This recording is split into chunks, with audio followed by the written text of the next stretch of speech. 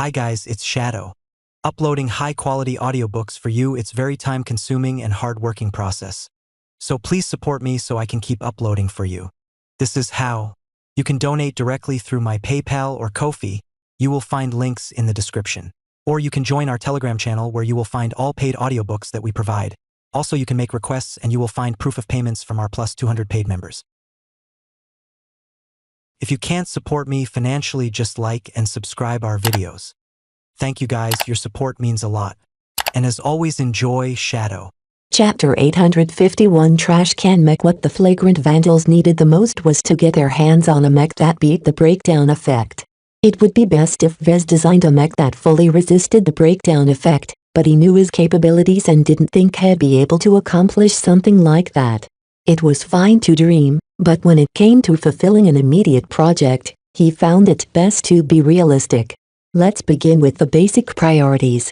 The breakdown-proof mech didn't need to last for years like conventional mech, but it absolutely had to keep working for several weeks under arduous conditions. The complexity of the design had to be as small as possible to provide fewer opportunities for faults. The more complex a mech, the more prone to faults it became. Therefore, in order to maximize the reliability of his mech, Vez had to abandon many modern advancements in the field of mech design and turn to older styles of mech design.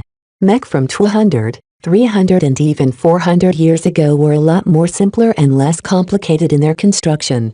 The continued advancements in the field of mech design mostly came as the result of a combination of better materials and more sophisticated applications of technology. The latter in particular basically traded simplicity for performance. It was like the question of transportation. A person on foot traveled slower than a person riding on an air car. A person on an air car traveled slower than a person riding a shuttle. Right now, mech had reached a very refined state where they incorporated many advanced systems to deliver much greater performance than before.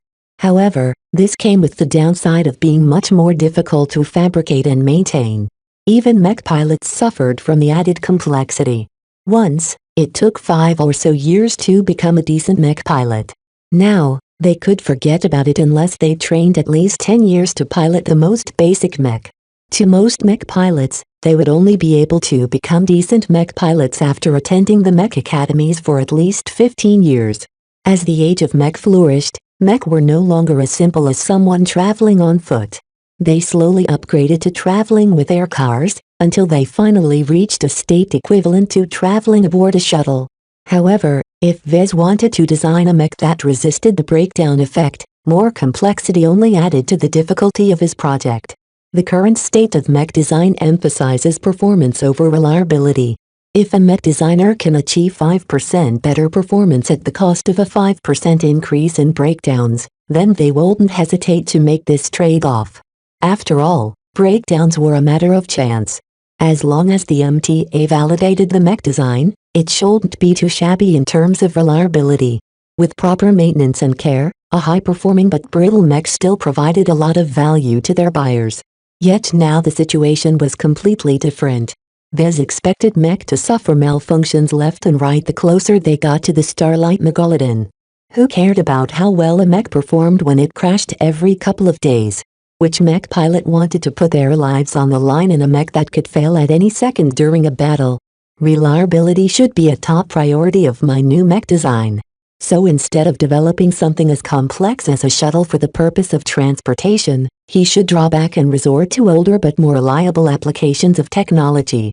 Going back to traveling with an air car or even on foot may impact the performance of his design in a drastic fashion, but as long as it worked under pressure, so what? Besides designing a mechanically simple mech, it also has to be able to last independently while withstanding the planet's crushing gravity. The second demand for his original mech was that it should be able to operate under 6 times the gravity of old Earth without depending on gravitic backpacks. Those backpacks emanated a useful antigrav field that lightened a mech enormously, but the antigrav modules built inside the backpacks were highly prone to breakdowns themselves. The larger the backpack, the higher the risk of shutting down. This would be a highly fatal event if the gravitic backpacks shut down in the middle of a battle. The only area where Vez intended to incorporate an antigrav module was inside the cockpit of the mech. He could place several small, redundant anti-grav modules inside a cockpit in order to shield the pilot from the debilitating effects of heavy gravity. Even if one of the anti-grav modules failed, one of half a dozen of spares could instantly kick in and pick up the slack. The rest of the mech should be able to move under its own power. That made the mech as slow as fast transports or the god species at best. Vez took particular inspiration in the god species. They survived and thrived for thousands of years on this planet despite being huge, slow exobeasts. What did their existence signify? Even under 6 gravities, it's not impossible to design a mech that can last for a standard day without replenishing its power cells. However, this placed incredibly stringent demands on his mech, as Vez already discussed with Myra. The mech could only be a quadruped-light mech that incorporated the most lightweight alloys they could get their hands on. The mech would also be slow due to the need to conserve energy when fighting back against the planet's heavy gravity. This was also why he didn't favor designing a melee mech. While they were lethal up close, how long did it take for them to enter effective range? Still, melee mech held a definite edge over fragile ranged mech in complex terrain. The frontline mech that Vez envisioned would only be dominant if they fought on flat and open terrain. It's a shame that I don't know what kind of terrain we'll encounter upon the crash site. There's no question that the terrain will be weird in some way. As the heart of the anomaly that isolates this entire star system, I doubt the terrain has remained unaffected by all the weird shenanigans that take place. Still, it wasn't as if ranged mech lost all their value on complex terrain. It just made things more difficult for them. Vez could only make a decision and stick to it in the hopes that his envisioned mech wouldn't fare too badly at the mission site. It wasn't until now that Vez began to draft the outline of his mech in his mind. Now that he set his priorities as well as the basic properties of his mech, the mech that he imagined in his mind became clearer and more defined with each second. At first glance, Vez mistook the mech his creativity cooked up as an ugly-looking trash can turned into a killer bot. Erg, what's this abomination? For some reason, he envisioned a thin and fragile-looking cylindrical base resting atop a set of 4, fairly sturdy-looking legs. Of course, the legs were only sturdy compared to the legs of other light mech. They were still a ways off from the robustness of medium mech legs. The legs are the most important parts of a breakdown-proof mech. The legs were thicker than average light mech legs because they required the strength to fight back against the planet's heavy gravity. The cylindrical torso that resembled a certain style of trash cans presented tricky angles to any ranged opponents that made it a little more challenging to pierce its armor with laser weapons. The rotating laser cannon barrels affixed to the side of the trash can torso gave his mech its teeth in true frontline mech fashion. Replacing humanoid arms with laser cannon barrels significantly reduced the complexity of the mech and reduced the influence of the breakdown effect. Vez did not intend to add a head to the mech. While it made mech pilots unused to piloting frontline mech uncomfortable, Vez decided to place the main sensors onto the upper torso. Basically, the mech in his vision looked as ugly as hell. It looked like a trash can on legs or a top-heavy bar stool. It's not a good idea if the mech is too tall and narrow. He reminded himself. Such a mech will have a high center or gravity, which means as soon as it leans too much on one side, it's prone to tipping over. It would be extremely troublesome for his frontline mech to climb back up to its feet if it ever fell on its sides. This was the #1 weakness of frontline mech. Without any articulating arms, it wouldn't be possible for it to stand up without external assistance. Bestial mech suffered from the same problem, actually, but their limbs were sometimes designed to be flexible enough to cope with such situations. I can't include everything in my mech.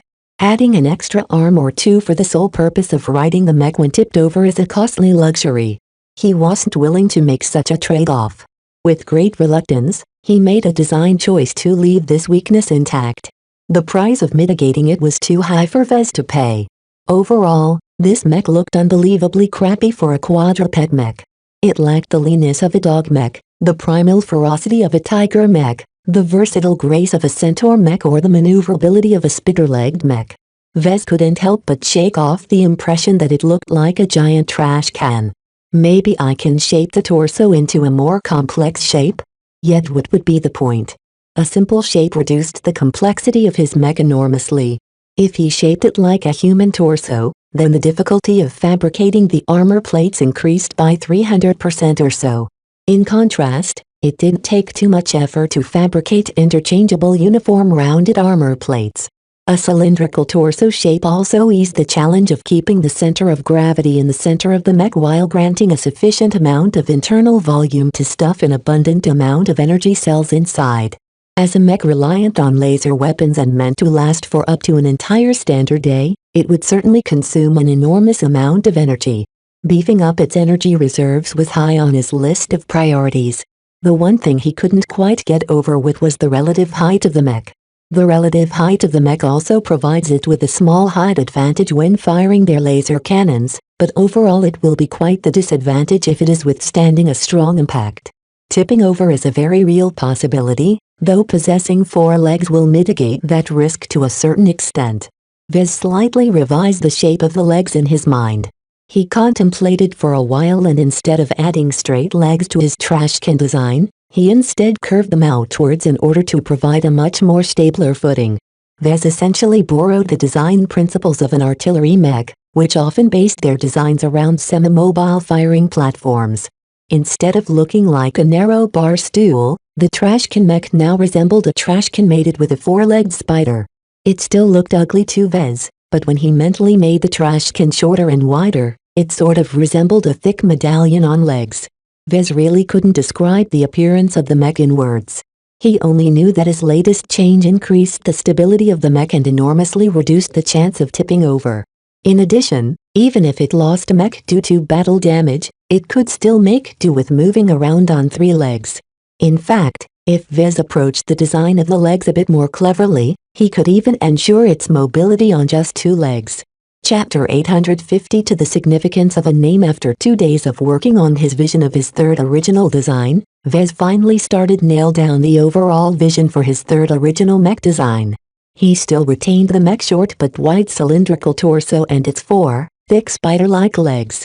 Instead of calling it a trashcan mech or a bar stool mech, he now regarded it as a crawler mech. It sounds much more elegant to call it a crawler-type frontline mech than calling it a trashcan on legs.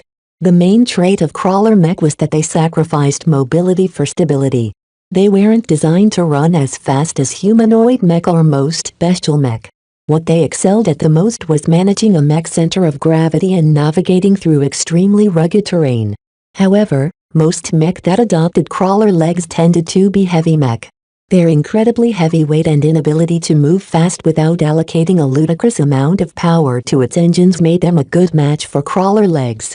For light mech that relied heavily on mobility to fulfill their roles and evade any incoming attacks, they would never resort to something as silly as crawler legs that needlessly drag down their mobility. Did light mech need the additional stability afforded by crawler legs? No. However, the equation is completely different if the weight of the mech is multiplied by 6. Regardless of the configuration of the legs, a light mech would never be able to move fast enough to sprint. The only way for Vez to accomplish such extreme mobility would be if he designed an extreme mech that basically amounted to an engine on legs. Such a mech would be able to move quickly even under Ian Coronavirus crushing gravity. However, a limited amount of energy cells and lack of room for any other features turned it into a short-listing sprinter that couldn't do anything else. Therefore, Vez firmly settled on the crawler type as his light mech would be able to take maximum advantage of the extra stability. As for the impact on speed, Vez didn't expect it to be much slower. Slowly, the mech in his vision changed from a creepy crawler to something that resembled a turtle in shape. It moved as fast as a turtle and shared its overall shape sans the head. The only difference was that the mech he envisioned lacked the toughness of a turtle shell but gained some laser cannons in return. Did I inadvertently design a bestial mech? Besides the omission of a head, the shape did indeed resemble that of a turtle. The other major difference was that the legs of his so-called turtle mech was a lot longer and thinner. It doesn't actually resemble a turtle or share much of its traits except for its general body shape, so technically it's not a bestial mech. Vez did not draw upon existing animal shapes to envision his mech, so in his perspective it was still a frontline mech rather than a bestial mech. This distinction mattered a lot because mech pilots approached frontline mech and bestial mech with different mindsets. Bestial mech took advantage of the shape of animals or exobeasts to empower it with advanced movement options and unconventional attack methods. The bestial supremacy movement claimed that predator animals possessed an undeniable advantage in melee combat. It was much easier for them to leverage their mobility to add weight to their attacks. However, the humanoid supremacy movement contended that mech pilots adjusted much easier if they piloted human mech. Besides, humanoid mech possessed a lot more flexibility and could easily switch weapon loadouts when the situation called for it. Yet it was also undeniable that it was difficult to empower their melee attacks without depending on specific fighting styles. The weird breakdown proved mech that Vez envisioned ultimately fell outside of bestial and humanoid mech. It belonged to a third category called frontline mech. Frontline mech are mech solely designed for battle. They represented the essence of mech at their purest form as machines geared for unending battle. They were cheap to mass produce and required much less training to master than piloting humanoid mech. In the early days of the age of mech, everyone believed that frontline mech represented the future direction of mech design. That was because their designs were extraordinarily efficient for their cost. They exemplified the belief that quantity trumped quality. Yet history had a way of turning expectations upside down. Two reasons emerged that explained why frontline mech failed to become the dominant mech type. First, as mech that emphasized quantity over quality, mech pilots generally hated piloting them. Only the poorest mech pilots with the worst genetic aptitudes preferred to pilot these weak but simple mech. Talented mech pilots needed better mech to fully showcase their combat ability. Cases where a group of 4 high-quality mech defeated more than 100 frontline mech through waging guerrilla war sometimes appeared on the news. In addition, the existence of expert mech and expert pilots almost completely subverted the idea that quantity mattered the most. The second reason was that mech pilots generally weren't as abundant as everyone thought. Only a small portion of the population possessed the right genetic aptitude to pilot mech, and only a fraction of those possessed the grit and mindset to set foot on the battlefield. As disgraceful as it sounded, a majority of potentates actually consisted of cowards. They were willing to go along with the training in order to take advantage of the status afforded to potentates. Yet when it came to risking their lives, they turned into crybabies who would faint at the sight of blood. Therefore, the pool of mech pilots in any state or region only possessed a limited depth. If a mech military foisted all of their available mech pilots with cheap, disposable mech, then their manpower would run out sooner or later while achieving a disappointing amount of impact on the battlefield. The ultimate bottleneck a mech military has to contend with is manpower. There are so many mech pilots to go around. It makes more sense to make the most out of the limited pool of manpower by pairing them with better quality mech that last longer on the battlefield. These two reasons basically restricted the rise and overwhelming dominance of frontline mech. Still, the frontline mech supremacy movement still held out hope for the future. These fanatics predict that they enjoyed the last laugh. This was because frontline mech became a lot more viable in 2 different scenarios. First, when automation advanced to such an extent where AI mech pilots performed better than human mech pilots. The second scenario that favored frontline mech was when genetic aptitude no longer limited the pool of possible mech pilots. When 20, 50 or 100% of all humans could pilot a mech, a sea of change would sweep through all of human space. No longer would the privilege of piloting mech be restricted to 3.5% of all humans. This significantly increased the pool of manpower able to pilot mech and lead to a much more devastating wars as the quantity of mech on the battlefield multiplied by at least an order of magnitude. Vez did not dare to make predictions of what might happen in the far future. He was not delusional enough to believe that mech would be able to reign supreme forever. Perhaps some new weapons of war emerged in the future that replaced mech as the primary weapons of war. The sunset of the age of mech. I wonder how far off this future will come into being. Hopefully, Vez enjoyed a long and fruitful career of a mech designer by the time mech began to decline. At best, he wanted to pass on from his life while mech still flourished and where everyone still remembered his legacy. Vez shook his head. What am I thinking? He refocused his mind back to his frontline mech. Now that he pinned down its shape and basic traits, he wanted to add some personality to the design in his vision. It needs a name. Obviously, he couldn't call it the trash can or the turtle. As a frontline mech, its overall shape resembled neither of the two. A name should have meaning. A name should represent something. With these two demands, Vez tried to narrow down a name for a frontline mech with unusual traits. A name sends a message to the mech pilots on what the mech stands for. A good name therefore puts the mech pilots into the right mindset. How did he envision his mech in battle? Ideally, they formed small teams and navigated rough terrain in unison. Whenever they faced a threat in the distance, they pelted it with accurate, long-range laser cannons. They moved slow. They possessed a lot of endurance. They were resilient to mechanical breakdowns. They hit hard from afar. They avoided melee combat. Out of all these traits, my design's resistance against the breakdown effect is the most important one by far. This alone justifies its existence. Vez started to motivate his spirituality. His vision began to take on substance as Vez started suffusing it with his formidable spirituality. A mech that resists failure is a mech that stands eternal. Eternal. What a familiar concept. He once designed eternal variants of his mech designs intended for display purposes. Yet to tack on the meaning of eternal to his third mech design would not be appropriate. A cheap mech won't last very long. It only has to be resilient in the first month or so of its lifespan. What happens after that is not important, because they'll be scrapped or recycled anyway. The mech in his vision was there for anything but eternal. It was a fleeting design and only served a brief purpose before Vez retired it. What could he call such a transient design? My mech is like a suicide bomber.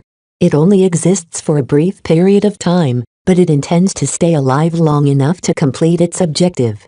That was a tasteless comparison. He shouldn't equate his mech design with suicide bombers, or else the mech pilots would gain the mistaken impression that they should sacrifice their mech and lives in battle. What then? After 2 hours of puzzling, Vez came across a final idea. Protector. My design is a protector. After all, isn't its purpose to escort our infantry to the Starlight Megalodon and secure their extraction route? The main goal of his frontline mech was to protect the infantry.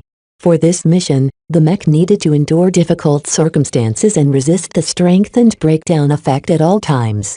The mech needed to endure in order to fulfill their protection mission. The concept resonated with Vez and his vision. He felt as if he encountered a fitting label for his mech design. Still, Vez felt that calling his mech design the Protector lacked a little flavor. It needed something extra to distinguish its role and make it sound less generic. The second priority of the frontline mech is that it has to last long. It needs to operate under crushing gravity while being as efficient as possible with its energy expenditure. Frugal. Efficient. Long-lasting. Vez flitted through various words that he could use to tack onto the concept of protector. What about enduring? In the context of mech, the meaning of the word enduring meant that a mech could last all day on the battlefield. They stood in stark contrast to peak performance mech that had an immediate impact on the battlefield at the cost of running out of juice in a matter of hours or even minutes. Enduring protector. In this case, the word carried a double meaning as the word enduring also implied a capacity to resist difficult conditions. In this case, this resistance wasn't against external attacks, but from internal wear and tear which the breakdown effect magnified to an enormous degree. It sounds a little boring, but I like it. Let's run with that name. Chapter 853 Versatile Imagination. Calling his design the Enduring Protector sounded simple and blunt. Yet the target market for his original design mostly consisted of bores who lacked the sophistication to understand any subtlety. A direct name served as an obvious signal to the mech pilots assigned to the mech. This was not a mech for individual heroics, nor something to be piloted by aspiring duelists. In Vez's imagination, squads or half-squads of enduring protectors moved in unison and worked together as a team to destroy any opposition in the way, whether they consisted of mech or wild gods. Their simple mechanical construction and resilient internal architecture allowed them to fare against the breakdown effect much more effectively than any standard mech.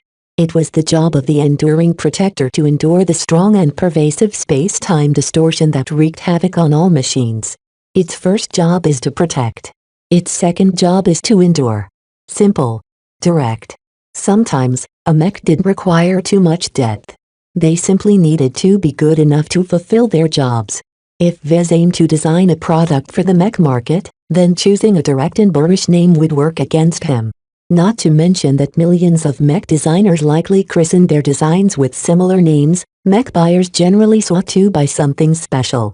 A subtle, opaque and symbolic name served to arouse a potential buyer's interest. Selling a mech was much like seduction game. Like any game, it abided by certain rules and conventions that increased the chance of a successful sale. A name with depth continued to add meaning to a mech that didn't necessarily exist except in the imagination of the buyer. However, as long as they were satisfied with the purchase, what was wrong with being a little romantic? Take for example the first two designs that Fez came up with. The Blackbeak alluded to the dominant image of his offensive knight. It sounded dark, ominous and contrarian, much like the Black Phoenix that gave it a spark of life. Its primary message conveyed that his Blackbeak mech differed substantially from defensive knights that only sat back and withstood incoming for their more vulnerable comrades. Instead, it ought to be put to offensive use. The Crystal Lord carried a domineering name. Vez picked this name deliberately both to honor the spiritual fragment of a long-dead alien leader and to elevate the role of his mech. While it worked fine in a team, its true purpose was to dominate the battlefield using its unique advantages bestowed by the alien crystal technology incorporated into its chest and laser rifle. This was a mech fit for a leader or an elite marksman. Both their names are classy and meaningful. Each mech pilot will develop a unique understanding of their names.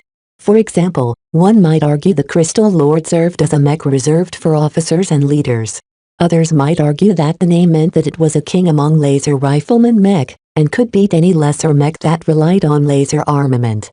As for the Enduring Protector, Vez did not expect it to be used for a longer period of time. He knew from his marketing studies that mech pilots continue to ascribe more meaning to their mech the longer they fought with them. It was human nature for warriors to value their wargear and establish an emotional connection to them, just like how warriors of the past considered their rifles and swords to be their lifelong companions. Yet if the Enduring Protector would only be put to use for a short period of time, such a process ended before it picked up steam. Intensive combat and harrowing battles for survival rapidly increased mech pilots' emotional connection to their mech, but a true long-term bond simply couldn't emerge. This was very relevant to the next step in his design process. It was time to bring life to his vision and empower his design with spirituality. He already readied his triple division technique. The triple division technique superimposed 3 images into a single spiritual entity that occupied the same space. Either they fought, merged or coexisted. No matter what, their strengths partially covered their weaknesses and amplified what they were already good at. While not all of this was possible in reality, the imaginary realm wasn't bound by common sense. It sounded like an amazing technique, but with the passage of time, Vez thought he could do better. He developed the triple division technique as a means of ascribing more traits to the X factor of his mech than a single coherent image ever could. Yet was this the limit? Having experienced numerous new applications of spirituality from the likes of Lucky, the Church of Hatumak and the natives on Ian Coronavi, Vez realized what he figured out so far only touched upon the surface of this limitless attribute. I should experiment with something new to replace the old when I have the time.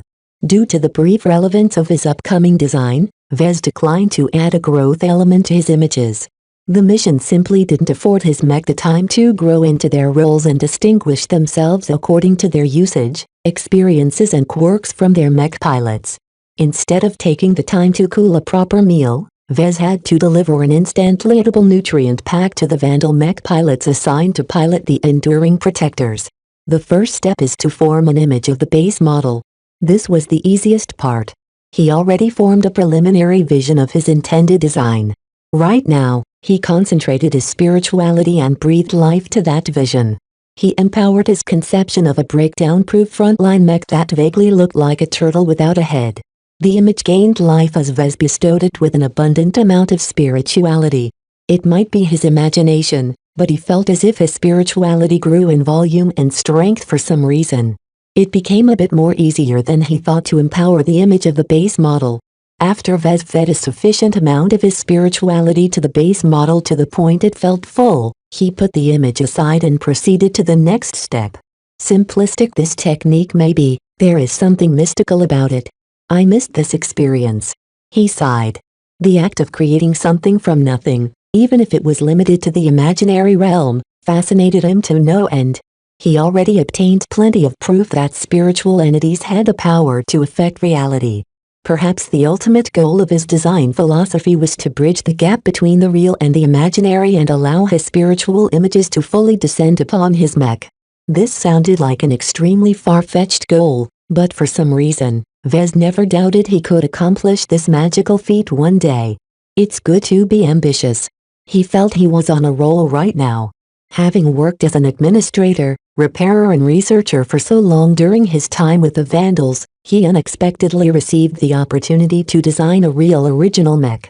Vez cherished this opportunity, because designing mech brought him closer to his advancement to journeyman. The second step was to imagine a suitable totem animal that gifted his design its instincts. While he could invest any animal he wanted, he already became inspired by the local wildlife. What better animal could he choose than the god species? Though it seemed like a poor fit to match together the majestic god species with a cheap, disposable mech, Vez wanted to utilize this image because he possessed a strong and detailed impression of the exobeasts. As a heavily engineered life form, it adapted extremely well to this planet. In particular, Vez took inspiration from the wild gods who survived on every corner of Seven and became its apex species. They sat on the top of the food chain and nothing else than sacred gods and ascendant gods could defeat these dominant predators. The wild gods may be supplanted by the wildlings in time, but that will only be the case if the dwarves are allowed to evolve over a span of hundreds of thousands of years without any outside intervention. For now, the exobeasts are the most prevalent expression of adaptability and power on this planet. Vez shaped a non-existent wild god in his mind with the power to project damaging beams of lights.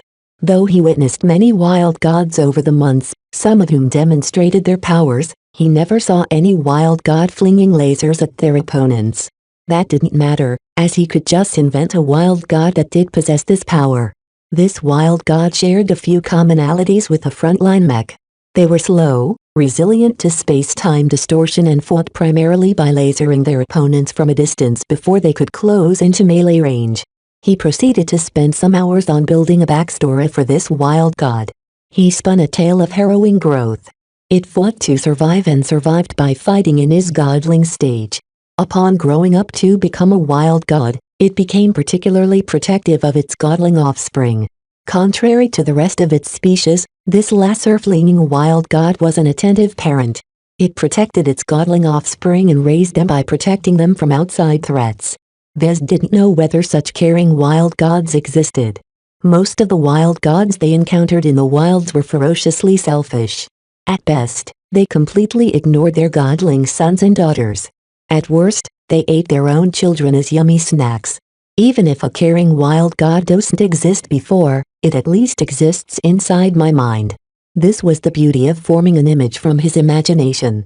He could break the rules and invent something that shouldn't exist without any repercussions. After working for such a long time under many limitations, it felt liberating for Vez to cast open his mind and lift up his middle finger against the rules that constrained reality. That should be it for the totem animal. Now he turned to the most complex image, the human myth. This portion of the triple division technique imparted logic, rationality, decision-making and other higher-order thoughts to the X factor. The human myth strained his creativity the most as he not only needed to invent a myth-like figure, he also needed to construct a complete setting and historical background for that character. Vez remembered that he subverted this approach last time with the Crystal Lord. Instead of inventing a spiritual entity from scratch, he adapted a spiritual fragment from a long-dead alien. This new approach augmented the triple division technique and helped him break through a persistent bottleneck in empowering the X factor. Yet right now he didn't have anything like that at his disposal. How can I obtain spiritual fragments anyway? Perhaps he could pick up the remains of some dwarves and try to see whether he could trace some of its lingering existence. Still, the thought of basing the human myth around the primitive and tribal savages disgusted Vez. How would his mech pilots act if they became influenced by the chaotic thought patterns of an unenlightened dwarf? Yet Vez found the idea of basing the human myth around a dwarf to be extremely compelling. A native wildling not only fit with the environment, they also worked well with a wild god. Perhaps a surprising interaction might occur if he put the image of a wild god and dwarf together. Is it possible to set images up to synergize with each other? After all, the native dwarves were genetically engineered to interface with the god species. Instead of fighting each other, the images might instead combine their forces. What would the result of their mutual cooperation look like? How would the image of the base model fit in? Vez grew incredibly curious as to what might happen if he put the images together in a single space in his mind. I have to invent a decent dwarf first. Should he refer to the subsequent image a human myth or a dwarf myth? Chapter 854. Bubble. Having worked a lot with the local variety of dwarves, Vez considered himself as something of an expert concerning this subspecies of humanity. I may not be an exobiologist or a doctor, but outside of that there is no one among the flagrant sword maidens who is more familiar with the wildlings. He grinned. Dwarves. Wildlings. Cursed people. All of them referred to the savage heavy-gravity variant humans that nomadically roamed the lands that harkened back to humanity's primal roots. There was a simplistic charm to their nature.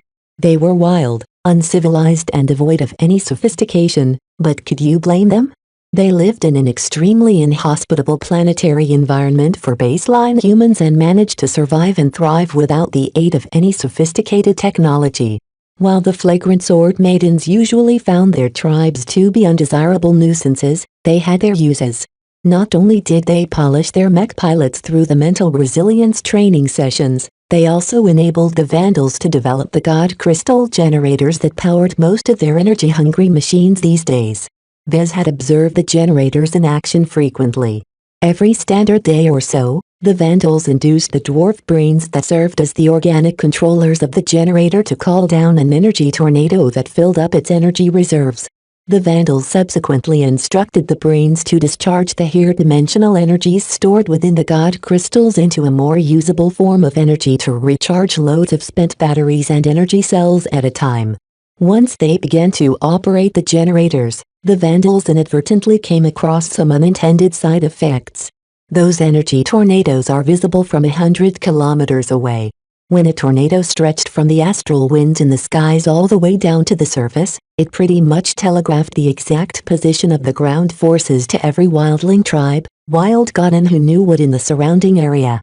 There was no way the flagrant sword maidens could hide their presence as they methodically called down energy tornadoes every standard day. Up until now, the Vandals hadn't figured out a way to draw energy from the vault of the gods in a more discreet fashion. For now, the problem wasn't so serious, as they weren't afraid of any wild gods or dwarf tribes. Yet what about their rivals from human space? They weren't as backwards in the art of war as the natives. Once they identified the exact position of the ground forces through tracking the immensely tall energy tornadoes, they could easily prepare an ambush against the flagrant sword maidens. Still, if the alternative to broadcasting their position every day was to run out of energy, the flagrant sword maidens vastly preferred their current situation. In any case, the native dwarves were hardy, resilient and possessed a lot of untapped potential. Whoever engineered the wildlings must have been a genius. Still, right now Vez wanted to adopt the dwarf as the human myth for his upcoming design. However, if he picked a random savage dwarf chieftain as his inspiration, the image would sow chaos among his mech pilots. Obviously, it was a horrible idea to base his human myth around the current incarnation of the cursed people. They were too savage and uncouth and directly contradicted the other two images. Fortunately, Vez didn't have to base his human myth to the existing dwarves. He decided to invent a smart wildling. For a moment, he couldn't get around to this idea. For such a long time, he often dismissed the dwarves as underdeveloped savages. How could he reconcile his impression of the wildlings with his current goal? To Vez, a smart dwarf sounded like an oxymoron. Still, he reminded himself that anything was possible in his imagination. A smart dwarf may not exist in reality right now, but he could easily create one in his mind. He started to form a prodigal dwarf called Bubble. Each dwarf tribe possessed their own language, but certain savage sounds kept being repeated. Bubble sounded just like what the dwarves might say. He started imagining the appearance of this atypical dwarf. His skin was a little lighter than the other dwarves, and unlike the rest of his kind he paid a lot more attention to his hygiene. Bubble took on a much less savage appearance and adopted a veneer of civilization. He knew he was an oddball among his unenlightened kind. In fact, his appearance and behavior resembled the blessed people so much his fellow tribesmen even suspected that he was a mixed blood. Whether this rumor was the truth, Bubble suffered a harsh life among his unenlightened tribesmen. Eventually, the tribe became so hostile to his undwarf-like behavior that they exiled him from the tribe, leaving him with nothing but some ragged hides to cover up his body. Bubble wandered the lands alone, managing to survive and keep himself clean through using his developing smarts. He grew more cunning during his time alone in the wilds, and managed to do the impossible by being the first dwarf who managed to survive and thrive without the support of a tribe. Unsatisfied with spending his time alone, he sought out other dwarves, not to join their tribe but start one of his own. He picked up strays, survivors and other exiles along the way. He taught them superior hunting and gathering methods and began to form a small tribe of his own. This tribe quickly expanded in size as Bubble started figuring out several methods that enhanced the strength of his tribe. Over a period of several decades, his tribe grew from a collection of misfits and outcasts into a large dwarf tribe that gathered an unprecedented amount of bonded wild gods underneath his banner. Bubble became the most formidable dwarf chieftain on the planet. With his power and influence, he could finally embark on the dream he always wanted to fulfill since his youth. Casting a jealous eye at the ancient cities ruled by snobby blessed people and incredibly hostile sacred gods, Bubble diverged from the more aggressive dwarf chieftains by resisting the urge to invade the ancient cities. He knew that many tribes attacked these fortified cities over the years. None of their attacks succeeded no matter how many dwarf tribes pooled their strength. Vez imagined an older, wiser gray-haired Bubble standing atop his bonded wild god, giving out a speech in the guttural language of his dwarf tribe. Why must we fight and die for a city that never belongs to us? Let us build our own city, a city built by dwarves and welcome to dwarves. The time is right to end our wandering existence and break the curse of the soil. The wildlings listening to the speech didn't understand half of what Bubble said, but that didn't diminish their enthusiasm for his lofty goals. Vez cut the story short at that point. He wanted to take this wise, older dwarf chieftain who was at the highest point of his long and eventual life and adopt him as the human myth for his enduring protector design. As a slow and methodical frontline mech, the enduring protector needs to be piloted with a steady, patient and responsible mindset. This differed remarkably from his previous original designs and many other mech designs for that matter. The general consensus of the mech industry was that mech and mech pilots should be employed aggressively and proactively. However, while the enduring protector may be a light mech, it was not as speedy and agile as a light skirmisher. Its actual fighting patterns resembled artillery mech and marksman-oriented rifleman mech more than anything. Vez knew what kind of mech pilots the Vandals assigned to their laser rifleman mech. They were an eclectic bunch, but mostly rowdy and aggressive. They preferred to fight at medium range and take advantage of the mobility of their mech to perform coordinated hit-and-run attacks. Obviously, these mech pilots specialized in piloting rifleman mech couldn't employ the same tactics when piloting the enduring protectors. For one thing, the mech simply moved too slow. Therefore, the enduring protectors needed to be piloted by calming, more deliberate mech pilots who consider their actions before enacting them. They could also benefit from Bubble's experience as a dwarf chieftain. As a leader among his people, he often worked hard to protect his fellow tribesmen. Vez became satisfied with the 3 images he formed over the span of a day. While the base model was as boring as he expected, he found it to be an inspired decision to base the totem animal and the human myth off the natives. Let's put them together. He concentrated his mind and released the separation that kept them from interfering with each other. He corralled the 3 images in a single space in his mind. What happened fell partially within his expectation. Instead of clashing immediately as his strong-willed images tended to do all the time, they studied each other and made their moves. First, the image of Bubble immediately approached the image of the lesser fleeing wild god and attempted to bond with it. As Vez had developed quite a thorough understanding of the organic neural interfaces hidden within the heads of the wildlings and the wild gods, his imagination actively simulated the bonding attempt. The wild god was a proud and independent creature. While he cared for his godling offspring, it didn't mean he rolled over for every dwarf that came along his way. The wild god resisted the mental bonding attempts. However, Bubble didn't give up and continued to ply the wild god with his thoughts. He wanted to crack open the gates and enter the wild god's mind in order to come to an accord. After dozens of attempts, Bubble finally achieved a breakthrough when he found out how protective the wild god was of its offspring. Bubble offered a partnership where the dwarves and the wild gods collectively took care of each other's offspring. A thriving civilization needed to protect its young. After finding out that Bubble and the wild god had a lot more things in common, the totem animals stopped resisting. The two images melded together, but did not assimilate into a single entity. Instead, they superimposed together in a stacking manner, basically combining their forces without losing anything that made them unique. Vez watched on with interest as Bubble and the wild god formed a single combined image of Bubble as the beast rider sitting atop his bonded wild god. During the process where Bubble convinced the wild god to combine their forces, the base model hadn't stepped in at all. It didn't possess any motivation to fight from the start. It could have halted the partnership between its rival images by helping the wild god resist Bubble's persuasion. Yet it did not do so because it didn't help its mission. Instead, it patiently waited for the beast rider and bonded wild god image to emerge before stepping up to sacrifice itself to the strengthened combination. Yes, it voluntarily sacrificed itself. That's surprising. It shouldn't be. Vez instilled the base model with a high degree of responsibility and protectiveness. On its own, it didn't have anyone or anything to protect. Yet somehow the base model recognized these traits in the other two images. Why not contribute its own strength to help the beast rider and wild god combination protect their loved ones better? Therefore, the base model of the frontline mech that Vez envisioned didn't hesitate and allowed the combined image to devour its spiritual essence and strengthen the combination even further.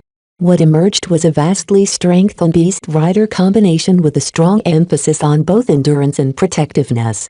Because the base model gave up its essence voluntarily, it was able to exert greater control over what the opposite party inherited. The confrontation and fusion process had finished. After so much effort in trying to imagine three separate images, Vez finally obtained an image worthy for the enduring protector. He called the combination Beast Rider Bubble. Chapter 855 Drafting another design. The image of Beast Rider Bubble emanated both strength, resilience and a duty to protect. In his mind, it appeared as a small dwarf riding atop a massive lizard-like wild god. Despite their size disparity, Bubble formed the dominant intelligence due to his vastly superior mind. Vez was exceptionally pleased with this image. While it didn't completely fit with the concept of the enduring protector, it nonetheless focused on all the traits that Vez wanted to impart on his mech design's X-factor. Beast Rider Bubble was a mature combination image of both Bubble and the wild god at their prime. Vez left no room for future growth, but that also meant their present potential had reached their highest state.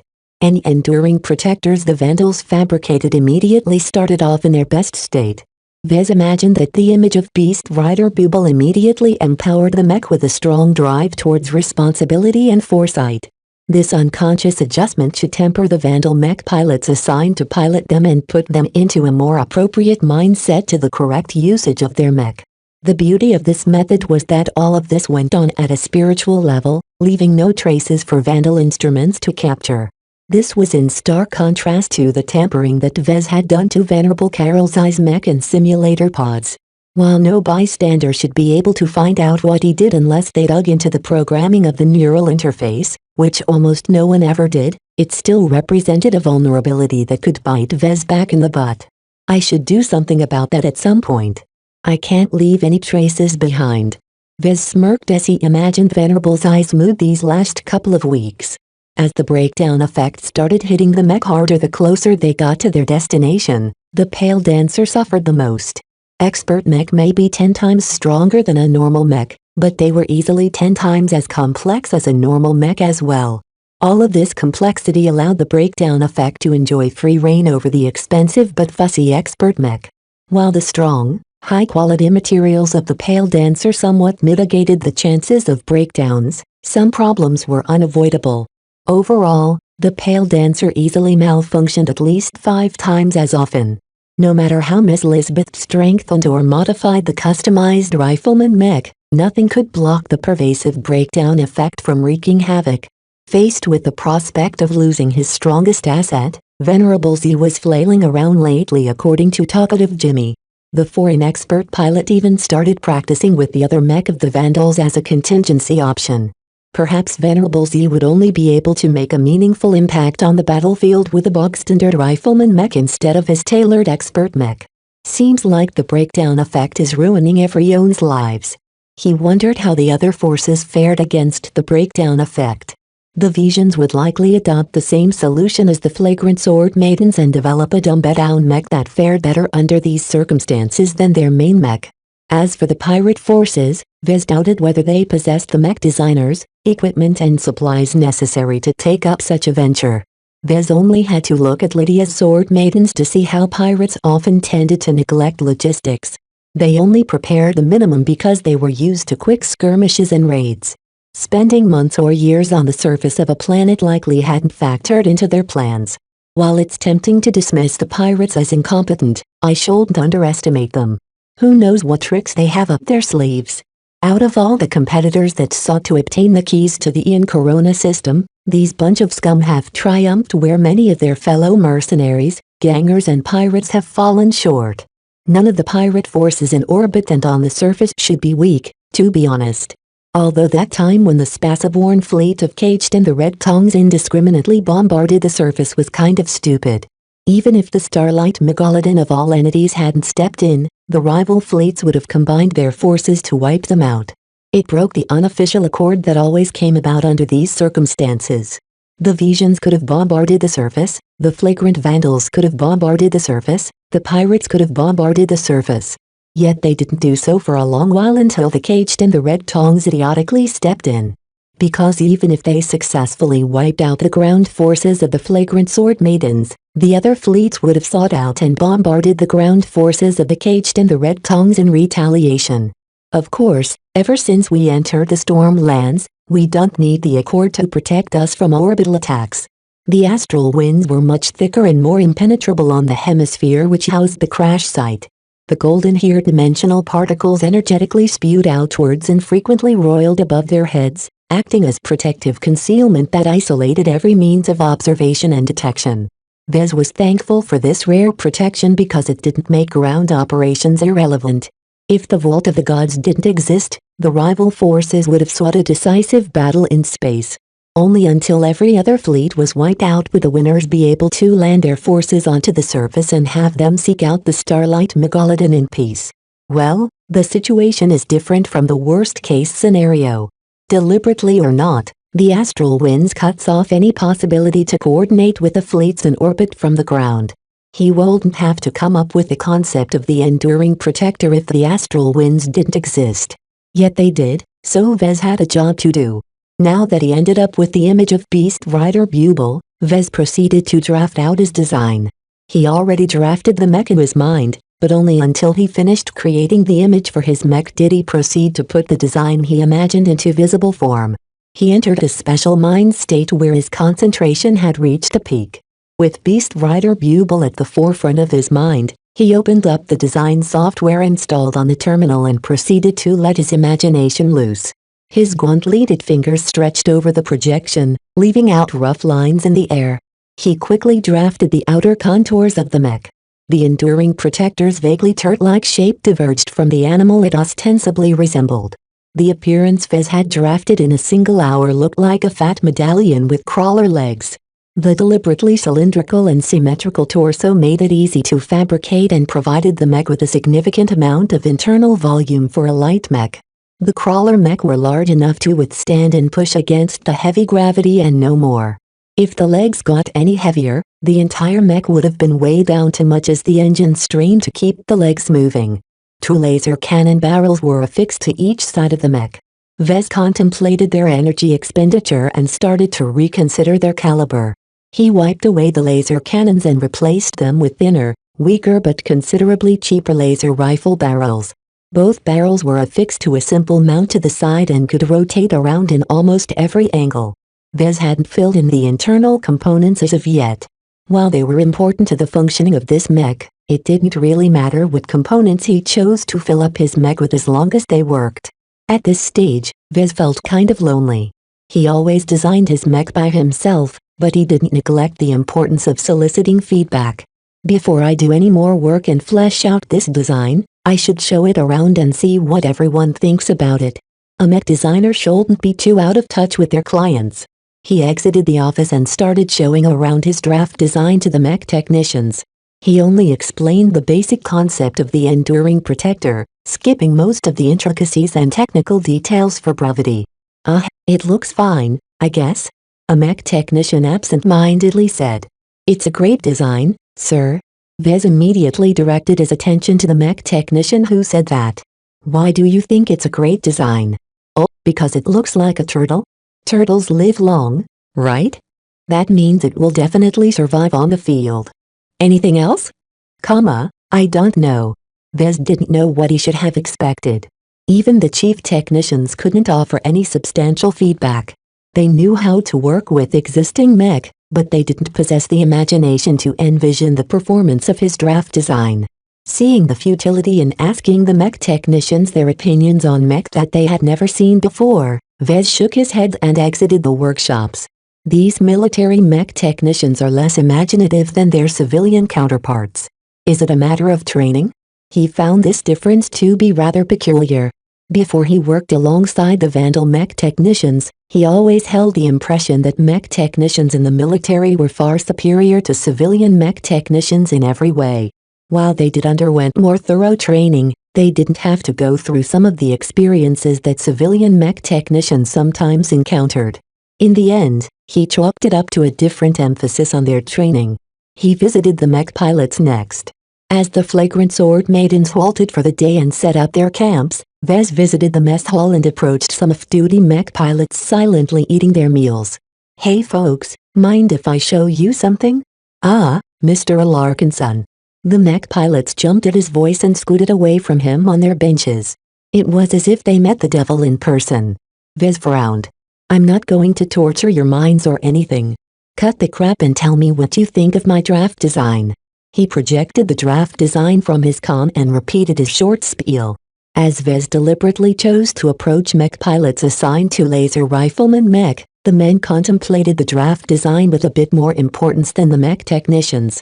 "Sir, this mech looks like an awful idea on 4 legs. Its armor is paper thin. Who cares how robust the internals are against the breakdown effect when a couple of laser volleys can poke a hole through its lightweight armor? Now this isn't so bad normally, but you're also telling us that its mobility is as bad as heavy mech because we don't get to pilot it under an anti-grav field. That turns this mech into a sitting duck." "You're right, of course, if you employ his mech under normal circumstances," Vez explained with a smile. "We won't. It's going to be employed in a special area where the enduring protector likely won't be facing any mech that are substantially better. It's physically impossible for the other forces to deploy a normal mech at the heart of the breakdown effect." Vez explained his reasoning, yet the mech pilots all had difficulty believing in his claims. Some of the mech pilots even believe that the breakdown effect was a huge exaggeration and that everything would be fine if they entered the critical zone with their regular mech. Still, unlike his last audience, the mech pilots did leave him with some useful feedback. Some of them went into the nitty-gritty of piloting rifleman mech. If Vez didn't acquire a mastery in rifleman mech, he would have dismissed some of their concerns as trivial or nitpicking. Yet because he understood these pilots better than they thought, Vez noted their opinions seriously. Overall, the mech pilots didn't prompt him to change the major aspects of his design, but he did get a better idea on how to tailor them to the Vandal mech pilots. "Thanks for the feedback. I'll be in touch as the development of the enduring protector is progressing." Chapter 856. A heavenly match. Word of Vez designing a peculiar breakdown-proof mech spread around the camp. Many Vandals expressed various opinions about what they heard even without Vez showing them the draft design. "Did you hear about the new design? I heard it's a huge failure of a light mech. What is Mr. Larkinson thinking? Whoever heard about a 4-legged frontline mech? On top of that, it's as slow as a turtle but as fragile as a bedsheet. Enduring protector? How can it endure anything? It's awful in close combat and bad at long-ranged combat. Forget about protecting anything else, it can't even protect itself. Well, I heard that it's particularly good at not breaking down in the middle of a battle. So what? A couple of lasers hitting our mech will destroy this new toy far faster than the breakdown effect ever could. Obviously, opinions abounded. Vez had to admit that the enduring protector did not make a stellar impression upon the Vandal mech pilots. If Vez listed the estimated parameters on a spec sheet, it would have been in contention for the worst light mech in the galaxy. Yet Vez paid little attention to the criticism, especially when it didn't offer any way to improve his mech. While the criticisms all had a point, it was human nature for people to complain. They wanted perfection but always got something far short of such an impossible standard. He knew what he wanted to design. The Vandals now knew as well. They expressed opinions. Vez gathered them all up and tried to see if anyone pointed any valuable nuggets. Besides the small but meaningful feedback from the mech pilots assigned to Rifleman Mech, Vez hadn't obtained anything particularly useful. Frankly, the peanut gallery didn't know what they were talking about. Still, the overwhelming doubt he received from the men caused him to doubt his work as well. Did he go astray somehow? Had he made a bad design choice? Compared to normal mech, the Enduring Protector is an awful mech. Yet how much better can a mech be if they have to work next to the very source of the breakdown effect? I can scarcely imagine anyone coming up with substantially a better mech design than mine, especially in field conditions. The last qualifier was an important one. Every force seeking to plunder the Starlight Megalodon only brought a limited amount of expertise, equipment and supplies. The Flagrant Sword Maidens should be better off than the pirates, but the Visions should be even better prepared. Vez frowned a little bit at the thought of the Visions. What little glimpse the Vandals gained from their long-ranged sensors in the previous star system showed that their biggest rival came in even greater numbers. In a stroke of luck and happenstance, they suffered significant damage from the ambush attempt by the Church of Hatumak. However, the backstabbing cultists underestimated the trump cards of a full-fledged military unit and hadn't taken into account the possibility that the Visions fielded an expert pilot who single-handedly snatched victory from the jaws of defeat. "We'll definitely encounter that Vision expert pilot on the ground," he murmured. The question was whether the Vision expert pilot chose to deploy in the so-called red zone that ranged 100 kilometers from the Starlight Megalodon. If so, then the expert pilot would have to give up all the advantages of a powerful expert mech because these kinds of machines simply couldn't withstand the breakdown effect. If there's anything good about the weird conditions on Ian Coronavirus, it's managed to put everyone on an even starting line. The forces who came better prepared will have an edge over the forces who neglected logistics. The Flagrant Sword Maidens already struggle trying to stay afloat. How much worse could it be for their rivals? Vez didn't believe that scum like the Caged and the Red Tongs brought a lot of mech designers and exobiologists to their expedition. Besides soliciting the mech pilots for feedback, Vez also approached a mech designer. He didn't approach Myra due to political considerations, but he didn't see the harm in showing off his draft design to Kedis. The Sword Maiden mech designer puzzled over the Enduring Protector. "I heard about how bad your design is, but I know what you're like. You never design anything bad. Still, I can't help but feel it's awful." Vez smiled at her. "Do you think you can do better under the circumstances?" "Heck no." She playfully stretched out her tongue.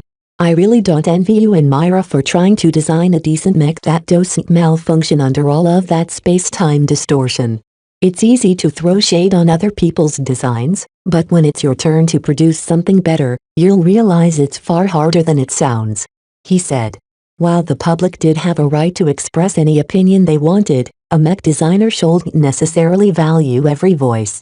Vez knew that some mech designers listened to every piece of feedback and tried to please all of them, to the point of losing their own design style. You couldn't please everybody. Not every opinion was valuable. You shouldn't lose your vision. Vez knew exactly what kind of mech he wanted to design, and he remained confident even in the face of negative feedback.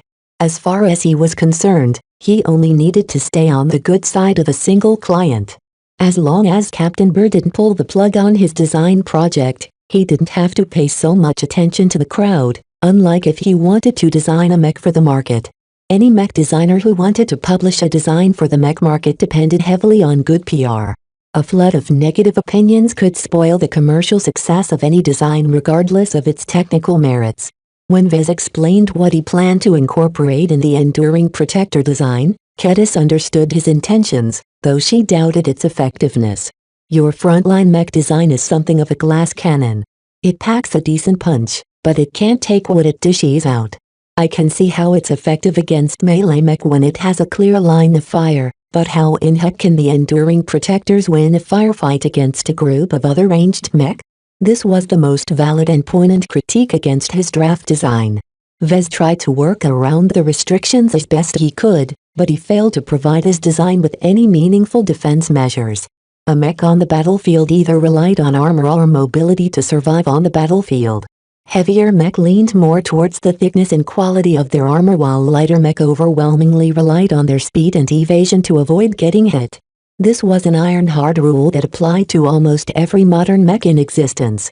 Of course, some argued that mech that relied on stealth, camouflage and misdirection formed a third category of defense. Yet the enduring protector, despite what its name suggested, fell outside these three main categories. Vez was very well aware of these flaws.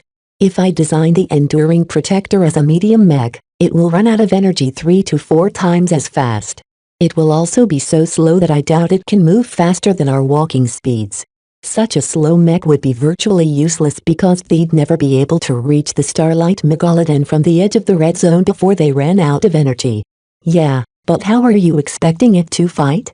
Do you intend to pair it up with Mayra's new design, only to use her mech as their meat shields? Kedis frowned.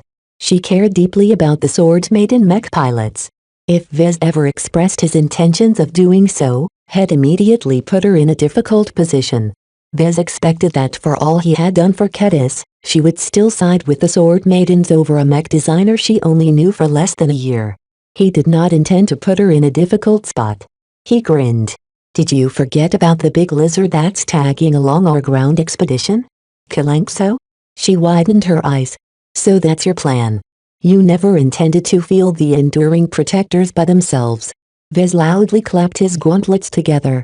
No mech can win a battle by themselves. The whole point of specializing a mech is because mixing and matching different mech types can achieve greater synergies. One mech strength can cover another mech weakness. The enduring protector is good at offense but terrible at defense. Kalankso is excellent at defense, but her offensive power is limited to attacking with her body at close range. They're a match made in heaven. Really? Ah, I see now. He always factored in the presence of Kalankso. As a living organism, she won't be affected by the space-time distortion that normally wreaked havoc on any mechanical equipment. The exobiologists couldn't fully explain why this was so, but most people just shrugged and accepted this pattern as a fact. In any case, given Kalankso's formidable strength as a sacred god, the flagrant Sword Maidens would be fools to leave her behind. Vez intended to make use of her formidable space barrier to cover for the critical weakness of his upcoming design. While we haven't made any decisions yet on how to deploy Kalankso, she's far more useful inside the red zone than outside of it. Just think about the power of her space barrier. It can withstand an hour's worth of artillery bombardment and only cracked when we basically threw the equivalent of 3 tactical nukes at it. In the red zone, there's little chance that Kalankso and the enduring protectors will face a threat that can break the space barrier. Kedis nodded, but quickly frowned.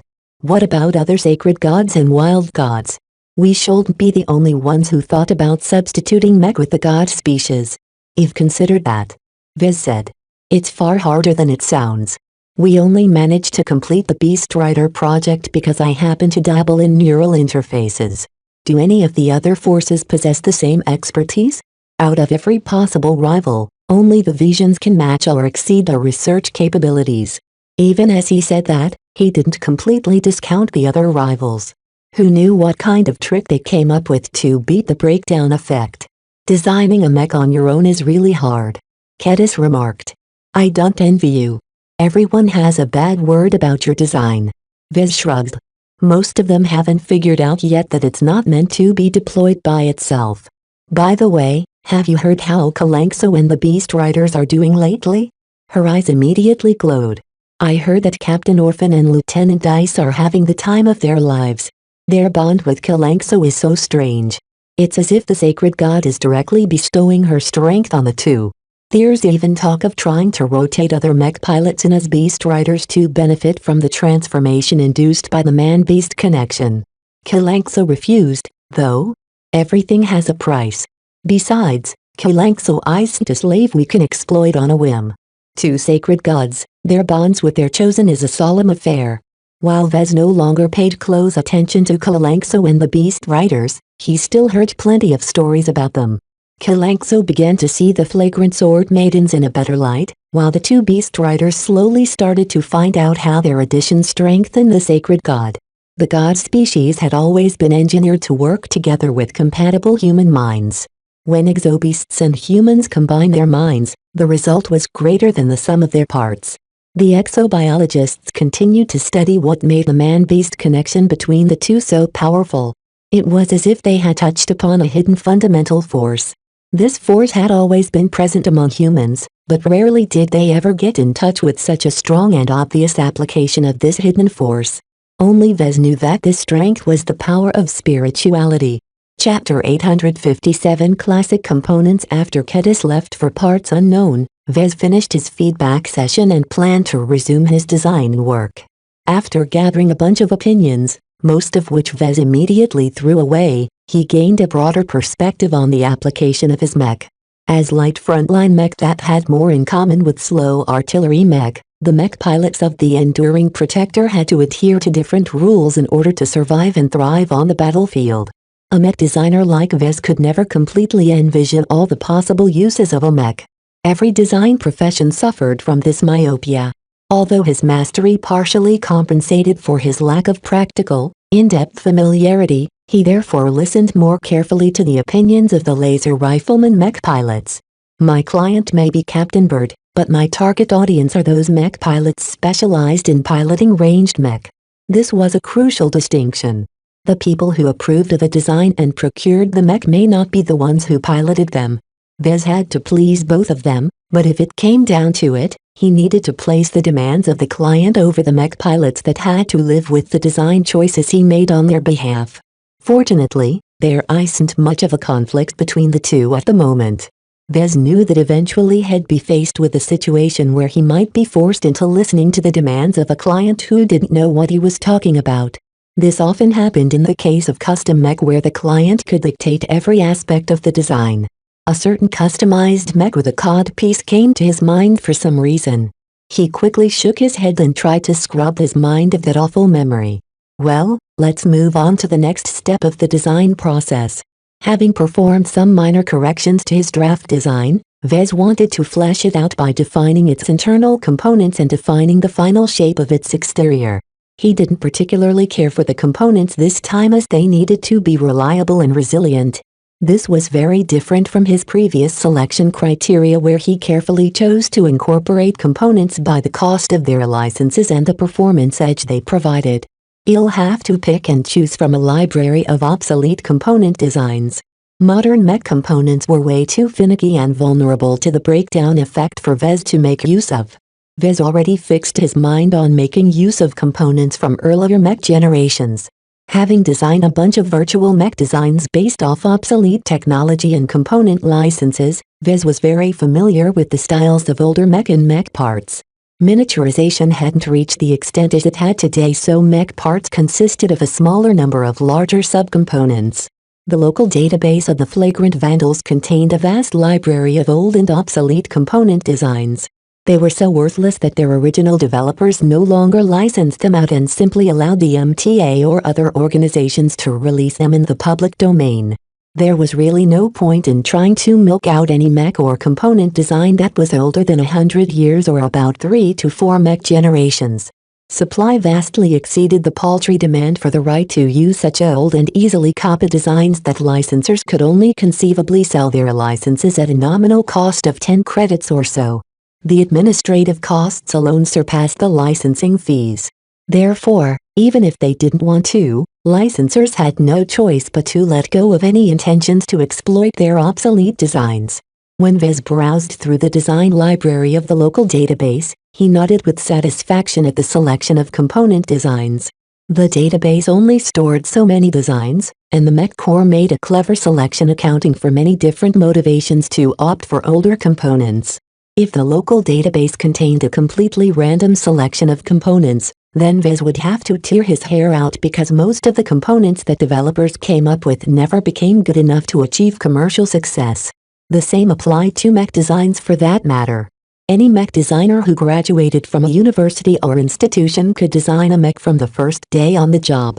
That didn't necessarily mean that they ought to. As Kedis constantly struggled with lately, it was extremely hard to put theory into practice and design an appealing mech that was good enough to compete against the competition.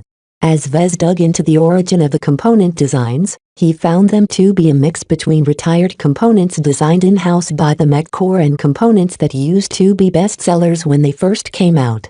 The quality of both types of components were fairly high, and Vez had nothing to complain about when it came to their optimization and efficiency. However, none of them are specifically designed to resist something as inconceivable as the breakdown effect.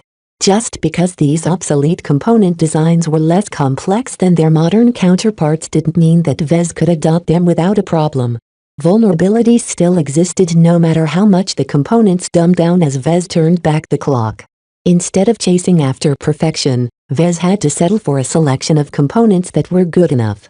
He spent extra care in picking out the parts such as the power reactor, engine, laser rifle barrels and etc. He picked the newest parts he could get away with, but most of the parts were so complicated by their very nature that Vez had to go back more than 300 years for the engine design alone. As the source of the motive force of a mech, the mech engine was the most prone to break down short of the legs. Vez actually spent an entire day of filtering through thousands of individual engine designs. The brief but vital lessons he received from Master Olson in the field of battle mechatronics helped him out a lot. Mech endurance and mech engine design were both part of her specialties. Making use of what he learned, Vez evaluated the parts that entered his vision with a critical eye until he finally became satisfied with what he selected. He felt as if he was a kid in a candy store shopping for the yummiest treats. Still, is this the best I can get? Vez frowned when he projected the main component designs on his desk. All of the parts he picked out weren't impressive by any means, but they delivered exceptional results in terms of reliability. Yet for some reason, Vez had a nagging urge that he could do more with them if he modified their original designs. After all, their designers didn't know as much in the past. Technology had come a long way since then, and Vez possessed enough confidence to improve on these obsolete component designs. He resisted the urge to do so, though. I'm not experienced in component design. The chances of screwing up is significant.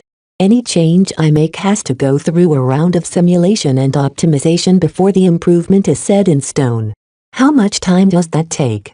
Besides the lack of time, Vez also lacked a lot of manpower. He couldn't possibly do all of the work alone within a year. To help him complete the improvements faster, he needed to solicit the help of many other mech designers as assistants. Yet how many of them were at his disposal? The Vandals always received far less mech designers than other mech regiments, and even fewer followed him down to the ground. They mostly consisted of forgettable Lord-Enking mech designers who were barely competent enough to replace the role of a chief technician. They were sorely needed in their current positions and couldn't be diverted no matter what. Faced with the lack of time and manpower, Vez gave up any fanciful notions about improving the component designs and decided to work with their original incarnations unless he was compelled to make a change. Now that I've filled up my basket of parts, it's time to work them into my design. Vez continually focused his mind with the image of Beast Rider Buble as he proceeded to flesh out his draft design. Having performed these actions many times, he worked deftly and without too much delay. This process stretched out for several long weeks. Different from his previous design attempts, Vez couldn't close himself off and isolate himself inside a locked chamber. Each day, he needed to resume his regular duties and make the rounds around the workshops. He also had to take care of the necessary paperwork that came with his position and decide on a couple of crucial matters that required much thought. The frequent interruptions grated on Vez. It took a lot of effort for him to concentrate his mind and fall into a groove where his design work flowed from his mind. In his highest state of design focus, the image of Beast Rider Buble actively assisted him with his design choices. Such an experience was sublime. It was as if a god guided his design work. He didn't have to think about certain decisions or procrastinate about a range of options. He simply left the matter to Beast Rider Booble, who instinctively guided him towards the most appropriate choices, even if they didn't seem very good at first glance. Yet how could Vez endure it when he only fell into this state for an hour or two at most before his responsibilities pulled him away? Still, while Vez never quite got used to the frequent halts, he resolved to endure them and continue his vital work despite the difficulties.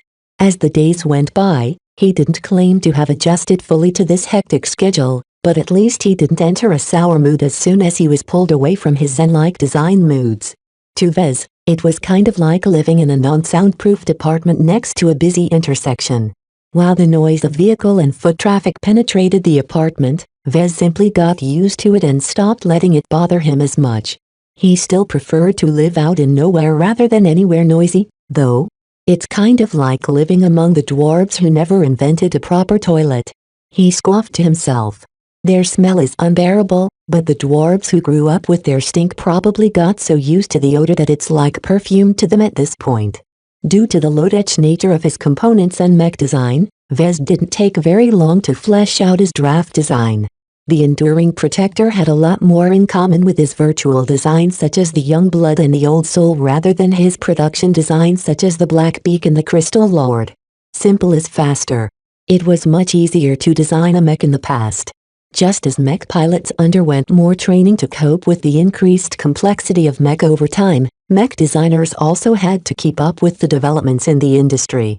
It became more and more difficult to graduate with a degree in mech design, though this didn't stop the hopefuls from trying. Far too many people aspire to become a successful mech designer. The most challenging aspect of designing his frontline mech was designing its internal architecture from scratch. However, this also provided him with complete control over this aspect, allowing him to stretch his imagination and design the internal architecture in a way that resisted the breakdown effect the best. He took a lot of inspiration from the problems that frequently rolled into the mech workshops. Having seen almost every possible way a mech broke down, Vez was determined to avoid the same design choices that led to those vulnerabilities. After more than 3 weeks of intermittent design works, Vez finally finished the first iteration of the Enduring Protector. While it still needed to go through a round of testing and iteration, Vez felt inordinately proud for what he accomplished over the weeks. It's not a good-looking mech by any means, but its reliability is rock solid. Beast Rider Booble expressed satisfaction in his mind. Vez knew he was on the right track when his image was happy. Chapter 858 Doomcrawler. Vez did not choose to optimize the design as of yet. Instead, he put the current iteration of the Enduring Protector through its paces by subjecting it to several extreme simulations. He skipped out on most simulations that a mech designer normally subjected their designs to because there was no point. It's not like we're going to deploy the Enduring Protector on a low-gravity moon or in an Arctic environment or anything. With the Black Beak and the Crystal Lore designs, Vez needed to account to a wide variety of environments where they could be deployed. Short of extreme environments such as volcano planets and super-Earths, Vez simulated their performance in many different locales, each of which different in terms of temperature, climate, air pressure, corrosive elements and more. As for the Enduring Protector, Vez did not envision deploying it anywhere else than the red zone of the Starlight Megalodon. Although the Flagrant Sword Maidens hadn't reached the red zone as of yet, they did model its approximate environmental conditions based on the conditions elsewhere on the planet. Vez didn't see anything too exotic besides the warnings about rugged terrain and the all-too-obvious breakdown effect. Therefore, he put the first iteration of the design through a battery of tests to get a read on the mech approximate performance in temperate environments under heavy gravity. Vez took note of the simulations. The 4 crawler-type legs that Vez adapted from an old component design provided the Enduring Protector with exceptional stability. However, it also moved fairly slow under heavy gravity. In fact, it moved slower than he initially anticipated. In order to save energy, the quadruped mech moved forward by lifting only one of its legs at a time. Whether it moved its front limbs first and its rear limbs afterwards, or if it moved its left side first and its right side next, each time the mech only lifted one of the legs at a time. It was slow. Really slow. However, it also spared the mech from wasting its energy. This movement pattern was very efficient and allowed the mech to sustain operations for a lengthy period of time. This was very important to Vez because the Enduring Protector relied on its laser armaments to fight. Any mech that depended on energy weapons to fight only remained relevant as long as it possessed enough juice to power both its movements and its weapons. What's the point of reaching their destination faster if they only have enough energy to fire a couple of salvos? Vez likened the current performance of the Enduring Protector in the simulations to a type of heavy mech referred to as doom crawlers. As their overly dramatic nickname alluded to, doom crawlers represented certain death to any enemies they met on their way. These heavy mech that came in shapes that resembled crabs, turtles or spiders moved slowly. Mobility wasn't their strong suit. Yet their armor made up for this deficiency, possessing enough frontal armor to resist a squad of medium mech for a short period of time. Of course, doom crawlers didn't get their name from being vegetarians. Their designers mounted them with powerful medium armament that blasted apart any mech in their way. Doom crawlers distinguished themselves from regular artillery mech in that they excelled in direct combat. They gave up long-ranged weapon systems that could deliver death from afar and preferred to stare death in the face. If enemies figured they could easily dismantle the doom crawlers at close range, they were mistaken. The armaments of doom crawlers hit harder at closer range, and they possessed a variety of weapon options that allowed them to track nearer targets that moved at high speeds. For all of their might, doom crawlers did suffer from a couple of disadvantages. Their low mobility combined with their lack of long-ranged options, particularly over the horizon, made them exceptionally vulnerable to long-ranged shelling or missile bombardment. They couldn't effectively retaliate against any mech or weapon system that outraged them. While their plentiful armor allowed them to resist a couple of volleys of fire, even an elephant could be felled by a million mosquito bites. The second major downside was their cost. Not only did doom crawlers demand the best heavy armor, they also demanded hard-hitting weapons that could wipe out any enemy in their way before the enemy inflicted serious damage. All of these capabilities added to the cost of such a powerful heavy mech. Heavy mech already cost way much more than the other weight classes. Developing and deploying something as expensive as doom crawlers was generally considered as a foolish decision.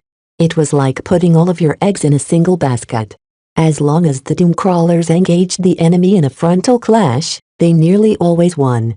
However, their abysmal mobility and vulnerability to long-range bombardment allowed enemies to circumvent them or destroy them from a comfortable range as long as they came prepared. It made more sense to most mech militaries to specialize their heavy mech into either heavy knights or artillery mech. The former retained the heavy armor but sacrificed every ranged weapon option. The latter excelled destroying enemies from extreme ranges but turned into sitting ducks if any enemy mech came close. However, all of these weaknesses could be dealt with as long as a force combined different mech types together. It was the same story with Kalanxo and the Enduring Protector. It's too bad that the Enduring Protector, for all its resemblance to a doom crawler, fails to live up to their battle prowess. Still, the beauty of the situation was that the Enduring Protectors could still replicate the performance of doom crawler type mech if they fell under the protective umbrella of Kalanx's space barrier. Kalanx's space barrier is the strongest form of defense we've ever encountered on 7. Even if the Visions or anyone else shows up with loads of artillery mech, we can still withstand the bombardment with plenty of time to spare. Indeed, as Vez inserted something akin to a space barrier into the simulations, the performance of the Enduring Protector soared. In many battle simulations, they all got felled within the first minute if they faced ranged opponents that occupied the high ground. With the space barrier, the Enduring Protectors could leisurely take their time to maneuver to better positions or angles. While the inability for the Enduring Protectors to fire their lasers through the space barrier was a major drawback, as long as the frontline mech took advantage of it to save themselves from heavy shelling or moving to a better position made a huge difference. Many times, the advantage bestowed by Kalanx's space barrier outright swung the outcome of a scenario from a disastrous defeat to an effortless victory. This is a hopeful sign. At least I have proof that my design is effective under the right circumstances. Out of curiosity, Vez flung the enduring protector into simulations where they faced off against modern mech instead of similarly crippled mech. Did his mech stand a chance when the breakdown effect no longer restricted modern mech? Ouch! Vez winced as he saw the results. A full squad of enduring protectors barely possessed the power to defeat a medium swordsman mech or a medium knight mech that approached from a distance. However, most light mech or melee mech in greater numbers brutally closed the distance and tore apart the enduring protectors who couldn't run away even when their lives depended on it. With no defenses against melee attacks, these slow and fragile frontline mech simply couldn't keep up against nimble light skirmishers or the like. The enduring protectors also fared poorly against standard riflemen or frontline mech. The latter mech possessed a definite edge in mobility. In contrast, the enduring protectors moved so slowly that they might as well be stationary. Such an extreme difference in mobility virtually condemned the enduring protectors to certain defeat unless they were piloted by excellent marksmen. Something like that can only happen if someone like Venerable Z is piloting one of the enduring protectors. Overall, the results hadn't fallen out of his expectations, though it dampened his mood anyway to see so many opponents crush the copies of his third original design without any effort. Despite how painful it was to witness such an abject performance, he still found it necessary. There was a possibility that when the rivaling forces reached the Starlight Megalodon and mucked about in her interior, they deliberately or accidentally stopped her FTL drives from spewing dimensional particles in the air. Once the source of the astral winds stopped feeding them, would there still be any astral winds left? It would dissipate from the planet in a matter of minutes, and fade away from the rest of the Ian Corona system within a week. Without the astral winds, the space-time distortion that led to the breakdown effect no longer wreaked havoc on all of their mech. This basically meant that the red zone no longer restricted everyone's mech. If such an event comes to pass, the race for the Starlight Megalodon will turn into a complete scramble. The role of his enduring protector ended at that moment. As the simulations just attested, it was better for the Vandals to evacuate these useless mech right away than to continue to pit them in battle under extremely disadvantageous circumstances. Even the advantages bestowed by Kalanx's space barrier won't do anything to mitigate its drawbacks. At best, it allows them to hang on to their lives for a bit longer. In any case, now that Vez completed the first iteration of his design and subjected it to a quick battery of simulations, he felt he should go for a second round for feedback. He first made an appointment with Captain Bird in order to fill her in on his progress. When he entered her office, he showed her the design and a quick overview of its performance in the simulations through a projection. As you can see, the Enduring Protector is a decent mech design under the harsh conditions of the red zone, but turns into a powerhouse as long as it combines forces with Kalanxo. While the laser rifles are fairly underpowered compared to modern laser rifles, they are very efficient and allows for my design to last up to a day during low-intensity combat. Captain Bird studied the projection with a serious expression. How long do they last during high-intensity combat? I'm not sure, Captain. It depends, I have to say, but it's not out of the question for them to last only 4 to 5 hours at most.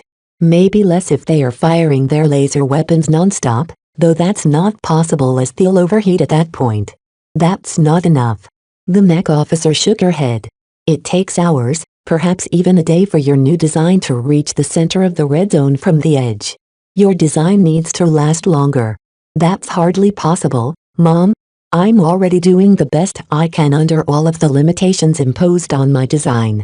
Its internal volume is practically stuffed with energy cells, and even then I can't ensure a longer operation time than what I've just mentioned. I doubt that any other mech designer can deliver anything better. We all face the same constraints. This nonetheless put Captain Bird in a difficult spot. Then the only way we can ensure the Enduring Protectors can operate in the red zone for an extended period of time is if it is accompanied by a small supply train. It would in essence replicate the circumstances of the ground expedition. None of their mech could carry enough energy cells to walk forward for more than a day. Therefore, they frequently returned to camp and exchanged their spent energy cells with fresh ones recharged by their God Crystal generators. Captain Bird eventually dismissed Viz with a pensive expression on her face. Let me think about the situation. You'll see whether it is viable to accompany the forces sent into the red zone with a legged transport or two. For now, I'm not satisfied with the endurance of your new design. I hope you can improve upon that aspect. Impossible. I'm sorry, Mom, but unless we mount a God Crystal generator on the enduring protectors, there is no way to extend their operational time. Captain Bird suddenly gained a glint in her eye. What a curious suggestion, Mr. Larkinson. Vez was taken aback by her sudden interest. Chapter 859 Midway shift. Eventually, Vez shot down Captain Bird's insane idea of implementing the God crystals into the design of the enduring protector. It's not feasible, he replied as he rapidly went through the implications of her suggestion. The God crystals aren't very effective by themselves. A single God crystal takes far too long to recharge. The dwarf brains that we've repurposed as their organic controllers lose concentration long before the recharge cycle is finished. We also can't recharge the God crystal very often for some reason. If the siphoning process is botched, we'll have to wait another day before they can be recharged. Captain Bird looked disappointed, but she offered a suggestion. What if we commit a full God crystal generator aboard one of the transports accompanying the Red Zone force? There are pros and cons to such a decision, Captain, he said with a thoughtful expression. As long as we can protect the God Crystal generator, the mech and troops entering the Red Zone don't have to worry about their energy budget at all. They can remain in the zone indefinitely as long as their other supplies last. However, committing a strategic God Crystal generator is like putting all of our eggs in a single basket. If an enemy takes out the generator, it's a disaster. Can you design your mech to take advantage of the available energy? It would entail a near-complete redesign, as Vez had not taken such an option into account. He designed the enduring protector around the assumption that energy would be extremely scarce. The performance of my mech can be boosted immediately if they don't have to take into account how much energy they expend, but it is still vastly underpowered compared to regular mech. I can redesign the enduring protector to cope with a higher level of performance, but there are limits to how much I can expand its upper bounds.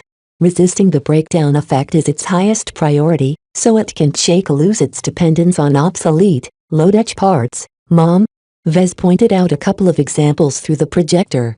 Unless he completely scrapped more than 3 weeks' worth of design work and begin anew, the enduring protector design would always be a design oriented around breakdown resistance and energy efficiency. He always relegated performance as a third or fourth priority. He couldn't afford the luxury of focusing upon it when he already had his hands full trying to keep his design afloat in the red zone where the breakdown effect reigns supreme.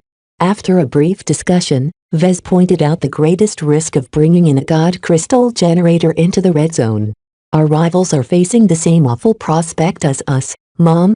With machines failing left and right, it gets increasingly harder to keep their power generators working. If we show up with a God Crystal generator and call down an energy tornado that can be seen from a huge distance, aren't we taunting them that we're loaded with energy? There's a huge chance that they'll gang up on us if they haven't developed any alternative to their energy shortages. I think we can take that chance, Captain Bird said confidently. I have faith in our research prowess.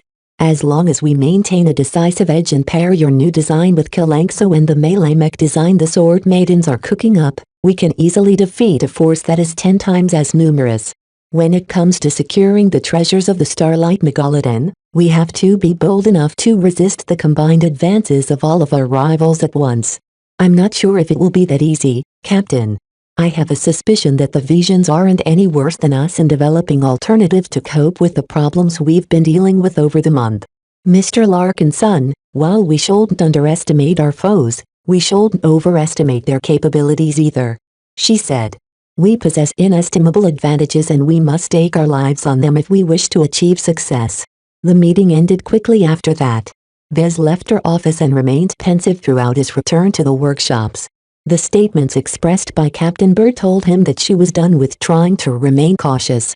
While many Vandals thought Captain Bird was overly timid compared to Captain Orphan, that was only because the former didn't throw herself headlong into a battle she wasn't confident in winning. However, all of the research gains the flagrant Sword Maidens achieved lately strengthened their ground forces and made them vastly more powerful in this unique environment.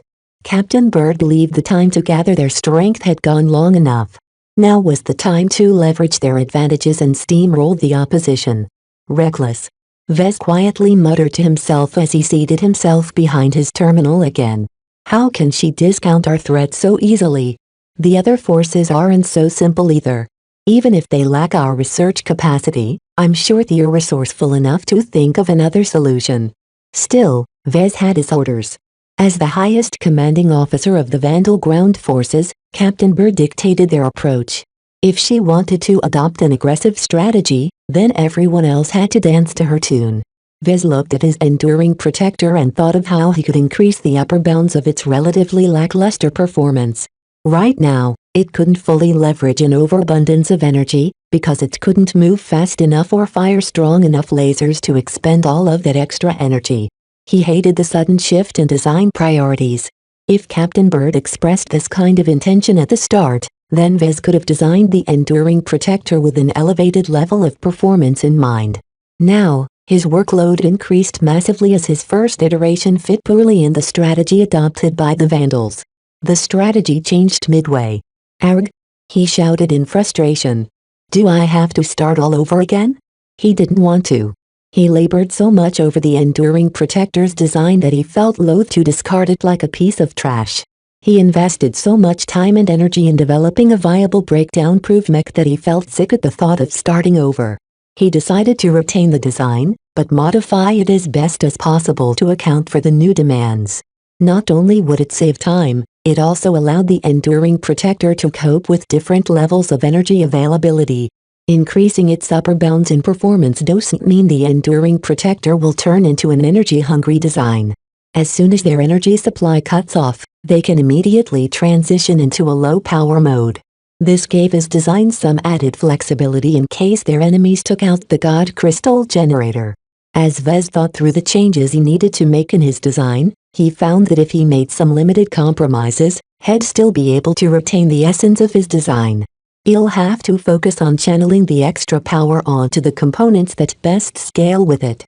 There's no need to stress the other parts when they'll just drown in the extra energy. He already formed a good idea where to channel the extra energy. After concentrating his spirituality and allowing Beast Rider Bubble to settle into the forefront of his mind, he began to work.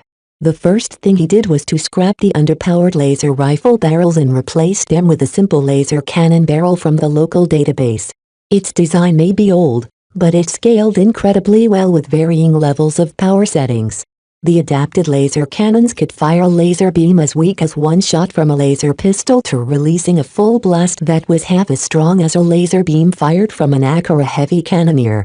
This is more than enough power to hamper any crippled mech designed to operate in the red zone. The only major downside to using these cannons was that their tracking speed couldn't keep up with the movements of fast-moving objects. However, to Vez, this was no downside at all. The strong and pervasive breakdown effect prevented light mech from bursting out with incredible speed because their gravitic backpacks were affected most of all. In the red zone, every mech is as slow as a snail, no matter if they are light mech or heavy mech. The balance between mobility and armor has shifted away from the former because it's impossible for mech to retain their speed. What did this mean? It meant that replacing the nimbler and faster laser rifle barrels with larger and slower laser cannon barrels effectively came with no repercussions. The downsides associated with exchanging a lighter weapon for a heavier weapon didn't apply at this time. Vez spent a couple of days to incorporate this change. He optimized the placements of the new weapon systems and made sure the internal architecture could cope with the increased energy expenditure. Once he became satisfied with his revision to the weapon systems, he found that his design began to have heat management problems. If it fired its laser cannons at their highest power settings, it rapidly built up heat. This was an inevitable problem, and Vez couldn't do much to compensate for it besides exchanging some redundant energy cells for extra heat sinks. This trade-off made it so that the enduring protector wouldn't be able to last as long when cut off from a power source. However, the added heat sinks significantly increased the enduring protector's lethality during high-intensity battles as it could fire a bit more full-powered laser beams without worrying about overheating their frames. Beast Rider Bubble relished in the changes. Both the dwarf and the wild god preferred to fight quick and decisive engagements rather than drawn-out slugging fests.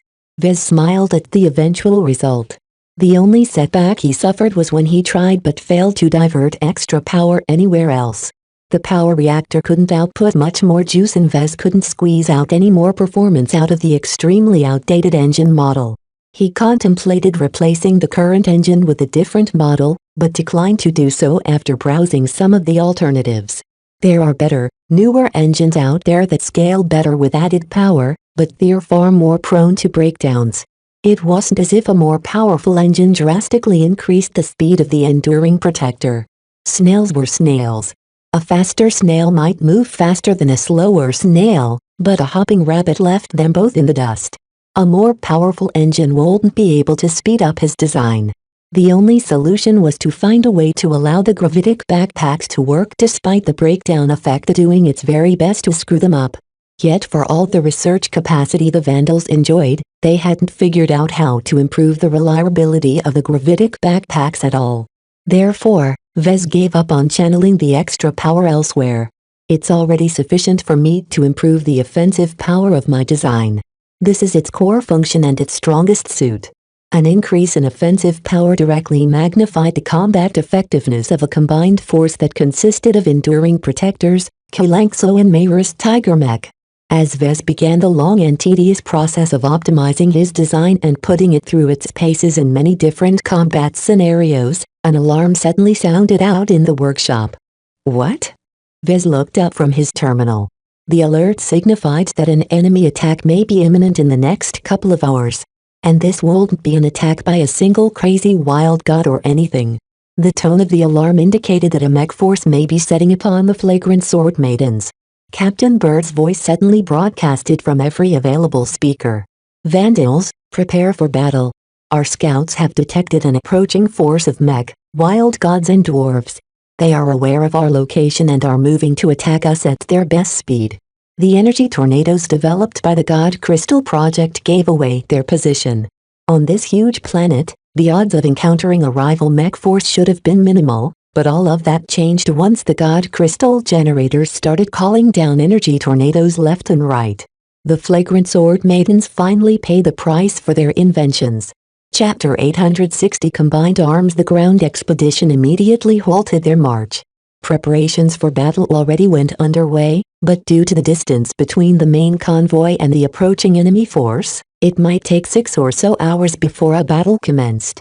Due to the urgency of the situation and the preparations that needed to be done, Captain Bird held an emergency briefing by remote. Instead of gathering at the mobile headquarters, everyone entered a virtual conference room from their current positions, no matter if they were offices or mech cockpits. Within 15 minutes, most of the mech officers, chiefs and important experts attended the virtual meeting. To Vez, the projection systems in his office weaved an elaborate illusion that completely changed the small decor of the office into a large and sprawling conference room. The projections gave the illusion that he could look at people in the face while he addressed them. The only downside was that he couldn't walk up to them and touch them, but who wanted to do something like that during a crisis? Captain Bird quickly began the meeting. She began with a brief summary of what their scouts managed to spot a fair distance away from the center of their supply train. 2 of our scout mech have managed to spot an incoming procession of mech, wild gods and dwarves on godling mounts. We can pretty much ignore the threat of the latter, but the former 2 pose a very real threat. We are absolutely certain that they are beelining straight towards the center of our formation. They know our position. Many Vandals grimaced. How many mech and wild gods are on their way, Captain? We're not entirely certain. Captain Bird admitted. Our scouts don't dare to come into range of the incoming enemy force. They're keeping an eye while maintaining extreme distance. For now, the analysts that have pored over the initial sensor readings estimate that up to 12 wild gods and 300 landbound mech are on the attack. 300 landbound mech. While that sounded a lot, the flagrant sword maidens combined numbered almost 500 mech. While they lost a bunch of mech due to the orbital bombardment raining down on their heads a few months ago, they still retained most of their strength. Still, even if the odds were in their favor, the Vandals didn't express too much confidence. Even though they outnumbered the enemy, A battle could go in any direction. Besides, the unexpected cooperation with one or more large dwarf tribes threw a wrench in their equations. How should they estimate the threat of the bonded wild gods? How close were the wildlings cooperating with the rival force? All of these questions made it difficult for everyone to judge whether they still held the advantage. Do we know Haas attacking? Captain Bird nodded to a sensor officer, who answered in an uncertain tone.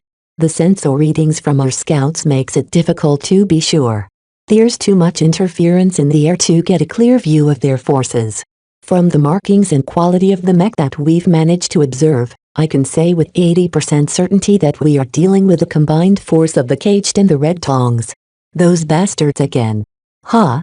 They're trapped on this planet now that an antimatter torpedo annihilated their spaceborne forces.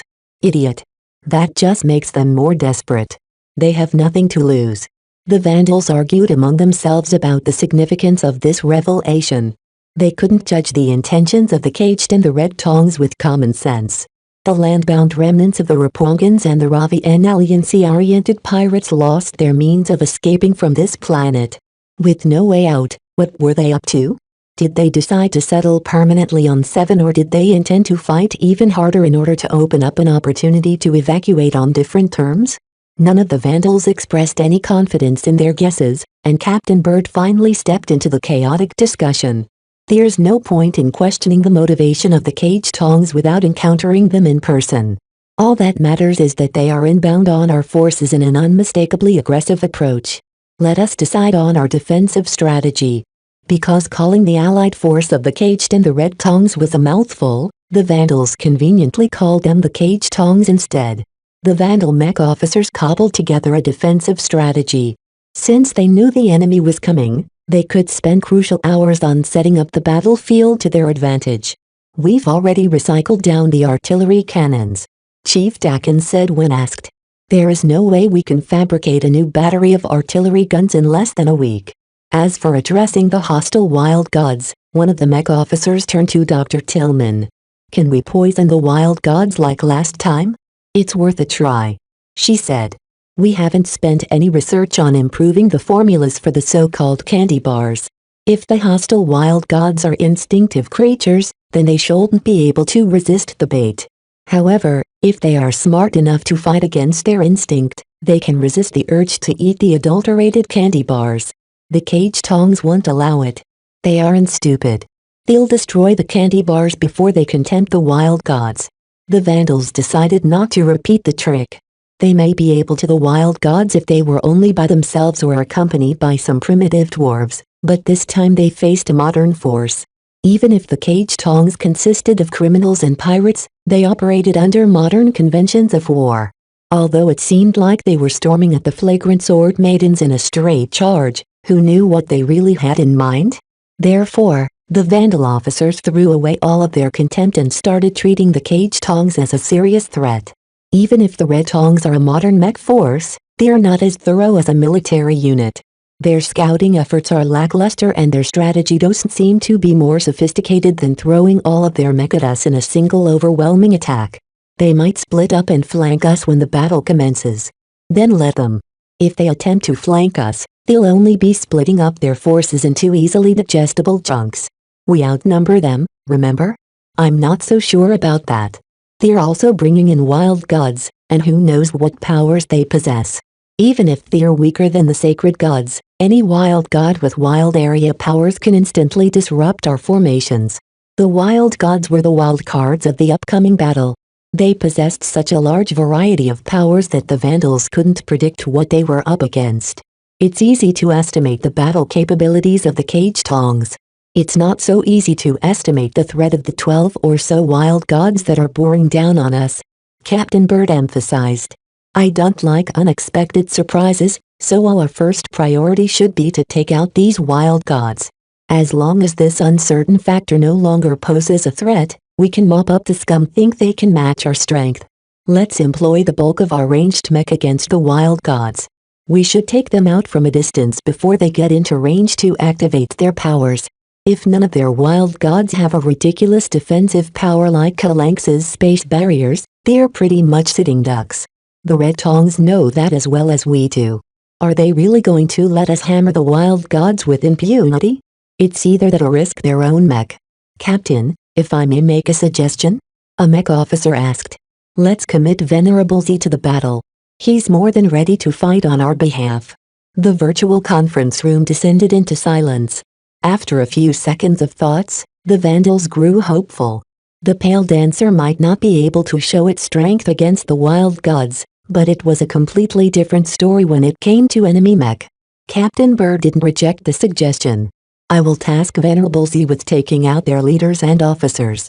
The key to winning this battle in the most painless way possible is to cripple their command structure. Out of all of our assets, the Pale Dancer is the best mech for the job. The planning stretched on for 10 more minutes as the mech officers finalized their battle plan. To Vez, the broad strokes of their strategy was simple. Take out the wild gods from a distance before countercharging the cage tongs from multiple directions. Since the flagrant sword maidens outnumbered the cage tongs, why should they remain passive? They should attack and use their numbers to their advantage.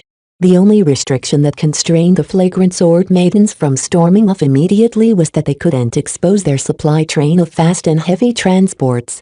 Even if the flagrant sword maidens wiped out the cage tongs with ease, if the pirates managed to destroy their supply train, they may have won the battle but would have certainly lost the war. After Captain Bird issued specific assignments to the Vandals, she ended the meeting. I'll discuss the battle plan with Commander Lydia and see if she agrees with it. We may need to adjust some of the details. Usually, the Vandals took the lead in the planning.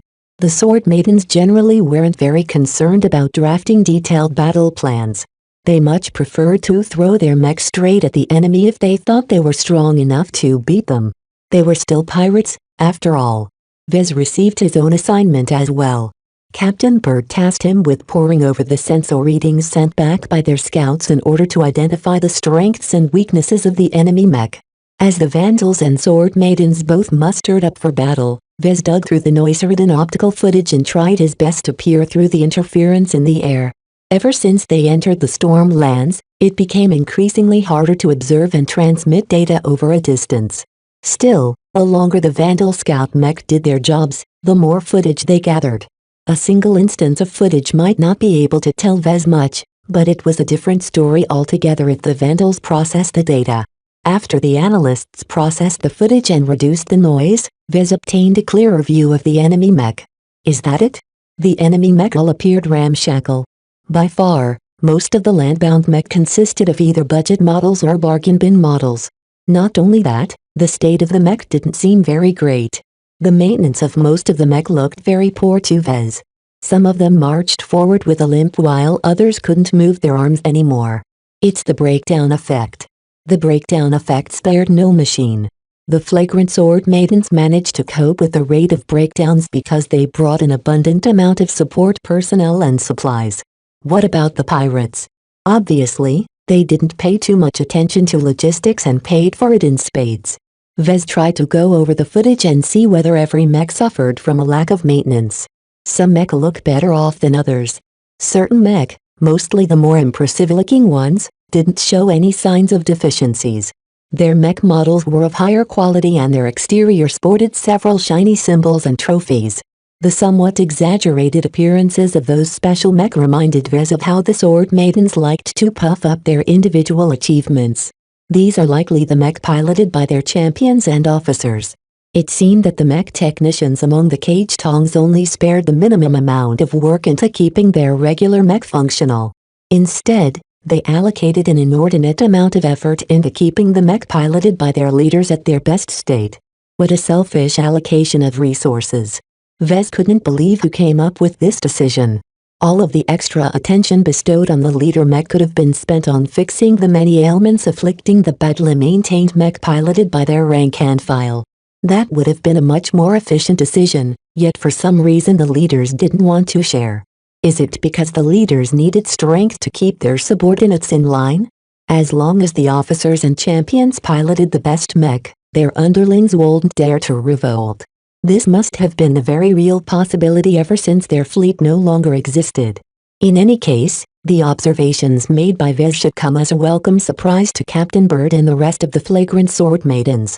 Chapter 861 Cage Tongs. Vez spent more time on analyzing the mech fielded by the caged and the red tongs. The more he watched the footage, the more he wanted to palm his head and smack the chief technicians in charge of keeping the mech in working condition.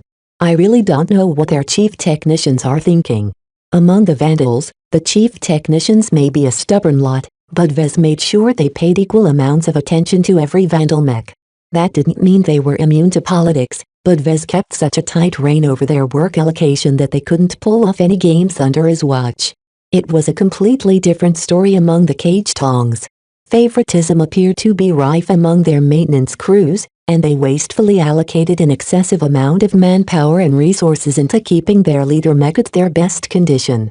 The amount of time, manpower and resources thieves spent on keeping a leader mech in tip-top shape is enough to address the problems afflicting 10 of their regular mech. The law of diminishing returns applied to mech maintenance as well. Some problems could be fixed by a single mech technician within a couple of minutes, while other problems demanded an entire crew of mech technicians to disassemble half of the mech to repair its insides. In any case, it wasn't as if the vandals skipped out on those thorough repairs as well. The difference between the pirates was that the vandals never skimped out on logistics. It was well known that pirates were always short on mech technicians, engineers and other support personnel.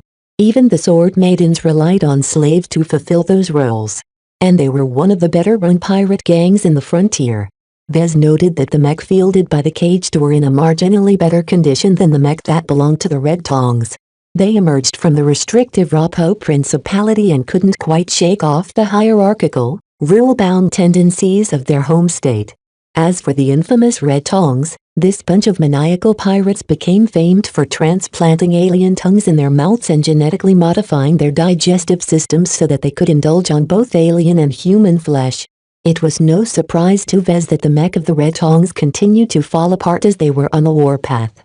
Over the past several hours, 3 of their mech suffered a critical malfunction that stopped them from advancing. The enemy didn't seem to care. They continued to march forward while they left the broken mech behind.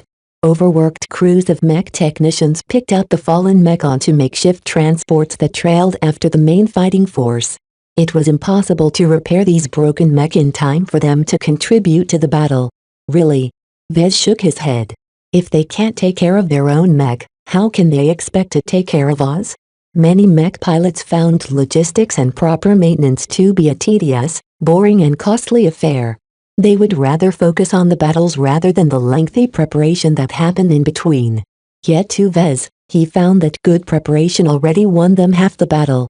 Comparing the ramshackle state of the enemy mech to the reasonably well-maintained mech of the vandals and the sword maidens, Vez believed the disparity might tip the balance between the forces by more than 30%. Such an advantage was inestimably valuable. This was on top of the numerical advantage the flagrant sword maidens already enjoyed. Because of all these advantages, Vez couldn't figure out why the cage tongs were so eager to pit themselves into battle against the flagrant sword maidens. Didn't they know what they were up against? Probably not. He scoffed. They only spotted our energy tornadoes from a distance and decided to go on an attack. They never sent out any scouts. Even now, their scouting efforts is half-hearted. The Vandal scout mech practically ran rings around the scouts of the cage tongs.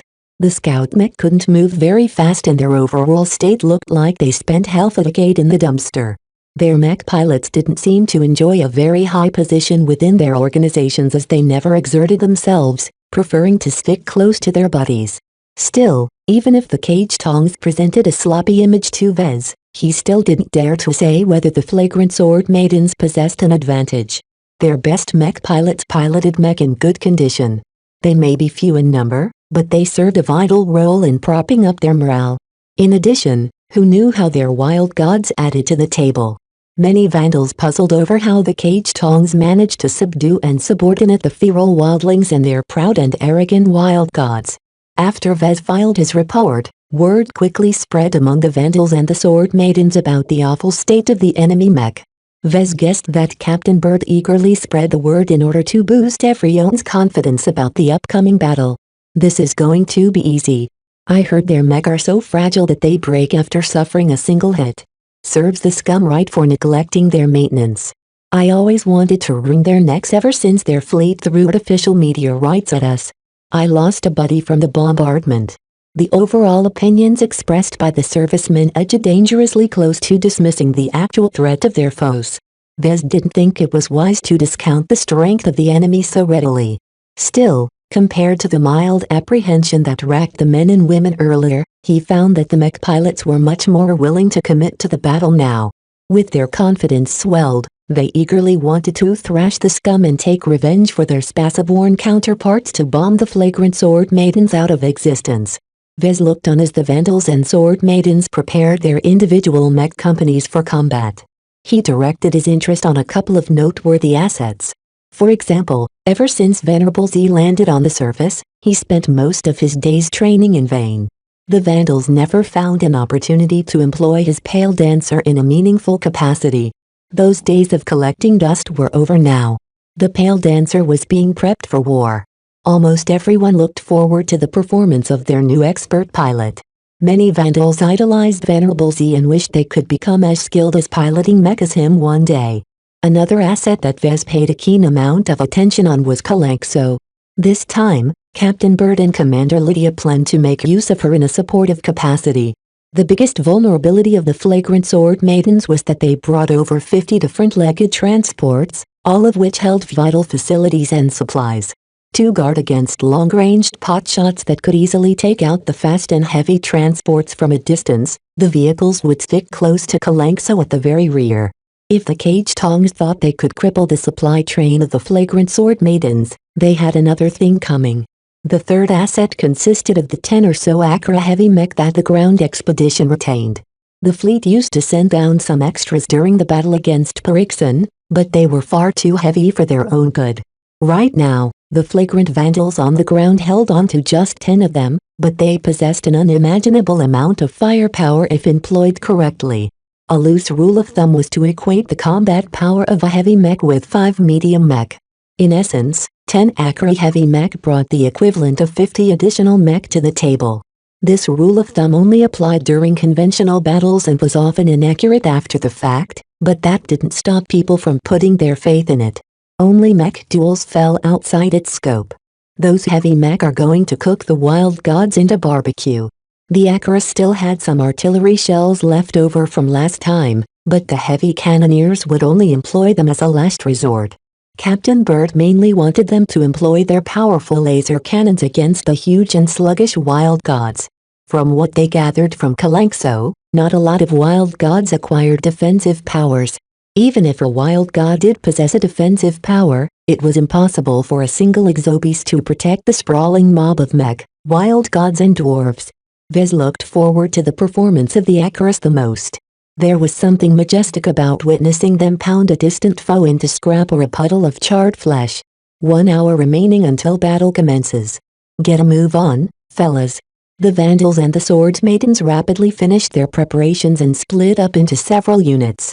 They moved out by mech company and spread out into a half-moon formation designed to envelop the approaching mob from the front and sides.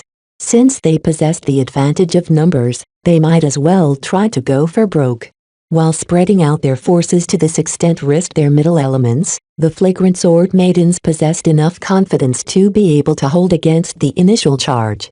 The Sword Maidens placed their best Devil Razors and Silver Valencias in the middle. Their main job was to stop any advance from reaching the Acras and the supply train in the rear. With half an hour to go until the first elements of the enemy came into range, Vez entered the mobile headquarters and sat behind the nearest available console. He booted up the console and began to call up the status of the Acra mech. Right now, the Flagrant Sword Maidens couldn't afford to lose their heavy mech. Losing one of them hurt as much as losing 5 medium mech, after all.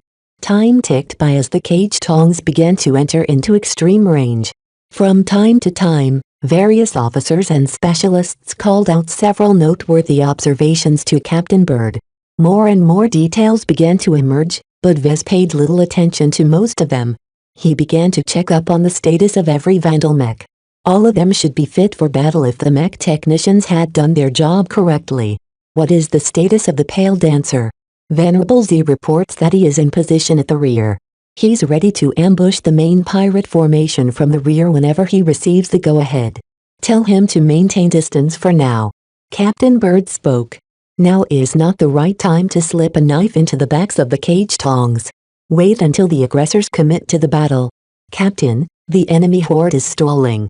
Their march has slowed down. Their scouts finally got a good look at our forces. I think they finally learned what they are up against. Vez diverted his attention to study the projection that depicted the current actions of the enemy horde. The mech that Vez identified as belonging to the cage continued to stall while the mech that belonged to the Red Tongs started to regain their courage. They're not united. The caged and the Red Tongs are likely arguing over their next course of action. Let's give them a little push. Captain Bird grinned. Can our Acaras hit the position? Their laser cannons don't have a direct line of sight to the enemy forces as of yet, but we still have a sufficient amount of long-ranged artillery shells that can theoretically reach that far. We only have enough shells left for 2 complete salvos, Mom.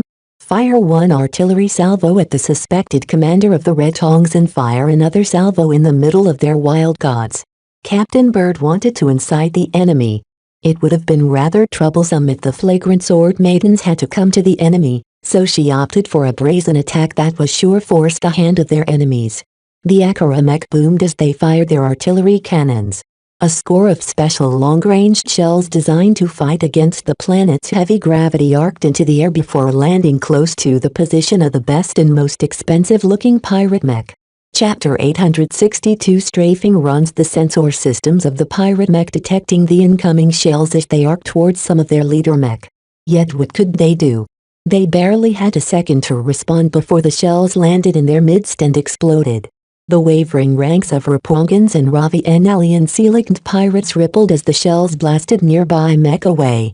As the dust and smoke faded away, the scout mech keenly captured the damage done by the shells. 1 leader mech suffered direct hits and is destroyed. 3 leader mechs sustain heavy proximity damage and have lost combat effectiveness. 15 mechs suffered light damage but can still fight. Not bad for a single artillery volley. Captain Bird commented. Fire the second salvo of artillery shells at the wild gods. Let's test their defenses. Vez studied the damage of the initial artillery salvo and found that the shells only managed to deal so much damage because the cage tongs were caught off guard. The special long-ranged artillery shells the fleet shipped from orbit sacrificed impact for range. Mech ordinarily wouldn't be taken out at once unless they suffered a direct hit, and even then tougher mech could still keep walking. However, the pirate mech idiotically bunched without any rhyme or reason. They likely hadn't kept up their guard against long-ranged shelling for a very long time. The sudden artillery bombardment by the Vandal Akara mech served as a brutal reminder that they faced a proper mech force this time. To their credit, the cage tongs quickly took action. The more disciplined mech pilots of the caged reacted immediately and spread out their formation. The Red Tongs followed suit only after their pirate leaders gave the command, and sometimes those orders only came 30 seconds too late. Damn, if only we had more long-ranged shells. They are too costly and rare materials. The fleet only sent us this much after they squeezed their material stockpiles dry. The biggest reason why the flagrant sword maidens took the cage tongs by surprise was because they hit them beyond a range where they thought they became vulnerable. After the caged and the Red Tongs suffered from this attack in which they reacted with an embarrassing amount of confusion, they quickly grew angry. Both the caged and the Red Tongs felt that if the flagrant sword maidens could shell them once, they could shell them again. The Akara heavy cannoneers are firing their second salvo. This time, the sensor systems of the pirate mech alerted their mech pilots to another artillery salvo. Several mech immediately tried to bend down or cross their arms, yet the shells didn't land on any mech. Instead, they exploded all around the clump of 12 wild gods that accompanied the pirate mech. Roars of pain and fury sounded out as the shells blasted their forms.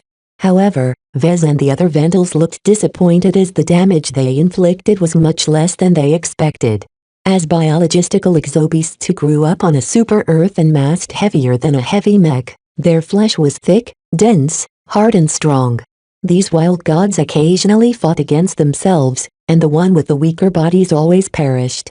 Even though the fury of the exploding artillery shells could dent or rupture the armor plating of a mech, the wild gods surprisingly endured most of the shelling without cracking their extremely hard scales.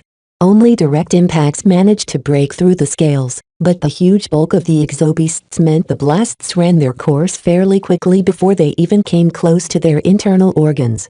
Despite the fairly disappointing damage inflicted onto their bodies, the shelling still alarmed the wild gods. Neither the god beasts nor their wildling beast riders ever encountered something so foreign and alarming before. The dwarf riders all survived the shelling despite their proximity to the blasts that would have at least ruptured their eardrums due to some unknown energy field covering their bodies. Yet even the best energy fields couldn't protect them from the psychological impact of enduring powerful explosions at close range. The wild gods have gone berserk.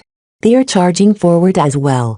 Unfortunately for the enemy, the wild gods may be hiding a lot of destructive potential, but they weren't very fast. Compared to the pirate mech who all wore heavy-duty gravitic backpacks, the wild gods fought against the gravity of the planet on their power. This led to a strange situation where the pirate mech clearly outpaced their wild god auxiliaries. This forced the cage tongs to slow down in order to keep up with the exobeasts. There's something up about the wild gods. Why are they slowing down? The wild gods are probably their trump cards. Just think about how many wild gods we've met that can summon an earthquake or a firestorm. They are probably planning to bring them close enough for them to do their magic. After the Akara mech ran out of artillery shells, they readied their laser cannons and began to fire at the distant wild gods even if the interference in the air made it difficult for them to land a hit. The intuition of their mech pilots and the advanced targeting systems both compensated for the initial misses. The thick and powerful laser beams quickly began to land against the bodies of the bewildered wild gods who have never been hit with lasers before. Unfortunately, the thick scales of the god beasts coupled with their active energy fields mitigated much of the damage. Even so, every hit drained their internal energy reserves faster. The energy reserves of the wild gods are steadily decreasing. While the Akara mech steadily wore down the defenses and energy levels of the wild gods, the ranged mech from both sides started to skirmish against each other. Vez watched with eagerness as he witnessed a dynamic dance between rifleman mech. Both sides moved across the mildly hilly and uneven terrain at full speed with their gravitic backpacks flaring at full. While the cage tongs may have their priorities skewed when they decided which mech to service and to what extent, they weren't silly enough to neglect the maintenance of the gravitic backpacks. Both sides didn't spare any effort and expended their energy cells at an alarming rate. The laser rifleman mech strafed at full tilt while firing their laser rifles. The frontline mech, of which the red tongs fielded a considerable amount of them, ran with their legs aligned in an oblique angle while their barrel-like torsos pointed straight towards their foes. The enormous distance, the interference in the air, the passive and active ECM systems built into the mech along with pilot errors all resulted in very few hits from both sides. The strafing runs looked dramatic as laser beams turned the battlefield into a light show, but they hadn't entered into medium range where the frequency of hits actually rose to a meaningful level. However, the distant duels still continued as the ranged mech from both sides restrained each other. If one side stopped firing, the other side would be able to take their time to aim and land accurate hits. Therefore, the ranged mech never stopped running, because halting literally meant being blasted by 100 or more laser beams in the next 3 seconds. Our ranged mech are holding back our opponents and have gained the edge. The duels tilted slowly towards the flagrant sword maidens due to their numbers and quality advantage. However, the most dramatic factor skewing the ranged duels into the defending side's favor was the substantial difference in maintenance levels. When Vez peered at the footage of the enemy mech relayed by the scout mech, he recalled the time when he accompanied Walter's whalers in the Glowing Planet campaign. The local Cloudy Curtain gang paid so little attention to servicing their mech to the point where their mech technicians were lazy bums. They didn't even hire a chief technician to keep their maintenance crews in line. What Vez predicted came to pass. Their cheap, awfully maintained mech folded easily during high-intensity battles. This crucial difference played out again this time as some of the mech of the caged and the red tongs crumpled or collapsed after suffering only 3 or 4 laser hits that just so happened to land on their weak points. A dozen mech already folded, and even more started to fall as the enemy crossed the expanse. Some of the wild gods are activating their powers. The wild gods are speeding up somehow.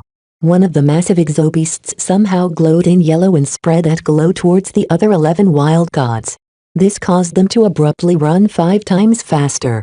That was a massive boost in speed. What is happening? Captain Bird immediately demanded. We've detected temporal anomalies around the wild gods, Captain. They are marching at the same speed, but a time field is distorting the influence of time upon them so that they are effectively gaining more ground. How long can that wild god keep that time field up? Not too long, Mom. The energy levels of that wild god is dropping drastically. It can only keep it up for 10 minutes at most. That still allow the wild god to eat up a lot of distance. The Akara mech already blasted the bonded exobeasts with lasers as frequently as possible, yet the thick-skinned and thick-muscled beasts were like giant slabs of alloy in their damage-absorbing capacity as long as they kept their energy fields up. Even starship plating succumbed faster than their abundant flesh. Facing 12 wild gods is like facing 12 expert mech. Vez spoke out, putting a light damper on their moods. While they aren't actually equivalent to expert mech, at the very least their resilience is on par. However, just like expert mech, they can't sustain their energy fields for long if they suffer too much damage. Their heavy mech just needed to continue pounding on the wild gods in order to exhaust their internal energy reserves. Unlike sacred gods, the wild gods mostly powered their abilities through their murky crystal and the energy suffused throughout their bodies. That effectively meant they ran out of juice a lot quicker. Yet would a heavy mech be able to exhaust the wild gods now that they moved 5 times faster all of a sudden? Another wild god activated his powers. An obscuring mist formed around the wild gods that enveloped their forms and blocked most of their sensors. However, this didn't deter the Akara mech at all. Feed back the sensor data to our processors and send the results to the Akaras. An ample amount of scout mech kept their sensor systems pointed at the wild gods. While they mostly captured garbled noise, they fed back the data to the mobile headquarters where powerful processors rapidly calculated the real-time positions of the wild gods hiding within the field of mist. The lasers continued to land upon the bodies of the humongous wild gods without stopping. Captain, the Sword Maiden melee mech have moved from their positions. They are charging forward to meet the cage tongs into battle. What? Captain Bird rose up from her seat. Those numbskulls. It's not time yet. We haven't cleared the wild gods yet. The Sword Maiden mech pilots took no notice of the original plan. With waves of enemy mech about to descend upon their lines, the aggressive female mech pilots no longer held themselves in. They gave in to their urges and charged out without any regard for strategy or timing. Half of the Vandals cursed at their pig teammates. Couldn't they just follow a single battle plan without turning into mindless battle maniacs? Having spent a lot of time with Kedis, Vez understood the impulsive nature of the Sword Maidens a little better than others. They spotted weakness among their foes and attempted to close in on the enemy before they regained their composure. It wasn't a half-bad solution, but the problem was they dismissed the threat of the wild gods. We need to do something about the wild gods now. Chapter 863 Bewildering Abilities. Ever since the scout mech brought back footage of one or more large dwarf tribes marching together with the cage tongs, the analysts among the Vandals tried to figure out the relation between the two disparate forces. Foreigners from the stars had nothing in common with the nomadic wildling tribes. For what reason would they work together all of a sudden? Most of the Vandals immediately believed the dastardly pirates coerced the helpless, innocent dwarves into fighting on their behalf. A large tribe may be a force to be reckoned with against other native threats, but any half-decent mech force could run rings around them, especially from a distance. It would be too easy for a mech force to subdue a dwarf tribe no matter how many wild gods they bonded with. Even the flagrant Sword Maidens came up with a couple of contingency plans of this nature if they hadn't already gained the cooperation of Kalanxo.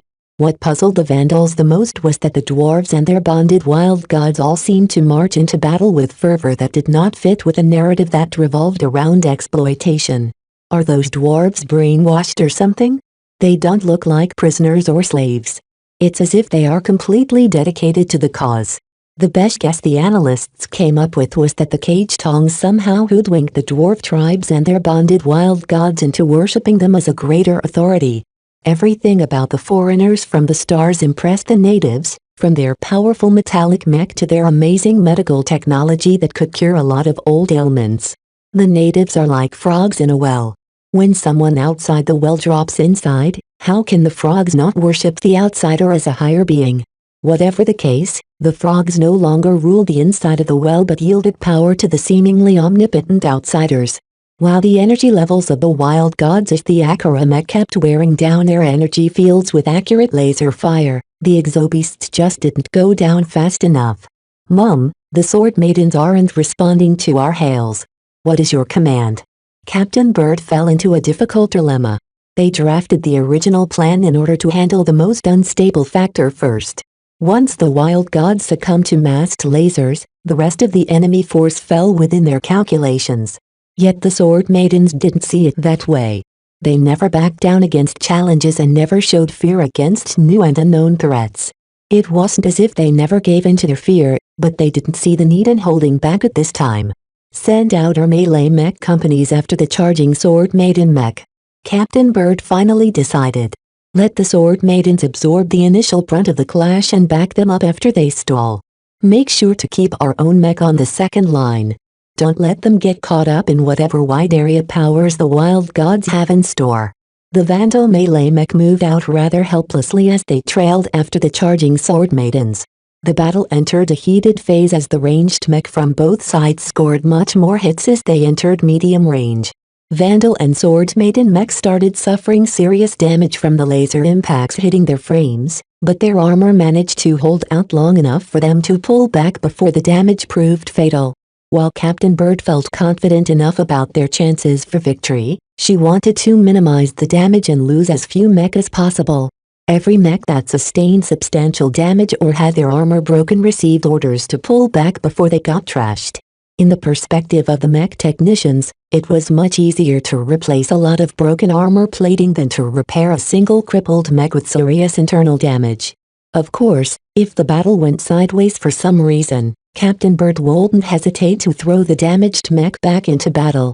The sword maiden mech pilots roared as they endured the lasers hitting their mech and rapidly closed the distance. The diminishing amount of pirate mech armed with lasers already had their hands full surviving against the coordinated laser volleys of the flagrant sword maidens, so they couldn't divert much of their firepower against the closing the swordsman mech. The mist around the wild gods is dispersing. The wild gods came back into view. Most of their bodies started to look ugly and scorched as some of the potent damage from the laser beams bled through their energy fields. Their energy reserves already dipped to less than 40%. However, that was still too much in the eyes of the Vandals. Some of the wild gods started glowing as they channeled their unique abilities against the closing sword maiden mech. 5 wild gods are channeling their powers. Divert all of our Akara mech on 2 of them. Prioritize draining their energy reserves. Allocate a ranged mech company to assist their efforts. The Akara mech stopped targeting the wild gods randomly and evenly and instantly brought their cannons to bear upon 2 of the glowing wild gods at the front. Now that the range shortened considerably, the targeting systems of the Akara mech delivered pinpoint accuracy for each hit. 2 wild gods each suffered the combined attention of 5 Akara mech each. When the laser beams spread out among their ranks, the wild gods didn't show any fear. Yet now that the heavy cannoneers started focusing their firepower, the 2 targeted wild gods abruptly flustered. Shortly after that, over 30 laser riflemen mech hit the wild gods with a flurry of weak but rapid-fire laser volleys. The might of each individual laser beam fired from the rifles might not be very powerful, but the horrendous volume of repeated laser beams practically blinded the targeted wild gods into a stupor. Their glow diminished as the bewildered wild gods aborted any attempts at offense in order to channel their full power towards bolstering their rapidly diminishing energy fields. However, even as the Vandal ranged mech managed to stall the devastating attacks of 2 of the exobeasts, the other 3 wild gods faced no hindrances at all.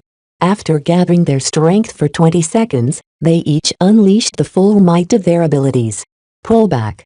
Surprisingly, the sword maiden mech at the very front moved seconds earlier than the Vandal mech trailing after them from a distance. It was as if the sword maiden mech pilots already planned their abrupt reversal beforehand.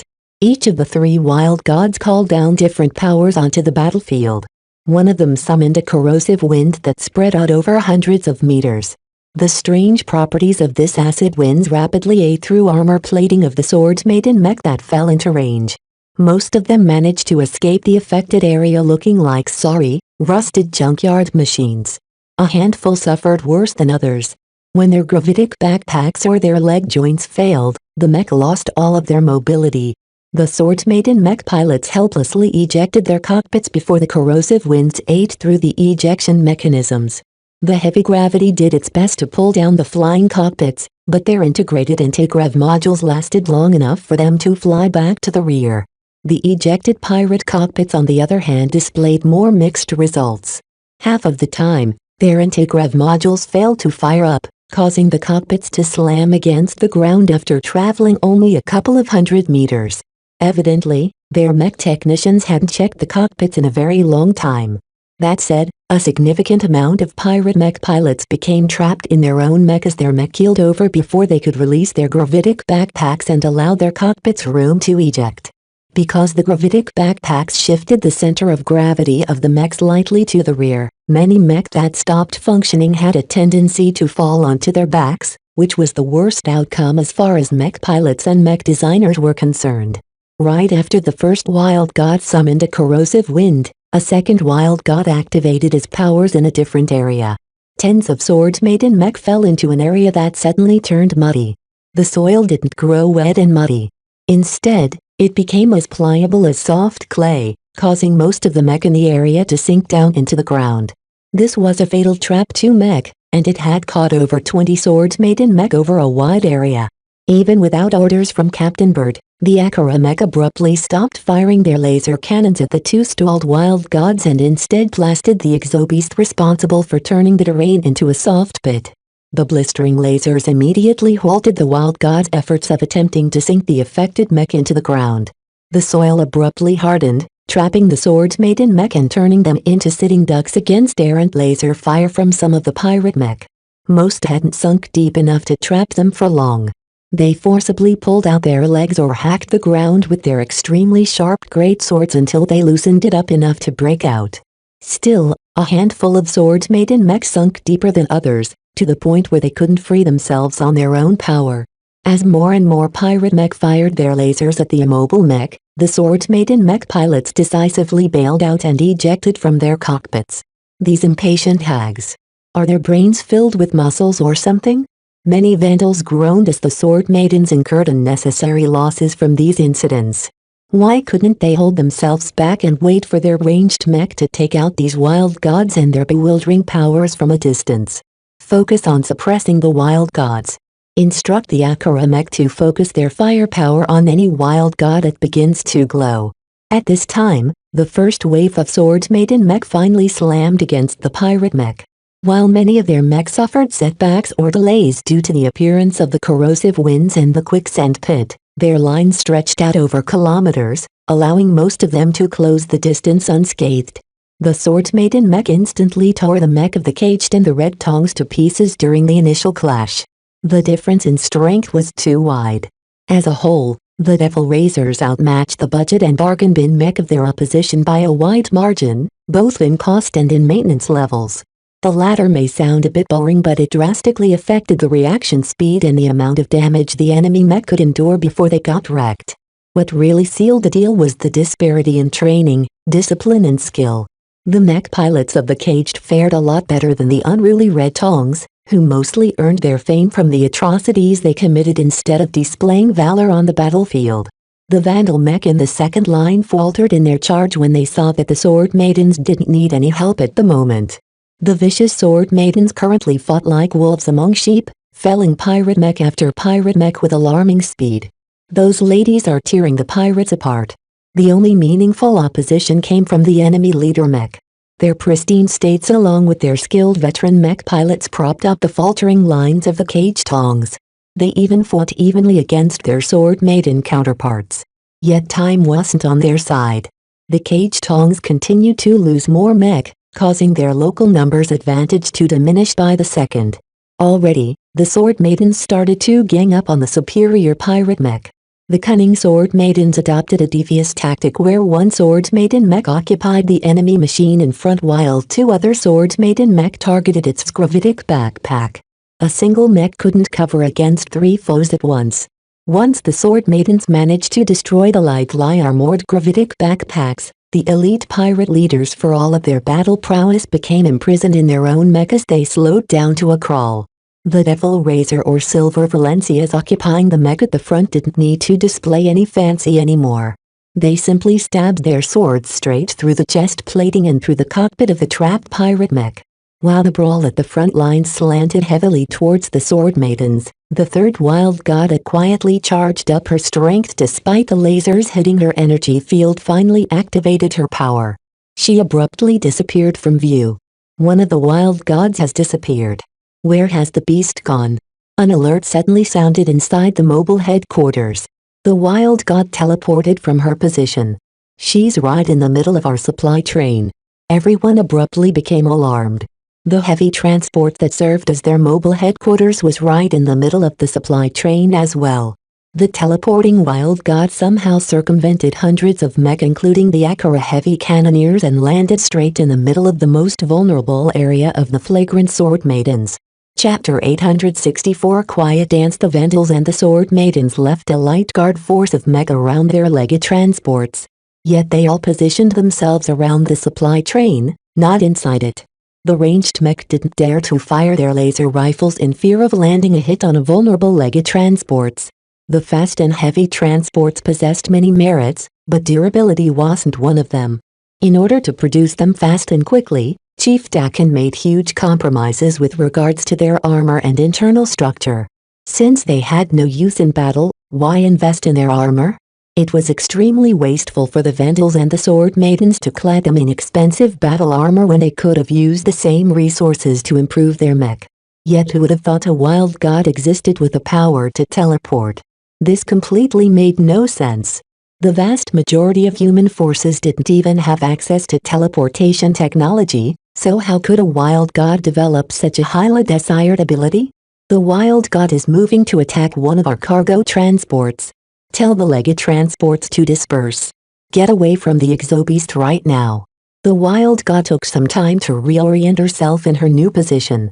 When she recovered her wits, she instantly roared while her crazed dwarf rider instantly pointed her towards the nearest heavy transport that tried to run. Emphasis on tried. As a vehicle devoid of anti-grav modules due to energy constraints, the heavy transport moved far too slow to escape the wrathful wild god. The crew of the heavy transport evacuated far too late as the wild god slammed into the heavy transport. She outright crunched one of the legs of the transports with its maw. Her strong and heavy limbs battered the main body of the transports.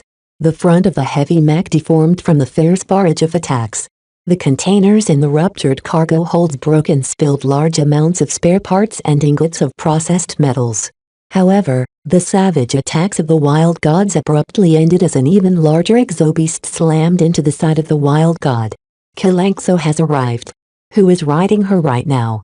Captain Orphan is currently interfacing with Kalanxo. Mom? Tell her to constrain the wild god. Don't let their battle spill over the other transports. The wild god and the sacred god both entered into a furious close-ranged brawl. Since neither side possessed any offensive powers, they resorted to old-fashioned claw and bite attacks as well as slamming their bodies against each other to bruise their opponents. The savage battle caused the two heavy exobeasts to be pushed back and forth, sometimes inching close to a heavy transport that vainly tried to flee the vicinity of the fighting. Only after Captain Orphan's reminder did Kalanxo regain enough clarity to stop the wild god from damaging the vulnerable vehicles. As the Vandals in the mobile headquarters became flustered to the point of considering whether they should evacuate, Captain Bird forcibly slammed down her fist. There will be no running without my express orders. Are you Vandals or are you cowards? Kalanxo and Captain Orphan have the wild god well in hand.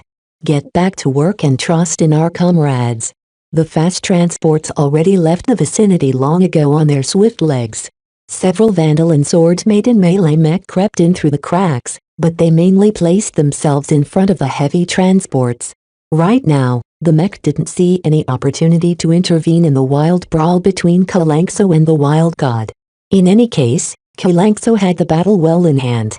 As an older exobeast, she possessed a definite advantage in size and weight.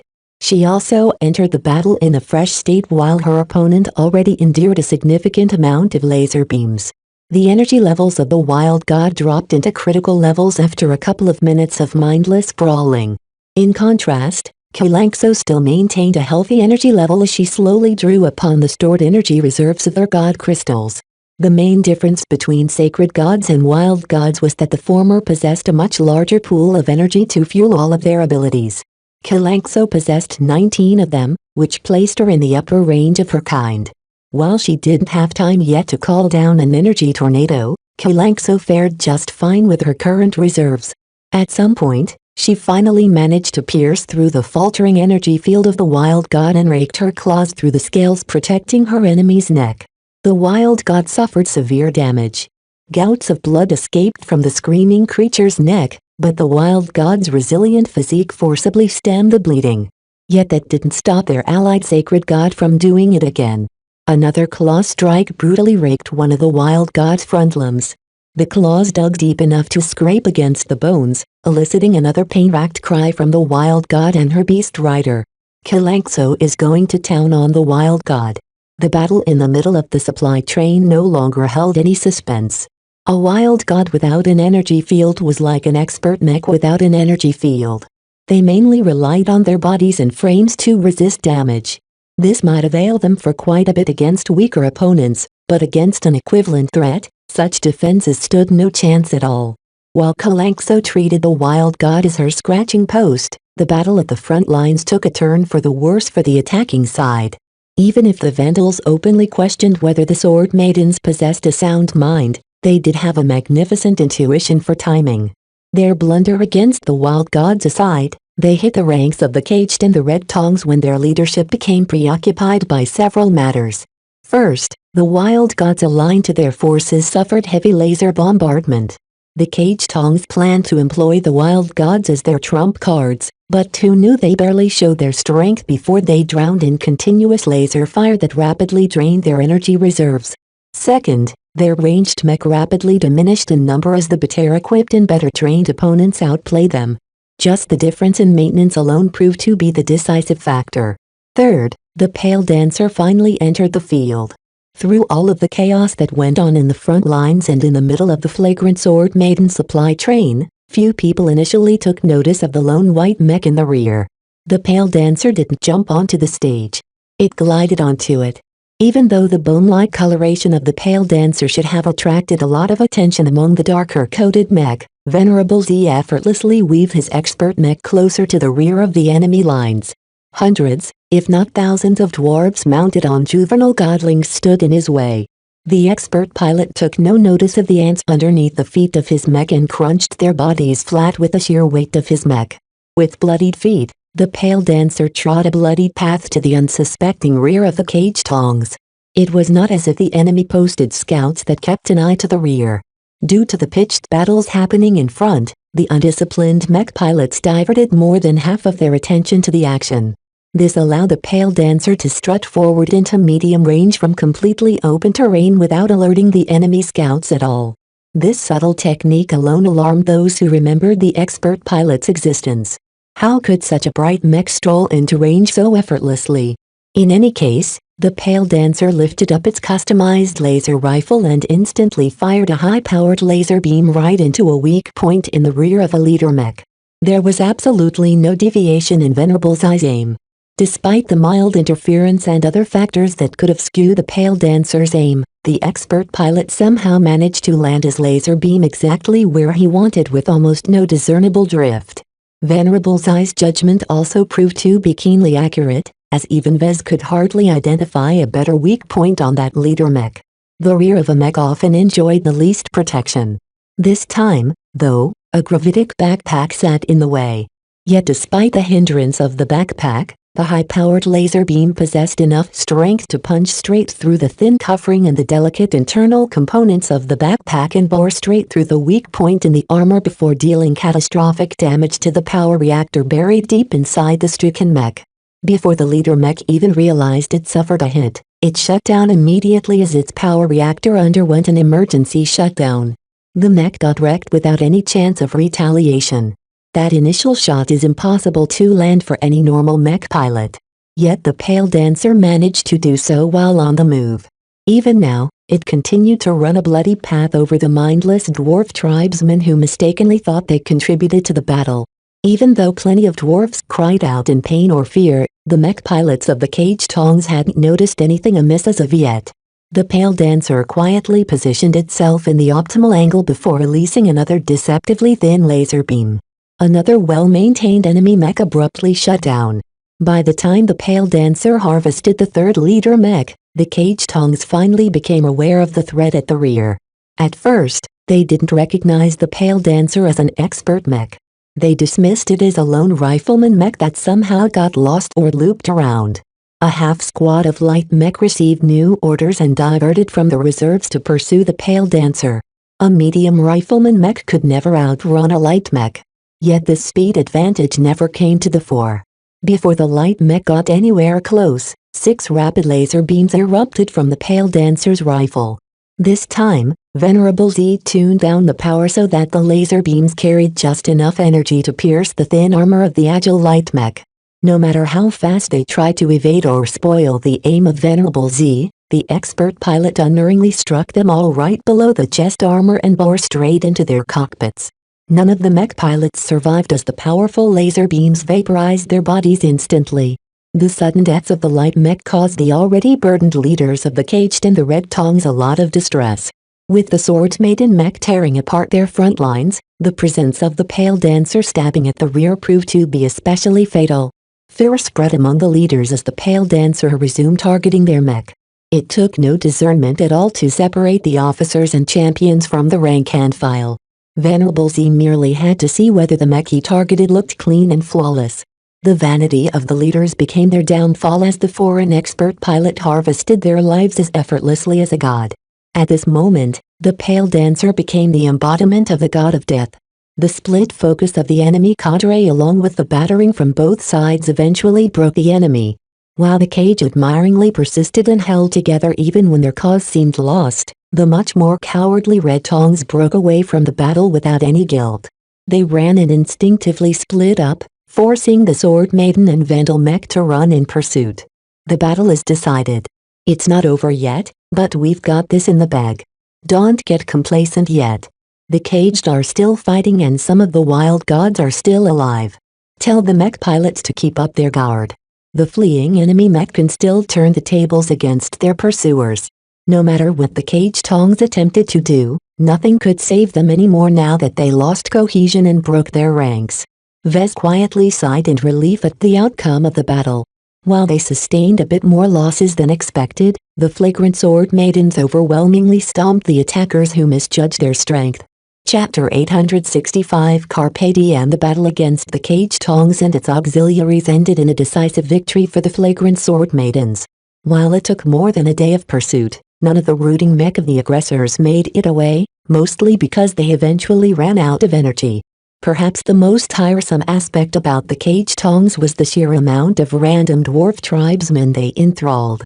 The crazed dwarves continued to charge at the mech of the flagrant Sword Maidens without any iota of sense or fear. The mech didn't bother to waste their energy on firing their laser rifles or swinging their weapons at the insane dwarves. They merely walked among the dwarves and stomped thousands of them beneath the feet of their mech.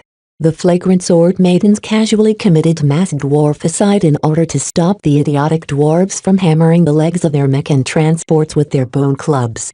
The bonded wild gods also knew no fear. They fought back with incredible ferocity, and each had to be lasered to death from a distance. The only exception was the teleporting wild god. Kalanxo managed to get the upper hand in the brawl and managed to subdue this special wild god without killing her and her dwarf rider. Still, the wild god sustained such heavy wounds that the exobiologists weighed the cost of saving her life. It's not worth it, Dr. Tillman said. We'll have to expend too much medical supplies in order to save her life. Hours later, the stench of blood, guts and other unpleasant smells suffused the entire battlefield. After making sure that no existing threat remained, rescue parties started to descend on the wrecks. They ignored the pitiful cries of the surviving dwarves and instead prioritized the rescue of their own mech pilots first. Only after that did the rescue parties recover the mech pilots of the cage tongs trapped in their wrecked mech or ejected cockpits. A detachment of Vandal and Sword Maiden mech also ranged out and found the meager supply train of the cage tongs. They easily overwhelmed the token mech escorts and secured the battle-built pirate transports, for all the good it did, because a cursory inspection of their assets revealed they were practically running dry of many essential goods. The battle hadn't been worth it in the standpoint of the flagrant Sword Maidens.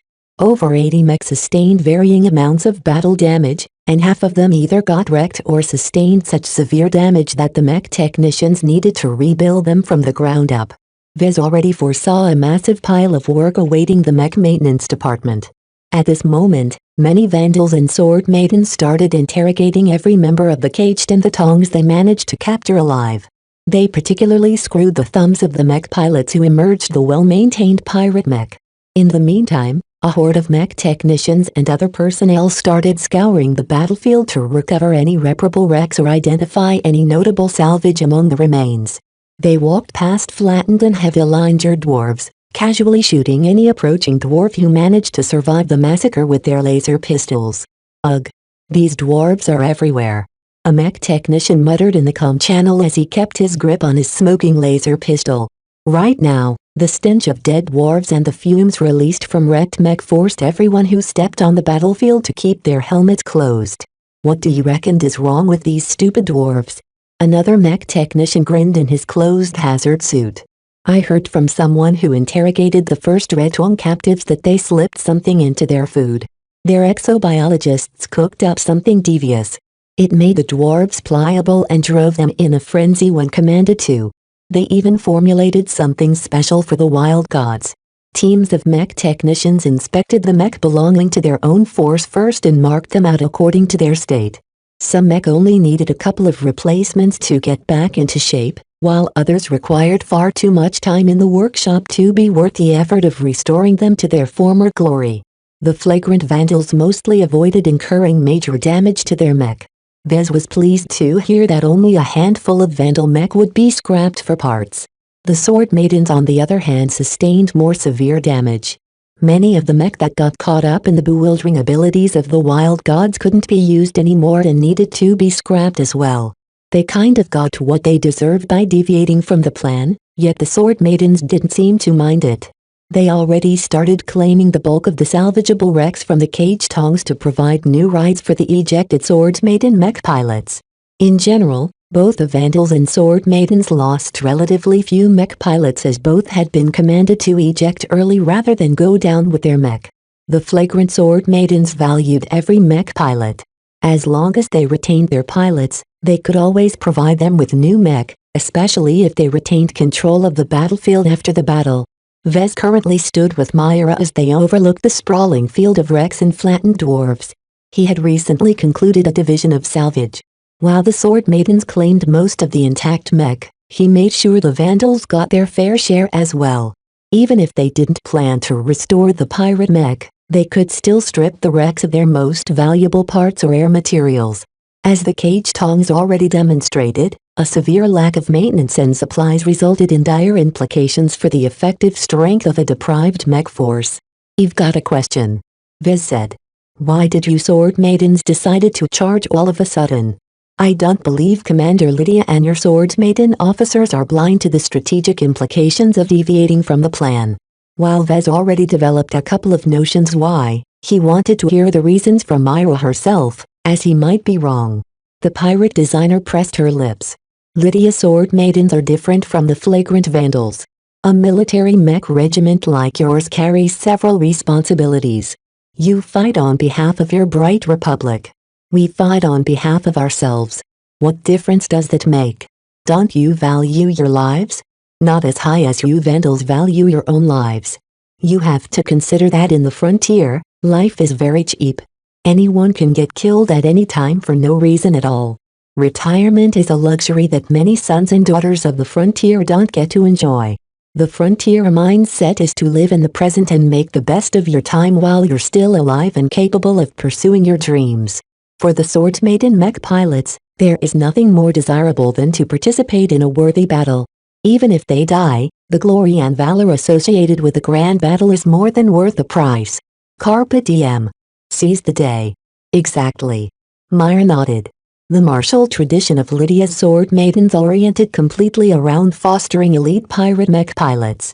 While Vez admired Commander Lydia for successfully raising a somewhat competent elite force, the Sword Maidens themselves sacrificed much of their individuality and humanity to become the ferocious fighting force that tore apart the front lines of the Cage Tongs in short order. Isn't it wasteful to drive the Sword Maidens to their deaths? Myra shrugged. We take bold but calculated risks. We recognize reality when it stares us in the face and we avoid unwinnable battles whenever we can. However, according to Commander Lydia, too much calculation breeds doubt and cowardice. There are times when you want to avoid pulling the trigger due to various concerns. The Sword Maidens are trained to just pull the trigger instead of giving in to their doubts. Such traditions didn't make sense in civilized space, yet it was a way to survive in the anarchic frontier. Only by showing that they were willing and capable to fight back did the Sword Maidens manage to deter any evil designs on them.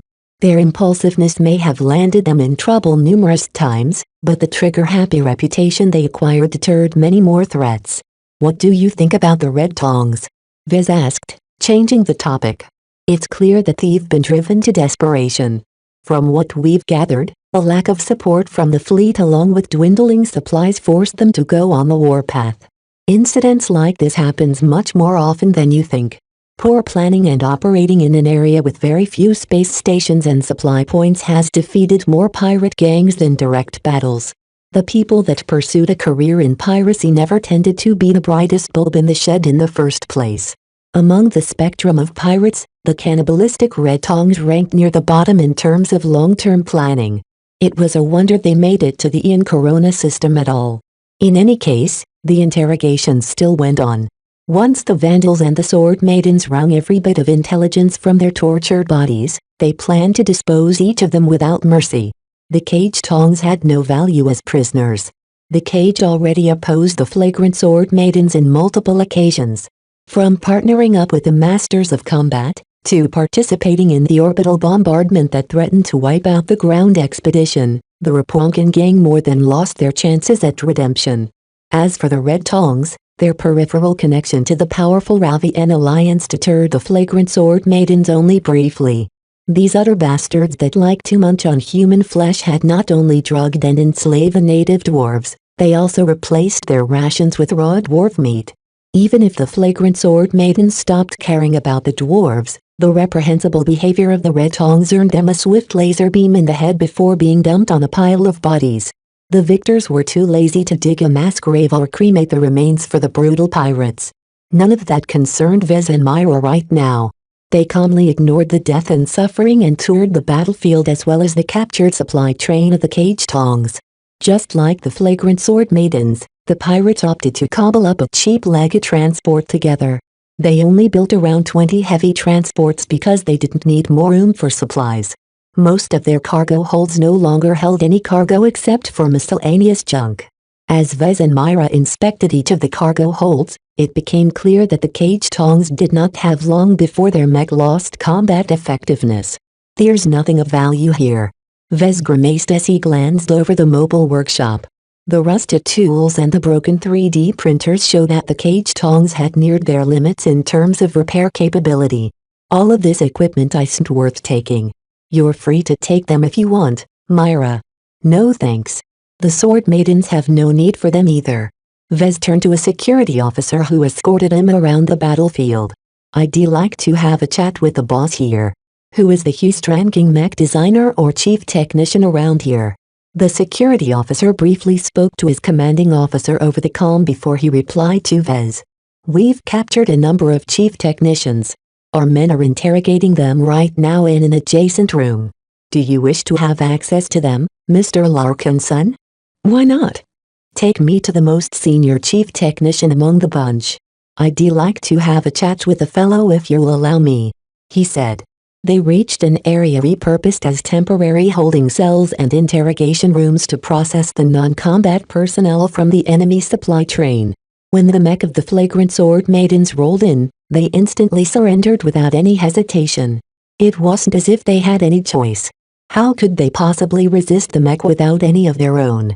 Chapter 866 Fallible Leader, you're going to kill us all, aren't you? The disheveled-looking chief technician from the cage asked as soon as Vez and Myra sat down on the other side of the table. Vez glanced at the data pad in his armored hands. Chief Glaze Retin Fukumoto, is it? The gray-haired man gestured with his cuffed hands. Just call me Glaze.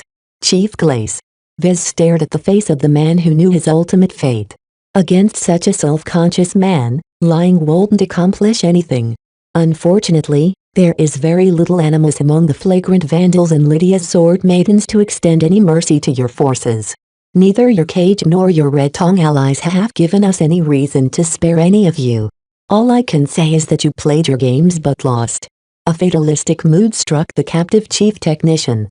Glaze laughed to himself before cursing his commanding officer. Our friggin' sub-boss Scornburned led us all to our doom. He insisted on continuing on this wild goose chase. It's all because of him that the Caged entered into an alliance with the filthy Red Tongues despite all of the protests from the rank and file. Tell us more about sub-boss Scornburned. We all thought he acted on orders of the main organization at first. However, we slowly found out that he never received any instructions from the Rapo Principality. All of the wild decisions he took, he did so by himself. Ever since we allied with the Red Tongues, it all went downhill for us. We Caged possessed a lot of pride, but the longer we hitched up with the awful pirates, the more our standards degraded. Glaze proceeded to ramble a bit about all the atrocities and stupid decisions the Caged undertook under the incitement of their erstwhile allies. To Vez, it sounded as if the Caged never enjoyed an equal position in this alliance. The Red Tongues fielded significantly more mech, leveraged their superiority in strength and numbers to dictate the running of the alliance. Did sub-boss Scornburn do anything to fight for the rights of the Caged? What did he care? An apathetic Glaze shrugged. The sub-boss increasingly hung out with the Red Tongues instead of our own folk. He might as well transplant an alien red tongue in his mouth, because I know for sure he participated in their depraved feasts. The chief technician didn't elaborate on what happened at the feasts. He didn't need to. Anything associated with the Red Tongues likely won't be anything pleasant. Vez turned his attention elsewhere. Since your ground forces landed on this planet, did you ever develop a long-term plan to survive on the planet? Not really. Glaze shrugged. Even if some of us voiced concerns since the start, Scornburn didn't listen as long as it came with a price. Since he acted outside the orders of our main organization, he couldn't access the regular funds. He had to seek alternate sources of funding. Where did he get the money to equip the mech with gravitic backpacks? Some murky money source? I don't know. I'm not in charge of the finances. Now that you mentioned it, I think Scornburn was acting on the orders of someone else. There's no other reason why he pushed us to travel all the way out of our comfort zone and all the way into the deep frontier. When Vez questioned Chief Glaze about this mysterious backer, the chief technician really couldn't tell them anything. The Caged might not treat their chief technicians as outright slaves, but they didn't enjoy a high position either. Most of the stories Glaze passed on mostly consisted of rumors rather than first-hand accounts. So what's up with the dwarves? Vez asked instead. Well, despite our warnings, Sub-Boss Scornburn and the Red Tongues insisted on landing on this planet with inadequate supplies. We didn't have a lot of orbital surface transport capacity as most of our flying transports wouldn't survive orbital entry. So we mostly did our thing in the first few weeks, and then our fleet got blasted to Kingdom Come. We didn't expect your Spaceborne forces to suffer such retaliation either. Vez spoke. Who knew that the Starlight Megalodon still possessed teeth? Well, ever since then, all hell broke loose as far as we were concerned. We were homeless and no longer possessed an avenue for retreat. The only possible hope we could come up with was to seek our salvation at the Starlight Megalodon. Since the crashed battleship is functional enough to fire an antimatter torpedo, she must surely have some shuttles or transports, right? Vez doubted it, but it wasn't as if the Caged Tongues could ask the Flagrant Sword Maidens or any of the other rival forces for a ride home. Your ground forces didn't have enough supplies to make it to the Starlight Megalodon, right? Right. We warned the officers plenty of times, but Scornburn continued to hang out with the Red Tongs.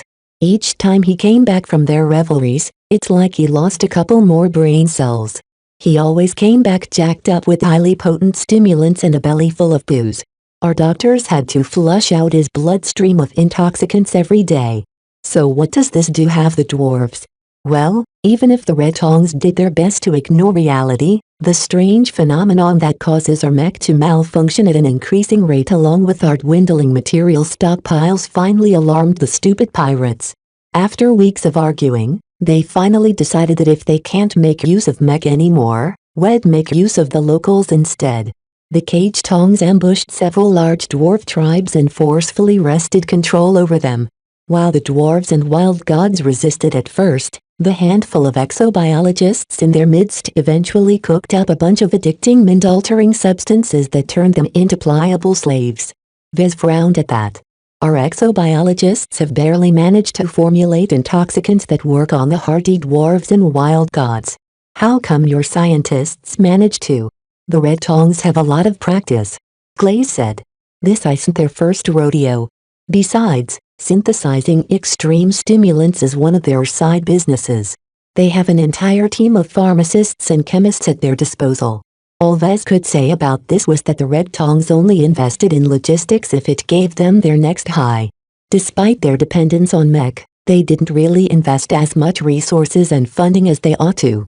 Even without the disasters they suffered in this star system, they would have crashed and burned eventually. What Glaze told him about their efforts at subverting the dwarf tribes in order to eventually form a huge amount of controllable wild gods really sounded ambitious in a way. It reminded Vez that the other rival forces may be turning to this kind of solution as well, as not everyone possessed the means and capacity to develop and produce a handful of breakdown-proof mech. Vez continued to interrogate Chief Glaze about certain particulars, though the man didn't really deliver any notable intelligence. Myra herself remained silent and let Vez do the talking. The two may have been able to glean more relevant information from a mech designer instead of a chief technician, but the Cage Tongs didn't bring any of them along. As the interrogation session came to an end, Glaze made a final request. "Can I ask you something, buddy? When it's finally time to dispose of me, can you allow me to dig my own grave? I'd also appreciate it if I can put a laser beam through my own head instead of letting one of your goons do the job. It's more personal that way." Vez turned to a security officer that stood guard in the corner of the room. "Please grant Chief Glaze his wish. It's the least that we can do." Handing him a laser pistol poses a security risk. Just do it out of the way. It's not like a laser pistol can burn through your combat armor, especially if you lock it to a low power setting. Vez carried a lot of weight within the flagrant vandals. Only moments later, the security officer passed on word from his superior that they'd be willing to make an exception. "Thank you, buddy." Chief Glaze smiled with relief. "You don't know how much this means to us." Vez thought the man was too decent to suffer from his superior's misdeeds. Sub-boss Scornburn deserved most of the blame for subverting the cage under his command. This event served as a cautionary tale to Vez. The cage sounded like decent people from what he heard. Yet the unilateral decisions of an important leader within the gang led them directly into hell where they allied with devils dressed in human skin. "It's a shame about the caged," he said as they finished their inspection and returned to their workplaces. A single bad apple in the wrong place at the wrong time drove tens of thousands of them to their deaths. Myra nodded sagely. "Leaders aren't always right. We elevate and worship them when they make the right calls, but we aren't very quick on the uptake when they make mistakes. They're fallible just like us. An organization that relies too much on a single leader is bound to that person's fortunes. The rise and fall of a single leader affects the rest of the organization in the same way. Does that apply to the Sword Maidens as well?" Myra wordlessly smiled at Vez, but didn't respond with a firm reply. When Vez returned to the supply train, the flagrant Sword Maidens already set up camp. They couldn't help it as the sheer amount of damaged mech and salvage they had to go through necessitated a thorough amount of processing. Vez deftly went through the damaged mech and drafted efficient repair plans for each of them. He already had plenty of practice in this kind of work, so he did so with admirable skill. Over the next several weeks, Vez actually spent more time directing the salvage efforts. While the Caged and the Red Tongs mostly piloted garbage mech, that didn't mean they held nothing of value. Vez wanted to hoard as many spare parts and rare materials and exotics as he could get his hands on. Even if the Vandals didn't possess a robust recycling operation, Vez hated the thought of leaving any valuables behind. The Caged Tongs partially met their end because of dwindling supplies. Vez did not wish for the Vandals to suffer the same fate. All of the work on his lap forced him to put his design project on a temporary hiatus. While he found it regretful that he couldn't spend his time on finishing the enduring protector design, what he learned from repairing the Vandal mech and salvaging the badly maintained mech of the Caged Tongs already provided him with a couple of new ideas. He couldn't wait to add more revisions to his stall design. While the repair and salvaging efforts were fully underway, the security officers slowly managed to crack the more stubborn officers of the Caged Tongs. An alarming piece of news spread among the ranks. The Caged Tongs didn't locate the flagrant sword maidens through their own efforts. Instead, they received a mysterious transmission that provided them with the coordinates of the flagrant sword maidens on the ground. Someone else incited the Caged Tongs on the warpath. Who the hell sent those mad dogs to us? Damn it. If the sneaky bastard can do it once, he can do it again. Someone out there really wants to stop us. The Vandals developed the suspicion that whoever pointed the Caged Tongs in their direction didn't actually hope that the pirates would win. No matter how little chance they stood, at the very least the flagrant sword maidens suffered an unavoidable delay. As the rival forces slowly approached the eye of the storm, they also converge upon each other. All roads led to the Starlight Megalodon. Chapter 867 Disposable Design. The flagrant sword maidens finally went back underway after 17 days of rushed repair and salvage efforts. Properly speaking, most of their mech received only superficial repairs. Captain Bird ordered the Vandal mech technicians to prioritize restoring the mobility of most of their heavily damaged mech. They could complete other repairs along the way. The important point right now was to get back on the move in order to spoil the plans of whoever sicked the Caged Tongs at them. Humans instinctively resist the designs of others on them. The flagrant sword maidens wanted to spite whoever forced them to suffer a delay. While Vez still diverted much of his time with supervising the continuous repair efforts, he started to return to his design project whenever had the time to do so. When Vez last touched the design, he upped its laser weapon caliber. This wasn't as simple as replacing its laser rifle barrels with laser cannon barrels and calling it a day. He also had to revise the internal architecture in order to cope with the increased energy expenditure and heat generation. The work in the latest modifications diverged somewhat from his initial vision to design an extremely simple and reliable mech that could withstand a breakdown effect. One of the assets the flagrant sword maidens obtained from the Caged Tongs consisted of their databanks. When Vez browsed through the maintenance logs and other documents pertaining to the servicing of their mech, he gained a much greater understanding of how devious the breakdown effect did its best to screw over mech and other machines for that matter. The logs from the Fallen Ground Force provided a lot of interesting reading materials. The only unfortunate fact was that the Red Tongs weren't really diligent in their paperwork. Their records mostly consisted of haphazard reports written by mech technicians jacked up with 3 or more stimulants. It's a wonder they kept their mech in working condition in the first place. Vez commented with disgust. With this kind of work ethic, they probably do half the work in twice the time, and that's only on their good days. At least the more sober and disciplined mech technicians of Caged knew how to do their jobs properly. The disparity in the meticulousness of their records underscored how much of a difference discipline and good direction made in the operation of a maintenance department. If Vez had to glean any lessons from these observations, it was that he should never be too lenient and let his subordinates devolve into good-for-nothing bums. While Vez had a lot to complain about when it came to the Vandal mech technicians, in the end their productivity ranked among the best of all the maintenance crews he witnessed. The only ones who worked better were those assigned to more proper military mech regiments. He found it interesting that the same amount of personnel in different forces could exhibit such vastly different traits. Training, talent, age, upbringing, life experiences and more all shaped them into different forms of mech technicians. While Vez hadn't obtained the formula on how to train the perfect mech technician, at least he knew what not to do. Doing awful stuff like allowing his mech technicians to work while drunk or injected with stimulants should be the biggest mistake. Letting them work without adequate supervision or direction was another mistake. I should get back to work. He quietly resumed to perfect and optimize the design of the enduring protector. While Beast Rider Bubble started to grow impatient at being locked away in his mind, Vez firmly held the rambunctious living image in place. Once Beast Rider Bubble moved into the design of the enduring protector, many of its core aspects could no longer be changed without suffering repercussions. He pitted the evolving iterations of his design through numerous simulations, modeling each and every aspect of its performance. He even spent some time to formulate a mathematical model that simulated the effects of the breakdown effect. Once he subjected the enduring protector to this simulation, he roughly developed a rough impression on how long the mech could last on its own. 1 month or less. Vez grimaced. Is that enough time to complete the mission? The flagrant sword maidens had no idea what they might find at the crash site. Perhaps the battleship degraded into a rusted heap of hull structures after a couple of millennia of being exposed to the elements. Perhaps the survivors cannibalized large portions of the city-sized battleship and developed a thriving, high-tech stronghold around the crash site.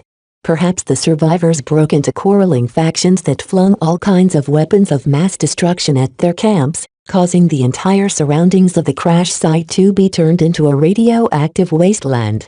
Depending on what the flagrant sword maidens might encounter, the mission could last from a couple of days to a couple of months. Despite the substantial delays, the flagrant sword maidens knew they neared the most forbidden place on 7. Deep in the Stormlands, the starlight megalodon beckoned to them like a lighthouse in the dark. Time is getting short. I can't tinker around with the design forever. Vez sighed as he studied the latest iteration of his design. He added less and less refinements over time as the law of diminishing returns came into effect. After solving most of the obvious flaws and weak points, it took too much effort to resolve the remaining problems. While it annoyed Vez beyond belief to leave his third original design at a state where he could still improve upon, he knew that he needed to leave enough time for the next steps in the plan. It's time to pull the trigger. Vez breathed deeply before concentrating his mind. The image of Beast Rider Bubble triumphantly entered the spiritual space of the design projected in front of his eyes. The transfer finally happened. As Bubble and his bonded wild god settled into their new homes with enthusiasm, Vez perceived that the design had instantly gained a compelling charm. This was the effect of its X factor. It added spiritual weight to the design and forced every person to become affected by the values and messages that Vez imparted into it. Even the most spiritually blind person in the galaxy couldn't miss this design. Too bad I don't have a handy evaluation report in my hands. Without the system, Vez couldn't tell how good of a job he did with the enduring protector. He guessed that many of its parameters received a low grade due to how much he prioritized reliability and endurance over performance. Still, Vez felt as if the X factor of the enduring protector should be able to match the X factor of the Crystal Lord in strength. Even if Vez didn't rely on the spiritual fragment of a long-dead alien leader as the core of the image of Beast Rider Bubble, he found it extremely fitting to base his images around the local life forms. The enduring protector design only needed to fulfill a single role during a single mission. Ian Coronavirus was one of the most extreme environments that Vez ever had to design a mech for, but he hoped that by instilling his design with the hardy and adaptable qualities of the wildlings and wild gods, it would be able to last a little longer than it did in the simulations. Mathematical models can calculate a lot of things, but it can't model inexplicable metaphysics. Perhaps one day, humanity might be able to measure, quantify and define the effects associated with spirituality. When that day came, it wouldn't take long for new mathematical models to emerge that could calculate spirituality to a highly accurate degree. Or not. Vez believed that spirituality was intricately associated with life, especially complex, sentient life. Even up to now, humanity has never managed to model a complete human consciousness, though not for lack of trying. Future advancements aside, for now Vez needed to rely on the system or his own intuition to judge whether he had done a good job. Since he had a good feeling about the finished product, Vez did not see any cause for concern. My design is finally done. Vez had no one to celebrate his success with. No one else sat behind the banks of terminals in the mobile workshop. Vez wasn't close to any of the chief technicians, and Kedis already had her hands full with assisting Myra in managing the Sword Maiden repair efforts. She put the lessons she learned to good use. He sighed. If everything goes according to plan, this should be the last time I design an original mech alone. After he wrapped up his design project, he reported to Captain Bird and presented a finished design. The meeting didn't last very long as the only major change from his prior presentation about the design project amounted to increasing the power of its laser armaments. All the other minor tweaks and refinements elicited no interest from the mech officer. Only someone with a technical or engineering background would be able to realize the significance of those optimizations. "Captain, do I have your permission to begin production of this new design?" he asked at the end of his brief report. "Might as well." Captain Bird waved dismissively. She had grown a lot more tired over the months. Leading the ground expedition kept taking a toll on her health and peace of mind. "Start with one and see if it performs according to your expectations. We don't have the time to go through an elaborate testing process, so limit your adjustments to quick fixes only." "Understood. Those are my intentions as well. I don't plan to let my design linger while we're only less than a month away from reaching the red zone." The long trek finally neared their destination. Vez knew that he had to get a hurry on with this project in order to fabricate a sufficient amount of breakdown-proof mech to become a significant factor in the upcoming deployment plans. After Vez received the required permissions, he commandeered a crew of mech technicians and dumped the design on their laps. "This is the finished design of the breakdown-proof frontline mech that I've worked on. It predominantly consists of outdated but reliable parts, so it shouldn't be any difficulty for you to fabricate them according to their specifications. Even though the parts are simple, I don't want to see any sloppiness from you bunch. Got that? I swear if one of you screws up, I'll force you to brush Kalanx's teeth." With the amount of prestige that Vez enjoyed among the Vandals, he had no need to issue such a threat. He did so anyway because he really did not wish to screw up the very first copy of his design. Even if the first production mech didn't carry any significance this time, Vez still wanted to be as thorough as possible. However, he also needed to be brisk and allow the mech technicians to become accustomed to fabricating its parts. This was why he immediately involved the mech technicians in the fabrication process instead of doing everything himself. Right now, Vez did not care too much about imparting a gold label like X Factor on the first copy of the Enduring Protector. The mech will only be of use for a couple of weeks at most. There's no need to invest an excessive amount of affection on these disposable machines. In the following day, Vez supervised the mech technicians as they churned out part after part. The small, limited-capacity 3D printers worked far too slow to his tastes. The delicate machines suffered very poorly against the breakdown effect, and the mech technicians frequently had to halt their work in order to correct some minor misalignments inside the machine. It took twice as much time to finish what should have been a fairly simple set of tasks. It's a good thing I've accounted for the additional delays. Vez sighed in relief. Even with this poor level of efficiency, I think we can still manage to fabricate enough enduring protectors to form a complete squad. Chapter 868. A simple mech. Vez felt very disappointed at the efficiency of the workshop, but what could he do? The ground expedition went so deep in the stormlands that all of their electrical and mechanical devices started fizzing at unexpected times. He even feared for his own array of gadgets and equipment. Besides simple objects like the hidden knives in the catasis, every other piece of gear stuffed in his earth ant was susceptible to the breakdown effect. Yet, for some reason none of his gadgets failed as of yet. This included the extremely sensitive high-powered gadgets slotted with ultra-compact batteries. Save for his gravitic backpack, military suit officer Com, his spare laser pistol, his multi-tool, his multi-scanner and a few other odds and ends, he fabricated all of the gear by himself, including the C-22 Earth and light combat armor. Is it because of my craftsmanship? Even if he possessed a spiritual touch that imprinted some of his considerable spirituality on his products, it didn't explain why the other devices remained intact as well. It was as if the breakdown effect encompassed the entire planet except for a small bubble around Vez. Was it his spirituality? Perhaps. Yet he couldn't conceivably explain such a matter.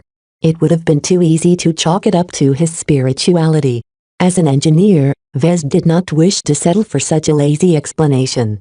In any case, the surprising lack of problems silently reassured Vez, even if he still puzzled over the exception. Just to be sure, Vez still performed daily maintenance on all of his gear.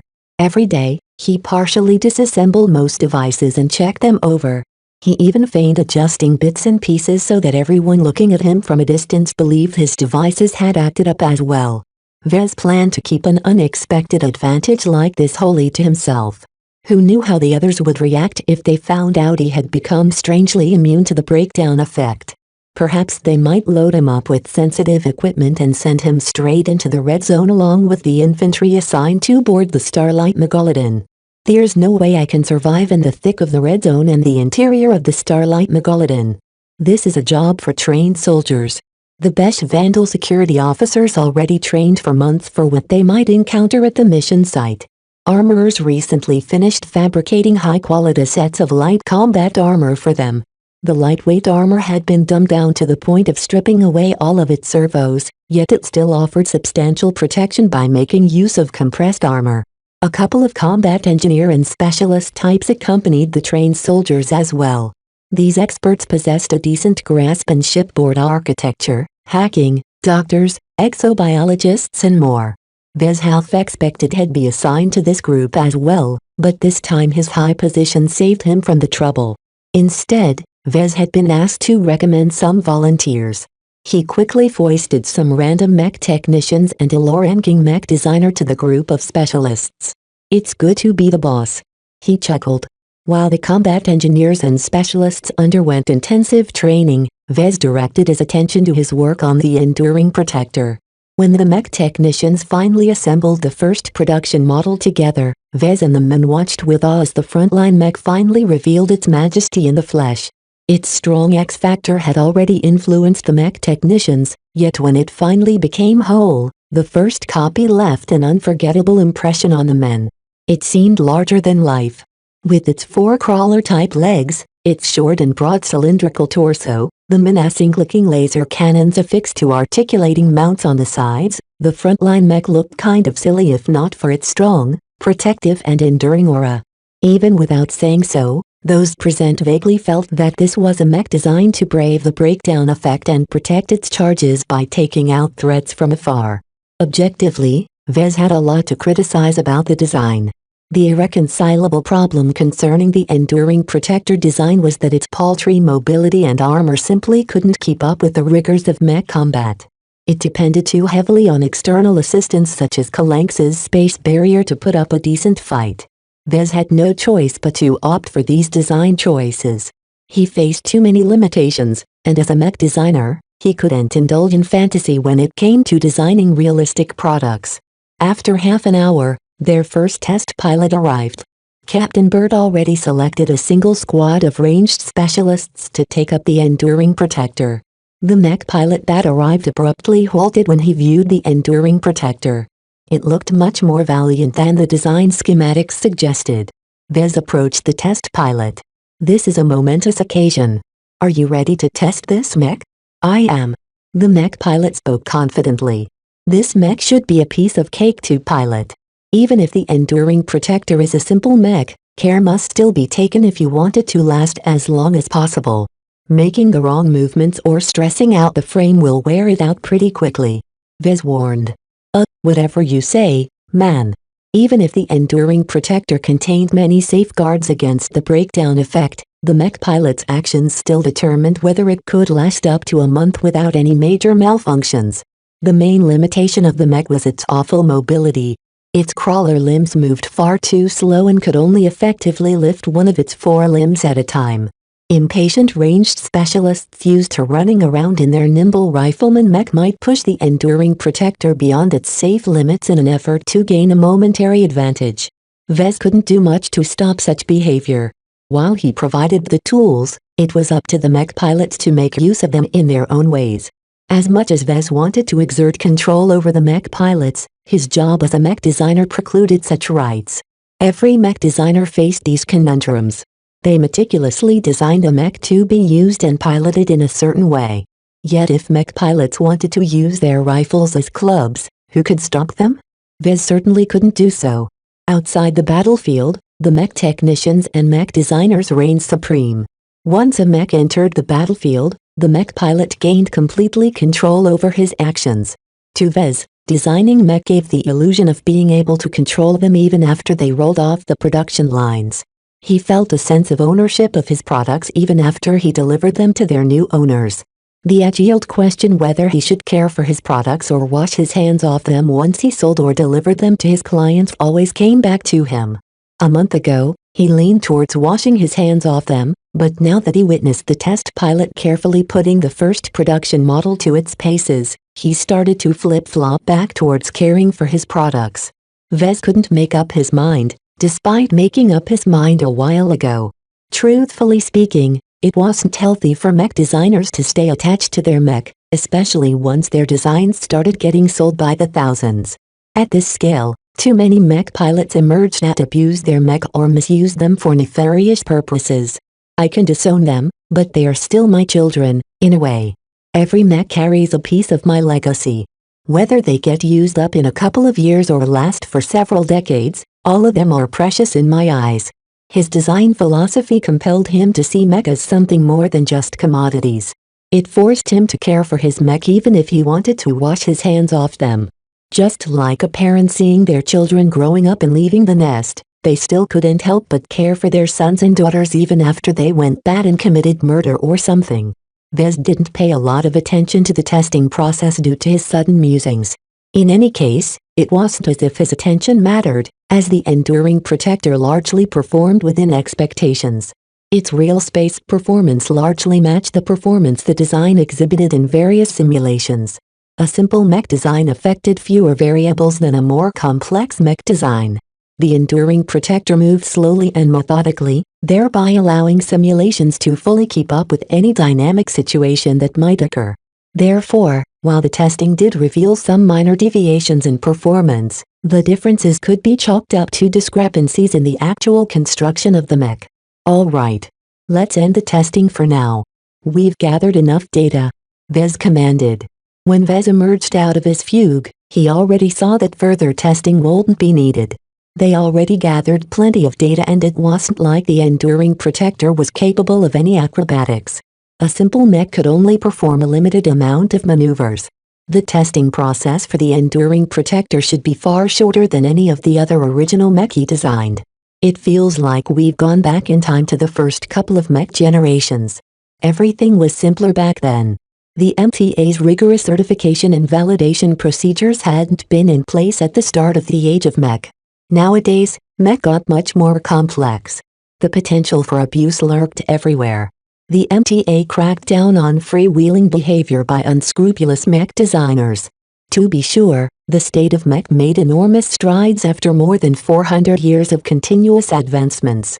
Yet, Vez also felt that the mech industry lost some of its initial spark. These days, mech technology mostly advanced at a steady, controlled pace. Radical innovations stopped emerging, or if they did, plenty of barriers stood in the way for others to make use of them.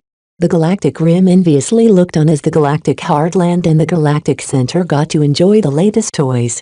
Completing the Enduring Protector design and witnessing it in action gave Vez a sense of what the earlier mech designers must have felt when they explored the unknown. Back then, mech had not become the monolithic war machines it became today. Nobody knew whether mech held any promise, uncertainty, promise, risk, reward. All of these factors along with the lack of regulations and restrictions gave Vez a sense of complete satisfaction. This was mech design at its purest. As he basked in the feelings and insights of completing his third original mech design, some portions deep within his mind began to experience some transformations. Vez felt his design philosophy starting to sublimate yet again. He knew he came closer to advancing to the rank of journeyman mech designer. Comprehension welled within his mind. I see now. The reason why apprentices needed to gain practical experience in designing mech in order to advance is so that they understand the essence of their profession. The key is to embody the word design. As mech designers, how can we ever become masters of our own profession if we don't do any actual design work? This partially explained why mech designers relegated to side jobs such as fabrication mech, repairing mech, testing and simulating mech and more never got the opportunity to advance. He already came up with this line of reasoning, but only now did he truly experience how the act of designing a real and meaningful mech design led to transformations in the mind.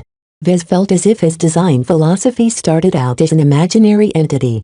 Yet through embodying his design philosophy and the meaning of the word design, he fed his design philosophy with his experiences, causing it to grow more substantial over time. At some point, the imaginary accumulated a sufficient amount of experiences and underwent a final transformation. At that point, it became something real. Chapter 869 Real way. Still, not any act of mech design will do. There has to be a sense of weight with the design. Any mech design that puts people's lives at stake is a design with weight. The key to transforming a mech designer's design philosophy was not so much designing as much mech as possible. While Vez derived some satisfaction when he completed the design of a virtual mech, eventually it felt too fake for him. How could something fake ever match up to something real? Seeing his mech perform on the virtual battle arena simply couldn't beat the raw sensations running through his body when he saw actual battle footage of his mech in battle. All those mech pilots piloting his Mark Antony, Blackbeak and Crystal Lore designs right now trusted in their mech and their designer to do them justice. Vez had been away from his company for a long time, so he didn't know the exact number of copies of his designs in circulation right now. The figure definitely surpassed tens of thousands of mech, which was a mind-boggling number to Vez, yet was considered peanuts by large mech manufacturers. Still, it basically meant that Vez indirectly influenced the lives of tens of thousands of mech in the Komodo star sector. The designs he developed and the mech his company produced changed the course of history in this region of space. However small his influence might be, he had already left his mark. A sense of pride welled up in his heart. Vez knew his designs achieved moderate commercial success. Plenty of buyers opted to purchase his mech over the many alternatives in the market. Even if the market shares of his mech models didn't seem impressive, at least a number of people valued them. How could he not feel satisfied? The enduring protector he developed may never see the light of day in civilized space, but this design was just as impactful as his other two original designs. Even if only 12 or so copies existed at most, even if it would never be put to use outside of this planet, even if it would only be used for a month or so, its use was anything but trivial. Whatever happens at the Starlight Megalodon has the potential to steer history in different directions. Depending on what we can recover from the crashed battleship, perhaps even the course of the war will shift. This might be why Vez felt so affected by his accomplishments today. He could design 100 virtual mech and still not gain as much as completing this singular momentous design. Fostering a design philosophy requires a mech designer to turn it from something imaginary into something real. How can a mech designer drag their design philosophies into the right direction when they stick to playing with fake designs? Without reaching a state where Vez had developed his intelligence and spirituality to this extent, he may not have witnessed this transformation as it happened. That said, all the other jobs had their own merits. Playing with virtual mech allowed him to accumulate practical experience as well as earn him some DP. Fabricating mech in person prevented him from growing out of touch of his own designs and increased his appreciation of the construction of mech. Repairing, tuning and modifying mech brought him even closer to the essence of mech as fallible machines. What might work out in the design schematic may not be such a good idea in reality, as battle damage and wear and tear rapidly degraded the performance of various fancy features. Mech designers needed to do more than lock themselves up in a lab all day and cook up various designs without ever seeing them for real.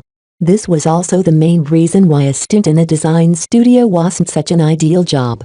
Mech designers ought to consider the job of designing mech day in day out to be heaven, but reality proved otherwise. Design studios pumped out too many designs, many of which ended up collecting dust in some forgotten database. Only 1 in 50 or 1 in 100 design variants may be licensed out to mech manufacturers and be put into production. In any case, Vez enjoyed a very different position from the mech designers who slaved away in the employ of those slave-driving design studios. Even though he only designed 3 original mech designs so far, He felt as if he only needed to design a couple more mech designs with the same level of impact to precipitate his nascent design philosophy.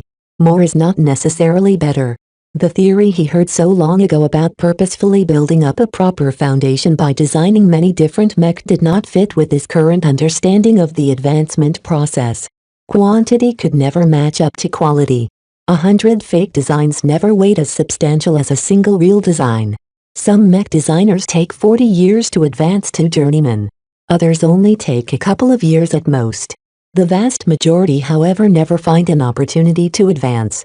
Much of the latter likely never possessed the minimum level of spirituality required to form a nascent design philosophy and foster it until it became something real. These differences illustrated the inherent unfairness of his profession. An impulse compelled Vez to immediately seek out Kedis and lecture her of what he learned. Yet he quickly shook his head and dismissed the notion. The mech industry didn't go into too much detail about these rules, and it was probably for a good reason. A lesson learned by yourself is much more pertinent than a lesson taught by someone else. Sometimes, experience is the best teacher. Vez had already lectured her on the basics anyway, back when he didn't entirely understand them himself. It was easy to state the rules existed. It was harder to actually start believing them without experiencing their relevance in their own lives. In any case, Vez considered himself to have taken an enormous stride towards advancing to journeyman now. He felt almost ready to take the biggest step and solidify his design philosophy. At that point, he became set upon his path. His design philosophy would no longer be as malleable to outside changes as before. The only way for it to change was by evolving it to greater heights. Vez considered his design philosophy and felt that for all of its flaws and restrictions, it fit his aspirations pretty well. He felt no regrets if the current incarnation of his design philosophy stuck with him for the rest of his life. All right, I should get back to work. As the flagrant sword maidens crossed the final stretch to the fabled red zone, their progress slowed as the raging astral winds experienced turbulence a lot more frequently than from farther away. This close to the source of the anomaly, it was inevitable that the breakdown effect spiked more than 100 times a day. Yet even then, they persevered. Vez modified the designs of many Vandal mech to make them last longer without requiring an extensive amount of servicing. Chief Dakin designed the Lega transports just like how Vez designed the Enduring Protector, so they needed a lot less babysitting than other machines. While Vez supervised the fabrication of more and more parts for the Enduring Protector, the Beast Rider support group suddenly called him up for some reason. Curious why his former subordinates requested his presence, Vez temporarily left the mech technicians to themselves and went over towards the infirmary. Dr. Tillman greeted him there, which was strange as she wasn't part of the Beast Rider support group. We're keeping what we found out a secret. If word ever gets out of what we discovered, all of our mech pilots will probably rise up in arms. Vez frowned at her. Dr. Tillman's presence here signified that the Vandals discovered something extremely serious related to the Beast Rider project. She didn't say much, but instead led Vez to an enclosed room. A pair of security officers stood guard, and only allowed them in after Vez temporarily relinquished most of his gadgets. The Vandals really didn't want any recording devices to be smuggled inside the guarded room. Once he entered, he came face-to-face with Captain Orphan, who was strapped up in some kind of medical module right now. Doctors and exobiologists pored over the readings like eager hamsters. What is going on? Vez asked. Come here and see this, Mr. Alarkinson. Vez walked over to the bank of consoles and viewed a specific projection pointed out by one of his former subordinates. It displayed a very simple graph. To most mech pilots, a line in the graph looked flat without any fluctuations. Right now, however, a line oscillated up and down, but to such a small extent that the graph had to be zoomed in to visualize the fluctuations. Even though such a difference was very minute, the fact that the graph displayed fluctuations at all was an extremely momentous development. This graph shows that Captain Rosa Orphan is capable of demonstrating a minute amount of resonance. Right now, her resonance strength is extremely limited, measuring up to only 0.00001 lavers or less. One of the doctors said lightly. Such a tiny figure seemed so tiny that most people might as well round it down to zero, yet to someone like Vez, This meant a sea of change. What we thought might happen has finally come to pass. He whispered with amazement. Captain Orphan is now an expert candidate. It appears so, Mr. Larkinson. Why bring me here?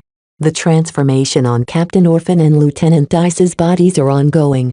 From your understanding of expert pilots, we'd like to hear your judgment whether Captain Orphan will be able to advance to the rank of expert pilot in a short period of time. Vez didn't answer immediately. Instead, he directed his eyes towards Captain Orphan, who seemed bored as she was locked inside the medical module. Being prodded for hours at a time must have been an infuriating experience to someone so hands-on as her. She looked as if she was one step away from ripping out all the sensors attached to her body. He did not see her with his eyes, though. Instead, he directed his sixth sense in her direction. He sensed a spark. A bright flame where none existed before. It was small, but it was substantially more real than any of the flames he sensed from other mech pilots. She's only at the starting line right now, he said. While we don't know how expert pilots are formed, I don't believe the transformations induced by her bond with Kilangso can carry her over the hurdle. She won't be able to crawl her way to becoming an expert pilot. She needs to run in order to make it through the race. What are your suggestions? Dr. Tillman asked. Vez tried to formulate his theories carefully. From my understanding of expert pilots, those that are capable of becoming candidates have already passed the most difficult hurdle. Their bodies and minds possess the right potential to allow them to become expert pilots. That is what it means to be an expert candidate. Yet many candidates with bold dreams never advance to expert pilots in their lives. Do you know why that is so? No. It's because they lack the discipline, willpower and belief that comprises of an expert pilot's demeanor. Vez answered simply. Weak-willed expert pilots don't exist. These are the lessons that the Larkinsons have learned after nurturing several expert pilots in each generation of our expansive family. This rare gift that Captain Orphan received from her bond with Kilangso is precious, but I don't think it's powerful enough to do the work for her. She needs to do the rest of the work by herself for the road ahead. Vez predicted that this might take a very long time, as Captain Orphan didn't seem to fit with the qualities he mentioned earlier. As much as Vez wished that the Vandals obtain an expert pilot raised from their own ranks, if only to counterbalance Venerable Z, he couldn't turn water into wine. Chapter 870 Sending Off Still, the fact that one of his predictions came true and that interfacing with the sacred god could induce a beast rider into transforming into an expert candidate already represented a major bombshell.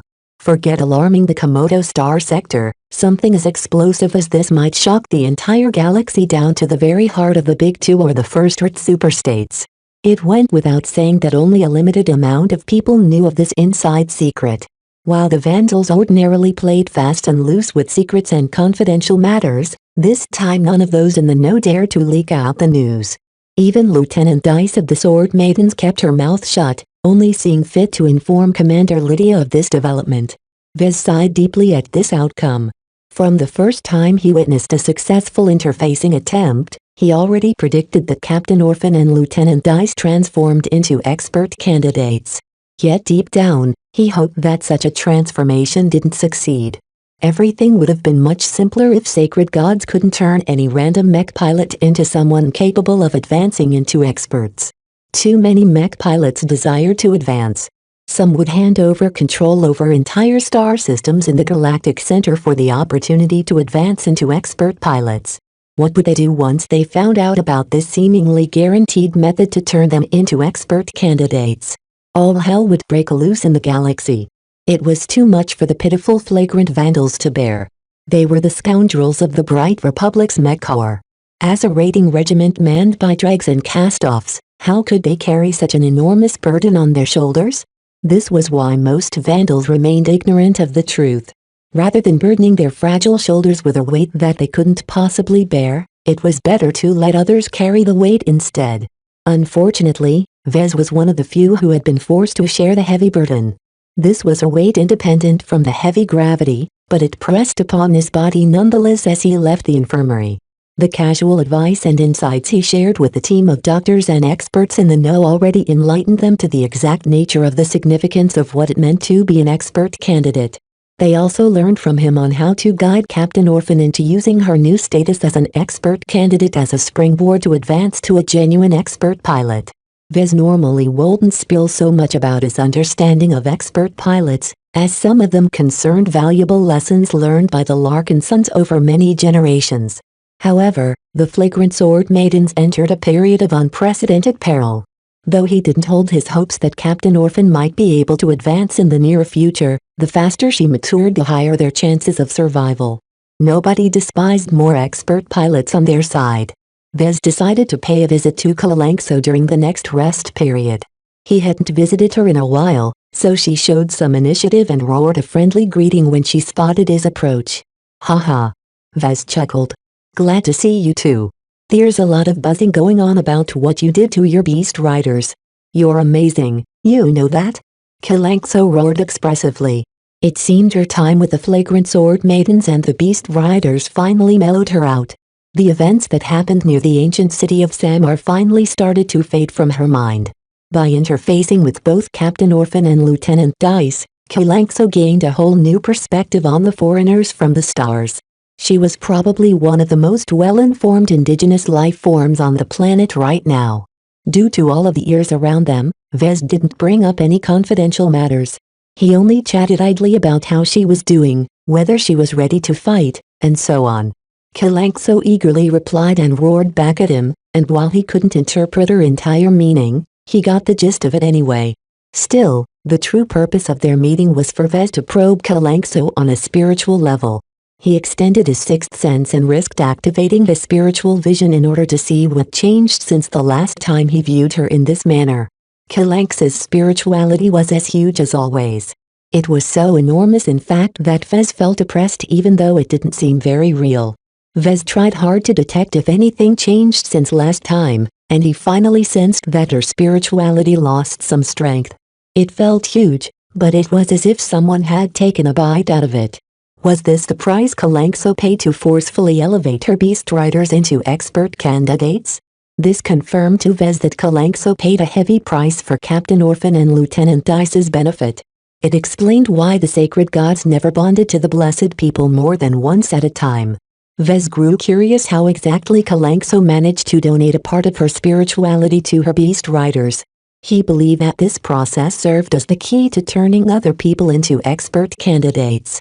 The other changes associated with the transformations were merely side benefits as far as he was concerned. In private, Vez surmised that such an elaborate and intricate transfer of spirituality could not have come naturally. This transformation and empowering process had been baked into the sacred gods by design. Not just any exobiologist could have cooked up something like this. In fact, as Vez started to flit through the possibilities in his mind, he started to develop a creeping suspicion on who might be responsible for the grand design that would shape the entire ecosystem of Ian Coronavidii. The Five Scrolls Compact. Only these crazy fanatics with their mixed awareness of spirituality could have cooked up something like this. Yet how could this be their work? There was only one answer in his mind. The Five Scrolls Compact managed to infiltrate the Starlight Megalodon, a proud and resplendent capital ship of the Common Fleet Alliance. Vez would have expected the all-powerful CFA to vet their crew, but especially the exobiologists, yet somehow they overlooked a scarily competent exobiologist's true origins. How could they have slipped up so much? The mysteries of the Starlight Megalodon and what happened ever since she crash-landed on 7 continued to dwell on his mind. The notion that vast conspiracies might have been at work to turn the situation as it was today continued to gain strength in his mind. All of these revelations set Vez ill at ease, and he quickly begged Kalanxo goodbye before he left. He sunk back into work for the next few weeks. He puzzled over the Starlight Megalodon, he puzzled over his equipment's strange immunity to the breakdown effect, and he puzzled over how to advance to journeyman in the fastest possible speed. Vez felt as if his status as an apprentice had turned into shackles. Only apprentices who started to reach the age of 50 or higher would have felt this way, but Vez only started practicing his career a few years ago. Alas, there are no shortcuts here. He sighed at the last thought.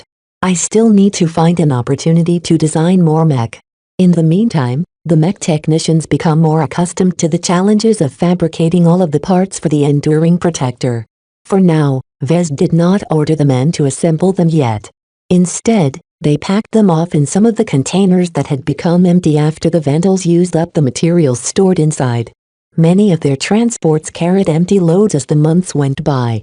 Their stock of supplies dipped significantly even after they carried away a lot of salvage from the battle against the cage tongs.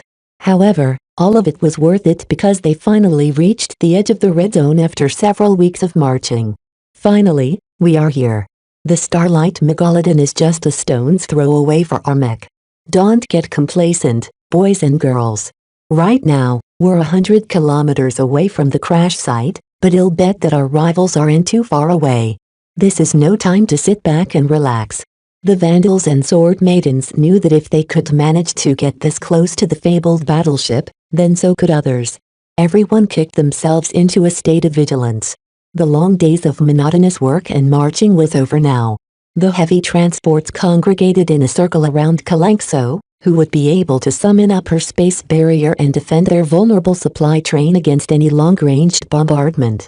Vast swathes of mech arranged as scouts and patrols radiated outward from their position in a circle. They did not dare range their mech too far. Not only would it be easy to bump into an enemy ambush, the breakdown effect had also grown extremely strong. It wasn't so rare nowadays that mech malfunctioned more than 3 times a day. If a mech patrolled more than 2 hours away from the temporary camp, they might not even be able to limp back under their own force as the mech continued to fall apart by the minute. How can anyone think of fighting a battle under this horrendous condition? Chief Dakin asked. The breakdown effect will wreck more mech than enemy attacks. That's why Captain Bird isn't so eager to send our mech out to sniff out the trail of our rivals. Vez calmly replied. Our jobs are going to be extremely hard nowadays. Mech and machinery are both breaking down at an unprecedented rate.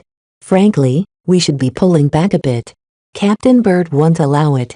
We need to hold this position so that the people in mech we send out to the red zone has somewhere safe to go back to. It won't be long now before they deploy. A day later, the time to send out the troops finally arrived. The so-called exploration party consisting of security officers and specialists finished their training and preparations. All of them wore simple suits of light combat armor and carried very simple but reliable gear. The Sword Maidens prepared their own warriors as well. While they hardly sent in any experts, they more than made up for it with extremely deadly greatsword-wielding battle fanatics. As far as the Sword Maidens were concerned, the breakdown effect was a blessing to them. With most advanced technologies rendered useless, they won't face so many sophisticated weapons this time. The breakdown effect had no effect on something as simple as their swords. All of the men and women on foot boarded special fast transports laden with supplies. Chief Dakin personally designed these transports to be even more reliable and breakdown-proof than the other vehicles, incorporating much more durable and expensive materials to make them last longer. Of course, one of the most significant assets one of the transports carried was a god crystal generator. As long as the exploration party brought one of these generators along, they would never have to worry about their mech and machines running out of power. Vez stood with Chief Dakin and some others as they were about to send off the exploration party. The mech are coming. 2 squads of mech poured out of the ranks of the Vandals and the Sword Maidens. 12 complete enduring protectors marched out slowly on their 4 crawler-type legs. While every Vandal had already seen glimpses of them during the last few days, this was the first time they witnessed all 12 moving out in unison. Their auras blended together and amplified their effects, causing them to form an imposing impression to the Vandals. Even the Sword Maidens looked mightily impressed at the invisible feelings they somehow managed to conjure. They couldn't help but believe that with these mech around, the members of the exploration party would be in safe hands. Yet Vez did not pay too much attention to the enduring protectors, as he already knew everything about them. Instead, he turned his attention to the side of the Sword Maidens. He finally witnessed Mayra's breakdown-proof design. Chapter 871 Asteria is a journeyman mech designer raised in the frontier. Mayra imparted some unique properties in her mech designs that Vez rarely saw in designs from civilized space. First and foremost, pirates and pirate designers completely disregarded the existence of licenses.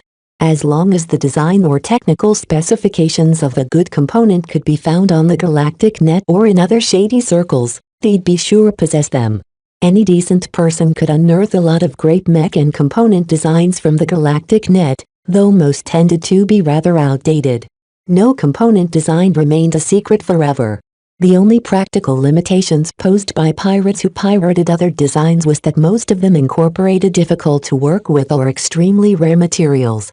This was actually the best form of protection for their intellectual property, though the more restrictions they imposed, the less attractive they became to legitimate customers. Mech designers operating under the sphere of influence of the MTA deeply respected the current licensing regime. Plagiarism, corporate espionage and outright stealing ran rife before the MTA introduced the licensing regime. The Mech Trade Association knew that mech designers always sought for shortcuts. Nobody wanted to reinvent the wheel when someone else already developed a good wheel already. The licensing regime basically legitimized the practice of copying someone else's work and made sure the original developers received their fair share in exchange for putting their works on display. Of course, pirates completely ignored these restrictions. The fill-in-it beast mech that marched out from their ranks immediately made a striking impression on Vez. While others saw a lean, lightly apart-shaped mech that appeared to be excellent for flanking and hit-and-run attacks, Vez saw a collection of bestseller mech components seamlessly merged together into a great design. Word quickly spread from the Sword Maiden ranks. Myra named her leopard mech as the Asteria. What a great design! Vez sighed. He truly meant that. While Myra also prioritized reliability and endurance in designing the Asteria, she shamelessly made use of historically famed and brilliant mech components, some of which had been developed for internal use by top-tier organizations in the past and had never been licensed out. These excellent, high-performing components all brought out the highest potential of the Asteria beast mech. Vez walked over to the ranks of the Sword Maidens and sought out Marya and Kedis. "Hey Vez. What's up?" Kedis chirped. "I'm fine. How is your training lately? Have you kept up with your studies?" Somewhat." She laughed awkwardly. "Let's not talk about that. Kedis has been spending more time on her sword training lately," Myra said with a disapproving expression. "I thought we went over this. You're a mech designer, not a warrior. It's too dangerous here. A fight could break out at any moment. I have to be as ready as possible to defend myself. If any threat comes in our way, our mech will take care of it." "Kedis, what can you do against a mech by yourself and your sword? I can still slice their legs." Vez imagined Kedis walking up to an enemy mech and ineffectually hacking her sword at its feet. The outcome wouldn't be much different than the idiotic dwarf warriors who thought they could fell a mech by banging against them with their bone clubs. "I must say, Myra, I admire your Asteria design. I must say it's a risky choice to discard defense in exchange for offensive." If Vez limited himself to designing a melee mech instead of a ranged mech, then he would have surrendered to the planet's harsh gravity and designed a defense-oriented mech. He possessed enough familiarity with night mech to design a reliable and relatively energy-efficient medium night mech. Yet Myra subverted his expectations and actually went through with designing a mobility-oriented beast mech on a planet that imposed extremely harsh limitations on mobility. "I understand your puzzlement." Myra smiled at Vez. "Yet in a battlefield where every mech is as slow as a crawling mech, you only need a slight edge in mobility to gain the initiative. The Asteria has that and more. Its true strength lies in its burst speed. It can leap forward at a speed that surpasses any normal mech under the same conditions." Vez connected the dots. He swept his eyes back to the Asterias that marched forward until they walked up to the front of the expedition party. Their body structure and limb design seem exceptionally capable of making powerful leaping attacks. The Asterias couldn't function like night mech and form a defensive bulwark against their enemies. However, with Kalanxo covering their defensive needs, the Asterias didn't have to fulfill this role. Instead, the Asterias serve best as flankers, harassers, scouts and ambushers. These offensive-oriented mech could fell any breakdown-proof mech once they pounced upon them with their claws and teeth. As long as they had energy to spare, their burst mobility completely exceeded. Kalanxo, the Asterias and the Enduring Protectors all formed a trinity that covered different needs. Still, The Sword Maidens took on the most dangerous role of all, and the chances of overreaching themselves were too large. Only the best and most disciplined Sword Maiden mech pilot would be able to keep their Asterias intact. Let us wish our comrades good luck. After sending off the exploration party, the Vandals and Sword Maidens that remained behind shifted into war footing. While they always prepared themselves for battle, the risks were never greater as now. Coronavirus was simply too big. As a super Earth several times the size of old Earth, 7's surface area simply gave too much room for isolated forces to hide in. It would have been a coincidence that rival forces bumped into each other. The Cage Tongs only tracked down the flagrant Sword Maidens after some other party pointed the way, after all. Yet now that they converged near the Starlight Megalodon, the chances of waging several battles became too acute. The big problem, however, was that this close to the source of the astral winds, the breakdown effect had become the killer of mech. Forget about battling other forces, they first needed to fight against the abnormal environment. We should immobilize or shut down every mech and machine at our disposal when not absolutely needed, Vez said in an emergency meeting shortly after sending off the exploration party. The mech on patrol and scouting assignments are breaking down several times faster than the ones that are sitting still. Chief Dakin nodded. I agree, though it would also make us blind to any machines that have quietly degraded to the point of breaking down completely. We still need mech to patrol and to guard our supply train against surprise attacks. What I'm suggesting is that we calculate the optimal number of active mech that our mech technicians can cope with. If we make use of too many active mech, then our mech technicians will be swamped with work. If we put too few mech to use, we'd be putting spare capacity to waste while decreasing the strength of our first responders. Captain Bird grimaced at the difficult consideration. I understand. Chief Deacon, Mr. Larkinson, please work out your proposals quickly. On this issue, I prefer to lean towards caution. I'd rather have too many mech active at any time than to put too many of them on ice. There is an extremely high chance of facing our fellow rivals from the stars, and we cannot afford to be caught flat-footed against them. In addition, there are also unknown native threats about, of which we've only caught traces of so far. I'll do the best I can, Captain, but the mech technicians won't like it. I think I can kick them into a higher gear for some time, but they'll eventually burn out if they have to deal with excessive workloads day in day out. Vez replied with both caution and determination. Their commanding officer caught the underlying message. She snorted. The time for slacking off is over. It's showtime right now. Everyone needs to put 120% of their effort into their duties. Those who want to get away with less are doing their fellow Vandals a disservice. The Vandals had become too accustomed to their simple routines. It was time to shake them out of their complacency and work them to bone. At this stage, anyone who put less effort in their jobs directly dragged down the rest of the team. Once the servicemen received their new work schedules, a lot of grumbling and complaints emerged, but what could they do?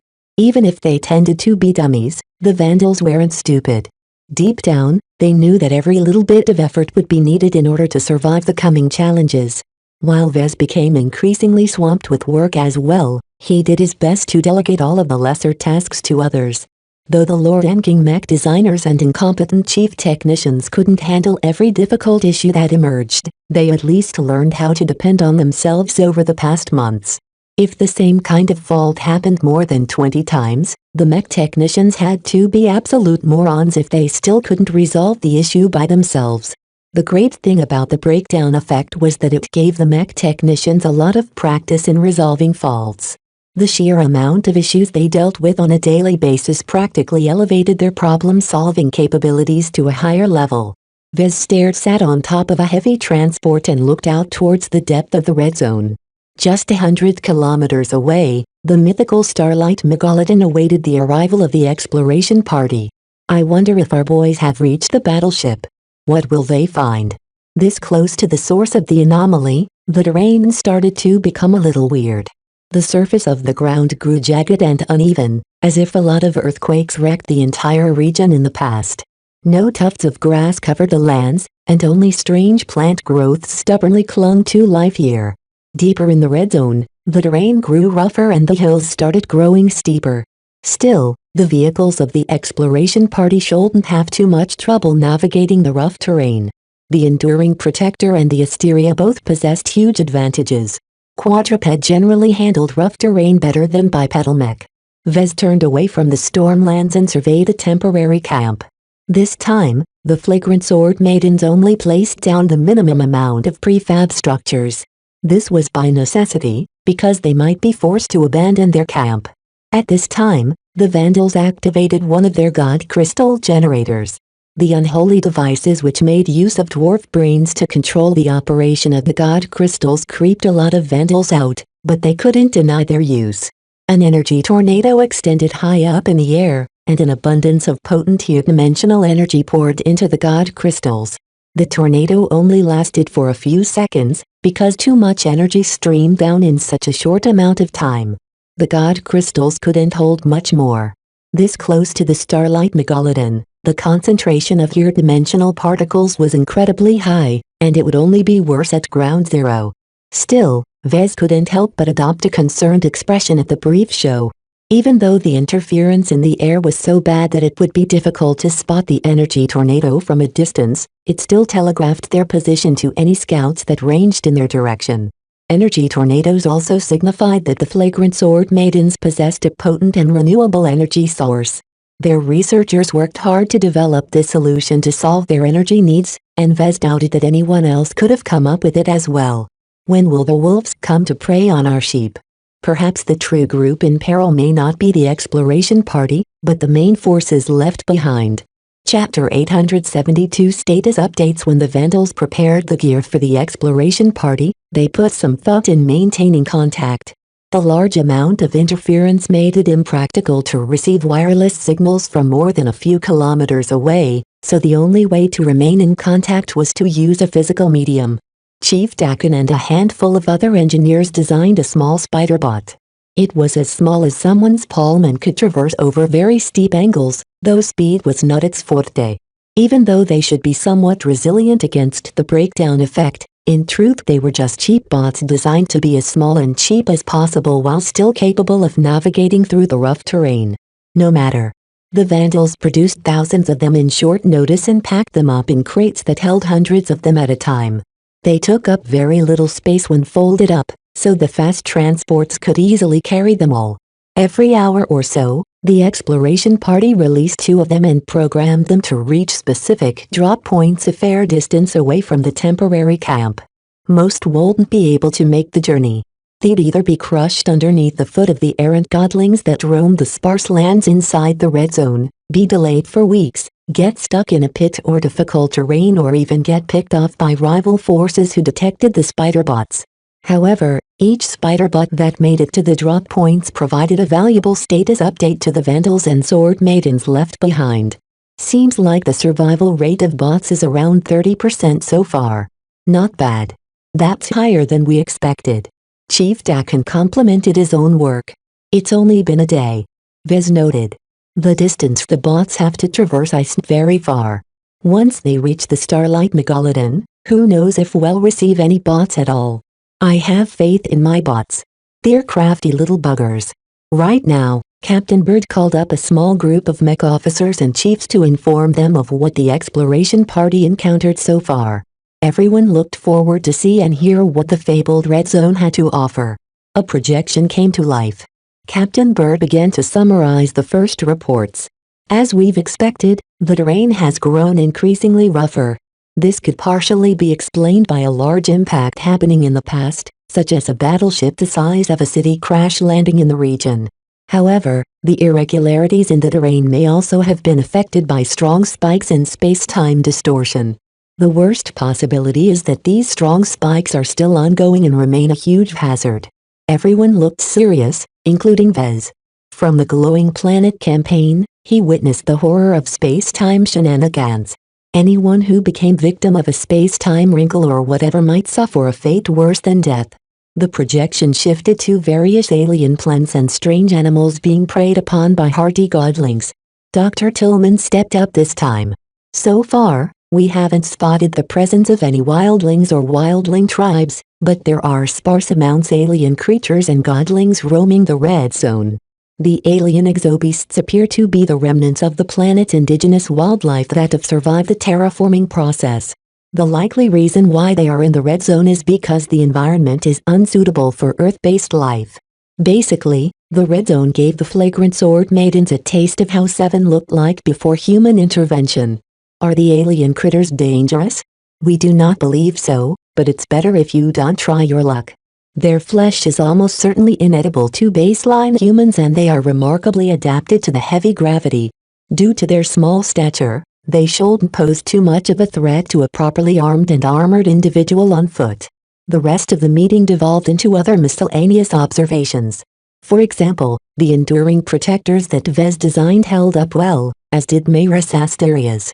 Both mech marched stably and strongly through the rough terrain and withstood the frequent space-time distortions with stoic solidity. In fact, the upgraded fast transports exhibited some malfunctions already, and this was only the first day.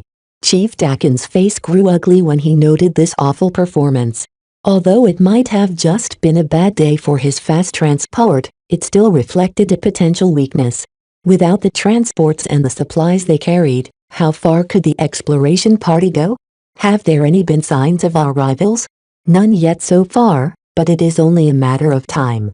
Due to the increasingly strange circumstances, the exploration party slowed their pace to a crawl.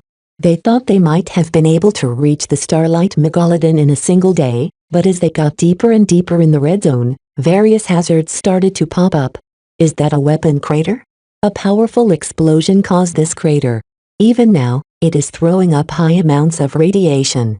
While the danger isn't so acute at a distance, the exploration party already stumbled upon dozens of craters like this. More exotic weapon scars dot the lands as well. Even several hundred years ago, the CFA made use of a large variety of advanced weaponry. As the Age of Conquest amply demonstrated, their warships could inflict a devastating amount of damage on any planet if they held no scruples. Fortunately, the battle scars show that the big guns hadn't been taken out. Even a single antimatter torpedo could have turned the entire red zone into a huge crater. From the signs of battle, the survivors of the Starlight Megalodon have likely come to blows with each other. Captain Bird said. We don't know the nature of the conflict or which sides emerged as the victor, but we don't stand a chance if any of the remnants brings these devastating weapons to bear on us. They already knew that some portion of the Starlight Megalodon still remained operational after enduring several millennia of accelerated time. Who knew how they would react when the exploration party finally arrived at their doorstep? Would they allow the visitors to plunder the Starlight Megalodon at will? Still, even if their chances didn't look good, the flagrant sword maidens had come too far to go back empty-handed. They at least needed to make an attempt, if only to please their backers. The meeting ended and everyone returned to their duties. From what the spider bots already relayed, Vez felt as if they only brushed upon the tip of the iceberg. This was the most dangerous region on the planet.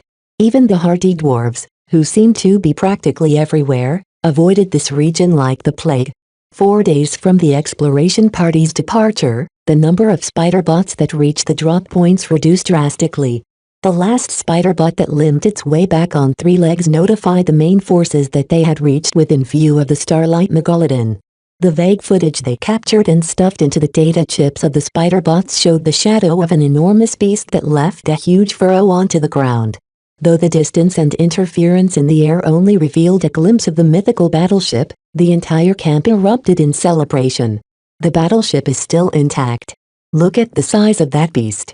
They weren't kidding when they said that battleships are floating cities. Look at how the Starlight Megalodon hasn't broken up upon landing. Her main armor belt must be thicker than several mechs stacked on top of each other. Everyone could see that the Starlight Megalodon survived a rough landing where they skidded over the terrain at an angle.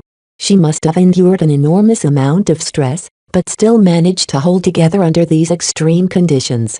And she managed to accomplish all of this on a super Earth that increased her already prodigious weight by 6 times. Her survival up to now was a testament of pinnacle CFA engineering, and only underscored the formidable nature of the Big Two.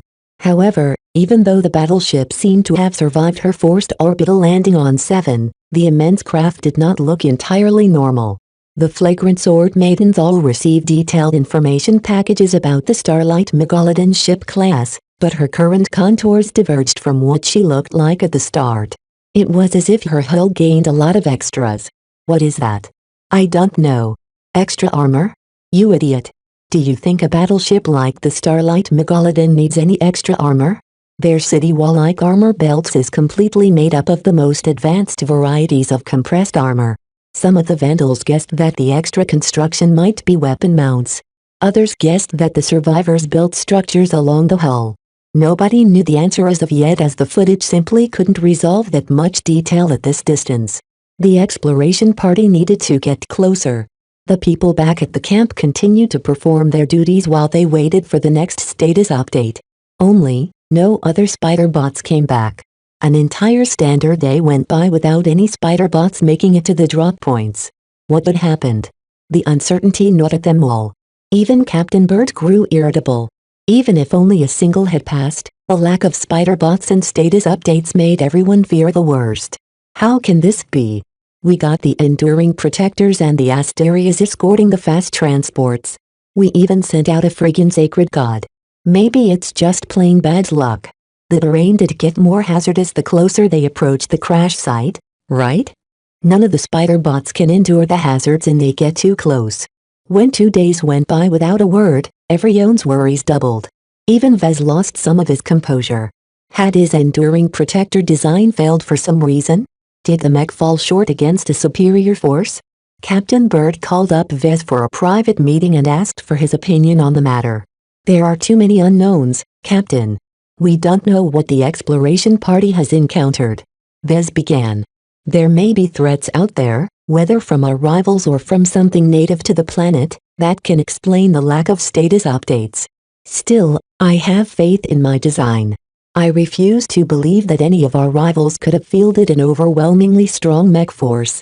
What if they fielded wild gods or sacred gods? Captain Bird pointed out. After all, we managed to secure the service of a sacred god, while the cage tongs conditions a dozen wild gods into becoming their cannon fodder. Even so, the god beasts are extremely slow, Mom. If the exploration party ever bumps into them, my Enduring Protectors can easily cook them with their laser cannons. Vez really didn't have much to say except to express his confidence in his own design. Mayra's Asterias weren't half bad either. They shouldn't have fallen so easily no matter what. In the end, Captain Bird passed him an order. I've discussed this situation with Commander Lydia and we've come to the decision to prepare a follow-up party. This one won't bring any people on foot, but is merely tasked with following the footsteps of the exploration party in order to ascertain their status. Can you fabricate 6 Enduring Protectors on short notice? Vez frowned, but only mildly. This request is rather unexpected, but I'm sure I can divert enough resources and manpower to finish the job. However, I don't think I can deliver 6 new mech in less than 6 weeks. Our 3D printers and other equipment are acting up due to the breakdown effect. Even routine jobs takes 3 times longer to complete. Are you sure you're willing to wait that long, Captain? As long as we have the resources to spare, I want you to prepare extra mech. Even if the exploration party is wiped out, we need to confirm what happened. Chapter 873 Tyrant Vez immediately returned to the temporary workshops and ran the mech technicians ragged. The maintenance crews couldn't afford to slack off their continuous repair duties, but they also couldn't take too long to fabricate 6 extra Enduring Protectors. In that moment, the mech workshops descended into hell. With a pushy taskmaster like Vez at the helm, none of the mech technicians had the opportunity slack off. He drove each and every one of them to the brink. They needed to complete twice the work in half the time. While it drove everyone crazy, Vez was more than familiar with their temperaments. They may be rather lazy most of the time, but they could accomplish a lot of work for a short amount of time. Vez knew that he couldn't drive the mech technicians to such a punishing pace for long, but it shouldn't be a problem to run them ragged for a couple of days. The chief technicians and mech technicians all cursed at him, but what could they do?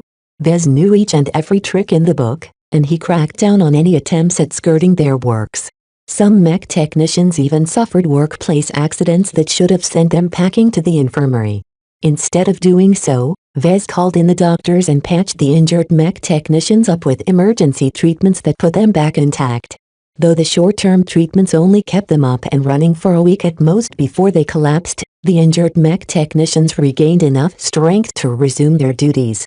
Anyone else who suffers a workplace accident will get fed to the critters roaming outside, Vez declared with a scowl on his face. All of the mech technicians became intimidated by the force in his words. They didn't know whether Vez would follow through with his threat, but from the sternness radiating from his voice and posture, he seemed completely willing and able to toss the mech technicians to the dogs. Privately, Vez wouldn't go so far, if only because the Vandals couldn't afford to lose any manpower. Losing a couple of them at once would set back their work schedules a lot. They couldn't afford to fall behind on their repair and maintenance tasks. Several days passed by as new enduring protectors slowly emerged from the workshops. Vez unavoidably went for haste this time, which caused the newly finished mech to be a bit less sound than the ones that joined the exploration party. Vez couldn't help it, as previously he had an entire month to fabricate 12 of them. This time, he needed to complete one mech every day in order to meet Captain Bird's expectations. The breakdown effect truly did its best to hinder the mech technicians in every step of the way. The 3D printers underwent continuous inspections and repair while their tools sometimes failed midway or caused serious accidents. Still, after several marathon sessions and sleepless nights, the exhausted Vandal mech technicians managed to fabricate 6 mech in 6 days, all the while somehow managing to keep up with their regular duties. This was a miracle in management. Even though many mech technicians collapsed and productivity immediately dropped for the next few days, at the very least they hadn't fallen behind on their work. They all developed a new hatred for Vez, but he took no notice of their newly invigorated dislike for him. As long as they got the job done, they could say whatever they wanted behind his back. To Vez, he long stopped paying close attention to mech technicians. Perhaps he inherited some bad habits from the Sword Maidens, as he outright treated them as slaves during this hectic period. Unwilling to work? Too tired to stay awake? Get back to work. Although it was terribly unfair for Vez to subject the mech technicians to such a brutal work pace, their entire situation was unfair from the start. If the situation called for it, he did not hesitate to turn into a tyrant and incur a lot of hatred on himself. Compared to their lives, what did their welfare matter? As Vez delivered the enduring protectors, Captain Bird already prepped a few Vandals to pilot them. More and more laser riflemen mech turned into empty shells as their mech pilots got assigned to the enduring protectors.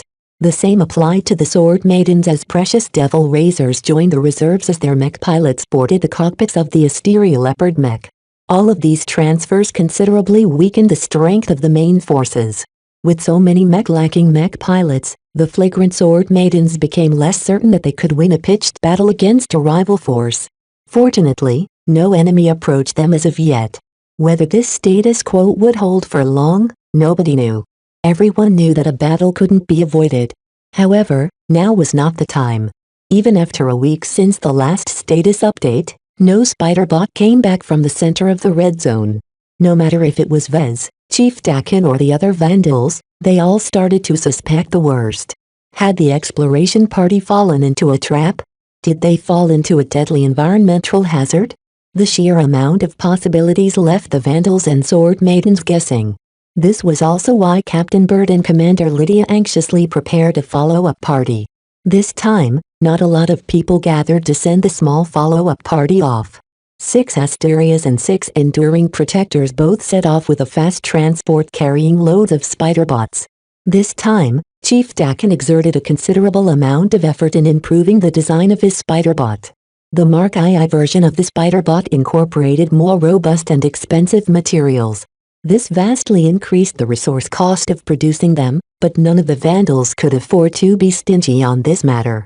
With over 10,000 spider bots loaded into the cargo hold of the fast transports, it would send out up to 10 spider bots per hour. Even if 6 or 7 met with various mishaps, there was a good chance that at least one of them would make it to the pre-programmed drop points. If improved upon the design. This time, they won't fail, I swear. Chief Dakin boasted. Vez was a little skeptical about his boast. He briefly studied the design of the old and new versions of the spider bots, and while he acknowledged their reliability and capabilities, they were ultimately disposable messenger bots. Despite the hyperbole, the bots did pass on their messages with a bit more success than their predecessors. With an overall survival rate of 70% in the first day and 40% in the next 2 days, an ample amount of spider bots brought back duplicate messages every hour. The continuous stream of intelligence reassured Captain Bird and Commander Lydia. Even though the flagrant sword maidens truly paid a considerable price for upgrading the spider bots, nothing was scarier than losing touch. Due to the perils the exploration party identified, the follow-up party marched slowly and steadily, prioritizing caution over speed. Everything could be undone by a single wrong step, so they made sure not to land themselves in any danger. 4 days into their journey, the spider bot that returned passed on an alarming message. The follow-up party stumbled upon the remnants of what looked like a battle between mech. Vez immediately got called to the mobile headquarters. When he inspected the footage sent back with several spider bots, he immediately identified the bare and worn-out wrecks. These are certainly the wrecks of highly advanced but outdated mech, Mom. Look at the lack of corrosion. If we can salvage those wrecks and recycle their materials, we can probably double the toughness of a handful of our mech. Are they CFA mech? Captain Bird asked. No doubt about it, Vez stated. There are half a dozen obvious design quirks that are unique to older CFA mech. They have their own take on mech. Though weathering the environment for several thousand years stripped them bare of their coatings, he still spotted several telltale design characteristics that reminded him of old CFA mech. Do these mech come from the Starlight Megalodon's original mech contingent, or are they something they fabricated after crash landing on the planet? Vez thought about it. I can't say for certain, but I'm leaning towards the former. The design of these mech aren't very optimal in heavy gravity environments. Look at those pieces of debris on their backs. Those are the remains of gravitic backpacks. While he could talk all day about the traits of the mech, he couldn't tell what happened here. Too much time had passed and most of the marks of the battle had long been wiped from the terrain. Only the wreckages remained, but besides their salvage value, they really didn't offer anything else.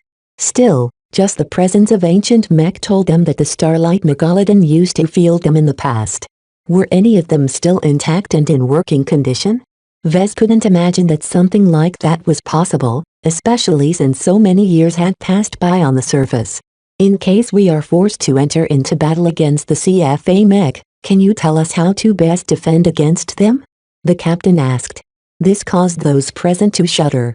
With all the weirdness that happened up to now, being forced to battle actual CFA mech became a very real possibility. Vez didn't exhibit any fear. There's nothing to be afraid of mech of this generation. Even if they are top-tier CFA mech, they are so outdated that our regular mech stand a good chance at beating them.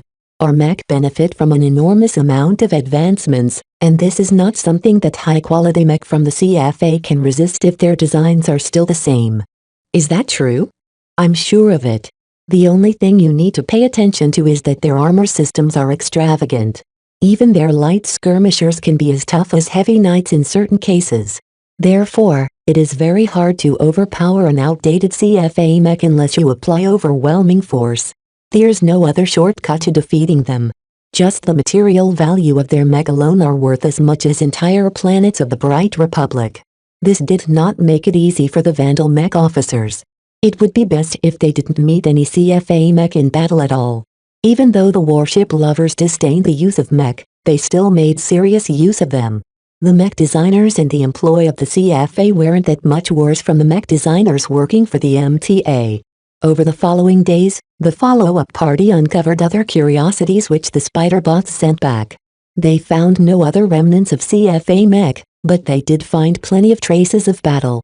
It became abundantly clear that the survivors of the CFA engaged in a very frigid conflict at some point in time.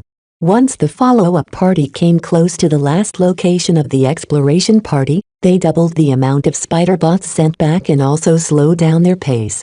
They managed to identify the indentations in the ground that the exploration party left behind. They led straight towards the shadow of the Starlight Megalodon that loomed in the distance. We have not encountered any of the members of the exploration party as of yet. The mech officer in charge of the follow-up party reported. After scouting our surroundings for any hazards, we intend to split up and seek out the exploration party. If we haven't encountered any trace of them after a couple of hours of searching, our mech are instructed to pull back to this location in order to determine our next step. Our fast transport and a couple of mech will stay behind. Splitting up the follow-up party put the individual mech at considerable risk, but it also spread the risk. If anything dangerous lurked in the vicinity of the Starlight Megalodon, at the very least they could still send back word of the loss. Chapter 874 Revenge of the Visions. Just as every Vandal and Sword Maiden waited for the next status updates of the follow-up party, the scout mech sent back word of an alarming piece of news. They encountered enemy scout mech. Not only that, they actually tangled against each other. The scuffle didn't last long, but it allowed both sides to get the measure of each other. To be frank, the Vandal scout mech almost lost. Vez got called to an emergency meeting to analyze the battle footage, but the Vandals present already made a judgment on what they encountered. It's the Visions. They already knew the Visions arrived at the Ian Corona system and landed their ground forces on the planet. However, for so long the immense size of the planet reduced the odds of bumping into each other. No longer. The Vision military mech did not hide its allegiance. It proudly wore its regimental colors. It's the first meandering monkeys of the 3rd Imidris Legion. Captain Bird announced with a chilly voice. They're the land-bound reconnaissance forces under the command of the Lady Amalia of Imidris. The same noble woman who raided the Bentham region? Lady Amalia made a splash early in the war. She brought out the entire 3rd Imidris Legion and successfully raided numerous light-lit offended star systems in the interior of the Bright Republic. Vision Scions often led their troops into committing bold attacks, but the deep strike that the 3rd Imidris Legion performed practically whacked the Brighters in the face. The entire state despaired, and even the LMC's mech nursery on Cloudy Curtain barely managed to fend off a small raid. Only until the flagrant Vandals paid the Visions back by sneaking all the way into the Imidris Duchy and subsequently thrashed the Deadman system.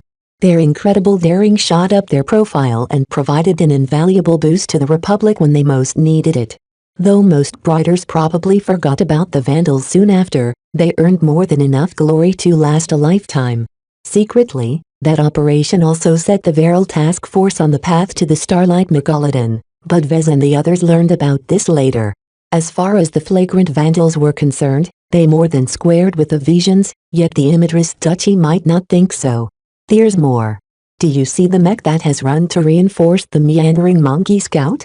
I recognize those colors as well. That a mech of the Hostland Warriors. Say what? Isn't that a mech regiment from the Hafner Duchy? Why would they work together with Lady Amalia? The Vision officers and chiefs all grew incredibly grave. While mech regiments from different duchies occasionally fought alongside each other, it only happened during major engagements, such as when they joined forces to conquer well-defended star systems. Outside of that, mech regiments from rival duchies hated each other's guts. In fact, mech regiments' mech legions led by nobles detested working together even if they hailed from the same duchy or noble house. A noble from a different duchy? Enemy. A noble from the same duchy but from a different house? Enemy.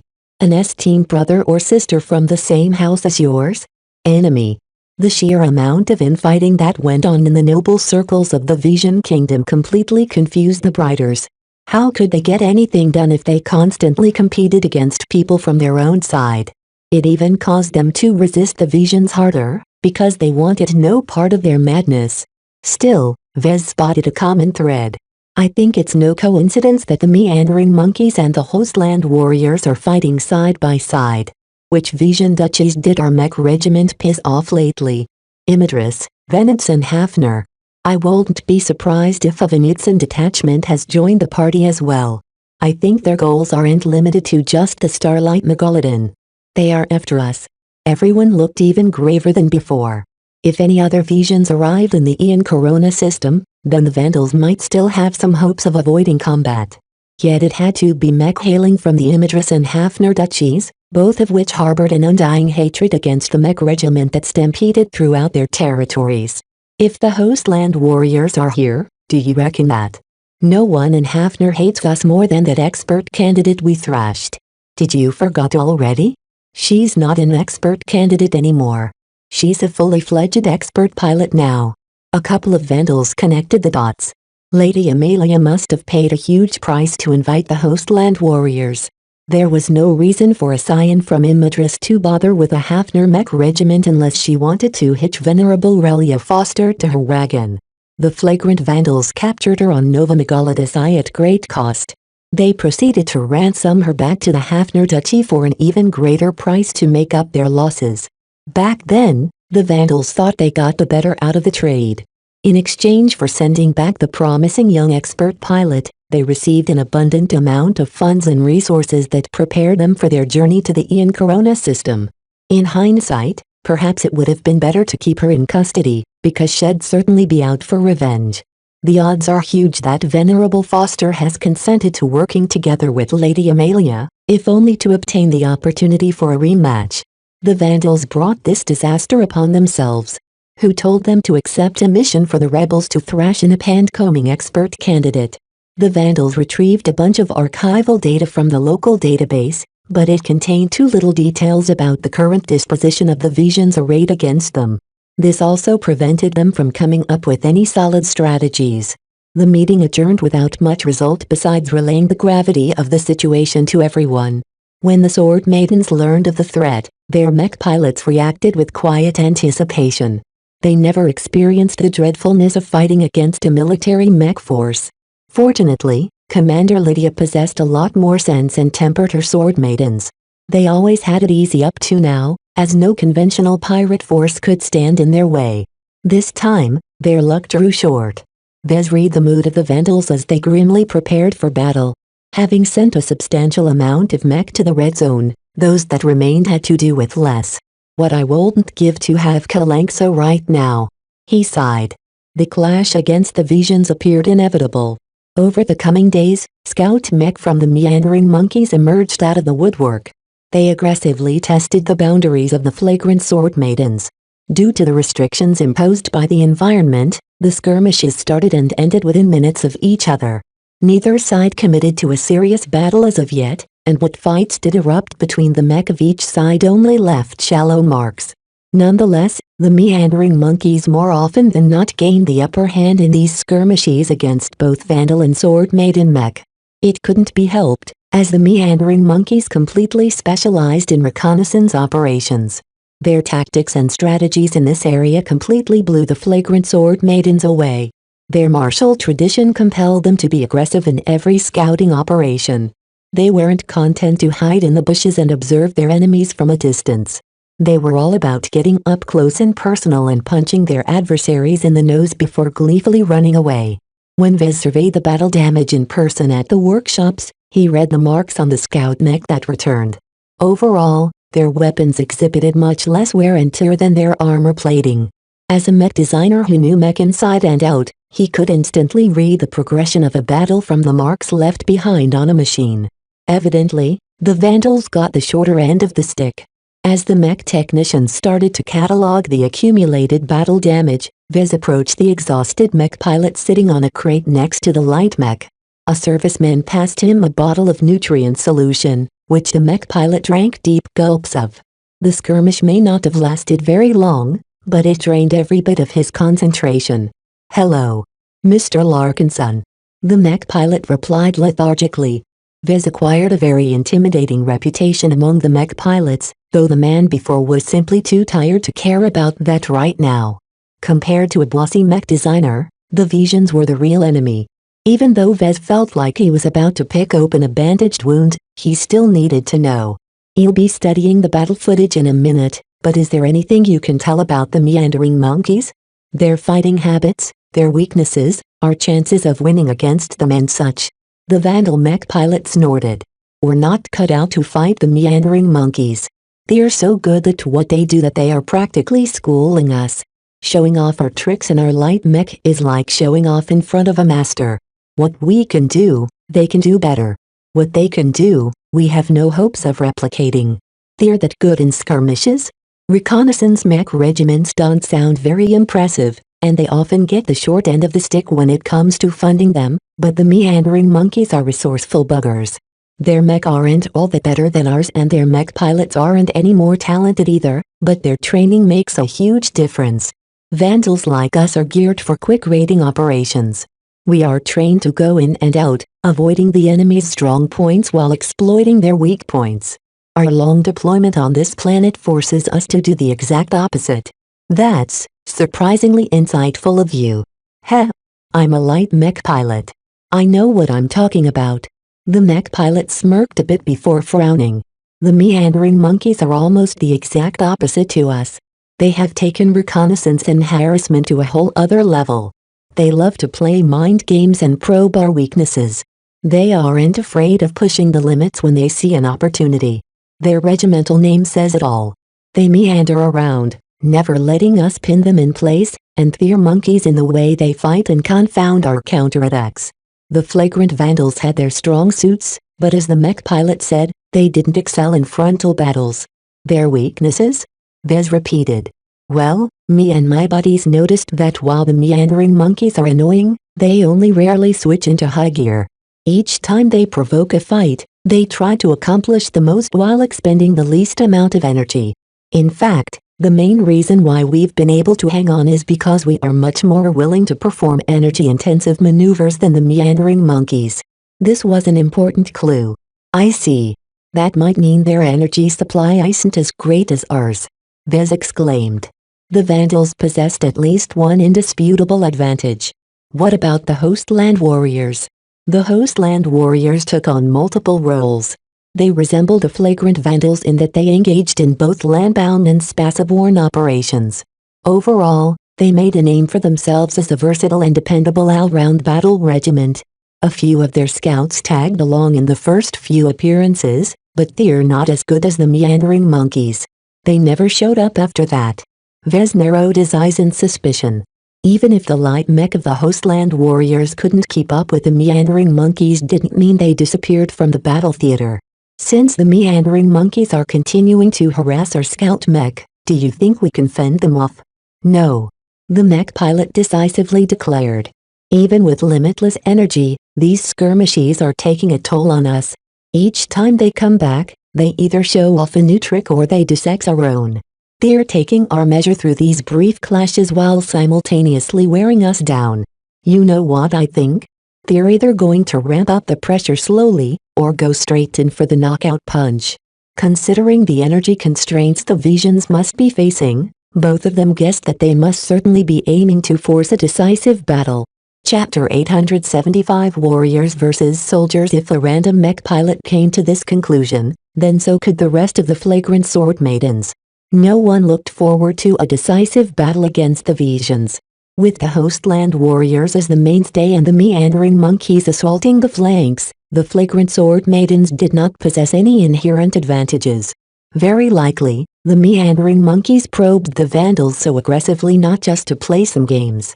Each time they appeared, they attempted to probe deeper into the defensive envelope of the flagrant sword maidens.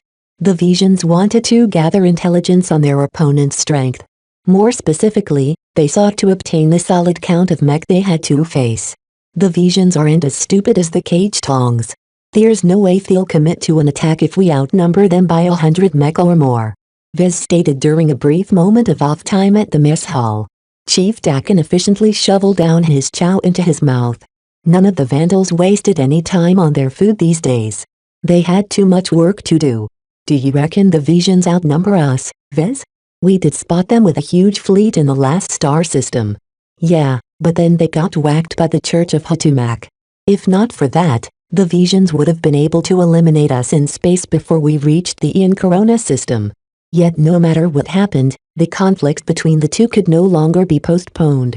Sooner or later, old hatreds along with some new ones needed to be reconciled. The Bright Republic and the Vija Kingdom may be waging a war many light years away from the Ian Corona system, yet no matter how far they traveled, they still couldn't escape the war. Even if the Visions lost several starships and incurred a lot of battle damage from the foiled ambush attack by the frontier occultists, they still retained much of their strength. The Vandals tried to estimate the number of enemy mech they might face from studying the long-distance sensor readings of the Vision fleet. The fleet in orbit also caught some more glimpses of the Vision fleet, but they generally played cat and mouse for months. It was well known that the flagrant vandals placed more emphasis on spaceborne battles. For now, the Visions prudently placed their hopes on winning the battle on land.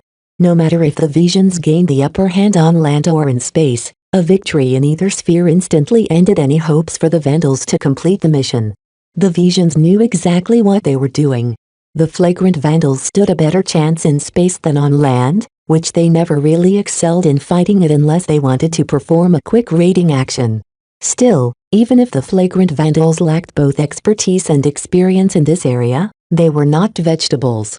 Recent land-bound operations not only forced them to brush up their playbook, they also disciplined them into a smaller but more efficient fighting force. The casualties suffered by the Vandals since the war reduced their numbers substantially, but those who survived all grew stronger from the harrowing experiences. Many mech pilots experienced drastic growth as the frequent intensive battles pushed them to exceed their old limits. If the flagrant Vandals enjoyed some time to digest their gains and replenish their losses, then they would have emerged at least 20% stronger than their old selves. Yet the lengthy mission and their Vision rivals didn't allow them to do so. A decisive battle between a mixed raiding regiment and a combination of professional scouts and versatile warriors should have ended in disaster for the former. The only saving grace was that the Vandals weren't alone. Lydia's sword maidens got caught in their old rivalry, and for better or worse, they needed to overcome this hurdle as well if they wanted to make off with any gains from the Starlight Megalodon. Kedis paid a visit to the Vandal workshops later in the day. She dropped by Vez's workplace in order to discuss the upcoming battle. "You Vandals always make the Visions out as horrible boogeymen," she began. "Are the Visions truly different from the enemies we fought before? We beat everyone who stood in the way. Why are you so unconfident all of a sudden?" Vez glanced at Kedis with a grim expression. "You sword maidens are taking the threat of military mech regiments too lightly. They're nothing like the mercenary corps or pirate gangs you mix up with in the frontier. They don't face the same constraints in funding, training, resources and manpower. They are on a completely different level than civilian outfits. Yet the briefings say that even if the mech regiments are better funded and trained, they're not all that better than us in those aspects. We can still beat them in a fight. You're forgetting the most crucial difference." Vez shook his head. "Haven't you seen the way the flagrant Vandals fight? Any mech military is extremely good at training and drilling their mech pilots to fight in a certain fashion. What do they excel at the most? Coordination and formation fighting. The difference isn't that big when it comes to skirmishes between single squads of mech. However, a major battle involving hundreds of mech allows the Visions to play out their immense advantages in this aspect alone." Kedis still possessed the same flaw that afflicted the rest of the sword maidens. Without seeing a true frontline mech regiment in battle, they won't know how much of a force multiplier those advantages wrought. Mech fought best when they fought in unison. Clever formations amplified the inherent advantages of different mech models while covering up their weaknesses. The female pirate designer frowned. She still possessed some of the typical sword maiden conceit, but she also respected Vez too deeply to discount his opinion. In an even battle with the same amount of mech and mech pilots, who would win, the sword maidens or these Visions? There's no contest. The latter will win any day. What? Our sword maiden mech and mech pilots aren't that much worse than the mech we've seen from your archival footage. In order to impress the sword maidens of the seriousness of the threat, the Vandals freely handed over as much intelligence about the meandering monkeys and the hostland warriors. Though the sparse recordings mostly showed actions from the previous wars, it still provided a valuable perspective on their strengths. Unfortunately, it appeared too many sword maidens missed the mark. They drew the wrong lessons from the footage. I suggest you go back and review the footage again. Note that every opponent they face are military mech regiments or outfits that are connected to some military mech force. Only by employing the same level of coordination can we withstand their attacks. This time, Kedis didn't say anything, but used her head for once. Vez always encouraged her to take a break and think through the implications of a contentious argument. It was a lot better than running her mouth without any thought or care.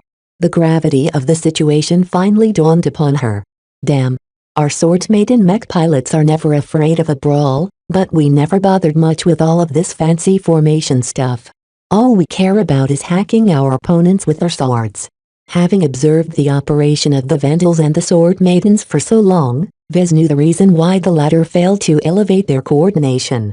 It takes a special quality to be able to trust in your fellow mech pilots. Mech militaries don't pay an excessive amount of importance at a mech pilot's genetic aptitude or their academy performance. Instead, they value mech pilots who score high on traits such as trust, cooperation, obedience and more. It doesn't matter if a mech pilot is a prodigy with a high genetic aptitude, if they are too cocky and rebellious, they can't be trusted. Our sword maidens aren't short of those qualities. We sisters are extremely close. We trust each other with our lives. Is that truly so? Vez expressed his doubt. Certainly, there is a high degree of camaraderie among your sisters. Yet, the focus of your training is in an entirely different direction.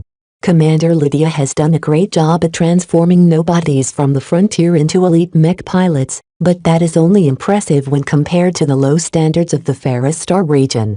You sword maidens aren't tactically flexible enough and your teamwork is rudimentary. Your cohesion is fairly high compared to other pirate gangs, but any random Vision mech regiment is able to dwarf it with ease. If you're right, what can we do about it?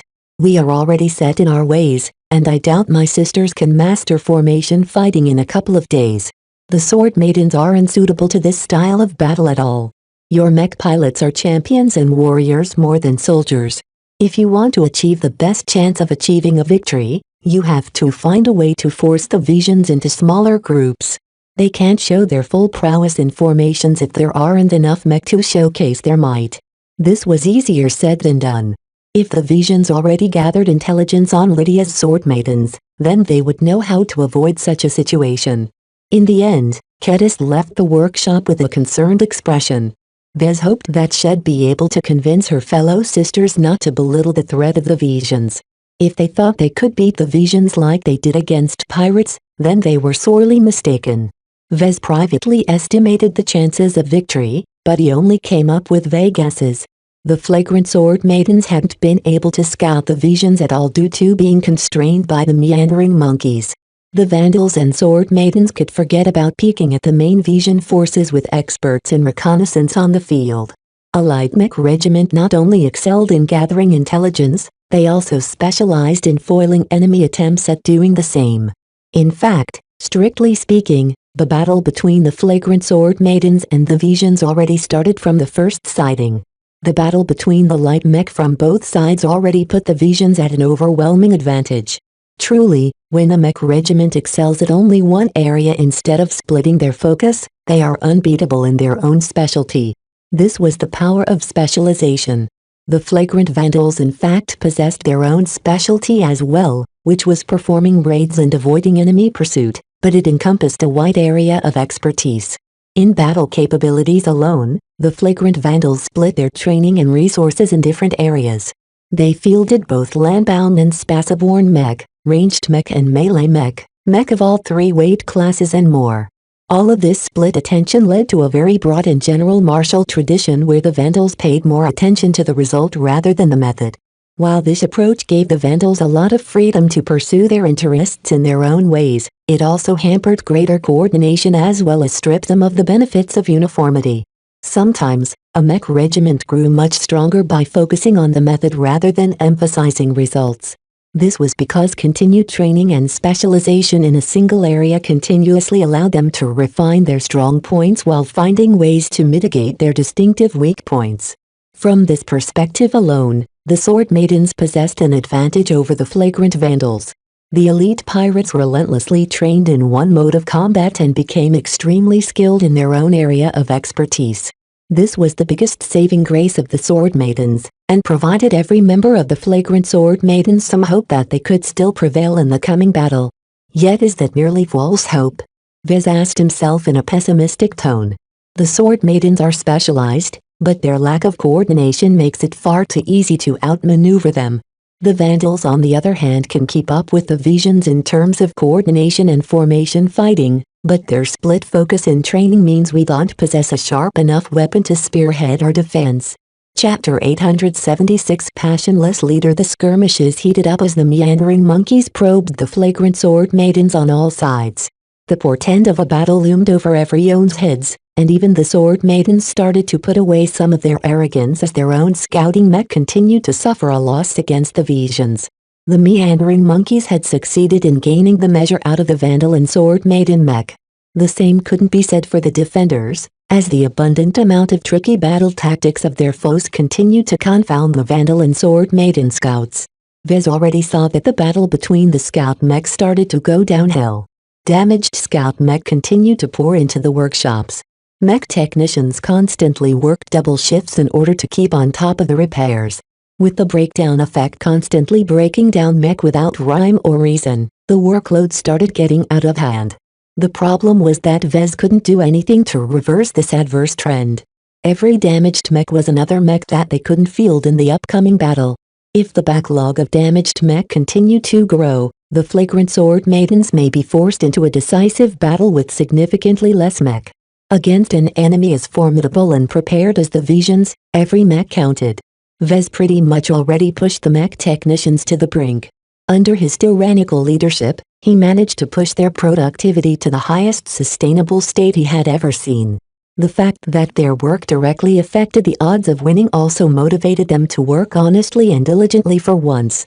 Yet even then, the backlog of damaged mech continued to accumulate. Perhaps one day the backlog consisted of 2 damaged mech. The next day 2 more damaged mech joined the list. Before they knew it, the Vandals might have as much as 30 damaged mech waiting in queue to be repaired. Obviously, Vez needed to nip that problem in the bud right at the start. Even the smallest wound could bleed a person dry if left unattended. Vez pulled up his metaphorical sleeves and spent almost every waking morning in the trenches with the other mech technicians. He knew mech better than all the other mech technicians, and only the most experienced chief technicians among the Vandals could still teach him a trick or two. His speed in fixing up mech sometimes surpassed the effort of an entire crew. Through this humble sacrifice, Vez managed to stay on top of the bleeding for now. Yet the backlog quickly threatened to grow out of control as the meandering monkeys continued to invade the perimeter of the flagrant sword maidens. They don't know when to stop. They are popping up more frequently every day. It's like they're determined to wear us all down. The lifespans of the Vandal light mech shortened by months or even a year every time they rolled up the workshops in a beaten and damaged state. Vez intimately felt that the light mech couldn't take this kind of abuse forever. Is that the goal of the meandering monkeys? If the meandering monkeys succeeded in wearing down or outright breaking their light mech through these frequent skirmishes, then the flagrant sword maidens missed a vital element in their lineup for the decisive battle. Though the medium mech took the leading role in any frontal clashes, the role of light mech couldn't be ignored. It would be too easy for the meandering monkeys to become unrestrained in their attempts to flank the positions of the flagrant sword maidens or to sabotage their supply train. A stab in the back could unsettle the entire arrangements of the Allied forces. In the backdrop, the status updates of the exploration party and the follow-up party fell out of everyone's radar.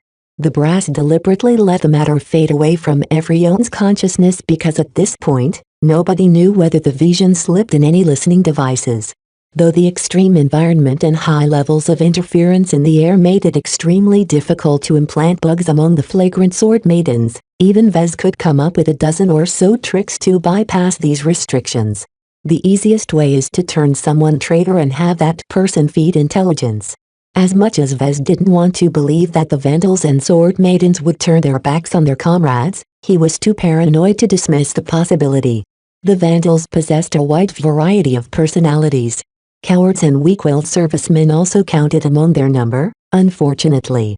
If the Visions promised safe harbor in exchange for turning their coats, then a number of Vandals might actually take up the offer. The sword maidens on the other hand possessed a lot more internal cohesion. Every sword maiden shared a strong bond with each other, and it would be unimaginable for any of them to stab their comrades in their backs. They would rather die than do something so egregiously dishonorable. Yet the sword maidens didn't only consist of indoctrinated warrior women. They also brought along thousands of overwhelmingly male slaves that performed all the grunt work the sword maidens found unworthy to do themselves. Though the slaves underwent thorough brainwashing that locked them into perpetual service to the Sword Maidens, who knew if the Visions could exploit or circumvent these conditions to their own ends? For example, one of the simplest ways to get a brainwashed slave to spill was to impersonate their masters and order them around. The mentally programmed slaves didn't possess the discernment and critical thinking necessary to distinguish between real and fake. Any decent spy that dressed up as a sword maiden could easily extract loads of intelligence from an absent-minded slave. Well, it's not going to be as easy as it sounds. I doubt the Vandals and the Sword Maidens are blind to these possibilities. Vez already noticed changes in the camp. Both forces began to institute stricter patrols and inspections. Teams of security officers and armed warriors patrolled every corner of the camp in the nearby perimeter. Bots and high-tech scanners scoured every area for the presence of microscopic bugs or listening devices. The number of people who received the privilege of accessing the status updates dwindled to a small number of core confidants. Vez surprisingly found himself among this gathering. He contributed too much to the Vandals and more than proved his loyalty. There was no way that Vez could turn to the Visions for asylum. Just his Larkin son pedigree alone precluded a warm welcome. As you know, the follow-up party split up and sent some of the mech over the invisible boundary which cut us off from the first exploration party. It took days for one of them to come back. We have just received the first spider bots that brought back their findings. Captain Bird began the meeting in the much emptier meeting room. Right now, all kinds of shielding and precautions blocked any bugs from eavesdropping on the meeting. Vez even activated his signal jammer to boot, though this had the unfortunate effect of shutting down most electronic devices including the projectors. Why did they take so long to return? Someone asked. The short answer? They entered a territory under the complete control of the Starlight Megalodon. To be more precise, they fell under the control of whoever is currently controlling the Starlight Megalodon systems. What happened was that any mech that came close enough lost control. Even Kalanxa was rendered helpless by a targeted constricting effect. What? The small number of Vandals became gobsmacked. It didn't surprise them that the Starlight Megalodon possessed a means to put any approaching mech under a stasis effect. What surprised them was that it still worked after so many years, and that someone still possessed the expertise to control such a system. Do we know who is in control of the battleship, Mom? The sole enduring protector who returned hasn't managed to come close enough to discern any details from the Starlight Megalodon. All the footage we've obtained still show the battleship as a distant, hazy shape.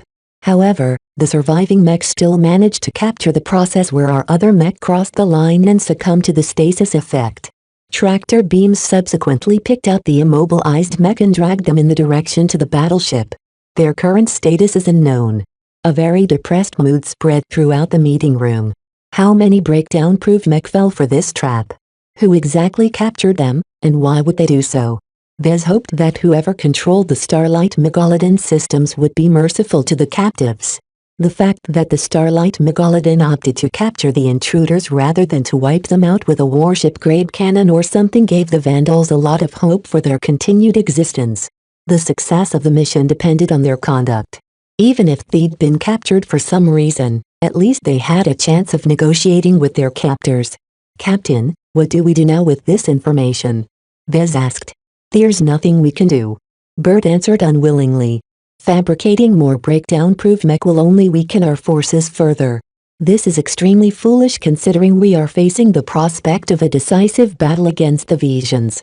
Anything else we send inside the capture envelope of the Starlight Megalodon will just be put to stasis and dragged towards the battleship without any way of transmitting any news.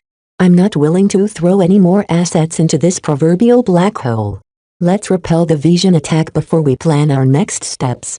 This was the most prudent course of action. They first needed to address the more acute crisis before they had the luxury of solving this thorny problem. Getting cut off from the exploration party and most of the mech of the follow-up party worried the Vandals immensely. So much time had already passed. Had the people they sent in suffered a mishap? Were they being tortured? Perhaps they already died, with those outside the red zone none the wiser.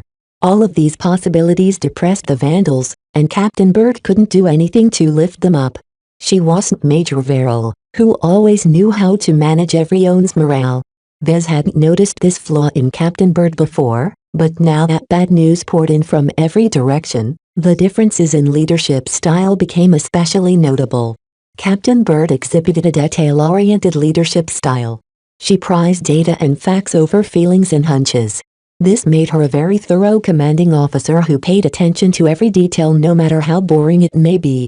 Yet such an objective approach failed to stoke the passion of her subordinates. She had no charismatic bone in her body, and while she was capable of expressing emotions just like any other human, she wasn't adept at manipulating the feelings of others. To Vez, Captain Bird seemed like the middle manager type. Vez vastly preferred Major Verrill over Captain Bird. Because to Vez, it seemed that Major Verrill didn't bother to dig too deep into every detail. He merely needed to receive an overview of pertinent facts and set the broad strokes every policy. As for the details, Major Verrill could let his deputies take care of that stuff. A commanding officer never let themselves be bogged down by facts. As the meeting turned to planning against division attack, Vez continued to observe Captain Bird's handling of the situation. She was doing the best she could, but she handled matters like a bot. No matter how dismayed the other mech officers and chiefs became, Captain Bird paid no notice to their own feelings. What was she thinking? How could she pay so little attention to morale? Vez wanted to speak up and provide some words of encouragement to the Vandals, but he didn't. Not only would it be unbecoming for a mech designer like him to broach this matter, it also risked putting him at odds with Captain Bird. For better or worse, Captain Bird was in charge, and no matter how much Vez disagreed with her methods, they couldn't afford to let dissent run rife among the Vandals. Chapter 877 Prelude to Battle. The Visions ramped up the pressure against the flagrant sword maidens. The meandering monkey mech not only risked greater injury in an attempt to seriously harm the scouts of the flagrant sword maidens, a light mech of the Hostland warriors also started showing up again. The Visions are gearing up for battle. The meandering monkeys stopped pussyfooting around. They are trying to fell our mech. The exhausted light mech of the flagrant sword maidens suffered quite a lot in the preceding days. Not only did Vez have to send the light mech back into the field with hasty patch-up repairs, the mech pilots themselves underwent a huge amount of pressure. Casualties started to mount. Mech not only sustained serious damage, but also got wrecked. Fortunately, the mech pilots ejected in time, causing no lives to be lost, but the Vision light mech always pounded the downed wrecks into scrap before they left. This meant that even if Vandal or Sword Maiden reinforcements arrived to save the beleaguered squads, the wrecks became completely unrecoverable. Every time they dumped their wrecks in front of Vez, he could only shake his head in helplessness and relegate the remains for recycling. The visible decline of the Vandal and Sword Maiden light mech ratcheted up the tension inside the camp. As the prelude of the decisive battle, the frequent skirmishes between the scout mechs sort of serve the same purpose as a duel between champions before a major set-piece battle. Even though the victory or loss of a single champion didn't substantially affect the combat effectiveness of either side, in fact it carried huge implications in terms of morale. Right now, the duel between the Vision and flagrant sword maiden light mech stretched out over days, prolonging the hurt for the losing side. Bad news constantly poured in while good news made itself scarce. Since the camp wasn't very large and everyone could see the damaged light mech returning from their patrols, the outcome of the skirmishes became obvious to everyone with a pair of eyes. Vez figured that the opposite must be taking place at the Vision camp. Each time the meandering monkeys and the Hostland warriors returned from their harassment missions, they'd probably show off their exploits with the full blessing of their superiors. Such actions built up morale and pumped the other Vision mech pilots up for battle. Therefore, the change in morale from one side may not be alarming, but when the differences compounded on each other, the total effect was alarming. The Visions are systematically dismantling us, starting with our confidence. Trashing our light mech is only a means to an end to them. Devious bastards. The worst part about all of this was that even if the Vandals and Sword Maidens knew what the Visions intended, what could they do? If they pulled back their light mech patrols and turtled close to the camp, wouldn't that let the Visions obtain a detailed view of their combat assets? Not only that, the Visions could easily pepper the camp with long-range laser fire, damaging the workshops and other critical facilities. Therefore, even if the flagrant sword maidens knew they were getting screwed, They were forced to play along, because every alternative at their disposal led to even worse outcomes. The visions are prepping us for the chopping block.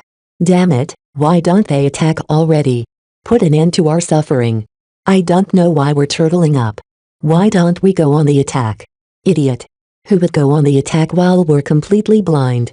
We'll only fall into their trap if we rush out with haste.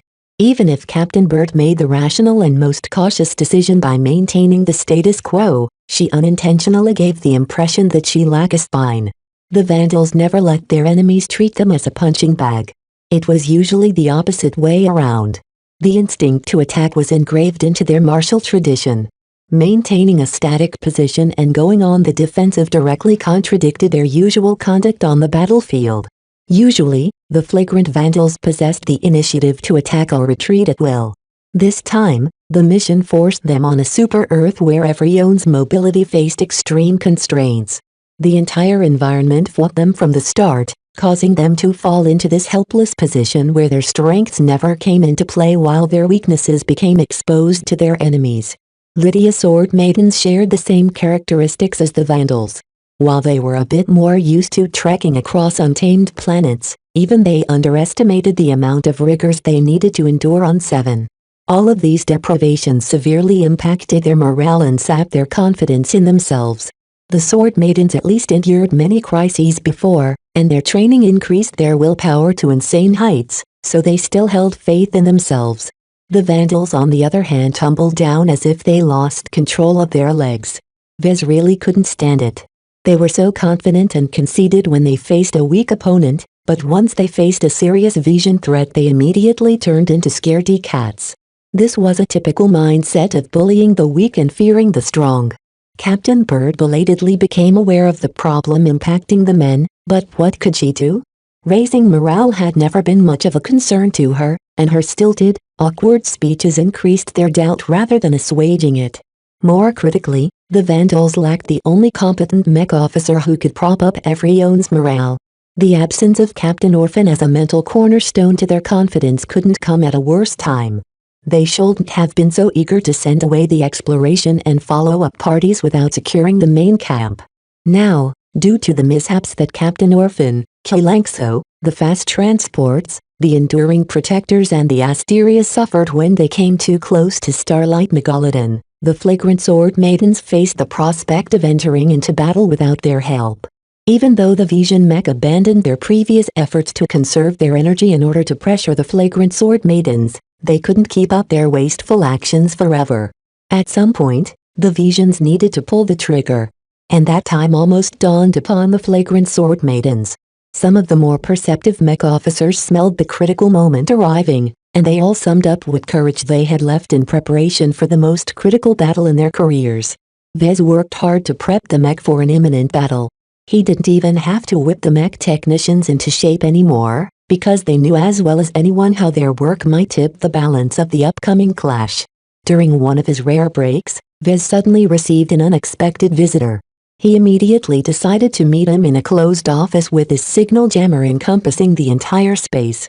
From the looks of your face, Jimmy, it looks as if you have something urgent to say.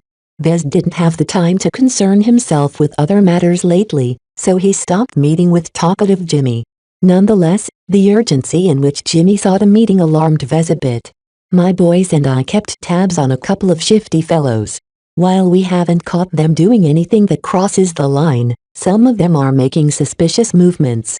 Does that include our resident expert pilot? Venerable Z is preoccupied with the repair efforts on his mech.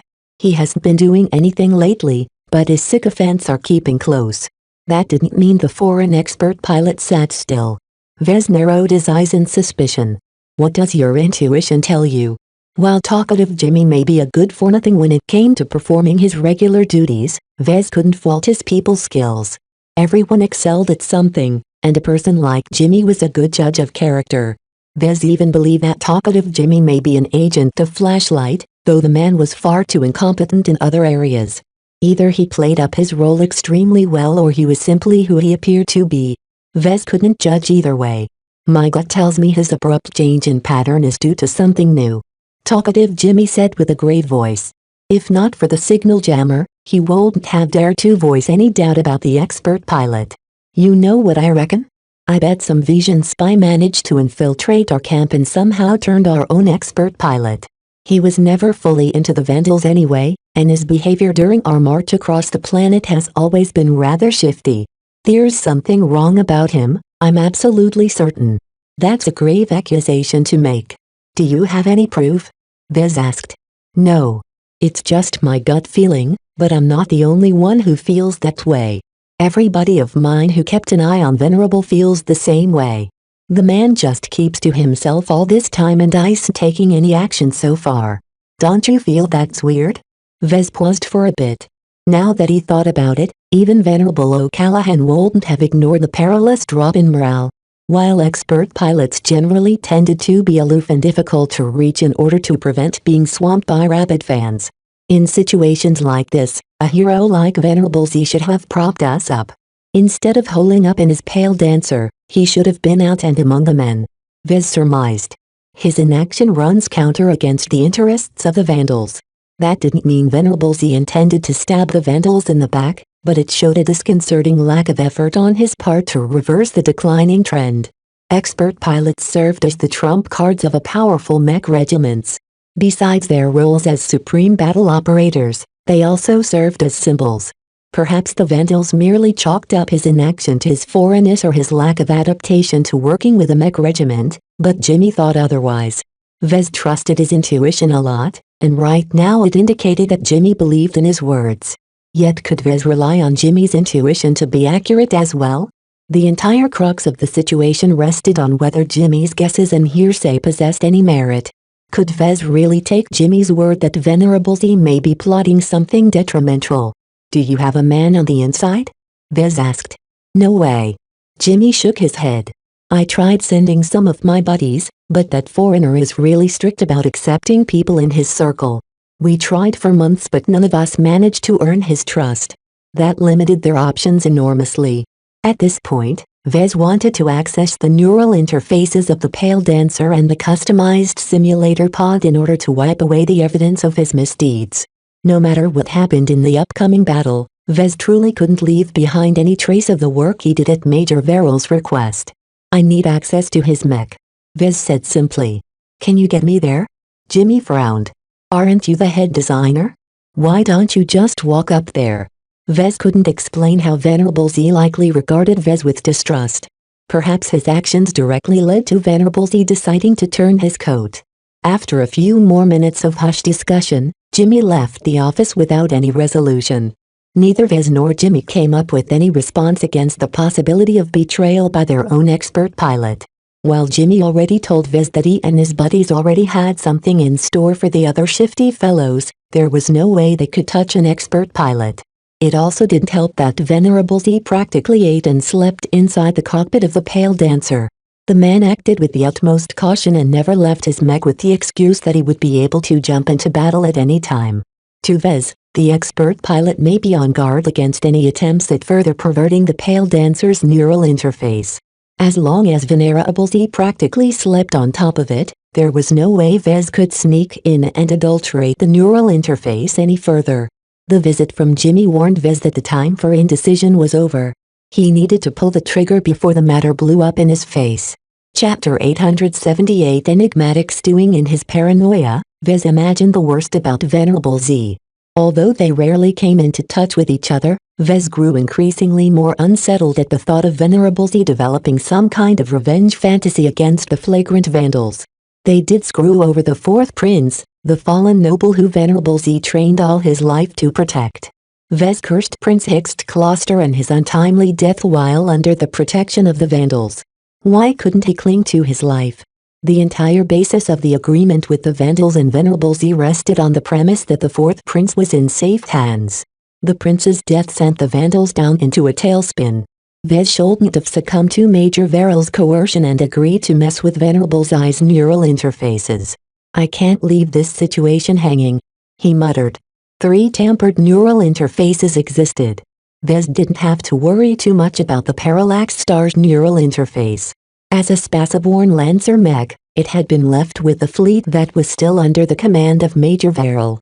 As the only other vandal in the know, Vez already hinted at him beforehand to take good care of the Parallax Star's neural interface. Therefore, Vez only had to worry about the neural interfaces of the Pale Dancer and the expert pilot's personal simulator pod. If the Visions ever got their hands on them and dug out their programming, they could instantly tarnish names of Vez, Alark and Sons, the Flagrant Vandals, the Mech Corps and even the entire Bright Republic with his crimes. Sometimes as serious as being accused of brainwashing an expert pilot was just as bad as plotting to murder them. The MTA wouldn't tolerate such a matter. The entire Bright Republic might be sanctioned for this incident alone. Therefore, this matter affected more than his personal reputation. He needed to take action for the good of the Bright Republic. Never mind that it's my own fault for provoking this crisis in the first place. Yet no matter how much he tried to justify his intentions, he wasn't a spy. How could he possibly sneak to the neural interfaces and access them long enough to wipe away the evidence? There was no way the vigilant expert pilot and his band of confidants allowed outsiders access to his personal territory. This problem continued to confound Vez as time went by. He resumed his duties and continued to prepare the Vandals for Mech, but his heart wasn't in his work anymore. His productivity dropped as more than half of mind fantasized about cooking up some wild schemes that allowed him access to the neural interfaces. Yet what could a mech designer do? Nothing. He may wield a wide amount of influence among the Vandals, but he had no effective control over an expert pilot. Even if he advanced to journeyman, he could never surpass the prestige enjoyed by an expert pilot among mech pilots. Even prestige has its limits. Vez grimaced. Even though Vez made up his mind to take action, he simply couldn't come up with something that wouldn't backfire on him. The same limitations that prevented him from doing something earlier still existed. Vez felt as if he was playing a game of chess where he already foresaw that he'd be put in checkmate in a couple of moves. No matter what decisions he came up with, none of them forestalled the disaster that he saw coming. It's like I have no other option but to concede. Yet that was unacceptable to Vez. Even if he only possessed spurious proof for his fears, just the possibility of it was enough to dominate his imagination. His thoughts became very dark as a consequence. When Vez finally put down his work and entered his office to clear his mind, the mech technicians around him sighed in relief. His earth ant creaked as he sat down on the reinforced chair. He activated the desk terminal and called up a basic blueprint of the camp. Due to Venerable Zai's esteemed position, the Pale Dancer and him resided close to the center of the temporary camp where security was highest. There was no way anyone could realistically sneak inside even if they wore an infiltrator suit. The security officers all made use of the stealth detectors adapted from an earlier version developed by Vez. The Vandals all grew concerned that the Visions might employ cloaked saboteurs, even though neither Imidris nor Hafner matched Fenitz's dependency on stealth tech. It's not like I have a stealth suit anyway. Vez turned his imagination to more extreme possibilities. If he couldn't forestall a checkmate through legitimate moves, then what about cheating? He could either cheat or flip the chessboard entirely. After all, why should he lie down and consign himself to condemnation? Just as Vez started to explore more extreme solutions, the office suddenly became engulfed in a jamming field. That caused Vez to jump from his reverie and frown. That's strange. Is my signal jammer acting up?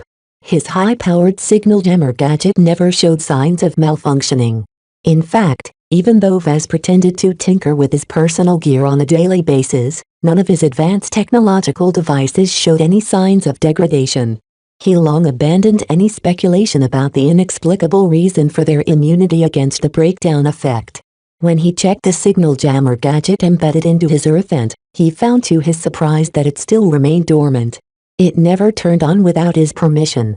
So why did he become engulfed in the jarring signal jammer effect? Mr. Larkinson. WHO? Vez immediately jumped out of his chair and drew out his backup laser pistol in the direction of the voice. Standing in the middle of an office stood a very familiar woman garbed in a reinforcement infiltrator suit. Compared to the last time he saw her, the woman obviously beefed up her gear, as her infiltrator suit now encompassed the slimmest gravitic backpack he had ever seen. Miss Calabist. Even though Vez only met Calabist a couple of times, he had a deep impression of the gorgeous, dark-haired lady. She posed herself as an intelligence operative of the Visions, but Vez would be stupid to believe the image she presented on the surface. Her sudden emergence in his office despite the base's precautions against infiltrators put Vez into an intense feeling of crisis. How did she manage to sneak inside the camp? Come now, Mr. Larkinson, if I was out to harm you, I wouldn't have revealed myself to you like this. Miss Calabist grinned. Let us dispense with the threats, shall we? I've come to talk. May I take a seat? Vez quickly weighed her words and knew she had a point. This was a woman who behaved as if she was fully in control. Even in the middle of the flagrant sword maidens, the raven-haired femme fatale radiated a confident demeanor. Someone as devious as Miss Calabist wouldn't have presented herself to Vez without taking precautions. It felt as if she already put Vez on checkmate even before beginning the match. It grated on Vez that he was compelled into a specific direction by someone else. Yet he also knew his limits. Therefore, Vez holstered his useless laser pistol and calmly sat down behind his desk without another word. Miss Calabist took his actions as an assent, and casually plopped herself down on the opposite chair reserved for visitors. Why are you here? Vez asked grumpily. Would you believe it if I wanted to see how my favorite mech designer is doing? Vez snorted. Yeah, right. Are you spying on us on behalf of the Visions? You did claim to be an agent of the Seven Stars Intelligence Agency back on Harkinson. Calabist teasingly smirked at Vez. Wouldn't you like to know? I do have to applaud you, though.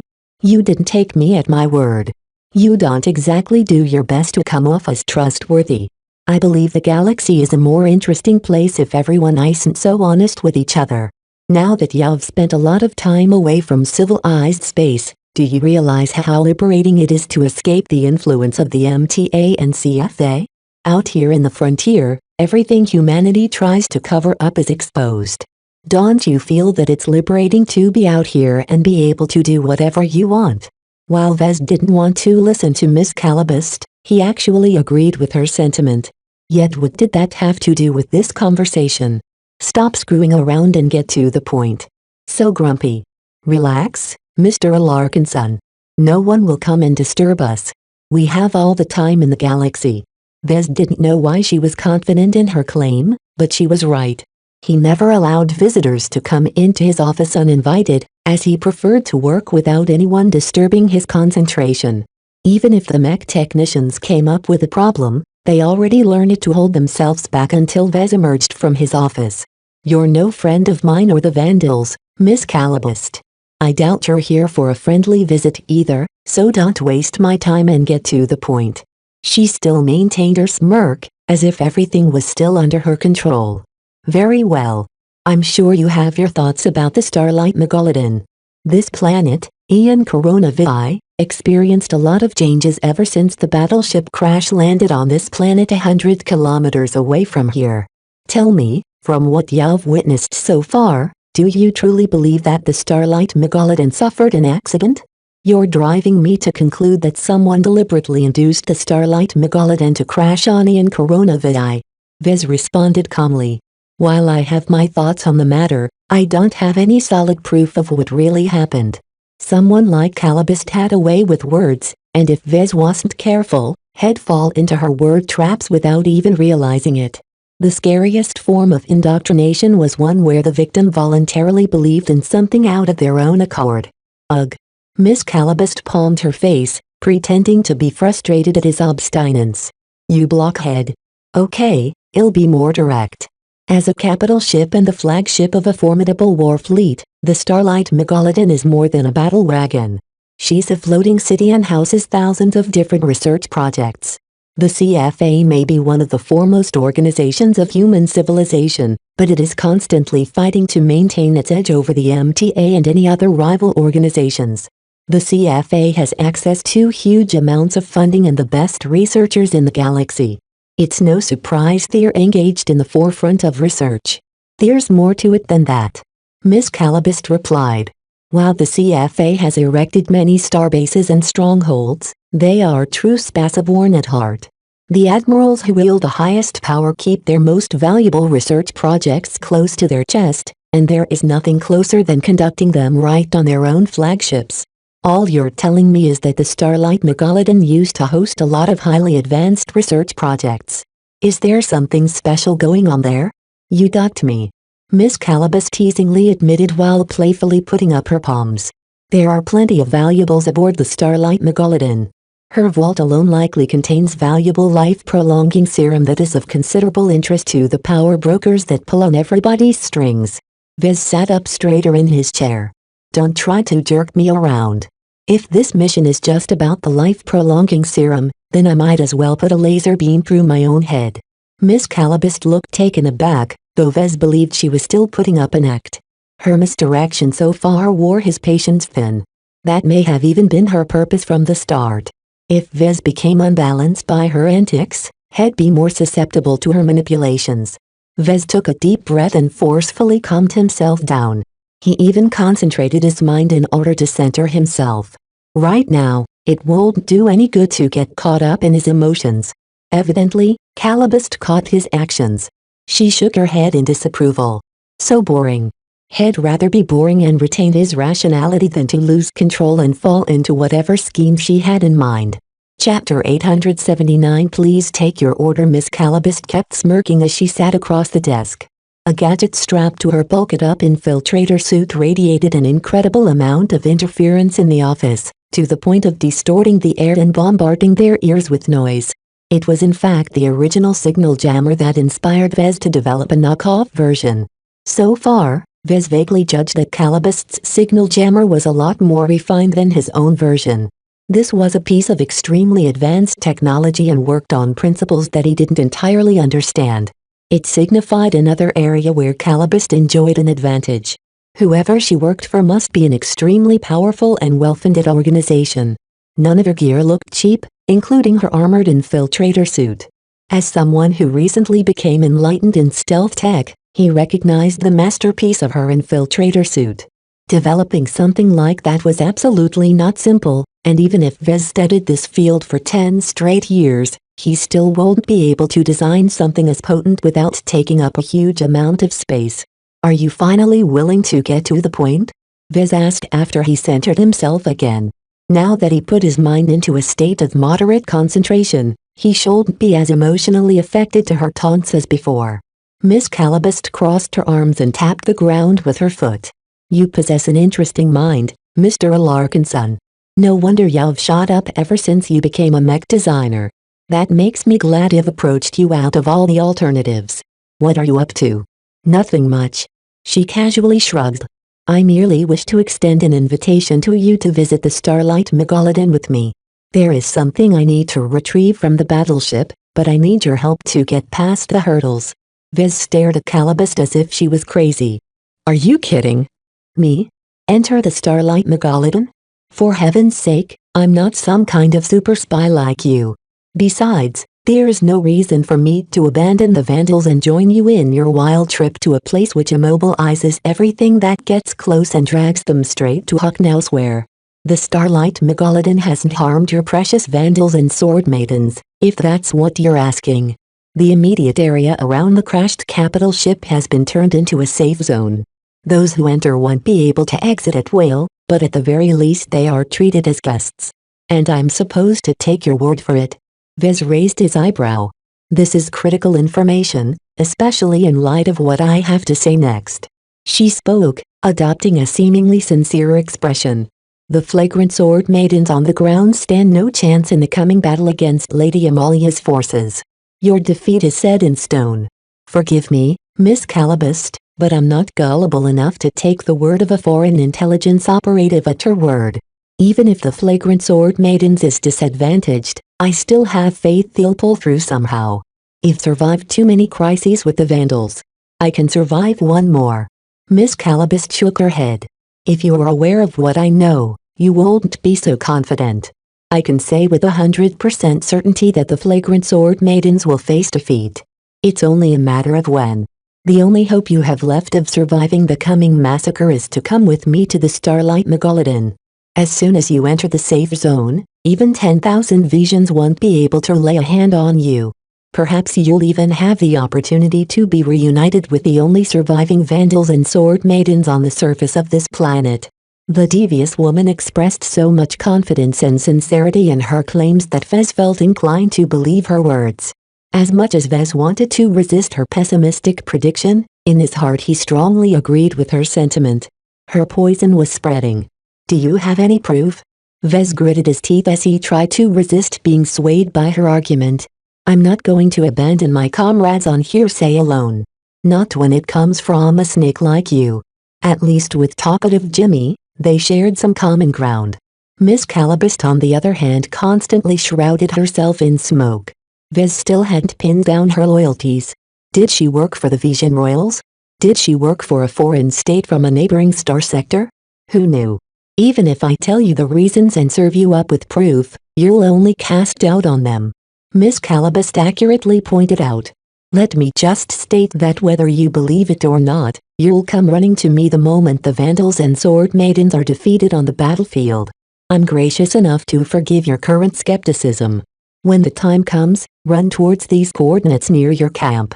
Miss Calabist passed him a composite print etched with a set of very specific coordinates that he could feed in his comm. While Vez didn't want anything to do with Miss Calabist, her words planted a seed of doubt in his mind. If her prediction came true, wouldn't it be prudent to prepare an escape route? Since she was generous enough to provide him one, he might as well keep the option on hand. He could always choose to disregard the coordinates if the flagrant Sword Maidens won the battle. "No matter what you're going to say, I'm sticking to my comrades," he declared. "Men." She sighed. "Very well. I respect your determination, childish it may be. In any case, I suggest to prepare to bug out sometime within the next 24 hours. While I'm not completely certain when the Visions will launch their attack, they have already begun their final preparations." As much as Vez wanted to believe the flagrant Sword Maidens would prevail, Miss Calabist made a lot of sense. If nothing happened, then Vez only wasted some time. If disaster truly struck, then he'd be instantly ready to leave without any delay. "I'll take your advice into consideration," he replied neutrally. "You sure seem well informed of the Visions. Are you spying on both our forces? Our eyes have never left sight of your ground expeditions the moment you landed." That sounded ominous. It sounded like a bluff, but Vez could very well imagine that someone as devious as Calabist planted spies among the Vandals and Visions. Perhaps he could take advantage of her spying operations. "If you're so well informed, do you know what's going on with Venerable Carol Z? He's the expert pilot we've picked up in the frontier. He originally hailed from the Dark Plasma Star sector and claims to have turned a new leaf. I have reason to believe he is not as committed to the Vandals as he appears." "Ah, your stray expert pilot. He's an interesting man." Calabist smirked in amusement. "I'll give you a freebie. We've observed your esteemed expert pilot entering into a clandestine meeting with a Vision spy. While I'm not privy to their conversation, the fact that this meeting took place at all should be enough to know his intentions. If either talkative Jimmy or Miss Calabist claimed that Venerable Z turned his coat, then Vez would still hold his doubts. Yet if both of them separately came up to him with this claim, then Vez couldn't cling to his skepticism any longer. The odds that Venerable Z might truly be colluding with the Visions became a very real possibility. It would be one thing if the flagrant Sword Maidens lost their only expert pilot. It would be another thing if Venerable Z turned the Pale Dancer against them. The expert pilot probably wouldn't spare Vez either if that was the case. Vez believed the Visions would certainly field at least one expert pilot in the coming battle. If the flagrant Sword Maidens couldn't constrain the enemy expert pilot, the battle might certainly be lost before they knew it. This might be the main reason why Miss Calabist expressed absolute confidence in their defeat. "Obviously, you want something from me." Vez spoke, sure of his guess. "Since you approached me in such a friendly manner, I bet that you won't be able to get what you want from me through force. Whatever you need me for at the Starlight Megalodon, is it because of my mech design expertise?" Miss Calabist smiled at Vez but declined to respond. Perhaps Vez was on the track, or perhaps made a completely wrong guess and she wanted him to stick to his wrong assumptions. "Whatever the case, I bet you'd rather have my willing cooperation. Maybe it has something to do with the so-called safe zone you just talked about. After all, you can't force me to do anything if you aren't able to make good on your threats." "What a clever boy." She chuckled. as if she was praising a precocious little kid who attempted to impress her. Vez really wanted to smack her incessant smirk off her face. I believe in win-win situations. In exchange for saving your life and arranging a way back to your fleet, I merely want you to lend your services to me at the Starlight Megalodon. I get what I want out of the battleship while you won't get captured and tortured to death by the Visions. Sounds like a good deal, no? Vez and Miss Calabast entered into another negotiation. The entire reason for her friendly approach and her seemingly generous terms was because she really wanted something that only Vez could provide. While Vez possessed plenty of special qualities, he struggled to come up with a reason why Miss Calabast wanted his help. If she needed a mech designer, she could have approached someone else. Why aren't you approaching one of the many Vision mech designers with your offer? What I can do, they can probably do as well. If they are fully equipped for this mission, then they doubtlessly sent down a genuine journeyman mech designer to accompany their ground forces. Nice attempt at fishing for information. She smirked, instantly seeing through his ploy. It is true that the Visions sent down mech designers that have entered my shortlist. You are simply at the top. However, don't misunderstand your value. If you aren't willing to play along, I still have plenty of alternatives. They are just a bit more troublesome to convince. After all, it's not every day a mech designer is about to go down with the crashing ship that is the ground forces of the flagrant sword maidens. Even so, I'd like to obtain some more sincerity from you. As long as you agree to lend me some favors, I'll be much more inclined to cooperate with any schemes you have in mind. Oh, tell me what you have in mind. First, if the flagrant sword maidens are truly fated to suffer a defeat on the ground, I want to bring someone along with me. Maybe two. Miss Calabast immediately shook her head. It's already a strain to sneak you away from Vision pursuit. As soon as they win the battle, they'll be scouring the camp and the surroundings for any fleeing vandals and sword maidens. I may have a lot of tricks up my sleeve, but even I'm not capable of hiding more than you and I from their carpet search. I really need this. I trust in your capabilities. Either you promise me this, or I'll rather take my chances with the Visions. In fact, Vez was bluffing. He tried his best to compose his face and give nothing away, but so long as Miss Calabast rejected his request, he was willing to continue to play along. If Miss Calabast knew his lack of determination, she didn't show any sign of it. Instead, she contemplated the demand and seemingly reluctantly nodded. I think I can make some adjustments to our means of escape. As long as you don't bring too much gear, I think I can squeeze an extra person.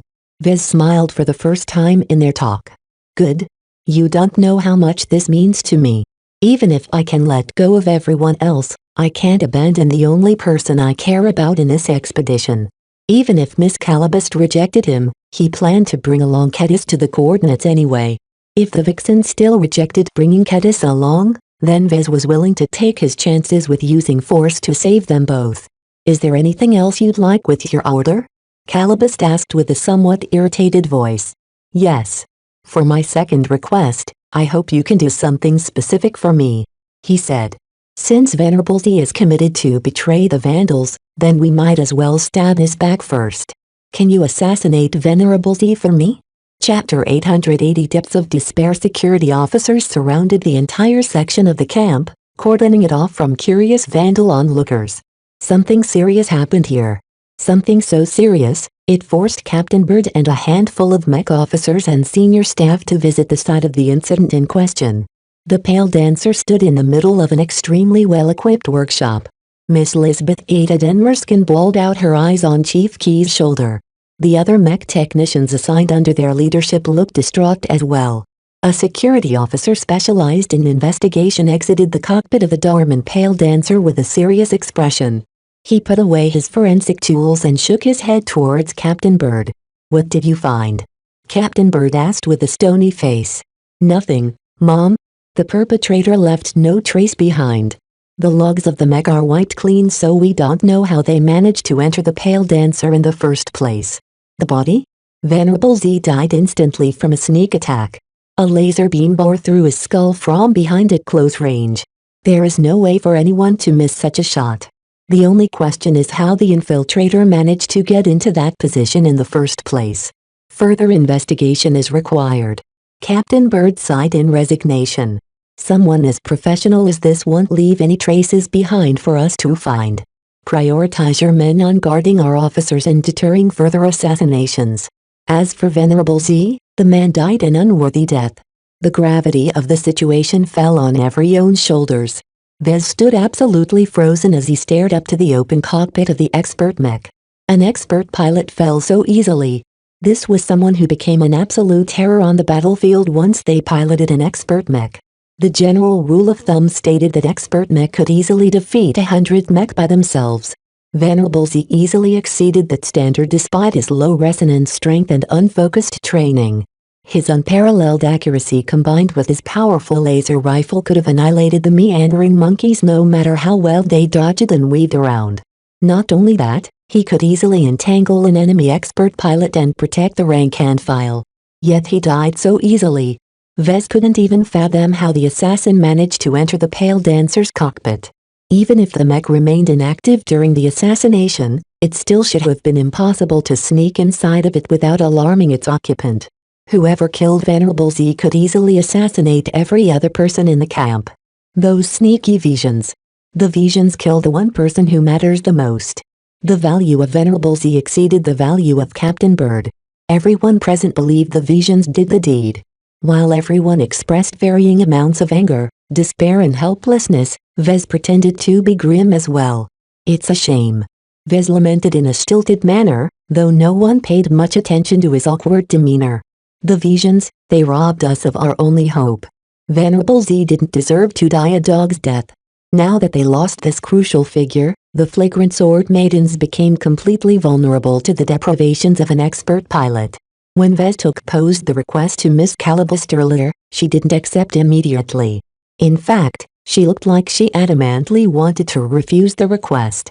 Assassinating an expert pilot is no joke. She responded, even dropping her smirk. They're highly trained soldiers and possess superhuman reflexes. Their danger sense is off the charts. Do you think it's easy to assassinate an expert pilot? Even if the MTA prohibited the practice, we still won't do it. One slip up and the one who kills won't be us, but him. An expert pilot is a monster in battle even without a mech. This was the first time that Calabist revealed that she came with accomplices. Vez figured that they were probably covering the entire perimeter right now in order to guard against any attacks against Calabist. Vez did not accept her refusal. This is non-negotiable, I'm afraid. Due to reasons that are none of your business, I've built up a bit of a beef with Venerable Z. If he is truly set out to betray the Vandals, then I'm the first person on his kill list. I'm sure of it. So if you still want me alive to help you out at the Starlight Megalodon, then you better address this threat. If Venerable Z really set up his mind to stab the flagrant Vandals in the back, then Vez expected the first action the Pale Dancer would perform was to shoot his mechanized laser rifle straight at Vez. With the expert pilot's impeccable accuracy and marksmanship, Vez wouldn't even have time to scream before the immense power behind the laser rifle vaporized his body and everything he carried. Even his earth and light combat armor wouldn't last a millisecond against the awesome power meant to pierce through mech armor. And why should we do your dirty work? Miss Calabist crossed her arms. Right now, I'm reconsidering if it's less troublesome to kidnap you outright and whisk you away from this camp. Vez paused a bit before he came up with another argument. No matter if Venerable Z is colluding with the visions, there's a chance he's merely pretending. Killing him will weaken the flagrant Vandals and impact their morale. It could be said that our defeat is pretty much set in stone if he dies. Won't our quick defeat benefit you more? Calabist smirked again. You make a good point, though you are basically condemning one of the only potential hopes of your mech regiments to death. How callous of you. Do the lives of the flagrant Vandals and Lydia's sword maidens truly mean nothing to you? I'm pretty confident that this is the best course of action for us. Better take an unstable factor off the board than to hope it plays out for us. Miss Calabist eventually acquiesced to his request and left shortly after. It didn't take more than an hour after the initial alarm sounded out throughout the camp. Only after Vez saw the aggrieved and hopeless expressions of the other Vandals did Vez realize the immense amount of harm his request had wrought. His actions led to the death of one of the biggest pillars of the flagrant Vandals. The news leaked out to the rest of the Flagrant Sword Maidens just minutes later. A news as explosive as this couldn't be hidden for long, and Captain Bird figured it was better to release the news right away rather than to have it explode at a more inopportune time. All the mech officers went out in force to rally the men and prevent them from acting out, but there was no question that their morale plummeted like a rock sinking into an ocean. Surprisingly enough, hatred against the Visions intensified. The assassination of an expert pilot crossed all the lines, and the Vandal mech pilots each vowed to take revenge for their fallen champion. They would not rest until they killed as much Visions as they could on the battlefield. In the meantime, Vez suggested he do something about the Pale Dancer to Captain Bird. "Captain, none of our mech pilots can pilot the Pale Dancer anymore. Even an expert candidate like Captain Orphan is unable to do anything with it. I suggest we process the expert mech and render it useless." Captain Orphan looked incredibly haggard as she tried to prevent the collapse of the Flagrant Vandals. "You want to spoil the Pale Dancer before the Visions get their hands on it? Is there truly no way of making use of the mech?" Vez shook his head. "You know as well as I do that it takes an exceptional mech pilot to be able to pilot an expert mech. Advanced pilots can just forget about it. The strain will fry their nerves before they can even make the Pale Dancer take a single step." The mech captain paused in indecision. The Pale Dancer was Venerable Zai's personal expert mech, and originated from the Dark Plasma Star sector. Its presence served as a symbol, even with the death of its original owner and mech pilot. To dismantle it meant that the Vandals admitted that they didn't believe themselves to be capable enough to protect Venerable Zai's legacy. The expert mech of any fallen expert pilot would never be discarded like a piece of trash. The highest honor an orphaned expert mech could enjoy was to assign it to another compatible expert pilot so that its mission upon inception continued. This was the respect that expert mech deserved. While Vez respected mech like any other, he prioritized his safety even more. Even if Vez wrecked the neural interface or replaced it with a fresh dummy, a good mech designer would still be able to notice the discrepancies. Expert mech came with so many advanced systems that Vez couldn't ensure that any one of them left some clues behind that hinted at his misdeeds. Therefore, Vez wanted to be extra certain and destroy the mech, just in case. As for Captain Bird, seeing as defeat loomed over their heads, she eventually nodded. "Do it. Don't leave any useful scraps behind for the Visions." With her permission, Vez brought over a couple of mech technicians and depressingly began to dismantle it piece by piece. Using other mech and heavy tools, they practically vandalized the Pale Dancer. Delicate parts got smashed or stepped upon, hardy armor plating became deformed or melted into a puddle of slag under the application of extreme heat. Such a crude way of destroying the components of an expert mech partially ruined the special traits of the highly valuable exotics laced in their structure. Exotics with their myriad of effects and remarkable properties served as the core of the functioning of any expert mech, and all of them possessed some energetic activity. Due to their active states, exotics needed to be handled carefully. The moment their energetic activity leaked or ran out of control, the exotics degraded into mundane minerals. What Vez directed over the course of 3 hours was the systematic spoiling of tens billions of credits worth of exotics. Each second that passed, millions of credits worth of exotics got ruined due to their incredibly rough treatment. This was pouring money down the drain. At the end of the spoiling process, nothing remained of the pristine white mech. The fast, accurate and agile rifleman mech suffered an ignoble death off the battlefield, just like its former master. Neither Venerable Z or the Pale Dancer deserved to meet their ends behind enemy lines. Yet they both fell at the hands of Vez because they posed a threat to his freedom and safety. "I'm not sorry," he whispered to himself as he watched the pile of slag and crushed components being guarded onto a fast transport to be scattered over a wide area. Why should he feel sorry? He was merely defending his interests. Even the prestige of an expert pilot didn't stop him from requesting Miss Calabast from arranging an expert pilot's death. Vez was merely surprised she acted so decisively and with such overwhelming success. She even managed to leave no trace behind, allowing the dastardly Visions to take the blame instead. He admired her capable and elegant handling of this problem. Vez could learn a thing or two about her methods. Still, she's extremely well equipped and has a lot of capable subordinates under the wing. I'll have to build up my own capabilities before I can replicate such a feat. His fear and apprehension towards the inscrutable Miss Calabust increased, but his admiration rose as well. If Vez possessed the same capabilities, he would have a lot more options available to him. At the very least, he won't be forced into a helpless state when confronted with the hostility of an expert pilot. The thrashing of the Pale Dancer inspired the rest of the Vandals and Sword Maidens. Though they didn't wish to contemplate defeat, they began to make arrangements in the event the Visions overrun the camp. The engineers rigged the power reactors to overload on command, while Chief Dakin prepared to spoil the God Crystal generators by infecting them with the murky crystal. Others began to tidy up the databanks and rigged them up to blow. If the enemy managed to obtain a victory, then they could forget about taking over their valuables.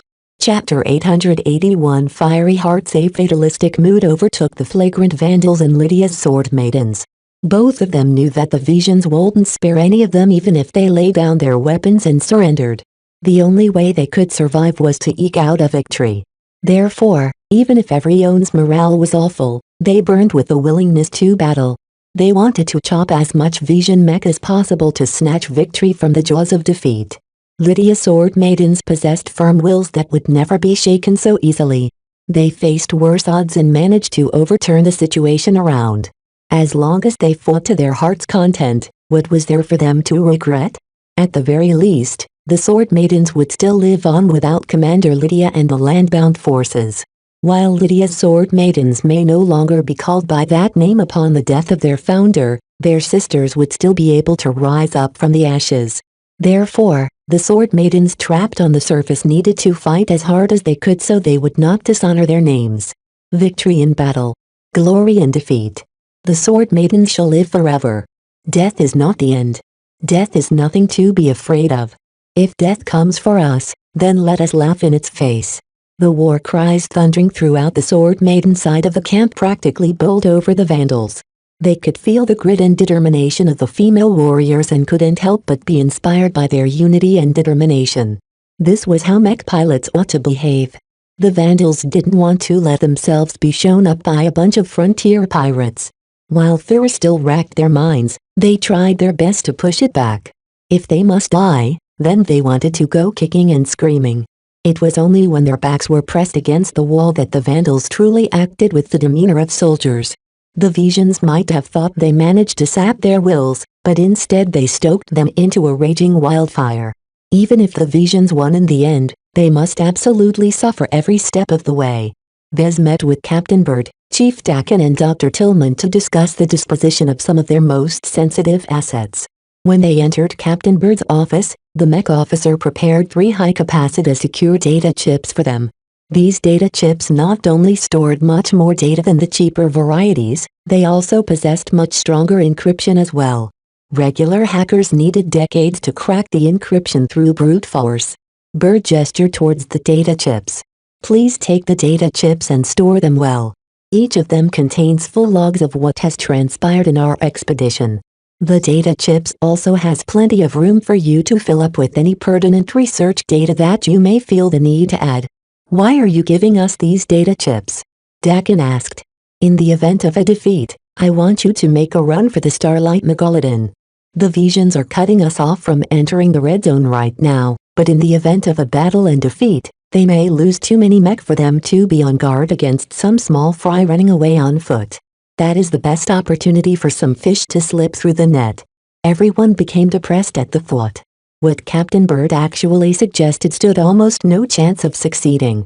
Even if they ran past the encirclement of the Visions, they still needed to traverse more than 100 kilometers before they reached the safe zone around the Starlight Megalodon. The Visions could easily track their footsteps and catch up to them before they made it far. Therefore, what Captain Bird suggested was extremely unlikely to come to pass. No one called her out for it because even a sliver of chance of success sustained this attempt. As long as someone managed to slip away against overwhelming odds, the flagrant Vandals and the Mech Corps gained valuable intelligence on what transpired on the ground. The authenticity of the logs wouldn't be called into question despite all the outlandish discoveries they made as long as no one tampered with the records. Vez picked up the data chip first. Unlike the others, Miss Calabast already arranged his escape route. Therefore, he felt more assured that he could complete Captain Bird's final request.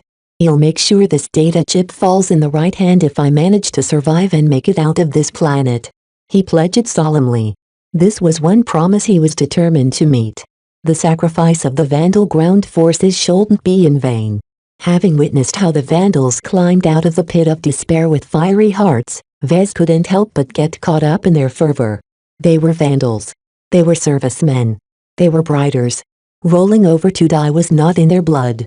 Even when the Vandals faced imminent defeat, they still wanted to do what was best for the Bright Republic. How could Vez not respect such patriotic determination? He felt helpless and powerless at his inability to turn the tide. He hated how little a mech designer's influence reached when it came to situations like this. If he possessed the battle prowess of an expert pilot, then at least he'd be able to fight on their behalf. Yet his awful genetic aptitude precluded him from ever entering the cockpit as a mech pilot. Vez felt extraordinarily frustrated at his lack of combat capabilities. Even if he possessed the powerful Amastendera, the most he could do was shoot 10 high-powered laser beams that might or might not be able to pierce through the armor of a light mech. What then? He'd die as quick as that when a single mech retaliated against him. He'd either die from getting stepped upon by a melee mech or being vaporized out of existence when a ranged mech fired a laser at his position. The boiling blood running through his veins urged him to fight back anyway. His pride and heritage as a Larkin son insisted upon it. How could a Larkin son hold themselves up in the rear and cower in the face of an enemy attack? How could a Larkin son think about abandoning their comrades and scurrying away from danger? As Vez left Captain Bird's office and returned to his office in order to load up the data chip with a bunch of research data from all of the research projects the Vandals conducted, he tried to reconcile his conflicting urges. "I may be a Larkin son, but I'm not a warrior," he muttered. "I have no place on the battlefield. My presence makes no difference." Vez inadvertently reminded himself of Eric Kachiro, the mech designer of Chopra Security Services and one of the few surviving Choprans the fleet picked up from a debris field in space. The mech designer survived by being one of the first Choprans to abandon ship and eject from his escape pod. He still remembered the phrase uttered by Eric. "Cowardice is a virtue." Of course, Eric subsequently died a coward's death. A Chopran mech captain sneaked into his holding cell and executed the mech designer. Did Eric deserve his death? He definitely had it coming. His early flight set off a premature evacuation and practically ruined the Chopran's chances of winning against the Nin that stabbed them in the back. Yet if Vez fled the Vandals, would he be committing the same sin as Eric? Vez didn't think so. First, the situation on the ground was a lot different than in space. A few people on foot trying to flee wasn't as conspicuous as a bunch of escape pods emerging from a ship. Second, Captain Bird already tacitly consented to such behavior when she passed over the high-capacity data chips. In fact, she even hoped that some of them might successfully flee. The Vandals on the ground must not be forgotten. All of their deeds and actions needed to be returned to the Bright Republic so that their sacrifice could be honored. Third, Vez did not plan to flee too early in the battle. Captain Bird spoke correctly when she said that nothing could sneak past the vision blockade at their full strength. Perhaps the means arranged by Miss Calabast might be an exception, but even then their chances of success became much greater if they fled at a time the visions incurred the maximum amount of losses possible.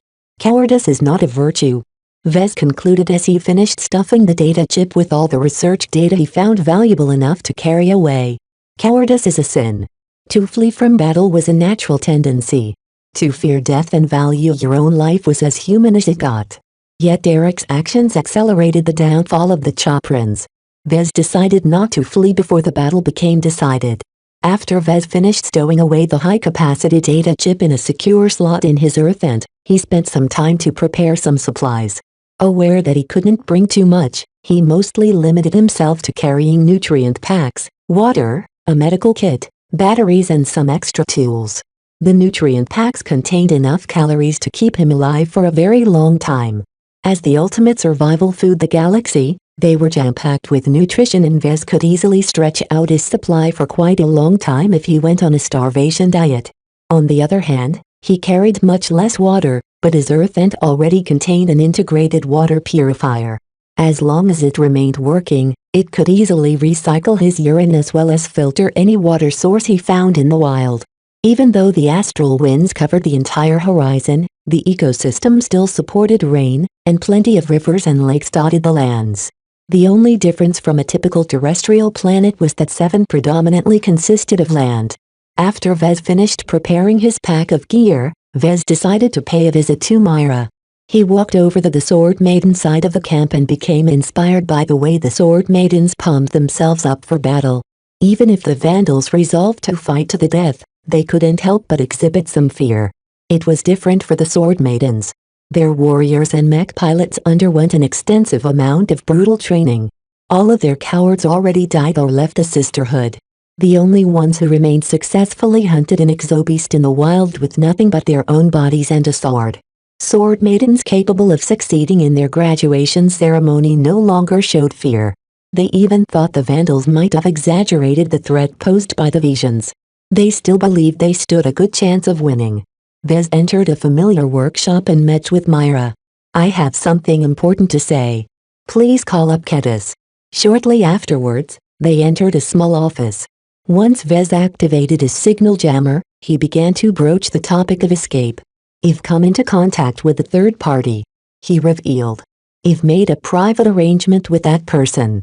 In the event of a defeat, the third party is willing to sneak me to the safe zone around the Starlight Megalodon and save me from vision pursuit. I managed to negotiate the right to bring along an extra."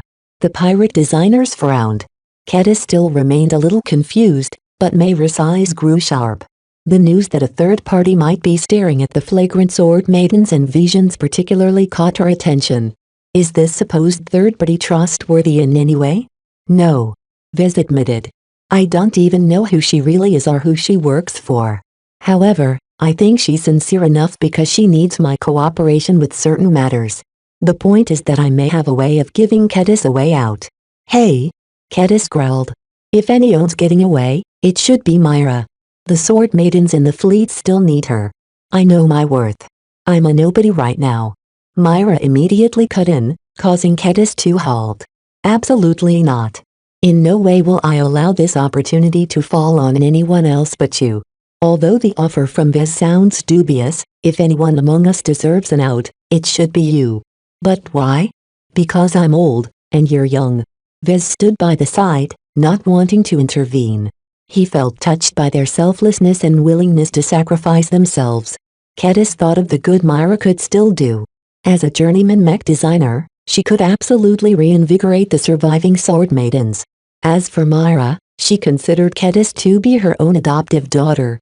A parent should never put their own lives over their children. Her sense of motherhood towards her protege compelled her to give Kedis the opportunity to escape and start a new life. Because for Myra, she loved Kedis more than she loved the Sword Maidens. Chapter 882 Difficult Dilemma. "You are worth more than the Sword Maidens," Myra shouted, trying to convince her recalcitrant protege that her sacrifice meant nothing. "I would not be able to live with myself if my survival comes at the expense of your life. I might as well commit suicide in that case." Kedis couldn't accept that argument. "But what about the Sword Maidens? Our sisters still need your help to rebuild the sisterhood. We have sacrificed enough for the Sword Maidens." Myra sneered, revealing her disillusion for the organization she served for several decades. Commander Lydia abandoned all she has built in order to be at the beck and call of a figure in the shadows. Our entire sisterhood is built upon a lie. We aren't giving women in the frontier a better chance. All this time, we've been training them to become a hidden tool to some rich and powerful magnate from civilized space. Open your ears and listen to my words. Do you believe that I am talking nonsense? Kedis wanted to refute with a fiery retort, yet she couldn't form a reply. Myra told her much about the inner dealings of the Sword Maidens, including the existence of a secret backer who assisted Commander Lydia from the very start. This, even if we answer to another boss, that still doesn't invalidate what the Sword Maidens have done. She feebly responded. We've upheld our ideals and become a force to be reckoned with in the frontier. Our dreams will die if you aren't there to help the sisters that we left behind in our fleet. Myra snorted. Our other sisters will do just fine without out. They are my sisters as well, so I know they can take care of themselves. Besides, that hidden backer of ours won't discard their investment so easily. They'll be just fine even without a journeyman mech designer presiding over their mech. I can't believe you. How could you say that about the Sword Maidens? The shock exhibited by Kedis showed that she always put the Sword Maidens up to a high pedestal. To see Myra throwing shade over the organization shattered all of her preconceptions. She respected Myra immensely, but she loved the Sword Maidens with pure devotion. To choose between the two tore her apart from the inside. Kedis couldn't handle the confrontation any longer and ran away as if her life depended on it. Rather than continuing to confront her dilemma, she'd rather flee from it entirely. She'll get around. Myra sounded unapologetic for forcing her protege into this position. She's not capable of abandoning the Sword Maidens yet, but he'll make sure she preserves her life. What about you? Vez asked. You should know the fate of any pirates that fall into the hands of someone like the Visions. Pirates rightfully receive the penalty of death for their misdeeds. Even if people tended to throw around the label of pirates a bit too liberally, it didn't change that it was an absolute death sentence for any pirate to land in the hands of others. It didn't matter if the pirate served as a non-combatant such as a cook. They contributed to the depravities of other pirates and thus were accomplices to the crime of piracy. Civilized space detested space piracy to the core. Human civilizations spread themselves out among the stars, to the point of engulfing half the galaxy. This was an immense amount of territory population by trillions of people. Such a vast and mostly empty space could only be sustained if trade continued to flow between the stars. Space pirates preying the trade channels formed the greatest threat against intersystem, interstate and intersector trade. States did everything possible to curb the tide of piracy that weakened their prosperity, and their mech militaries almost always abided by zero-tolerance policies when it came to pirates. I'll try my luck with the Visions. Myra nonchalantly shrugged. She was already resigned to do so even without Vez offering a lifeline. Even though pirate designers are worthy of death, I don't believe I've ever accrued a bounty. I'm different from the fugitive mech designers who committed heinous crimes and has been forced to flee to the frontier. I'm a complete unknown, and as a journeyman mech designer, I am more valuable alive than dead. Vez realized what kind of hope that represented. You hope the Visions will take a shine on your ability and use you for their own ends? The chance of that happening is not high. If the Visions back home know they employ a pirate designer, they'll catch a lot of flack. They'll have to keep me hidden and locked up in a secret base, then. She shrugged. It's better than nothing. As long as I cooperate and lend my expertise to my captors, I'll be treated with respect.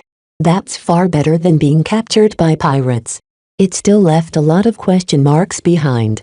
Back when he studied mech design, Vez heard whispers about unscrupulous entities kidnapping mech designers and forcing them to work on shady projects at gunpoint.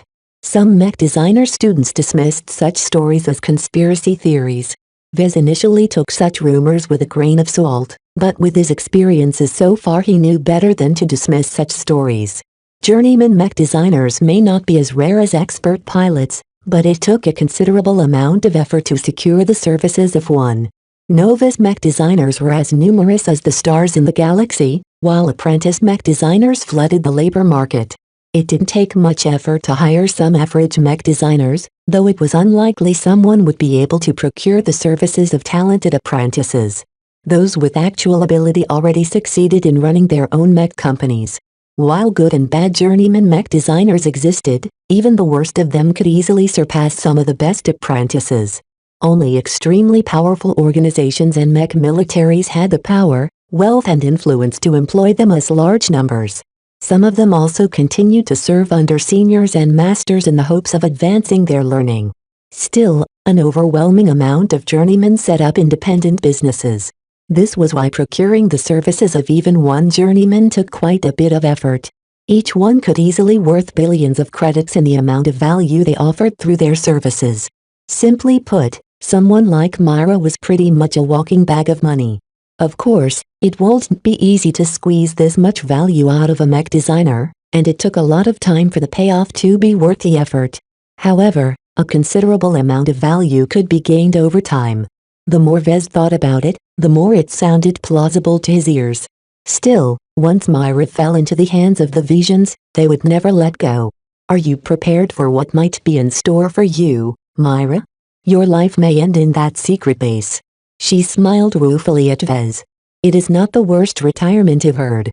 Pirates generally don't get to live old age. I think some peace and quiet while I get to pursue my craft without any outside concerns is rather attractive compared to roaming the frontier. I hope they'll treat you right when the time comes. He'll look for you after the war for Keda's sake. Don't. Only trouble will come your way. Wait until either of you advance to senior. Only then will you have the leverage to seek me out. Vez respected her decision and her willingness to sacrifice everything for Kedas. As for advancing to senior, even if he felt confident about his chances of advancing quickly due to his advantages, it would still take a couple of decades for him to reach that height. After he left Mayra's workshop, he returned to the Vandal side of the camp and joined the final preparations of the fight. Much of the camp had been booby-trapped or rigged to blow. The only reason why the Vandals and Sword Maidens hadn't ruined anything yet besides the Pale Dancer and some other sensitive goods was because they still hoped they might prevail in the coming battle. A couple of tense hours went by as the drums of war rang louder and louder. The Vision Scout mech changed their patterns.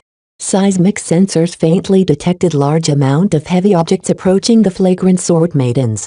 In order to prevent the camp from suffering any collateral damage, Commander Lydia and Captain Bird decided to force the engagement a dozen kilometers from the camp. They brought most of their combat-capable mech to their chosen site, which granted them a small elevation and terrain advantage, and dared the Visions into attacking their lines straight away. A dozen kilometers was far enough that the camp and the supply train wouldn't be affected by collateral damage.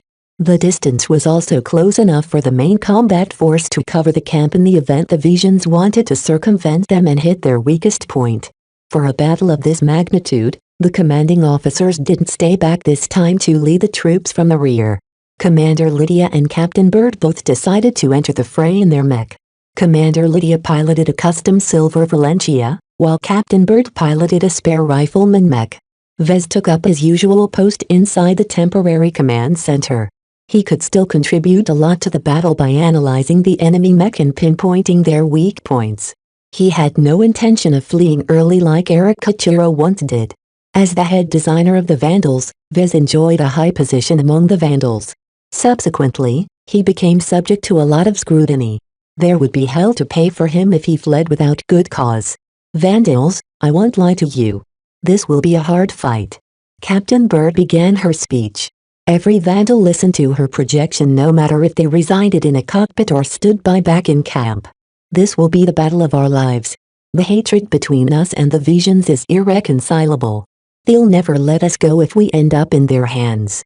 Since we're already marked for death, we might as well take as much of their lives in the process.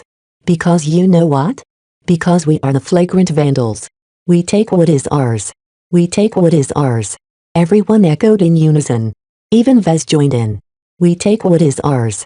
We take what is ours. Captain Bird's projection grinned. For the first time since he saw her, the mech captain actually looked inspiring. Vez figured that she specifically practiced for this speech beforehand. Someone else may have even written this speech for her as well. Since the founding of the flagrant Vandals, we've been called pirates, we've been called scoundrels, we've been called scum who don't belong in the mech corps. Huh? We've fought and bled as much as any other mech regiment. We've seen our fair share of combat and do the dirty work that others aren't willing to do. The way I see it, our naysayers are right. We're thieves. We are stealers of lives, and right now hundreds of trained Vision mech pilots are delivering their lives to our doorsteps. Kill them. Steal their lives. The Vandal mech pilots entered a state of utmost preparedness. All of their mech had been checked by overworked mech technicians, and Vez spent as much time as he could to personally tune them up. All of them waited for the Visions to arrive. The seismic sensors continued to track the slow approach of an enormous mass of heavy footsteps. The decisive battle loomed. They're coming. According to the seismic sensors, the number of mech approaching the main lines likely numbered around 500. They already outnumbered the flagrant Sword Maidens by a small margin. While it still left the defenders with some hope for victory, Vez knew that quantity didn't count for everything.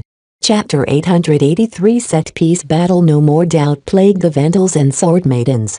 Now that the Visions arrived at their doorsteps, the unruly mech pilots all calmed down. In a battle for survival, doubt led to defeat. With roughly 4 to 500 mech deployed on each side, the front line stretched for kilometers. The temporary headquarters only managed to keep in touch with all of their mech through the use of relays. The environment imposed many restrictions on the battle. The interference in the air this close to the red zone hindered communications and discouraged both sides from spreading their mech thin. It would be too easy to become isolated and cut off from backup.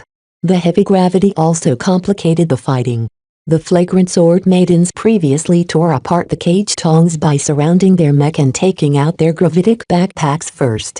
Without their personal anti-grav fields, the afflicted mech became forced to fight against 6 times normal gravity. This practically crippled a mech combat effectiveness. Not only that, the high energy consumption of gravitic backpacks discouraged long, drawn-out engagements that typically happened when hundreds of mech clashed against each other on land. Most land-bound engagements actually took place over multiple days.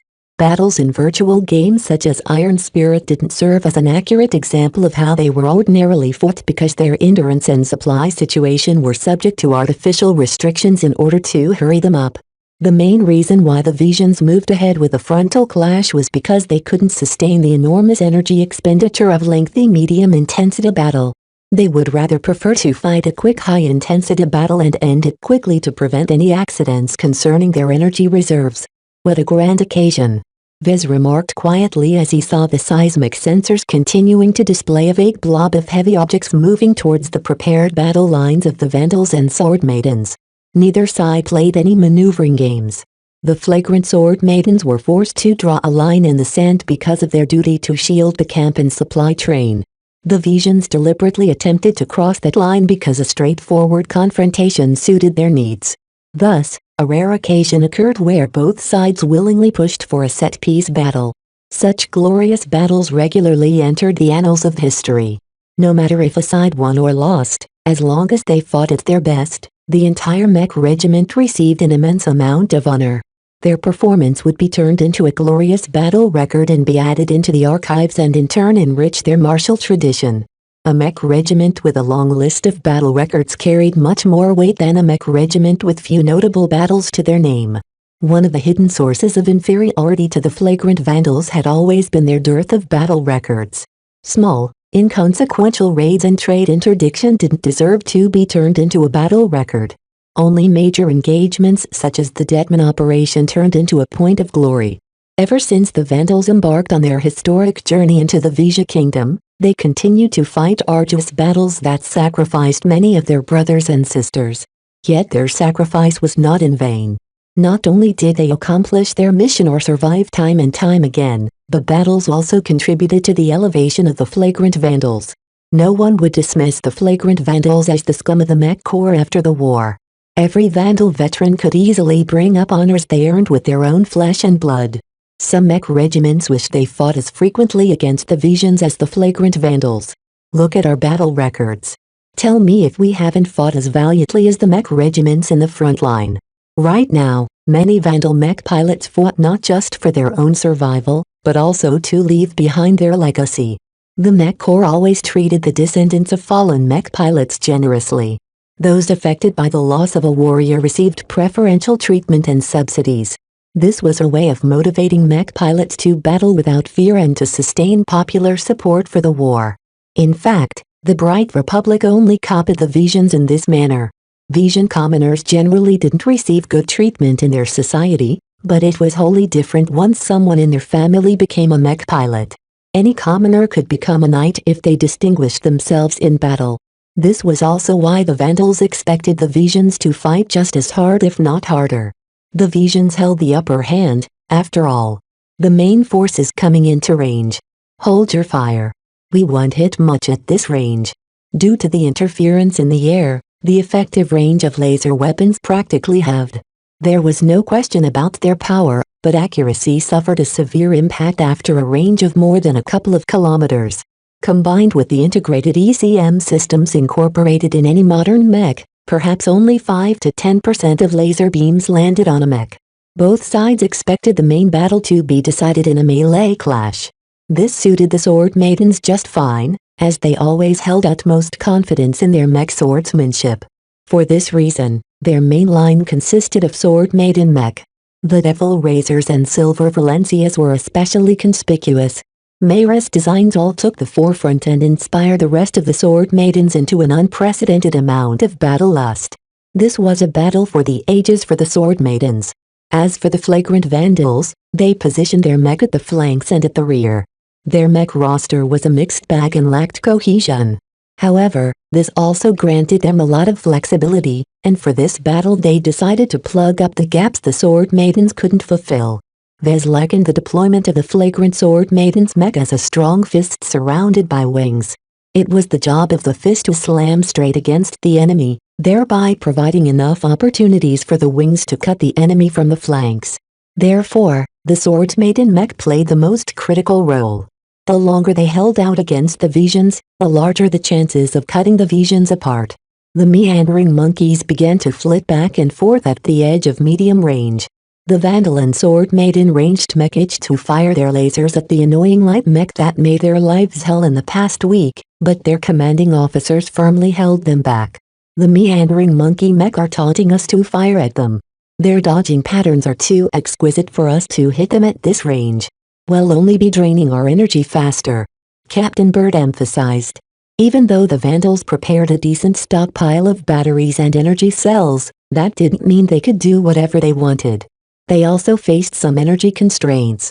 The vanguard of the Hostland Warriors are coming into view. Vez recognized some of the mech models of the Hostland Warriors from archival footage. However, the Bright Republic never paid much attention to the disposition of the Hafner Duchy. The territory's placement on the opposite side to the Vija Kingdom meant that the Hafner mech legions rarely deployed against the Bright Republic. Therefore, Vez spotted many new mech models. The Hostland Warriors resembled the Flagrant Vandals in that they didn't specialize in a narrow role. They fielded Knight mech, Swordsman mech, Rifleman mech, Light Skirmishers, Striker mech, Frontline mech and more. They didn't field any heavy mech, either because they didn't own any or because their energy budget couldn't sustain such an enormous burden. Despite that, the battle lineup of the Hostland Warriors immediately made it clear that this was a mech regiment that could stand toe-to-toe against other frontline mech regiments. The reputation of the Hostland Warriors don't do them justice. Someone said. They're fully geared for pitched battles. The tragedy of the Hafner Duchy was that a mech regiment like the Hostland Warriors rarely had the opportunity to flex their muscles. They neighbored the Reynald Republic, a state that never formally declared war against the Visions. That didn't stop their unruly mech pilots to form completely unrelated pirate gangs and raid the Hafner territories. Most of the time, the Hostland Warriors split up their forces and took up garrison duty, waiting for an attack that almost never came due to the formidability of the warriors in direct battles. Therefore, the Hostland Warriors also looked forward to this coming battle. The Flagrant Vandals may not enjoy that good of a reputation among mech regiments, but they more than proved their valor against the Visions in this latest war. Defeating the Vandals and their formidable-looking pirate allies would also earn the Warriors a lot of glory. As more and more of the Hostland Warriors moved into range, neither side sent any envoys. A normal tradition in set-piece battles was that both sides would send out envoys to parley or champions to duel to the death. Neither side felt the need to resort to such artificial traditions. This was a fight to the death. This deep into the Stormlands and this close to the Starlight Megalodon, neither side could afford to let any of their adversaries escape. The success of their missions hinged upon eliminating their greatest rivals on the surface of Ian Coronavidai. Perhaps other pirate ground forces lingered in the vicinity. Even if any of them made it all the way to the Red Zone, the Flagrant Sword Maidens and Visions doubted they retained much combat effectiveness. Only they themselves were the kings of the battlefield. Yet this region was only big enough to support a single crown. Neither side could abide each other's presence any longer. In the end, Captain Bird issued out the first command. Akira Mech, suppress the enemy battle line. The 10 heavy cannoneers lessened the disparity in strength for the Flagrant Sword Maidens. They possessed an unimaginable amount of firepower, but could only play out their full advantages over time. The earlier they unloaded their firepower, the more the enemy suffered. Therefore, Captain Bird did not hesitate to employ the Akara first. Their laser cannons possessed considerable range and their targeting systems were all top-notch. Their mech pilots all specialized in piloting both heavy mech and ranged mech and consisted of a rare group of elites among the Vandals. Thick laser beams streaked across the battlefield with the speed of light and instantly scorched against the exterior of the enemy mech. At this range, a significant amount of laser beams hit their mark. The Hostland warriors hadn't prepared to come under fire at this moment, so most of the stricken mech had been slow to dodge to the side. Detecting elevated heat signatures among the Hostland warriors, they are firing back. The Visions quickly retaliated with hundreds of smaller laser beams. The Vandals and Sword Maidens already moved their mech beforehand, causing fewer of them to be hit. The battle commenced in earnest now. Ranged mech, spread your wings. While the melee mech slowly converge upon each other, the rifleman mech from both sides started their dance with each other. Just like with the battle against the cage tongs, the duel between rifleman mech played out like an elaborate dance. It was like a magnified skirmish encompassing more than 100 mech on each side. The ranged mech of the Hostland warriors proved themselves to be remarkably skilled and solid in their marksmanship and dodging abilities. The Vandal ranged mech pilots on the other hand each displayed an inconsistent amount of skill. Their backgrounds were too varied and most of them underwent their basic training outside of the Vandals. Nonetheless, the varied means of the Vandal ranged mech also prevented the Hostland warriors from honing in on a specific weakness. The Vandal rifleman mech each acted independently, but also stuck to a general strategy that could only clearly be seen from an overview. The Vandal ranged mech spread to the flanks and forced the Hostland warriors to send their own ranged mech in pursuit lest they leave their flanks open against ranged harassment. The Vandal rifleman mech successfully drew the bulk of the ranged mech of the Hostland warriors away from the Sword Maiden battle line. The rest is up to you now, Sword Maidens. Chapter 884 Frontal collision. Laser beams raked across both sides with radiant splendor. Without eye protection of eye augments, many people risked being blinded by the sheer amount of light being thrown around.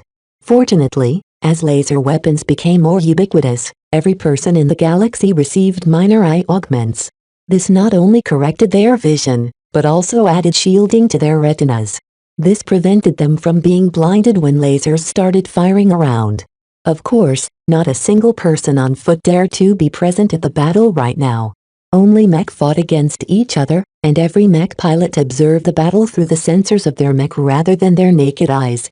Even then, the brilliance of lasers overwhelmed some of the sensors and made it a bit more difficult to observe their foes. Both the left flank and the right flank of the flagrant Sword Maidens became engulfed in a torrent of laser fire with their opposite among the Visions. The flanks stretched out as the rifleman mech needed more room to maneuver. Light mech from both sides also started to dart back and forth. The meandering monkeys deftly attempted to close in, only to be deterred by vigilant Vandal rifleman mech. However, this distraction reduced the pressure against the ranged mech of the Hostland warriors, allowing them to hit their targets with a little less concern. The highly mobile clashes at the flanks resembled giant skirmishes. Due to the distance and the inherent damage potential of laser rifles, it would take a long time before a large amount of casualties emerged. For now, the flanks remained at an equilibrium. Neither side sent any further reinforcements to tip the balance of the scales. Instead, they devoted most of their efforts at the center. The Sword Maiden mech pilots are running out of patience. A Vandal sitting behind a sensor console yelled. They're about to surge forward.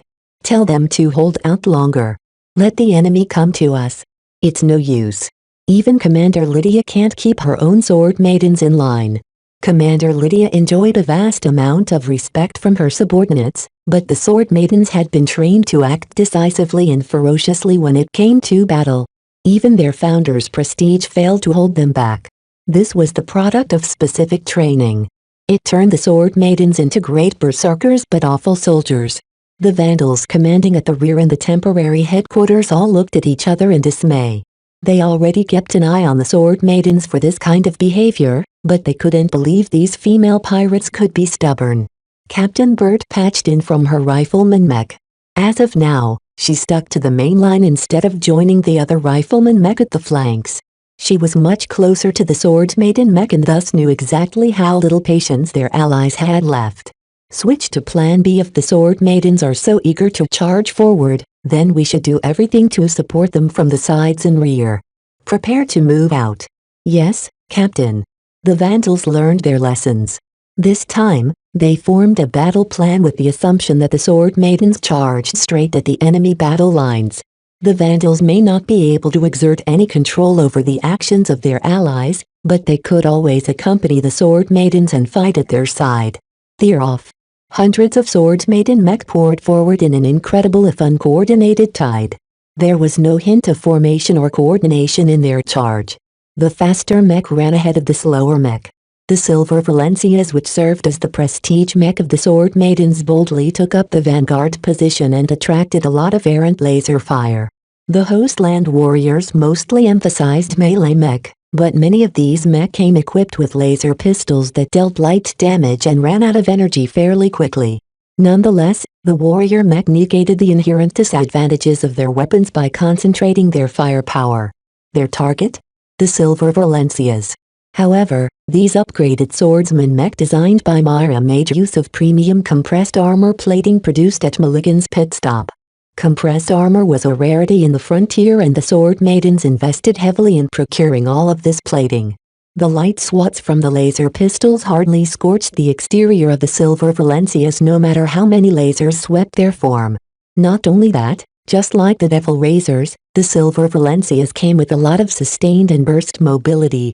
They already moved fast, but low-profile boosters built into their frames gave the Silver Valencias an extra push whenever they dodged or strode forward. Vez sighed in admiration at Mayra's best design. Though not cheap by any means, the Silver Valencias more than earned their considerable investment. They're even better than my Crystal Lords in defending against laser fire. Lydia's Sword Maidens always became restrained by their limited manpower. Few Sword Maiden mech pilots successfully survived their brutal training regime and extremely challenging graduation ceremony. This caused them to invest a considerable amount of resources into the quality of their mech. Their best and most deserving Sword Maiden mech pilots received the privilege of piloting the Silver Valencias. Each of them possessed the mindset of a champion and valiantly took leading positions to serve as examples for their fellow Sword Maidens. Charge! Charge forward! Show these military mech what the Sword Maidens are made of. With their gravitic backpacks running at full tilt, all of their mech traversed the ground quickly. In the face of such an uncoordinated charge, the Hostland Warrior mech ceased their steady forward progress and formed into defensive formations. Compared to the Sword Maiden mech who moved like a horde, the warriors neatly moved into exquisite formations.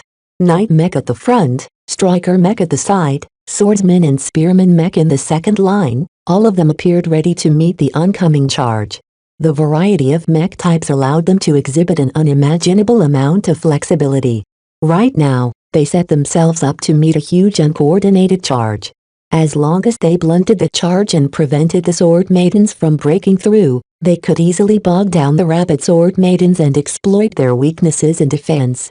Yet the charge of the Sword Maidens arrived with much greater ferocity than the Hostland Warriors expected. What is this? The intelligence report stated that these are pirates. How come they're so powerful? The Sword Maiden mech struck with their great swords with the full weight of their momentum behind the initial blow. Even if they chopped straight into the shields of Knight mech, the incredibly sharp swords cut through them and dug deep grooves into their armor plating. Watch out for those swords. They're sharp. Lydia's Sword Maidens always worshipped swords from their inception. The mech pilots trained to handle a sword with their own bodies, allowing them to master this weapon no matter if they wielded them in their own hands or with a mech. Right now, they put all of their skills on display. Combined with their sharp and resilient swords, they momentarily buckled the defensive lines of the Hostland Warriors. Come on, Vandals. Don't let the Sword Maidens show us up. As hardened military mech pilots, the Hostland Warriors didn't let themselves be affected by their surprise for long. Orders poured in and the warrior mech instantly adjusted their formation to cope with the unexpected fierce aggression. Even if the Sword Maiden mech fought valiantly, They mostly fought individually. The distance between each sword maiden mech was a lot wider than usual. This gave them enough room to put their considerable mobility and swordsmanship to full play without the possibility of harming their fellow sisters. Yet this dispersed formation also allowed the warrior mech to surround the sword maiden mech and prevent them from assisting each other. The Hostland warriors are attempting to defeat the sword maidens in detail. The warriors formed strong strike teams that went from sword maiden mech to sword maiden mech. They didn't intend to match the sword maidens in skill. Not a single of the warrior swordsman mech came close to matching the female pirates in pure swordsmanship. Yet their excellent coordination allowed them to move their mech around and flood the separated sword maiden mech with sheer weight of numbers. However, the Hostland warriors only managed to fell a dozen mech this way before the Vandal mech arrived to relieve the pressure. Unlike the sword maidens, the Vandals enjoyed considerable support from the rear. The temporary headquarters continued to evaluate the circumstances of the battle and provided plenty of advice to the mech captains. This increased their coordination and allowed them to come up with the correct response to the enemy movements. Support the sword maiden mech and cover their flanks. Constrain the warrior strike teams and pin them in place if possible. The Vandal mech might not fight as ferociously as the sword maiden mech, but they picked and chose their fights to achieve the greatest effect with the least amount of effort. Their efficiency constrained the Hostland warriors and prevented them from outmaneuvering the sword maidens. It's a stalemate. Vez paid little attention to the battle playing out in the main projection. He devoted most of his attention to analyzing the performance of each enemy mech. How many mech designers are working for the Hostland warriors? They've developed so many different mech models. Vez recognized many commonalities among the different designs. The Hostland warriors evidently didn't lack for mech designers, as they made great use of internally developed designs. In general, the Hostland warriors emphasized armor over mobility. They were designed to endure the rigors of pitched battles like this one. Their endurance was only moderate as they didn't specialize in long drawn-out engagements. As long as the Vandal and sword maiden mech held out for an hour, then the Hostland warriors would gradually run out of steam by then, especially in this frigid battle where none of the mech dared to hold back. Yet will we even be able to hold out that long? The Hostland warriors may have received a nasty surprise when the sword maiden mech almost buckled their line, but they recovered smoothly and even gained the advantage in some areas. Thanks to their defense-oriented mech, the Hostland warriors quickly steadied their battle lines. They became as stable as a rock in the face of sword maiden and Vandal aggression. The lack of forward progress annoyed the sword maiden mech pilots and caused them to fight back even harder. They wanted to hack down the resilient warrior mech. The battle at the center became so intensive that the meandering monkeys didn't dare to stick their noses in it. Their light mech simply wouldn't be able to block the immense greatswords of the Devil Razors and Silver Valencias. Instead, besides helping out the ranged mech at the flanks, they also tried to outmaneuver the flagrant sword maidens. However, the Vandals and sword maidens deployed enough light mech in turn to constrain the meandering monkeys for now. Though they couldn't match the meandering monkeys forever, it was no problem to hold them up for a short amount of time. Casualties started to mount as both sides became more familiar with each other. While Vez worked hard to pinpoint the weaknesses of the mech of the Hostland warriors, their designs were inordinately thorough and rounded. Their mech designers left very few openings, and the weak points that Vez pointed out mostly amounted to common weaknesses that every mech type shared. On the other hand, the mech designers working for the Hostland warriors detected a lot more weaknesses in the mech of the Vandals and sword maidens. The speed in which the Hostland warriors defeated their adversaries increased. A chill ran through Vez as he observed this trend. The Visions benefited from a mech designer with lots of experience and a good eye. That person may even be a senior mech designer. Once he realized that, Vez worked twice as hard in deciphering the enemy mech. He couldn't let this difference widen the disparity between the two forces. Senior or not, I won't admit defeat. Chapter 885 No Ejection. A mech lieutenant of the Hostland warriors gritted his teeth while he piloted his spearman mech in support of his fellow warriors. When he heard they were about to fight the infamous Vandals along with a bunch of melee-oriented pirates, he expected to fight a running engagement. When he saw that the enemy formed battle lines and charged forward in a ragged mess, He thought the warriors would easily be able to break the backs of these unruly dogs. Reality proved much different from his expectations. The warriors had always considered the vandals and pirates as scum who only won through trickery and misdirection. The Visions never imagined their foe to be so ferocious and undaunting in a pitched battle. And these sword maidens? Who the hell are they? Some kind of force of exiled elites. Though the sword maiden mech exhibited very poor coordination and teamwork, their hyper-aggressive approach forced the Hostland warriors into a passive state. They constantly needed to hold the line against these madwomen who knew no fear. No matter how disadvantageous it might be for them to push forward, they threw themselves forward without any regard for logic or safety. This normally wouldn't fluster the Hostland warriors so much were it not for the Vandals following after their aggressive allies. The Vandals knew exactly how the sword maidens fought and neatly covered their backs, preventing the warriors from surrounding the sword maidens any further. The battle in the center devolved into a contest of attrition. With the fighting constantly heating up, casualties mounted in quick succession. Dozens of mech fell before fatal spear strikes or enormously powerful sword chops. Hold on. Keep fighting. Don't you dare die before you take a warrior mech down with you. Our comrades are counting on us. It not only became a contest of arms, but also a contest of willpower. The Hostland warriors arrived on the battlefield with confidence born of their inherent superiority over their foes. Their mech regiment was made to fight these kinds of battles. The excellent performance of the meandering monkeys in the previous skirmishes also inflated their confidence in the previous days. The mech pilots of the meandering monkeys constantly bragged about how they ran rings around the enemy light mech. This gave the warriors the mistaken impression that they could easily crush the pathetic enemy mech in a straightforward battle. Yet the truth proved to be different, and it mostly came down to willpower. The sword maidens already possessed a lot of courage. Yet the grit and courage of the flagrant vandals not only surprised the Visions, they even surprised themselves. They hadn't become affected by the dwindling morale or the despair that spread when word of Venerable Zai's assassination spread throughout the camp.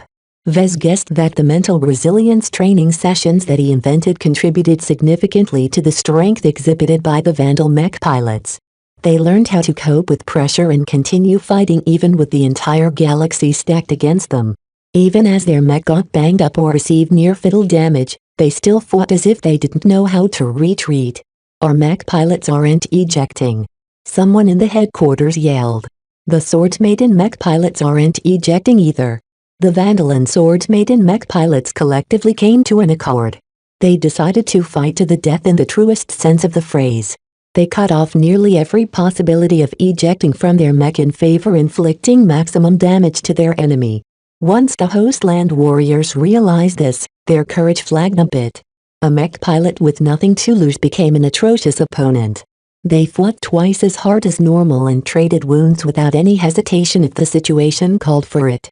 The only instances where they ejected was if their mech had already become crippled. There are still some spare mech back in camp. Let's board them and go back into the battle. The mech pilots of the Hostland warriors didn't possess the same determination.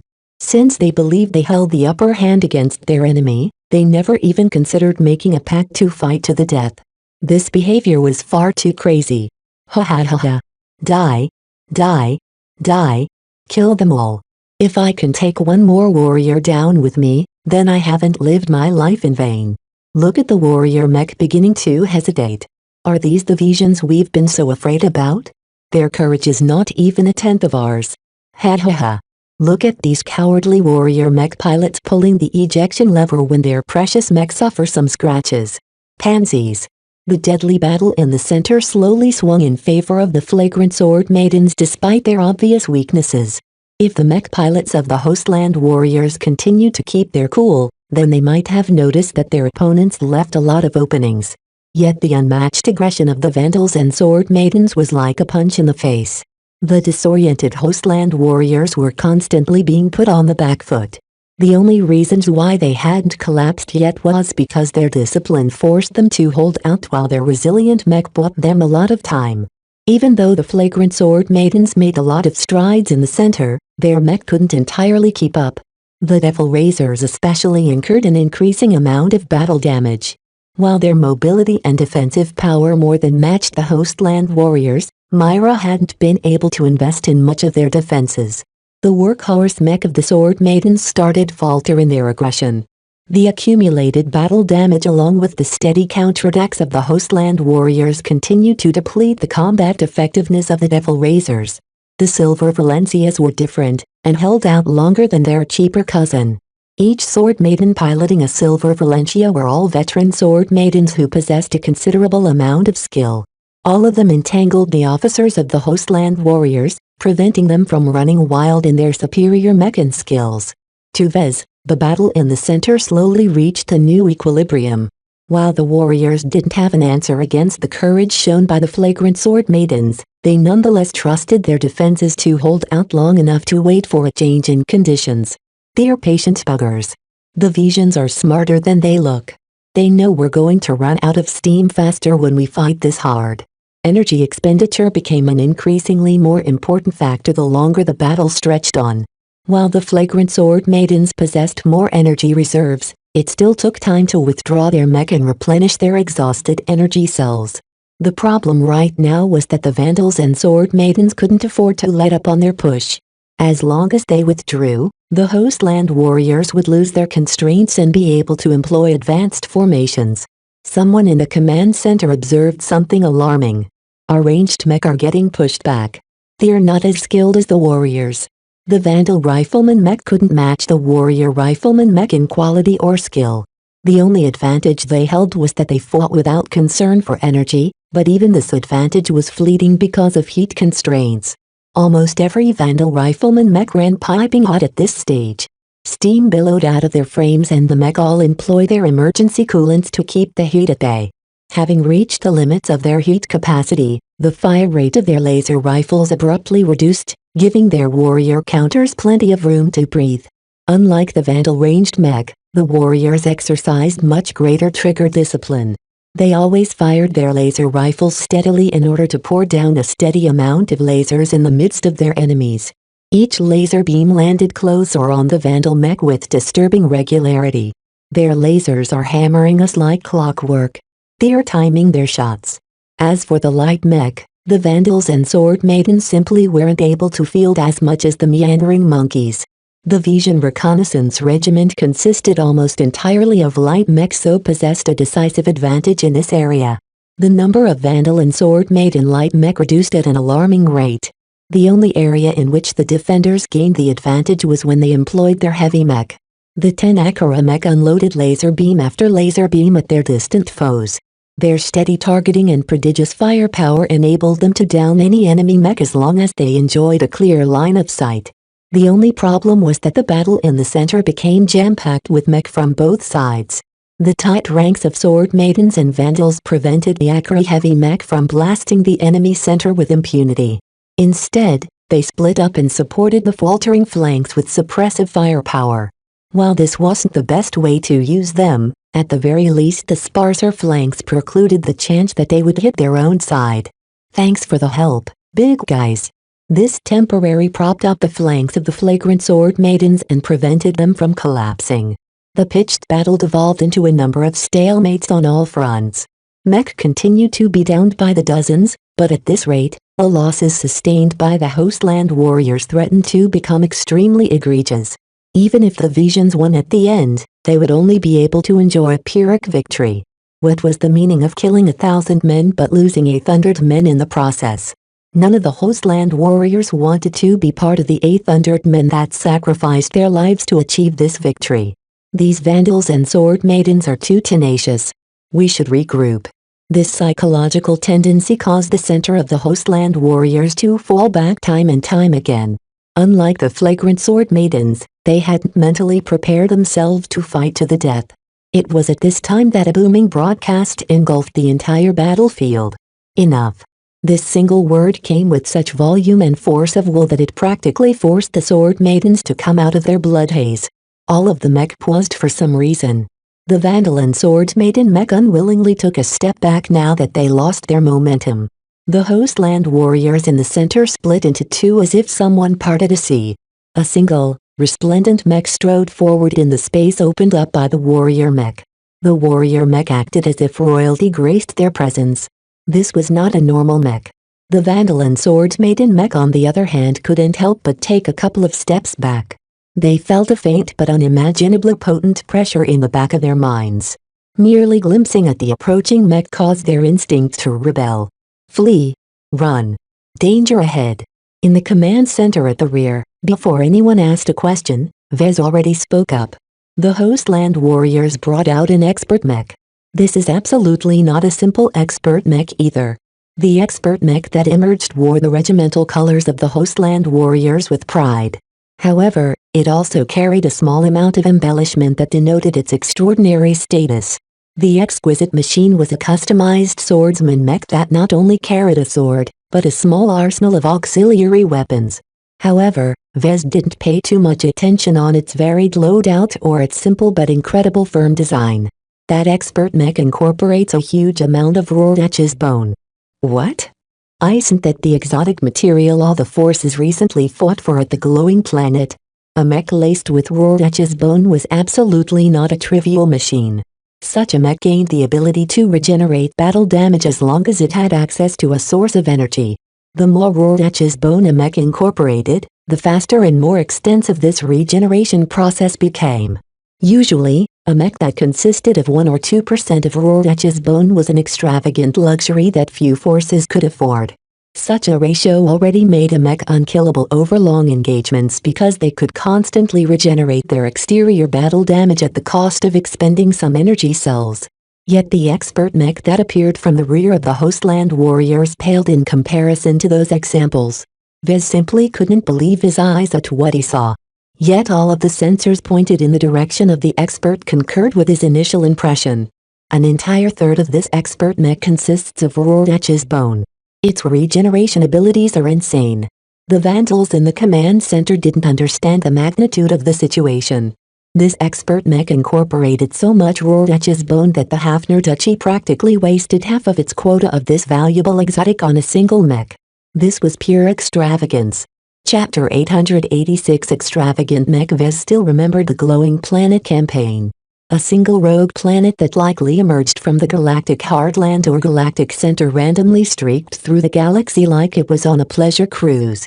For countless years, no one ever discovered the glowing planet coursing through interstellar space. It was actually quite hard to detect planets traveling through the void as they hardly ever leaked any signals. The glowing planet's discovery within the borders of the Bright Republic was a complete coincidence, but the unimaginable amount of wealth contained sent the entire Komodo star sector into a frenzy. The Bright Republic and the Vija Kingdom, the two nearest states, only scratched the surface of the unimaginable wealth contained on the planet. Once the Exodric Hegemony and the Friday Coalition barged in, they claimed over net of 5% of all the wealth locked inside the planet. As of now, all that remained of the glowing planet only consisted of loose rubble floating through interstellar space. Even if the two dominant second-rate states obtained the lion's share of the glowing planet's unimaginably valuable minerals and exotics, the Brighters and Visions at least recovered some scraps. Rorschach's bone was a genuine high-value exotic material with the consistency of bone. Its regeneration properties made them essential materials in any high-value mech. Even though it cost a lot of energy for them to regenerate battle damage, they naturally drew ambient energy from the air, allowing them to repair delicate components laced with Rorschach's bone as long as some time had passed. This made them the ideal exotic to use in mech intended for long deployments in difficult terrain. However, it would be an enormous waste to employ them in guerrilla mech or the like. Their high value and exceedingly wondrous properties made them far more suitable to be incorporated in expert mech. Let alone expert mech, even ace mech didn't shy away from taking advantage of this great material. This was because not only would Rorschach's bone be able to grant a mech regenerative properties, it also enormously enhanced its resonant abilities. When alloyed with non-resonant materials and exotics, a small addition of Rorschach's bone allowed them to undergo a huge transformation, granting them resonant properties. For an expert mech, the higher the proportion of resonating materials, the easier it was for the expert pilot to exhibit stronger resonating abilities. However, any expert mech would have already gained a decent boost if only 0.1% of its material composition consisted of Rorschach's bone. To use up 1 or 2% would be a generous gift, but elevating the use of Rorschach's bone as the main material for the armor plating, internal frame and all of its core components was extravagant to the extreme. Vez wanted to puke out blood at the sight of this expert mech from the Hostland warriors. He didn't believe a single battle mech regiment could afford the consumption of practically half the Rorschach's bone available to an entire duchy. With the same amount of Rorschach's bone, the Hafner duchy could have outfitted 2 or 3 companies of extremely resilient elite mech. Such a great number of elite mech designed for frontline combat would have been a much more versatile use of Rorschach's bone. That was because if the extravagant expert mech ever got defeated, the Hafner duchy would suffer an unimaginable amount of losses. Such a devastating injury might even force the current Duke of Hafner to step down. Yet Lady Amalia somehow managed to convince the Hostland warriors to bring this extremely expensive mech in her extremely risky jaunt into the deep frontier. The amount of political capital the lady or her backer expended must have been extremely considerable. Yet Vez had no doubt that the Visions considered the price to be worth it, because this expert mech was nearly undefeatable against mundane mech. Even many expert mech wouldn't be able to leave a scratch on this mech, including Venerable Z. Without sufficient penetration power that could take out the cockpit in a single hit, anyone could forget about defeating this mech. The only other strategy one might be able to deploy was to exhaust its energy cells, but would this expert mech be kind to let its energy reserves be drained? The more the Vandals heard what Vez had to say about this ridiculously expensive mech, the more they despaired. Even if we were still able to feel the pale dancer, it can't do anything against this mech, Vez decisively declared. There's no way its upgraded laser rifle can penetrate its self-regenerating armor plating. While Rorschach's bone isn't the toughest material, a laser rifle excels at pouring out a steady amount of damage over time. That's exactly what Rorschach's bone is meant to counter. If we had someone like Venerable O'Callahan piloting a landbound Lancer mech, the story would be entirely different. This also signified that the expert mech that showed wasn't undefeatable despite its profligate use of exotics. Some mech archetypes naturally constrained other types. An expert mech based on Rorschach's bone may seem extremely resilient, but as long as a Lancer mech or something charged straight at it with incredible force, it wasn't out of the question for an empowered lance to pierce through all of the Rorschach bone-empowered armor plating and demolish a core component. Vez looked at some of the sensor readouts and saw that the expert mech openly broadcasted its transponder without any encryption. The name of the expert mech sounded deceptively simple. Belisarius. Such an act practically dared the Vandals to bombard it with laser beams. Yet no one moved at this time. Even the mech fighting in the flanks separated from each other. Every mech pilot worshipped expert pilots, and the entry of one of their kind compelled everyone to halt. Not even the flagrant sword maidens dared to disrespect an expert pilot. This was a common fault of all mech pilots and one that extraordinarily frustrated Vez right now. A mere announcement from the expert mech halted all the momentum the Vandal and sword maiden mech accumulated through blood and sacrifice. After a long pause, allowing the Vandals and sword maidens to drink in the Belisarius, the expert pilot spoke once again. Her voice thundered through the battlefield. Flagrant Vandals. We meet again. You have no idea how much I looked forward to our reunion. Do you remember bullying me at Nova Megalodicai? How could they not? All of the Vandal mech pilots present on the battlefield participated in the simple mission for the Vision Rebels. Who knew that an expert candidate could be so man-eating? Captain Relia Foster not only put up a hellish fight, she also advanced to expert pilot and immediately exhibited forced resonance that forcefully elevated her bog-standard mech into a pseudo-expert mech. A lot of Vandal mech pilots lost their lives in order to subdue this new Lyrisan expert pilot.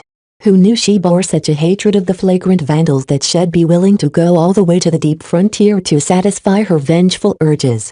Anyone could tell she held an unimaginable amount of animosity towards the flagrant Vandals.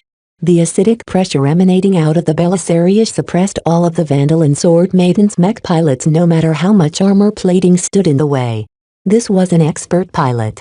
A demigod capable of performing the impossible. And this time she wasn't piloting some standard training mech like last time, but a custom-designed expert mech utilizing the most expensive materials and exotics the Hafner Duchy had on hand. No amount of expense had been spared to design this extremely formidable expert mech. The strength of an expert pilot always rose in proportion with the quality of their expert mech. Even if she only advanced to expert pilot for a short time, her low resonance strength didn't hinder the fact that her mech was massively powerful even if she didn't pull off any fancy tricks. This was literally throwing money at Venerable Foster to forcibly elevate her effective combat power to the upper ranks of expert pilots. Every Vandal underestimated the amount of importance the Hafner Duchy placed on this young expert pilot. Some even thought they should have demanded double the ransom to return Venerable Foster. At least that way the Hafner Duchy wouldn't have so much resources to spare on developing this obscenely expensive expert mech. Captain Bird's rifleman mech calmly stepped out from the reserve ranks. The standard quality of her looted Vision rifleman mech stood in stark contrast to the Belisarius. The Vandals were always forced to scrape by, and they obtained much of their mech by raiding Vision shipping convoys and mech factories. Almost every Vandal who compared the two mech lamented at the unfairness of this face-off.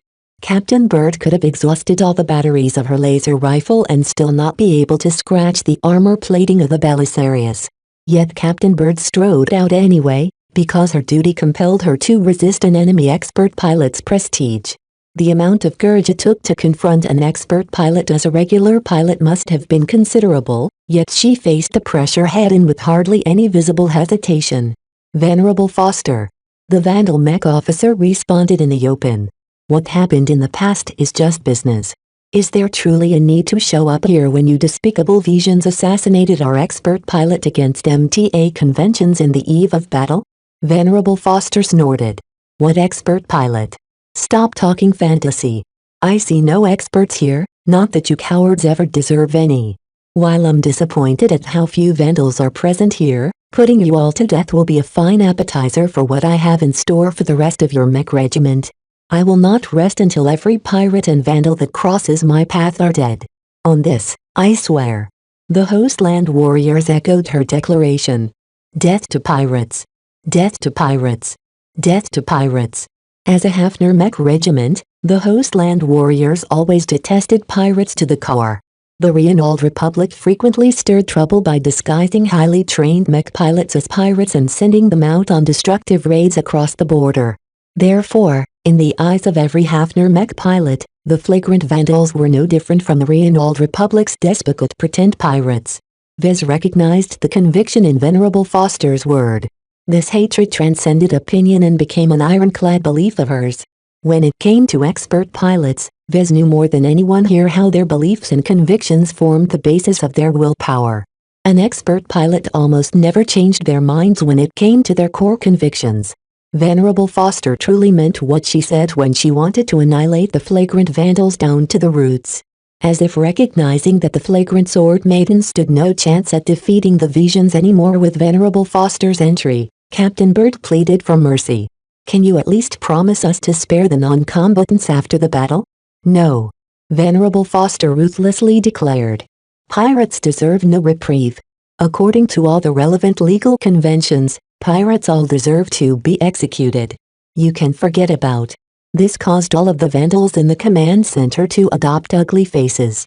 They pretty much expected they wouldn't be let off due to the sensitive nature of this mission, but to hear the truth spoken so crassly by a respected expert pilot caused their morale to plummet.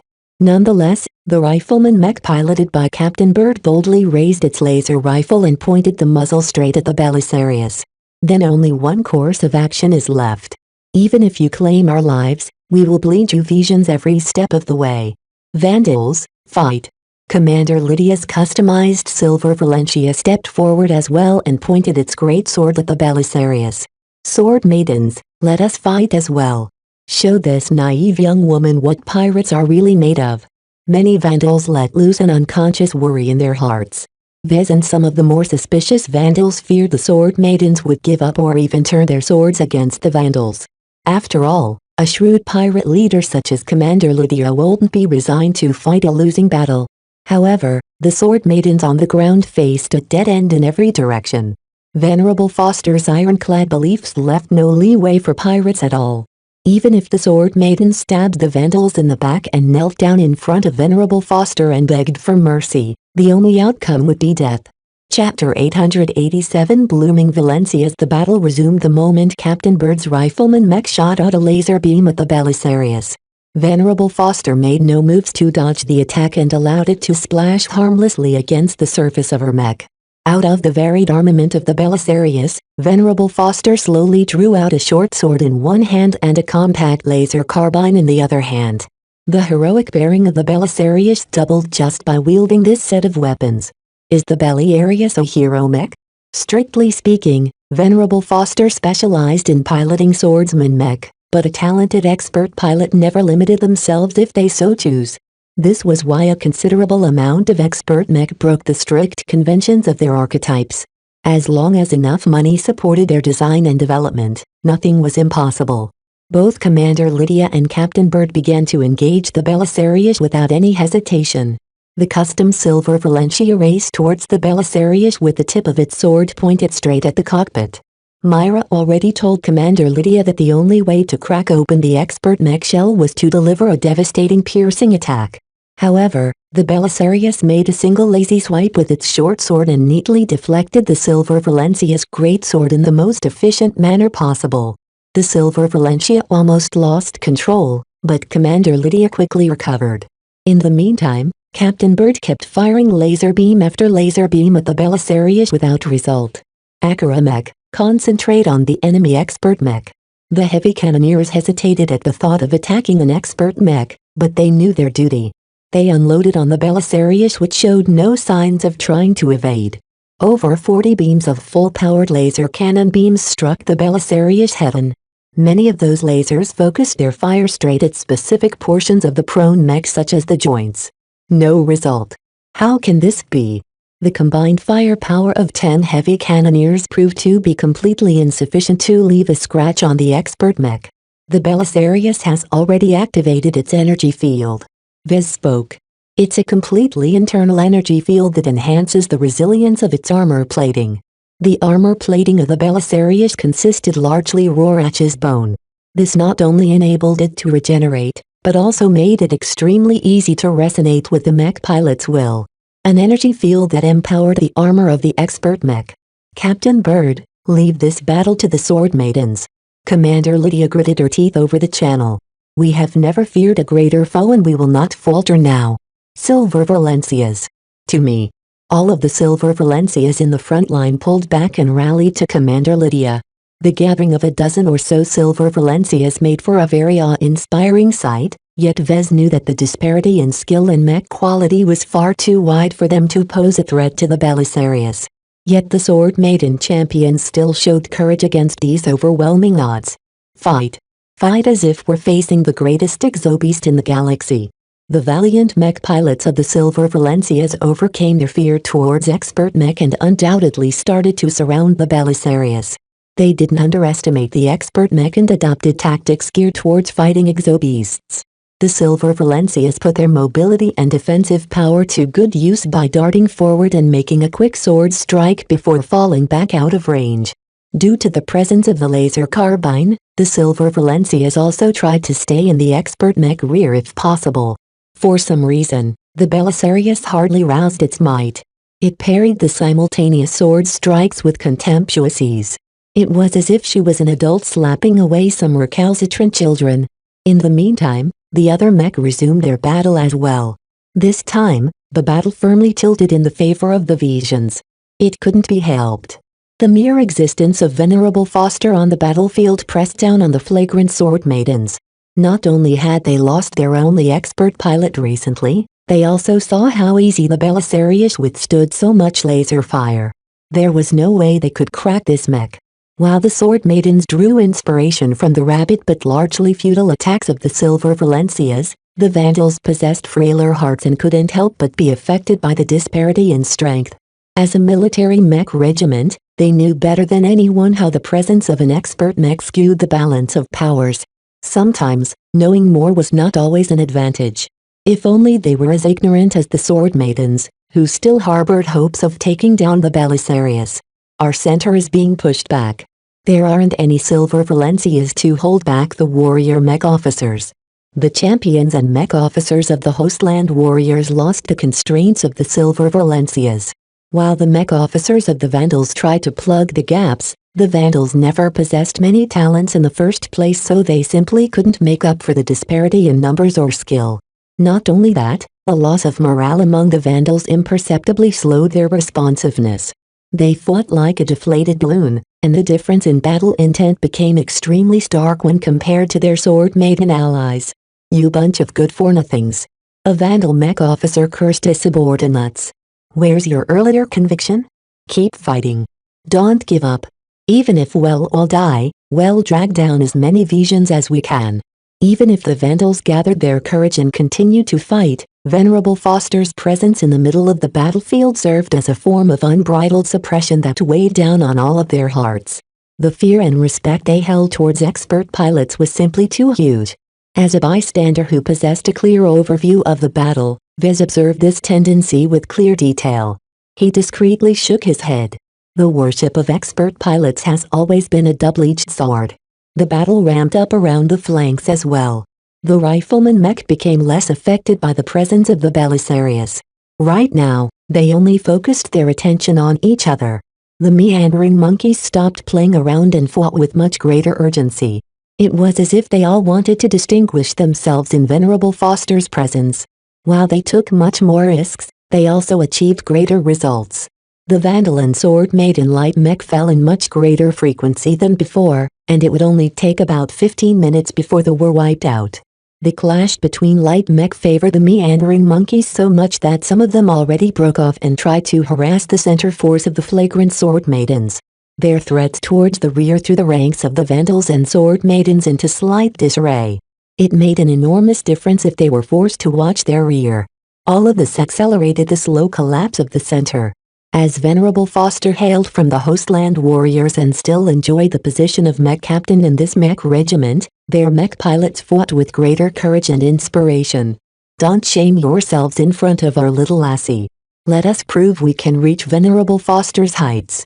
Venerable Foster has promised an hour of private tutoring for each pirate mech you destroy."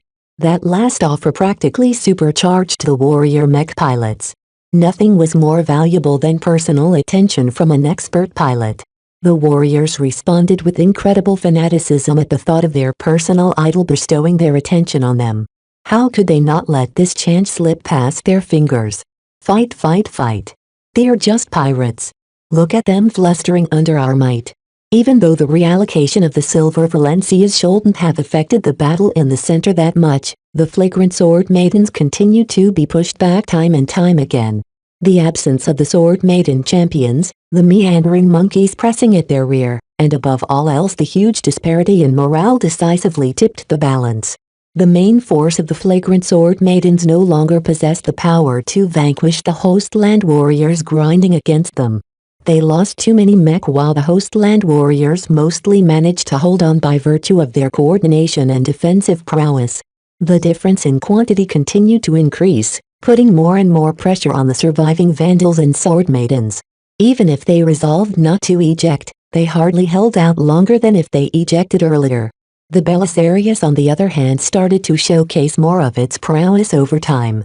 While Venerable Foster still behaved as if she was fighting against children, the Silver Valencias did not dare to slack off. They put their utmost effort into fighting the Belisarius and did not spare a thought for the consequences. At some point, the Silver Valencias changed their fighting pattern. Commander Lydia appeared to have issued a drastic order that caused the Silver Valencias to storm at the Belisarius all at once from each direction. This caused the Belisarius to sweep her short sword around in a full circle to parry all of the attacks. Yet the moment it did so, the Silver Valencias all released their grips on their great swords and instead dove in to hold the Belisarius with their limbs. The Sword Maiden mech wanted to press down the expert mech. "Brilliant!" Vez exclaimed. The strong points of the Belisarius are that it possesses a versatile loadout, it's extremely tough and it's capable of self-regeneration. However, a single mech has its limits, and it's impossible for it to possess the power to lift a dozen mech with its own strength. It wasn't easy to increase the mechanical power of a mech. The Belisarius was like a turtle with an unbreakable, self-regenerating shell. Yet even a turtle could be immobilized as long as someone piled enough rocks on top of its shell. Yet how could such an extravagantly expensive mech be vulnerable to pile-up tactics? Vez already had a bad feeling about this as soon as the Silver Valencias all mobbed the seemingly unprepared Belisarius. The energy field encompassing its tough exterior caused the Silver Valencias to be corroded at the touch. It was extremely harmful to stay into physical contact with the energy field. The Sword Maidens only hoped that the Belisarius ran out of energy before the mech pressing down the Belisarius whittled away. Some of the Silver Valencias attempted to damage the expert mech gravitic backpack. Even its gravitic backpack was a class of its own, being especially small and thin. Yet the energy field covering it allowed the Sword Maidens no purchase. The Belisarius started to glow. Vez saw its resonance spiking as Venerable Foster activated one of the special abilities of the mech. The amount of activity the sensors detected at the Belisarius started to activate a powerful ability. At this moment, Commander Lydia issued a fatal command. Silver Valencias, self-destruct. At this moment, some portion within the Silver Valencias bloomed and brightened. Just seconds later, they all blew up as their power reactors overloaded. Vez realized the Silver Valencias had already run their power reactors at the edge of running out of control. Not only that, the Silver Valencias carried many volatile materials that enhanced the explosions. Myra must have planned this from the start. He uttered in amazement. While it wasn't so unusual to rig a mech to blow, for them to explode with such potency required a lot of specific measures. This couldn't have been prepared on a whim. The Sword Maidens piloting the Silver Valencias planned to sacrifice their lives from the start. The huge overlapping blasts came so suddenly that the entire center started to stagnate in their fighting. They waited for the blast to die down and the smoke to drift away. Had the Sword Maiden champions managed to harm the Belisarius? Once the smoke of the simultaneous explosions drifted away, the Belisarius came back into view. Its laser carbine turned into scrap. It hadn't survived the explosions. Yet besides some scorch marks and some extremely tiny cracks, the Belisarius managed to survive the suicide attacks unscathed. No. How can this be? Even the cracks started closing up at visible speed due to the remarkable properties of the Rorach's bone. The Belisarius calmly climbed up to its feet. It experimentally tested its range of motion and observed no damage to its limbs. It held out its short sword and pointed it at the nearest mech at the center. Playtime is over. Chapter 888 Final Respect. Besides Commander Lydia's personal mech, the Sword Maidens lost all of their Silver Valencias. Their combined suicide attacks subjected the Belisarius to an enormous amount of damage, yet the expert mech hadn't suffered any harm. From the force of the explosions that the sensors observed, Vez estimated that it should have stood a decent chance at crippling the Pale Dancer. Yet this enormous sacrifice was in vain as the Belisarius only lost its laser carbine. This time, even the Sword Maidens quaked. This Belisarius was too perverse of a mech. This mech can't be stopped. Venerable Foster outright ignored Commander Lydia and turned around to storm at the Vandal and Sword Maiden mech fighting in the center.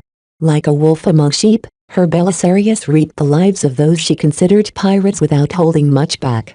The Belisarius moved with power and gusto, showcasing the power behind its frame. It was not only an unkillable bulwark of a mech, it also possessed enough strength to cut through medium mech armor with a single sweep of its sword. Venerable Foster felt mech by the second, paying little attention to what came in the way of her mech. She utilized the most fundamental sword moves instead of any transcendent techniques empowered by resonance. Nonetheless, her killing efficiency was extremely dreadful as her simple-looking but extremely sharp and sturdy sword cut through every mech even if she slashed through the thickest chest armor portion of a mech. Spread out. Don't fight against the Belisarius. Storm the visions and take them down with you. For the Republic.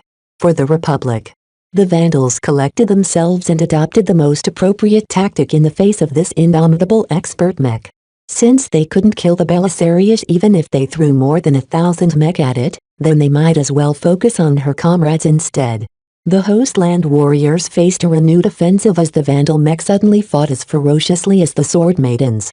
While the warriors became extraordinarily valiant when battling alongside Venerable Foster, the flagrant Sword Maidens took extreme risks in order to take down their opponents.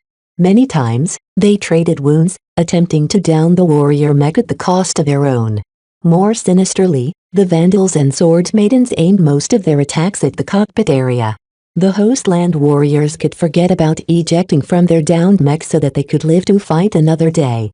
The flagrant Sword Maidens wanted them to bleed. In ordinary circumstances, mech pilots didn't specifically aim at the cockpits of their opponents due to several reasons. First, depending on their enmity, they didn't wish to escalate the killing. Replacing a mech was just a matter of spending more money, but replacing a trained mech pilot could be inordinately difficult at some times. Second, mech regiments that gained a reputation for bloodthirstiness easily attracted retaliation. Those who dish it out should always accept that someone else might dish the same in return. Some conflicts never inflicted much casualties on both sides because they formed a gentleman's agreement not to go too far with regards to killing mech pilots. Third, the cockpit was one of the most protected portions of a mech. The higher the quality of a mech, the higher the degree of protection. In order to win a battle in the most efficient manner possible, a mech pilot only had to disable a mech, and that could be done in easier ways than targeting the cockpit. However, the war between the Bright Republic and the Vija Kingdom long surpassed those limits. The unending hatred between the two states led both of them to target the opposite's mech pilots whenever possible. This was because the manpower for mech pilots only ran so far. The Vandals aiming at the cockpits of their Vision counterparts knew that they would never be able to survive this battle or its aftermath, so they wanted to make their sacrifices meaningful and contribute to the war effort. The faster one side began to run short on mech pilots, the closer it came to defeat. As for the Sword Maidens, they didn't think that much. They merely wanted to prey on the lives of the warrior mech because of spite.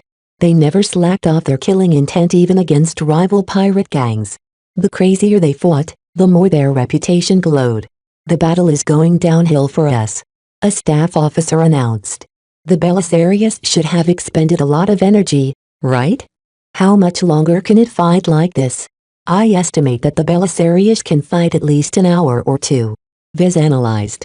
"The expert mech looks like it is fighting intensely, but in truth it isn't performing at its peak performance right now. In fact, Venerable Foster even have the strength of her mech energy field to save energy."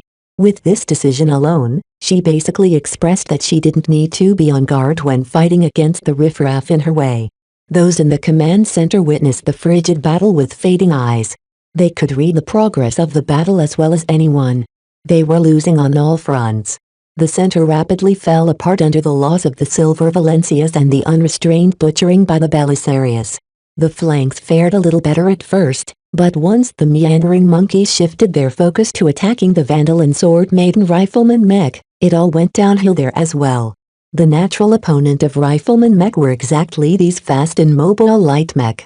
The Acre heavy mech tried to relieve the pressure, but even their prodigious firepower couldn't match a tenth of the killing potential displayed by the Belisarius.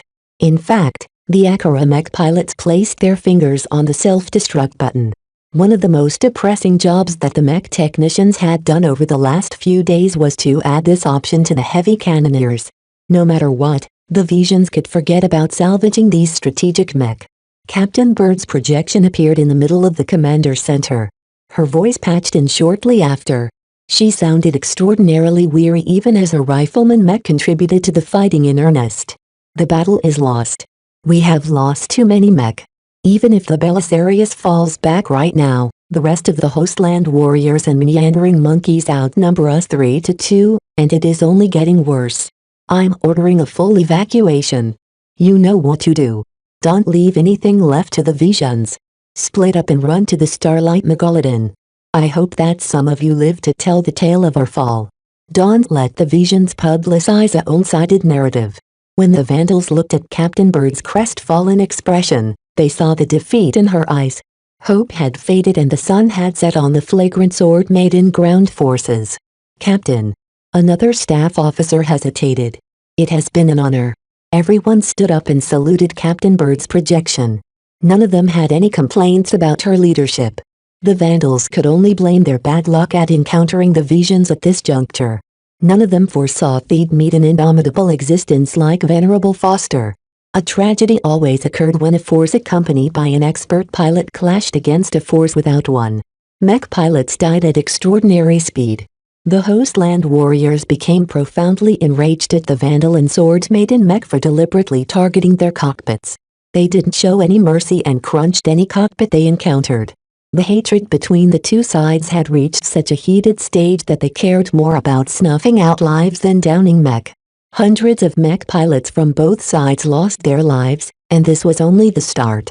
The Visions were indeed paying a grievous price even with Venerable Foster's intervention, but the Vandals and Sword Maidens could only look forward to total annihilation. As soon as Captain Bird gave the final authorization, the entire camp and supply train began to buzz. While Vez and many other Vandals downloaded the records of the battle to his comm, others started scuttling valuable equipment and supplies. Numerous detonations racked the campus databanks, 3D printers and other highly valuable machinery got blown to bits. The flagrant Sword Maidens also primed more powerful explosives and set them up as nasty surprises for any Visions that came close. Hundreds of Vandals and Sword Maidens boarded fast transports prepped for evacuation. Fast transports with empty cargo holds all spread out and entered the red zone while marching at full tilt. While these vehicles would likely break down very soon due to being subjected by the red zone's strong breakdown effect, the head start they provided the passengers might allow them to reach the Starlight Megalodon before the Visions got around to catching up. As for the heavy transports, they were way too slow to escape any pursuit. Each of them blew up in quick succession as propellant explosives did their work in scrapping them entirely. Throughout all of these explosions, Vez quickly ran out of the temporary headquarters with a pack slung behind his earth hand. He ran over all the way to the Sword Maiden side of the camp and pushed his way through the dazed crowd of evacuating slaves. The Sword Maiden idly sent the slaves packing and ordered them to run in each direction. With thousands of slaves spreading out, the Visions would have to expend a considerable amount of manpower in chasing them all down. This increased the chances of the Vandals and Sword Maidens of reaching the safe zone. "Kedis, where are you? It's time to go," Vez yelled as soon as he entered a familiar workshop. Myra and Kedis faced off against each other. Both of them appeared in their fully armed and armored. The only difference was that Kedis prepared a pack of supplies while Myra seemed resigned to the situation. "Why are you so obstinate? Please go with us. You still have a chance of making it out," Kedis pleaded. "I'm old, Kedis. You're young and still full of life, but I'm already past the prime of my age." "That's a crap argument. You can easily live 60 more years." Myra shook her head. She gazed at Kedis with sadness and love. "I have already lived a life of adventure alongside Commander Lydia. I'm tired. I don't want to run anymore. I'll take my chances with the Visions. They won't easily ignore the value of a journeyman mech designer who isn't registered with the MTA. Even if the Visions sentence me to death, I have no regrets." As Kedis puffed up and prepared a response, Vez placed his gauntlet on her shoulder armor. "Stop it." Myra made her choice. Please respect her wishes and go along her arrangements. She only wishes the best for you. Tears streaked from her eyes. "I don't want what's best for me. I want what's best for us. I want that as well, but we can't have everything. We're simply not powerful enough to change this circumstance." Kedis gritted her teeth and squeezed the tears out of her eyes. "What will it take to save everyone's lives? Become more powerful. Advance your mech designer rank. Once you become a master, you only need to utter a single sentence to save someone's life or condemn them to death." Vez exaggerated, of course. Even master mech designers possessed foes, and each of their actions came with considerable weight. Yet his words succeeded in stoking the fire of ambition in Kedis. He specifically threw out those words to motivate her to greater heights. She would forever recall this disaster and use it as a reminder to grow stronger. Myra threw a sharp glance at Vez, but she tacitly consented to his trick. "Listen to Vez. Follow him. I know not what kind of escape route he arranged, but it is better than running around blindly." Even though they never became close, both Myra and Vez respected each other due to their shared profession. They never exhibited any rivalry and neither did they take their rank differences into account. Nonetheless, Vez felt extraordinarily honored to have received her recognition. "I promise to take good care of your protégé. She will surely live on." Chapter 889 Unexplainable Feelings. Vez and Kedis ran out of the workshop with their packs slung behind their backs. The Sword Maiden mech designer attached the floating scabbard that usually floated after her on her back this time. Caught up in their panic, fear of death and gleeful vandalism, the vandals and sword maidens around them didn't notice the odd pairing. Those who left instinctively grouped up but didn't really care about who they fled with. Others didn't bother about running and resolved to wreck as much gear as possible. Run, brothers. Live on and tell our tale. Don't let our mech regiment forget about our sacrifice. The centuries of hatred fermenting between the Briders and the Visions along with the sensitive nature of the mission ensure that few would live past this day. Perhaps in civilized space the two sides didn't dare to go too far, but out here in the deep frontier of the Visions anything could happen. A lot of servicemen and pirates already evacuated beforehand on the fleeing fast transports. Though they won't make it far into the red zone, they still hoped to reach the fabled safe zone. Nonetheless, plenty still remained behind to perform some final errands. They also figured that the Visions would pursue the fast transports first. They gambled upon fleeing in a neglected direction and used their field craft to hide their presence from Vision pursuers. The hilly, craggy, half-broken and complex terrain in the red zone easily allowed small figures to squeeze through the cracks and hide themselves from most scanners. With so many vandals and sword maidens fleeing in the red zone, Vez figured there might be a decent chance for a handful of them to make it to the Starlight Megalodon. No matter what, the intense breakdown effect and the interference in the air enormously complicated any searches. "Where are we going?" Kedis asked as she followed after Vez. "The third party if contacted is waiting for us at a specific location. Let's hurry up because she won't linger around forever."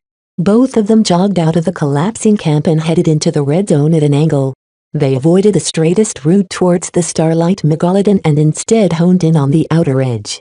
Not many vandals and sword maidens fled towards this direction as it didn't bring them towards the safety of the red zone.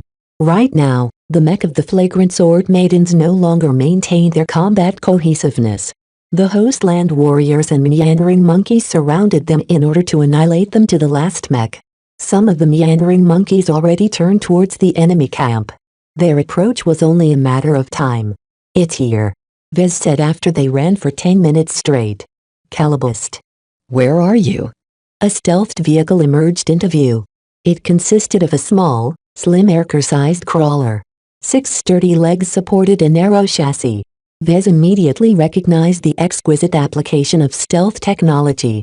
The 6-sided dice he jointly developed with Chief Avana was like a horse cart in front of this crawler in terms of stealth refinement. A hatch opened up, revealing Miss Calabust sitting behind the controls. "Get in quick. The meandering monkey mech are already surrounding the perimeter. The sooner we go the smaller the chance we get caught." While Kedis looked stunned at the appearance of the stealth crawler, Vez shoved her inside and squeezed in after her.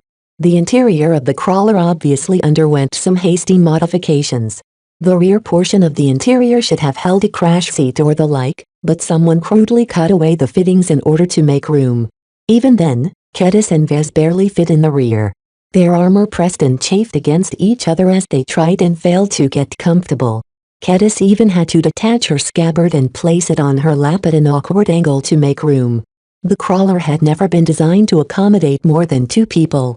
"I see now why you said we couldn't bring Myra along," Kedis uttered with barely any emotion. "If this vehicle was bigger." "Sorry doll, but this stealth crawler is a state-of-the-art all-terrain infiltration vehicle," Miss Calabust said from the front. Garbed in her semi-flexible reinforced infiltrator suit, she looked completely out of place from the passengers wearing rigid combat armor. "To be frank, we only ever use this crawler to sneak in or extract solo operatives. Its capacity may not be much, but its stealth systems are top-notch. Bigger isn't always better." As someone who studied stealth technology from the ground up, Vez knew what she meant. The larger the vehicle, the more energy and processing power required to sustain active stealth. A crawler like this was obviously designed to minimize all possible forms of emissions on land. A stealth shuttle may be faster and possess more reach, but the disturbance thrown up in the air by a passing vehicle in flight was a lot harder to cover up. Obviously, its long but narrow profile was a deliberate design feature. The small size of the crawler also allowed it to squeeze through narrow terrain features or even smaller alleyways. Stealth vehicles stereotypically consisted of broad, squat shuttles, so a crawler like this fell out of most people's expectations. "What's this vehicle called?" he asked with evident curiosity in his voice. "Who designed this crawler? Wouldn't you like to know?" Miss Calabast smirked. Evidently, she knew more but kept her mouth shut. This crawler was a highly sophisticated stealth vehicle designed by a considerably powerful organization. Calabast didn't dare to mention any names because that might allow someone to trace its origins. The crawler engaged its stealth systems again and began to plod slowly into the red zone. Vez noticed that the crawler moved fairly briskly under a complete antigrav field. "Isn't it risky to run a full antigrav field?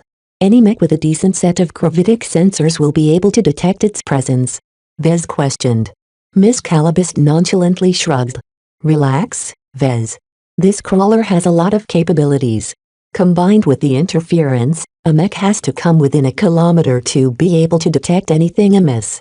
That's plenty of time for me to deactivate the field. We'll have to endure the heavy gravity head-in when that's the case, so I suggest you lie down." That was easier said than done. Vez and Kedis barely squeezed together in a sitting position due to their bulky armor. In order to lie down, they needed to lay on top of each other, which neither of them wanted to do. As the crawler went underway, a raft of emotions flitted through Kedis. She became increasingly distressed at the implications of this defeat. Many of her sisters would surely lose their lives. Mayra's fate remained unknown and her possible death cast an enormous shadow over her heart. Vez tried to exercise some self-control. He adopted a rigid expression in order to avoid giving any ammunition to the extremely perceptive Calabast. Still, he couldn't slow down the fluctuations of his heart. The flagrant vandals were his comrades as well. Even though he never held a permanent position within the mech regiment, Vez spent too much time among them to remain detached. He held a considerable amount of respect for the likes of Captain Bird, Chief Dakin and Dr. Tillman. The thought of their imminent capture and execution weighed heavily on his mood. He felt profoundly helpless that a mech designer like him was absolutely powerless in the face of superior vision might. Just like Kedis, Vez yearned to obtain the power to protect those he cared about. He did not want to repeat this miserable experience ever again. The battle between mech only involved 1,000 mech pilots at most, but the support personnel added up to 10,000 men and women. The outcome of the battle affected all of their lives, condemning them to death no matter how hard they fought back. This was the tragedy involving battles between mech. Once a side lost its capability to field mech, they no longer possessed the power to resist their enemy's predation. The strong devoured the weak, and on a battlefield like this, there was nothing stronger than a mech. Even after incurring all of those losses, the Hostland warriors and meandering monkeys each retained more than 100 functional mech each.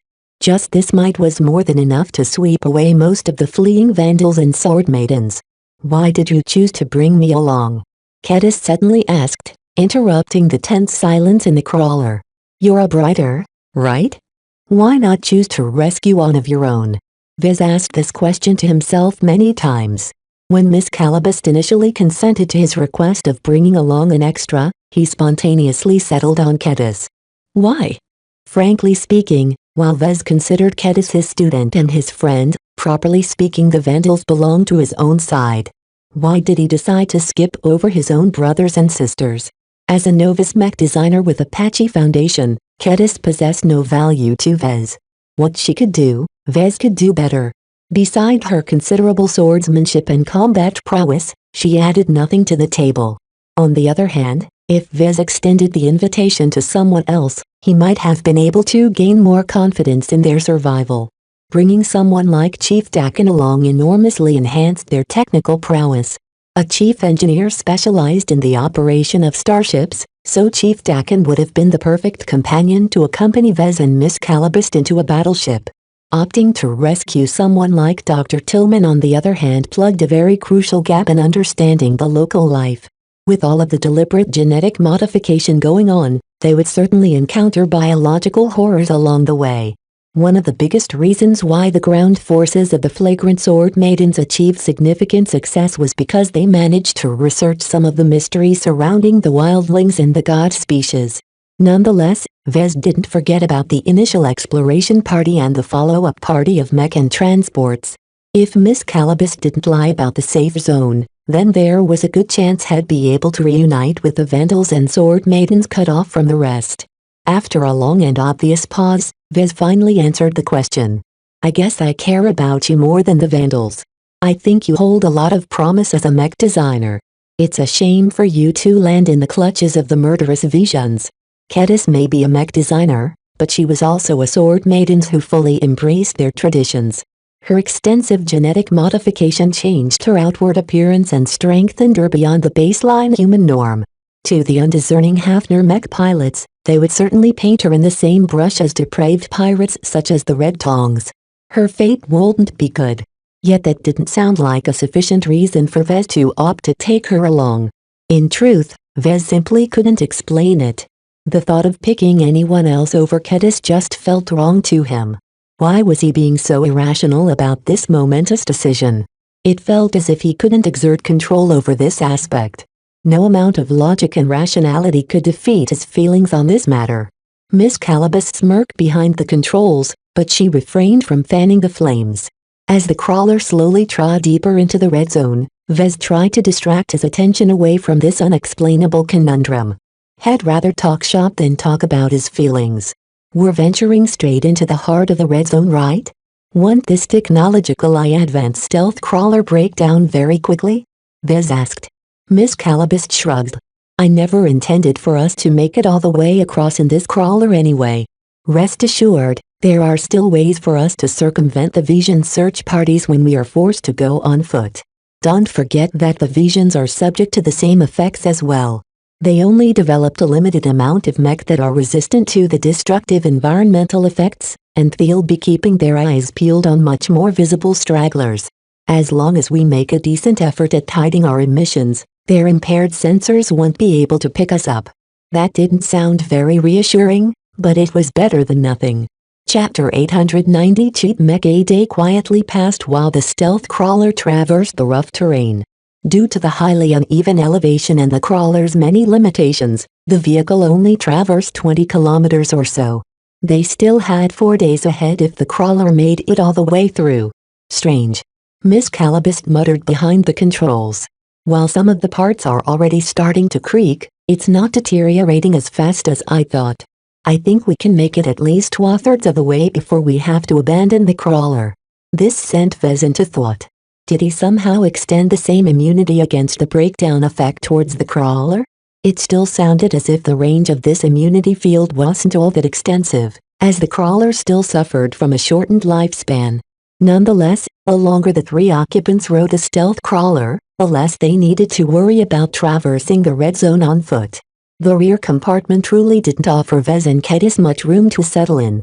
Only after an extensive amount of squirming did they manage to settle into a somewhat comfortable half-leaning position. No one entered into conversation. The shock of losing the battle and the trauma of losing their comrades affected Vez and Kedis profoundly. The only person who didn't care about the final fate of most of the Vandals and Sword Maidens calmly piloted the stealth crawler. She needed to put her full attention on navigating through the complex terrain. Not only did she need to be attentive about encountering gaping crevices and sheer cliffs, she also needed to keep her senses peeled against highly corrosive and radioactive craters. The closer they got to the Starlight Megalodon, the denser the hazards in their way. The fighting that occurred in the past left very few traces behind. Vez occasionally spotted remnants of ancient mech and other pieces of corroded equipment scattered among the terrain. He zoomed in on them with the crawler's screen projection and attempted to figure out the properties of the remnants. He wanted to understand what exactly went on all those years ago, but so far he found little clues. Some infighting occurred between the survivors of the Starlight Megalodon, but what did they fight for and why did their differences become so heated that they didn't hesitate to come to blows? You're not going to find out anything no matter how intently you stare at the remains. Miss Calabas remarked without turning back her head. My operatives attempted to decipher the history behind the traces left behind by that ancient battle, but too much time has passed. Time wipes away all traces. The only way you can ever uncover the truth of what happened so long ago is to dig it out from the Starlight Megalodon. It seemed the battleship held every answer. The reason for the mission, the justification for all the sacrifices, and the truth of Ian Coronavidai's grand design. You know something, do you, Calibust? Vez tried to fish for information again. Since you went through all this effort to retrieve me from the sinking ship of the Vandals and the Sword Maidens, can you tell me now why you need my help? Patience, Vez. All will be explained in due time. There is no need to go into the details right now. Can you at least tell me if it has to do with designing mech? I'd like to know the answer so I can mentally prepare myself. Miss Calibust threw a brief glance behind her shoulder. It's a little complicated, but you will definitely be required to demonstrate your design abilities. The better you are, the higher the chances of success. Rest assured that I won't skimp out on the rewards as long as you put in your full effort. Vez frowned at that. If it's design ability that you need, why didn't you approach Myra of the Sword Maidens? She's a bona fide journeyman mech designer. She's a woman. Calibust shrugged. What I need is a man. Kedis shot up at that, causing both her and Vez to jostle in the rear compartment. Hey! What is that supposed to mean? It's exactly what it sounds like, kid. There are strict identity requirements. A woman won't do. Out of all the available mech designers in the vicinity, little Vez here ranks at the top of the list. Neither Vez nor Kedis understood Calibust's intentions. However, Kedis still felt indignant that this inscrutable spy passed over a highly capable mech designer like Myra in favor of a much younger Vez. If Calibust approached Myra, then Kedis might not have lost her mentor. She adopted a pained expression as she stared daggers at Calibust. The spy took no notice of the girl, dismissing her as an inconsequential passenger.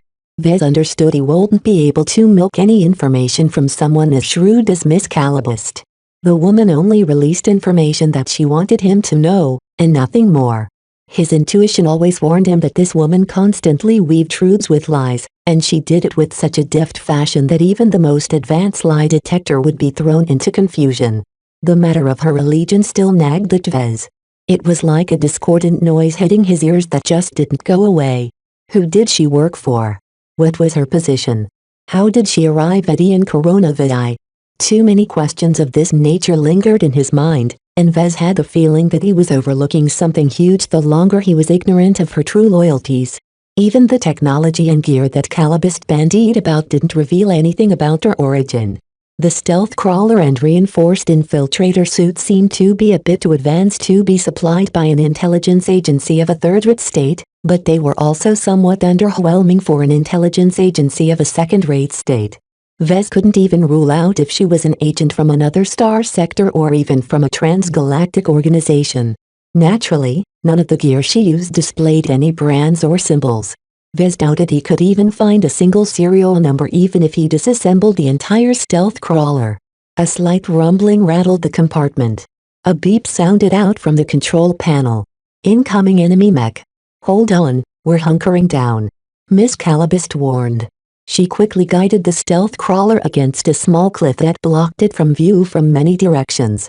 The crawler folded and restricted its 6 insectal legs and turned its stealth systems up another notch while deactivating every non-essential systems. The moment the vehicle secured itself against the ground, Miss Calibust leaned back on her chair, causing it to press against the passengers of the back. Only then did she slowly dial down the anti-grav field until it faded away entirely. Painful moans escaped from Kedis. 6 times standard gravity pressed down on their bodies without any discrimination. Surprisingly, Vez didn't feel too much pain, though he still suffered from the discomfort. The interior of the stealth crawler simply didn't offer enough room for the 3 of them. The increase in gravity only amplified their suffering, but everyone tried to bear it in their own way. Both Calibust and Kedis seemed surprised that Vez didn't show any signs of further pain and discomfort. They figured him to be a weak-bodied mech designer. His transhuman physique came in handy this time. Kedis suffered the most, but her genetic modifications allowed her to hang on without fainting or suffering any other ill effects. As for Calibust, she showed nothing but stoic determination at their circumstances. It was as if the heavy gravity formed a minor hindrance to her. Vez was really curious to know how far her body's parameters exceeded the baseline human norm. No one asked each other's secrets, though. Everyone bore the heavy gravity in total silence, as if afraid that a single word might attract the attention of the enemy mech. Only a handful of passive sensors remained active, allowing those inside the crawler to see a glimpse of the mech hunting for stragglers. As soon as the mech came into view, Vez and Kedis widened their eyes. That's the Belisarius. The appearance of Venerable Foster's expert mech shook the both of them. This was a supremely advanced mech with the power to withstand the attacks of several mech companies at a time. Yet it was also a highly complex mech that incorporated countless advanced systems. How could it recklessly appear in the red zone where the breakdown effect did its best to wreck all kinds of technology? The dreaded Belisarius walked out into view and held a new laser carbine in a casual grip. It seemed that Venerable Foster was leisurely hunting for pirates. Miss Calabist sighed. I can't believe the two of you are so blind. Think about what the Belisarius is made of. Are you still surprised that it's able to function this close to the Starlight Megalodon? Rorach's bone. Vez uttered. This wondrous exotic's main property was to bestow regenerating properties to anything it's blended with. A normal mech accumulates an increasing amount of stresses and faults that will slowly cascade into a mechanical breakdown. Yet a mech like the Belisarius is constantly repairing those stresses and faults as soon as they pop up, preventing them from building up to a breakdown. Kedis looked dazed at that revelation. Isn't that a massive cheat? That's so unfair. How can a mech like this show up on 7? None of our breakdown-proof mech can last a single second against the Belisarius. The magnitude of this revelation stunned Vez and Kedis as they continued to think over the implications. Such a mech being able to operate in the red zone with impunity would be able to stomp over any other mech no matter how well they were designed. That was because the Belisarius wasn't bound by the limitations imposed by the environment.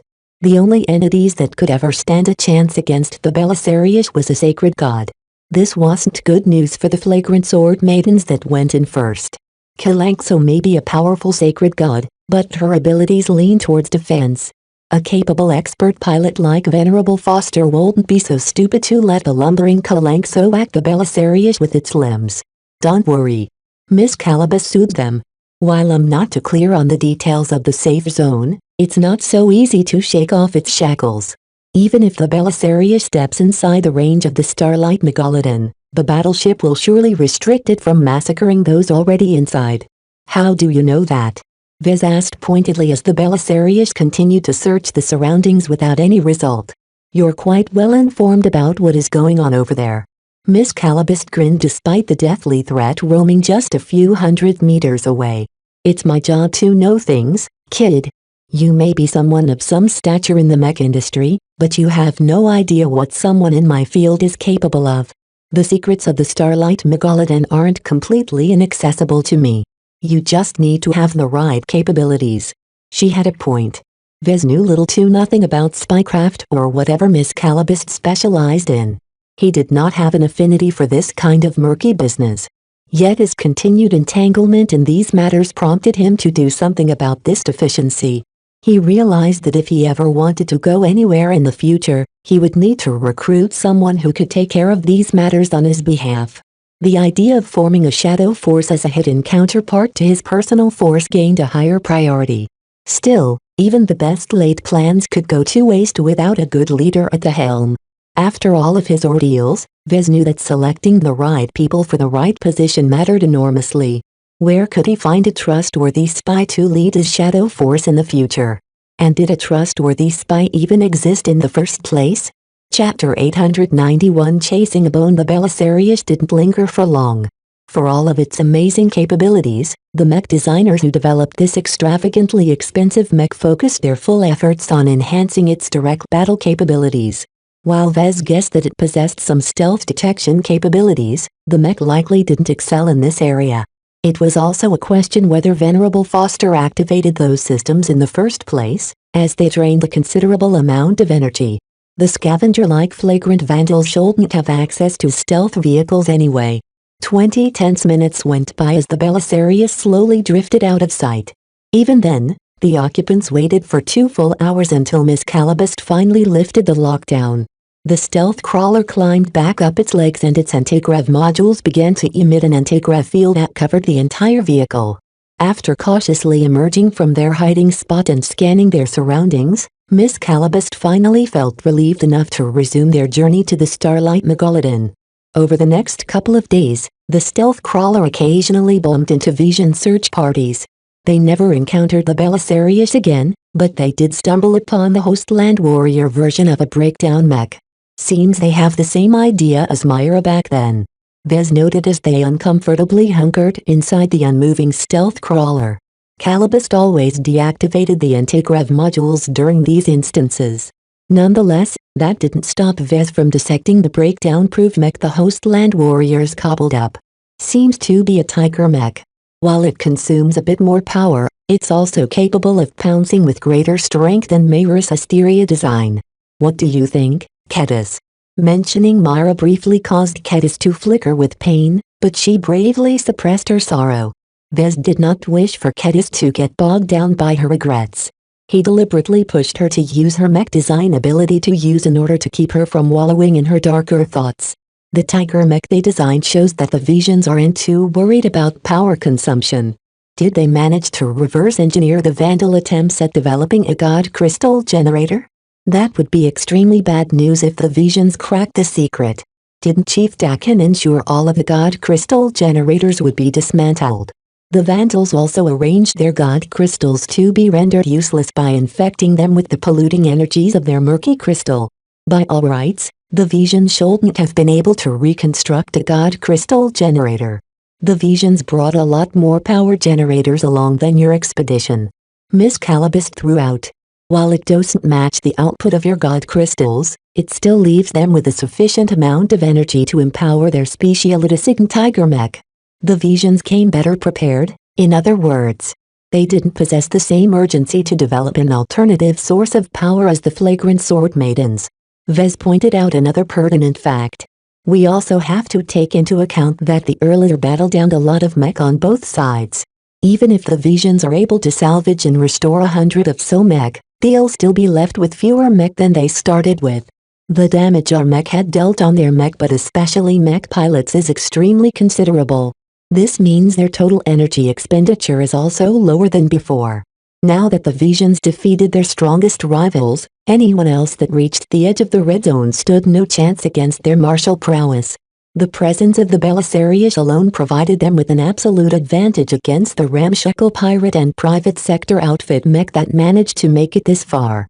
They essentially didn't have to worry about the competition threatening their absolute hold over the edge of the red zone. This problem quietly concerned Vez over the days. He couldn't figure out how he'd be able to escape this planet without relying on Calabast's assistance. Though Vez found her to be an amiable woman so far, there was no telling when she'd stab him in the back. If there was anything he learned these days, it was that he should always prepare an escape route if things went sour. Right now, Vez felt immensely stifled by the fact that he only had her promises to go on when it came to evacuating from this planet. It was impossible for him to cross tens of thousands of kilometers on this heavy-gravity planet. Even if he'd evolved into a savage like a wildling and lived off the land, he would still take 10 years or more to cross this vast distance. For better or worse, his only hope lay in Calabast keeping her word. Vez hated relying verbal promises, especially since he was the disadvantaged party in this exchange, but what could he do? Fortunately, Miss Calabast seemed to need his services for some reason, so he still possessed some leverage. The problem for Vez was what would occur after she got what she wanted. Even with the unfathomable immunity that Vez exerted against the breakdown effect, the stealth crawler finally gave up the ghost on the fourth day. Due to all the delays, they still needed to traverse 30 more kilometers to reach the safe zone. It sounded like a day or two of walking away, but the craggy and hazardous terrain meant the final stretch was an arduous journey. Without the stealth crawler's maneuvering capabilities, we'll be lucky to cross this distance in 4 days. Miss Calabast sighed as she slipped her own pack over her shoulder. She brought a lot more supplies than Vez or Kedis. What are you waiting for? Let's move. Vez still stared at the broken-down vehicle and itched to take it apart. If he could study some of its stealth mechanisms, his understanding of this field might make a small leap. Going on foot is rather dangerous with all of the hazards in our way, he said. Just the residual radiation alone can partially penetrate our suits. Isn't it better to have this vehicle shielding us? Let me try and repair it. I think I can get it up and running in 2 hours.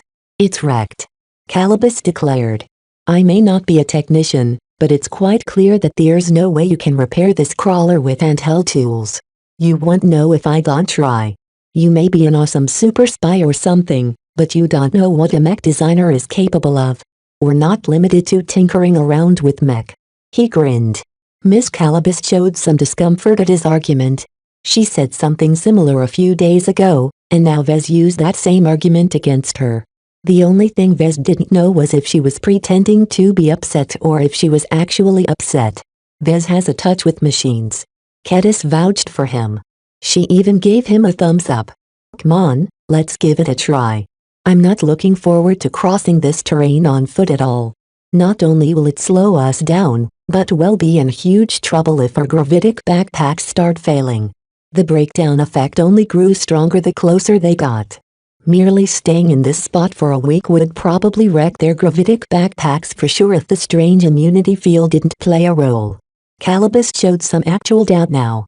1 hour. No more. We can't linger here for long. The crawler is too exposed now that we can't engage its stealth systems. That wasn't good enough for Vez. Even if he couldn't fix the stealth crawler, he still wanted to study its inner workings to deepen his understanding on how to apply stealth tech.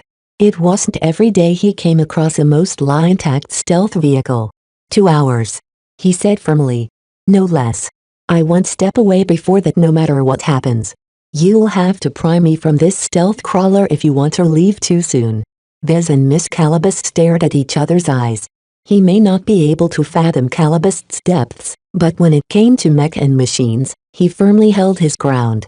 After half a minute of staring, Calibus acquiesced first. She let out a deep breath and shook her head. Friggin' mech designers.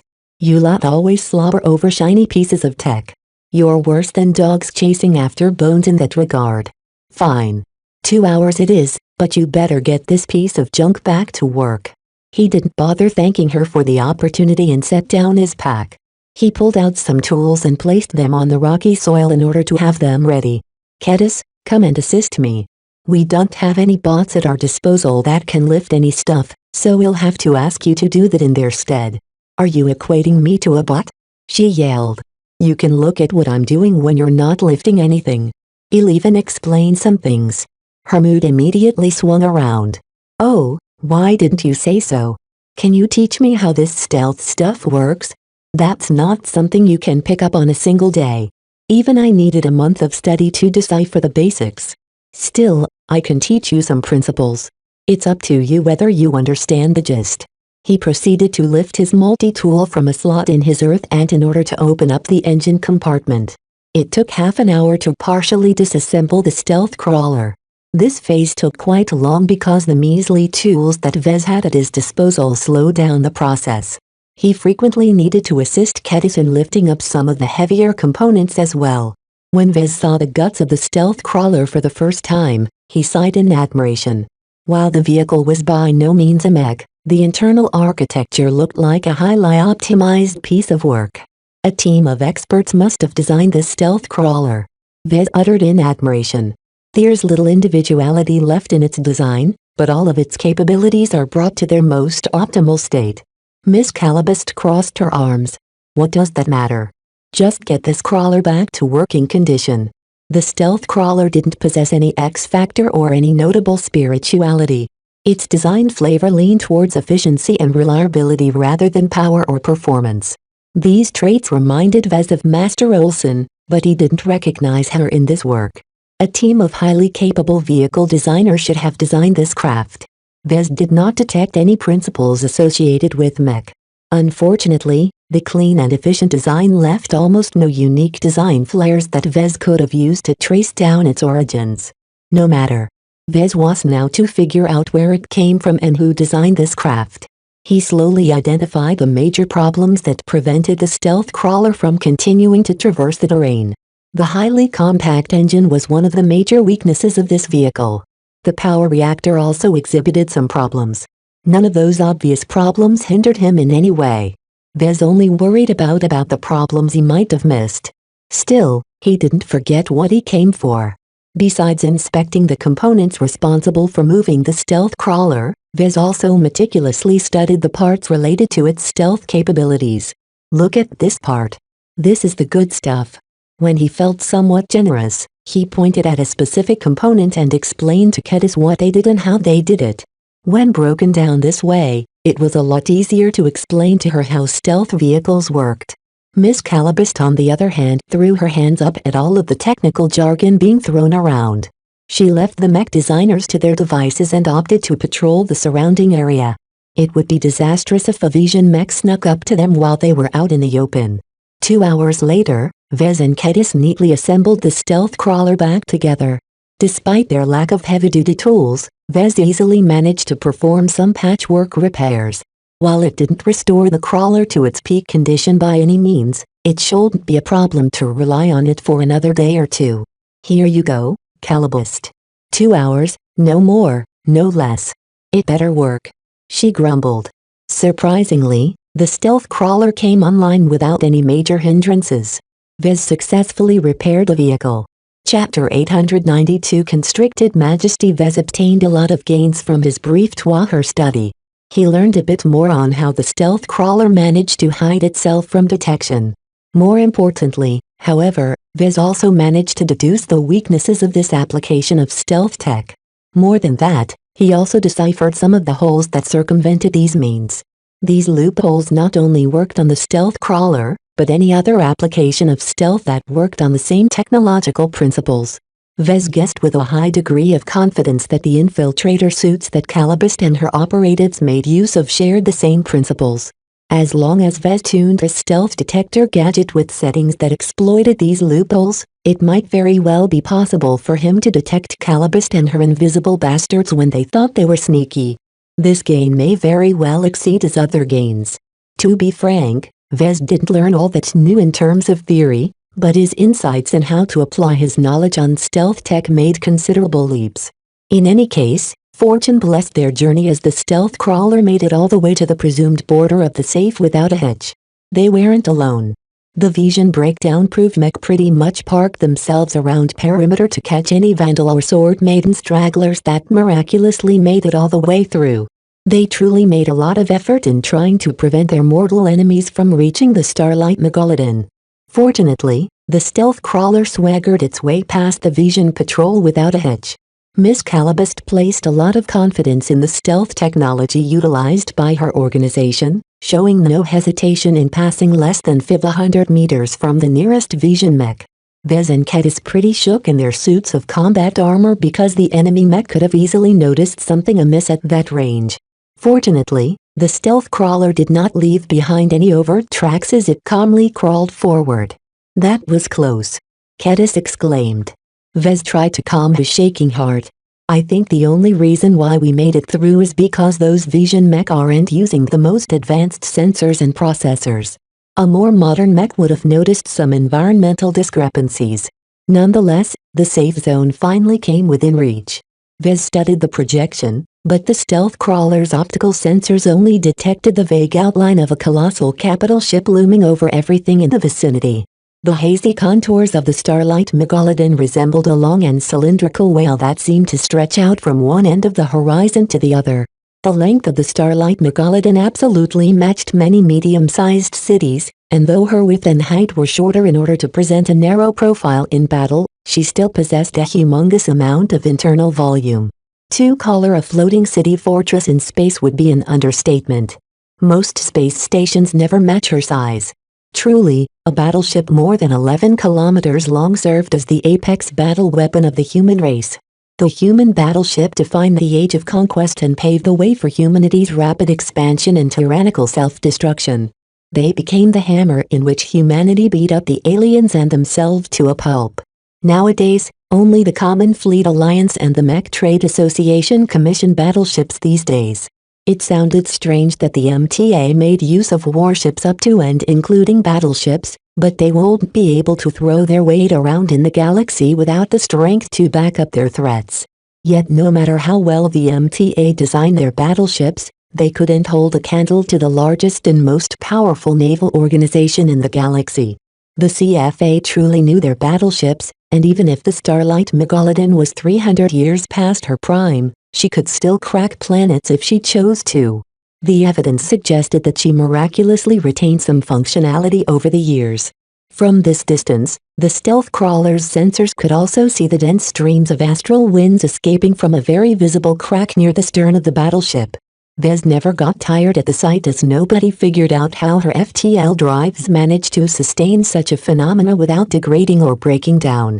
FTL drives notoriously demanded a lot of maintenance, especially after heavy use or when they aged a couple of decades. By all rights, the Starlight Megalodon's FTL drives shouldn't have worked for so long. Let's enter. The stealth crawler crossed over the invisible boundary claimed by the Starlight Megalodon. Just a few seconds after they entered, a pale beam instantly struck the entire vehicle. Everything stopped. The stealth crawler stopped. The occupants inside stopped. Their perception stopped. It was as if they were frozen in time. A nearby Vision Tiger mech noticed the stasis beam and became alarmed. Just as it turned around to face the strange vehicle that managed to sneak to the safe zone from under their nose, a tractor beam reached out from the distance and lifted up the stealth crawler. As soon as the crawler gained sufficient height, the tractor beam swiftly retracted the captured vehicle straight towards the Starlight Megalodon. An uncertain amount of time later, the tractor beam placed down the stealth crawler at a clearing right before the hull of the battleship. The stasis beam that froze the stealth crawler also disengaged. What happened? How did we get so close all of a sudden?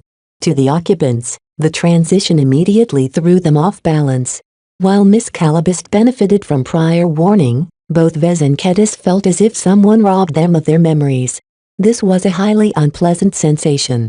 Calm down, you overdramatic mech designers. Nothing happened besides getting dragged over alongside the Starlight Megalodon. We're here. The gravity of the situation dawned upon the two. Indeed, as soon as the hatch opened up and everyone stepped out, Vez looked up at the aged but mostly intact hull of the Starlight Megalodon in earnest. Her metallic dark blue hull plating long lost its shine due to age and corrosion. Wet coating the battleship used to be covered with long wore out from millennia of exposure to the elements. This also wiped away most of the markings and symbols painted on her hull. The only markings that remained were those embossed in her hull. Vez easily made out the giant words that proudly declared her identity. Starlight Megalodon. At least we got the right battleship. Kedis joked as she admired the battleship in her own way. After so much time and so much travel, Vez almost couldn't believe he finally reached the fabled lost CFA capital ship. What struck him the most about the Starlight Megalodon wasn't her immense size, nor the immense corvette-sized gun turrets. As an example of human engineering at its greatest height, Vez already expected the battleship to be an imposing colossus built for war. This is a battleship with history. The Starlight Megalodon radiated an aura of age, majesty, dominance and invincibility. She possessed a faint, mixed but highly complex blend of meanings normally associated with historical relics. The most historic machine that Vez had ever seen was the Larkin Sun ancestor's personal mech. Back at Rittersburg, Vez never knew that the history and experiences of a machine could accumulate its X factor. Yet even that impressive historical mech was a toy in front of the Starlight Megalodon. Although only 300 years had passed in the outside galaxy, the surface of the planet experienced 3,000 years. Not only had the survivors of the crew spent their entire lives around the crashed battleship, many generations of their descendants must have lived their lives in the vicinity as well. All of their accumulated beliefs and superstition continued to pile up on the Starlight Megalodon, causing it to become more than just a crashed vessel. It became a totem of belief, a container of spirituality ascribed by those who lived in this region. Vez became intoxicated by her multifaceted X factor. All of his original mech designs may possess stronger and more concise X factors, but they were ultimately artificial constructs conjured up by his own imagination. Even if Vez considered his imagination to be vivid and rich, he was only a single individual. His individual imagination could never surpass the imagination of millions of humans. This was the strength of a group. Just witnessing the spiritual splendor of the battleship advanced his understanding of the X factor. The insights he gained from this glimpse alone almost made the entire trip worth it. Vez even developed some ideas on how to improve or replace his old triple division technique. Those constructs. What is that? Cadis asked as she gestured at the extra additions built alongside the hull of the Starlight Megalodon.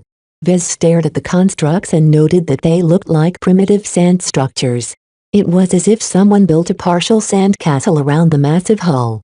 The distribution of the sand structures was fairly random, and besides the open windows, Vez couldn't tell anything else besides that they used to house tens of thousands of people. Those sand structures are the principal reason why the Starlight Megalodon encountered a mishap 300 years ago. Miss Calabast smirked. What you're looking at is the remains of a highly advanced Sandman mothership.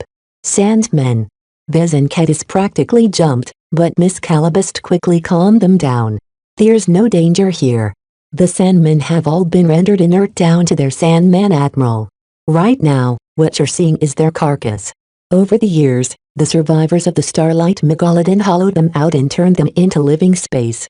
If the crew of the Starlight Megalodon didn't see fit to remove all of the sand that constricted the battleship inside and out like an infectious disease, then the threat they posed must have long been gone by now. Ian Coronavi would have been a very different planet if the Sandman mothership defeated the battleship and all of their crew. Still, the knowledge that they were standing beside an immense Sandman amalgamation didn't put them at ease. Most Sandman motherships posed little threat to a CFA warship, but certain Sandman admirals grew and learned to such an extent to where they became incredibly formidable. A Sandman mothership that dared to attack a CFA battleship and succeeded in constricting her to this extent should not be weak. If the Starlight Megalodon is riddled from inside with Sandman remains, is there anything left inside? Cadis asked. Miss Calabast snorted. Look at the size of her. There's no way a single Sandman mothership can crush her insides. We're fairly confident that the core compartments aren't affected. As for the outer compartments, perhaps 30 to 50% are grinded down with sand, but there's plenty of goodies left in the remaining compartments. Her explanation put down their apprehensions. While Vez still questioned how such a formidable Sandman mothership died all of a sudden, this wasn't the time to puzzle over these questions.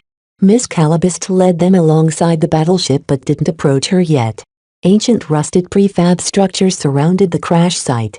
Obviously, this area used to house a lot of people, but that was in the past. Not a single human emerged from these eerily empty structures. When was the last time someone lived in this settlement? After 10 minutes of walking, the three finally came within view of some familiar mech. There are asterias and enduring protectors up ahead. Cadis exclaimed.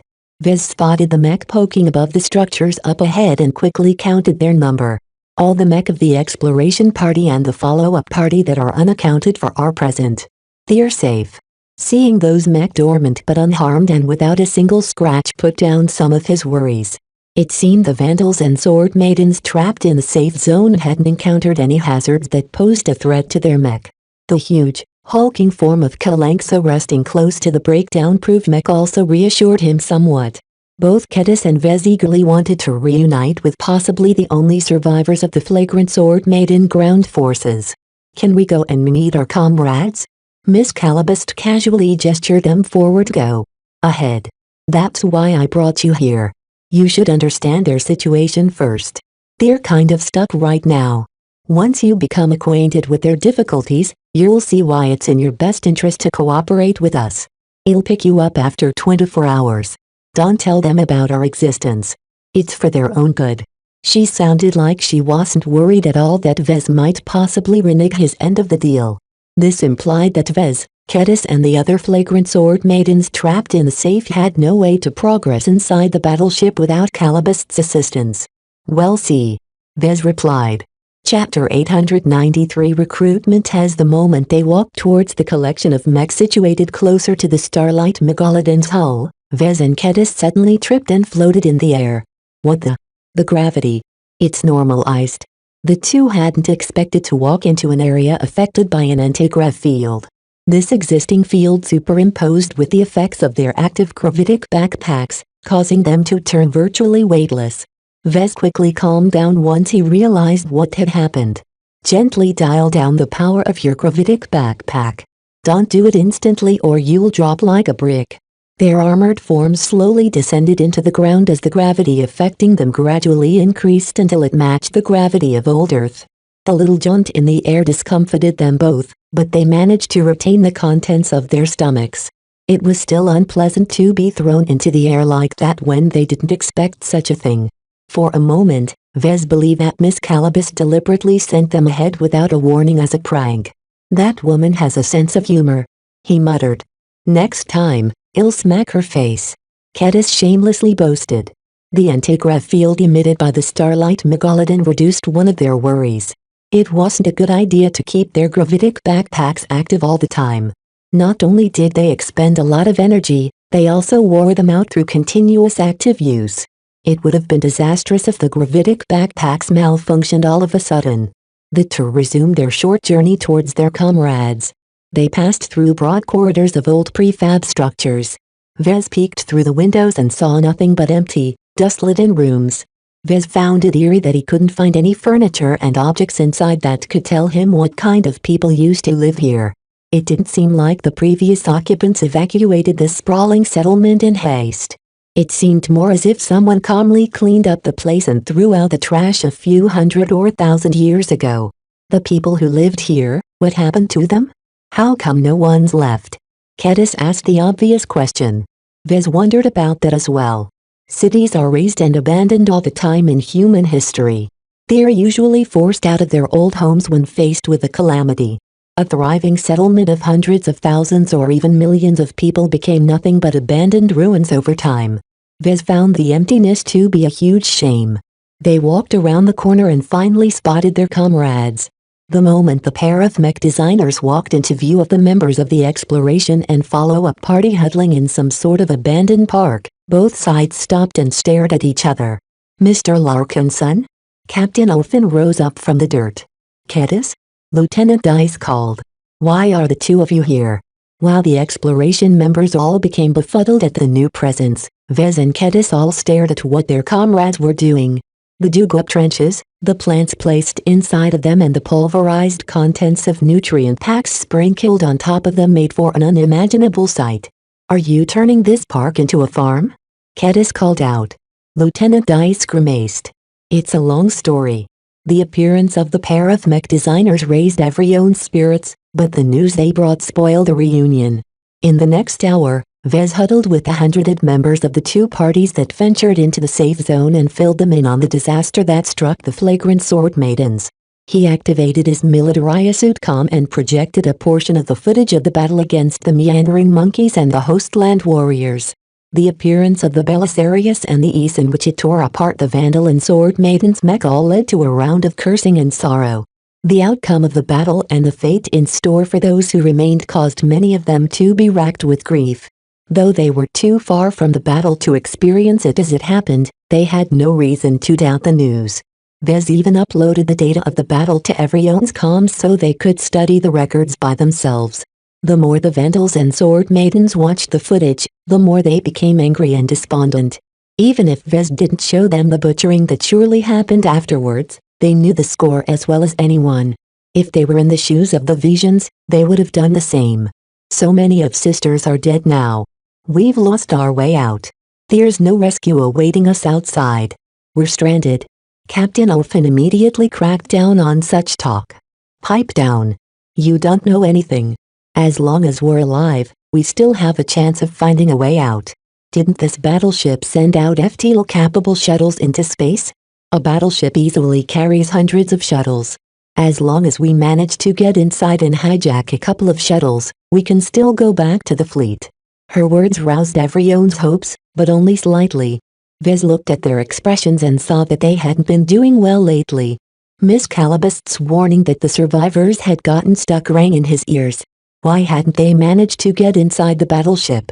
Vez stared back at the starlight megalodon and saw plenty of minor cracks and rents in the hull. Was there something blocking their way?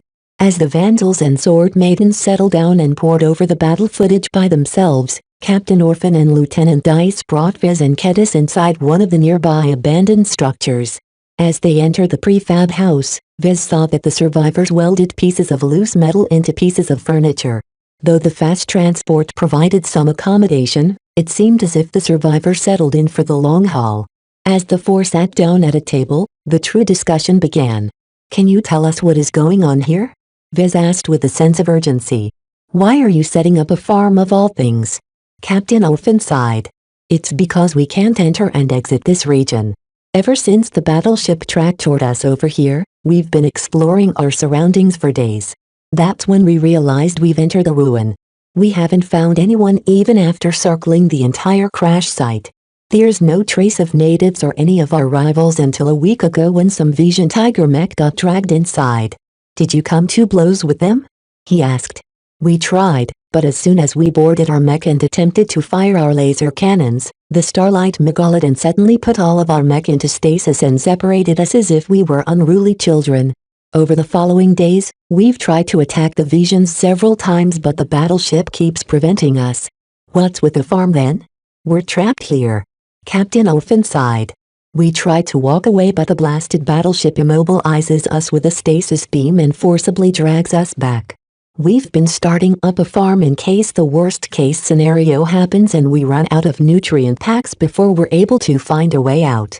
Kedis found this sequence of events to be perplexing. "Since the Megalodon is so insistent on keeping you here, did you try to enter her instead?" "There's a hindrance," Lieutenant Dice replied, taking over from Captain Orphan. "No one appears to be in control of the battleship.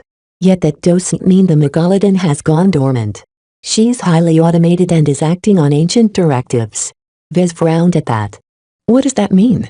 "Without a competent crew at the helm, the battleship's AIS and automated routines are operating by themselves. The AIS that are in control are still following their directives faithfully, but they're very inflexible. Every time we interact with them, it's like talking to a bot. From what we found out so far, the AIS are currently acting on the directives of the original executive officer of the Starlight Megalodon. The short version is that he revoked every own's authority and set a test for someone to obtain entry and some privileges from the systems that are currently running the ship." This sounded exceptionally weird, but not that unthinkable. Vez didn't know the story behind the executive officer and why he issued such an extreme command. "Is this test only eligible to the original crew or is anyone allowed to try?" "The test the battleship serves up isn't limited to anyone. Each of us have walked up to the Megalodon to give the test a try. None of us succeeded." "Why?" "Because it's basically a recruitment test to the CFA," Captain Orphan revealed with an exasperated voice. "We can apply to numerous starting positions, such as applying to become a naval spacer, a cook, an engineer, an internal security officer, a marine, a mech technician, a mech designer, you name it. As long as the position exists on the battleship, there's a way to apply for them and become a legitimate crew member of the Megalodon." This sounded very shocking. Such a test came with a lot of implications. If just one of them succeeded, they not only gained access to the Starlight Megalodon, but also enjoy the privileges of their position. While the automated systems won't let a lowly spacer access to the restricted parts of the ship, they might be able to salvage some goodies in the less important sections. Yet from the glum faces of Captain Orphan and Lieutenant Dice, it seemed that passing the test was no joke. Vez knew why. The CFA rarely ever recruited outside people these days. Those not born from a CFA or connected Spaceborn lineage faced huge hurdles if they wanted to become a member of humanity's most powerful fleet. The recruitment tests they served to outsiders was impossible to pass for the average person. Only prodigies, talents and geniuses in their professions stood a chance of passing the famously rigorous tests. Supposedly, only those who received specific grooming and an abundant amount of genetic treatment stood a realistic chance of passing these tests. Therefore, the majority of outsiders who entered the ranks of the CFA tended to come from the hugely prosperous Galactic Center. Country bumpkins from the Galactic Rim like the Vandals and Sword Maidens need not apply. The tests are too difficult. Captain Orphan slammed her fist on the crudely welded table. The AIS are too obstinate and aren't willing to lower their standards no matter how much we try to convince them. They're dumb as rocks. I've seen cleaning bots who are more intelligent than the AIS who call the shots at the battleship. The two mech officers explained that they all tried to apply for a variety of positions. Even the lowest sanitation engineer, which was just a fancy way of referring to janitors, needed to be the equivalent of mechanical engineers who could design and develop state-of-the-art cleaning machines. After all, a shipboard janitor these days mainly cleaned a ship by managing the cleaning bots. Some knowledge about the ins and outs of how the bots worked should be a given, but the CFA wasn't satisfied with that. Not even the best professors of mechanical engineering in the Komodo Star sector would be able to pass the test to become the Starlight Megalodon's janitor. The more Vez heard about the ridiculous demands the recruitment tests imposed, the more he became confounded by the executive officer's intentions. Perhaps the original crew of the Starlight Megalodon were smart and capable enough to pass these tests, but what about their descendants? On a planet where technology constantly degraded, how easy would it be to raise offspring and educate them to a ridiculously high standard? So you see, Vez, this is why we're stuck here. The battleship won't allow us to leave and she doesn't allow us to enter either unless we pass her tests. Vez could see now why the survivors started farming. Chapter 894 Virtual Officer Captain Orphan and Lieutenant Dice regaled them with their attempts to pass the test. All of the challenges took 2 hours to complete, though everyone usually got kicked out within 5 minutes after failing the very first hurdle. Even if the recruitment tests adhered to outdated standards and customs, it still took an immense amount of talent and skill to pass them all. When we attempted to pass the test for mech pilots, we got dumped into a simulation where we piloted a random 300-year-old mech on a random battlefield. Did you know what the first challenge asks us to do? We needed to defeat 40 mech of the same quality by ourselves within 10 minutes. There's no way that we could pass such a ridiculous test. That did sound like an enormous hurdle to Vez. Perhaps only expert pilots would have been able to pass the challenge, but so what? Numerous other tests awaited them right afterwards. All the other tests for other positions imposed equally ridiculous standards right at the start, causing none of the survivors to be able to pass the first test. Vez started to think, maybe I have a chance. Mech design is a very new profession. It doesn't have much history and only existed for about 100 years since the Starlight Megalodon went missing. Both Captain Orphan and Lieutenant Dice shook their heads. They chuckled at his confidence and believed he would fall flat as soon as he attempted the test on his own. The AIS administering the tests may be adopting outdated standards when composing their tests, but the galaxy didn't change all that much in the last 300 years. It was impossible to rely on a generation advantage to get the upper hand in the test. You can try, but you'll fail. The recruitment tests of the CFA are no joke. The Starlight Megalodon might be using an abridged Twaher test to determine whether you're qualified, but that doesn't make it easier. Is there any consequences for failure? Nah. You'll only get locked out by the AIS for the remainder of the 2 hours. There's no way you can make an attempt one after another. Therefore, each time someone failed, they needed to wait around 2 hours to try again. Such a cycle of instant failure and constant waiting would have worn down anyone's spirits. Few people possessed the willpower to undergo continuous failure and lengthy boredom for long. Do you know why the executive officer implemented this recruitment process in the first place? Vez asked. Captain Orphan shrugged. The AIS don't tell us much. They're all obstinate and constantly reply that we're not authorized to ask them any questions. However, from what we guess, the AIS administering the test is supposed to distinguish between CFA and non-CFA people. The AIS don't recognize us as CFA spacers, family members or true spaceborn humans, so we all got served with a more difficult test for non-CFA people. None of the Vandals or Sword Maidens possessed any connection to the Common Fleet Alliance. Demanding to take the easier test for CFA personnel wouldn't work. Even if it was easier, the CFA still maintained ridiculously high standards. Perhaps they might pass the first or second challenge, but they would never be able to last 2 hours. Vez wanted to try anyway. He turned to Kedis. You go try as well. Even if you don't stand a chance, it doesn't hurt to open your eyes. Can I skip please? She whined. I don't want to get beat up by a test. I know my limits. There's no way I can satisfy the standards of the CFA. You're going and that's it. He insisted. Don't try to finagle your way out of it. At the very least, the ways in which the Starlight Megalodon simulates the testing environment should be a unique experience.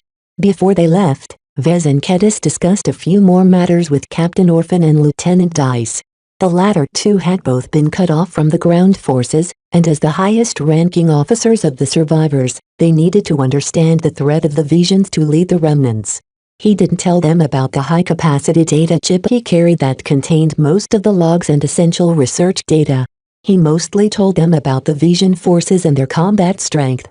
He described the Belisarius in vivid detail and mentioned that its regenerating properties allowed it to operate in the red zone with impunity. Captain Orphan erupted at that last detail. That's cheating. If we have to face off against this Belisarius with our enduring protectors and Asterias, it'll be like a fox in a henhouse, and we're the hens. Even Lieutenant Dice of the Sword Maidens looked hopeless. For a Sword Maiden, her complete lack of faith in winning a battle against an opponent was extremely characteristic. Yet the description provided by Vez was simply too overwhelming. 12 silver Valencias attacking the Belisarius at the same time to the point of self-destructing didn't leave a permanent mark on the Belisarius. How could she possibly think their outdated, simplistic breakdown proved mech stood a chance against a genuine expert mech? The Sword Maidens may be courageous, but they weren't delusional.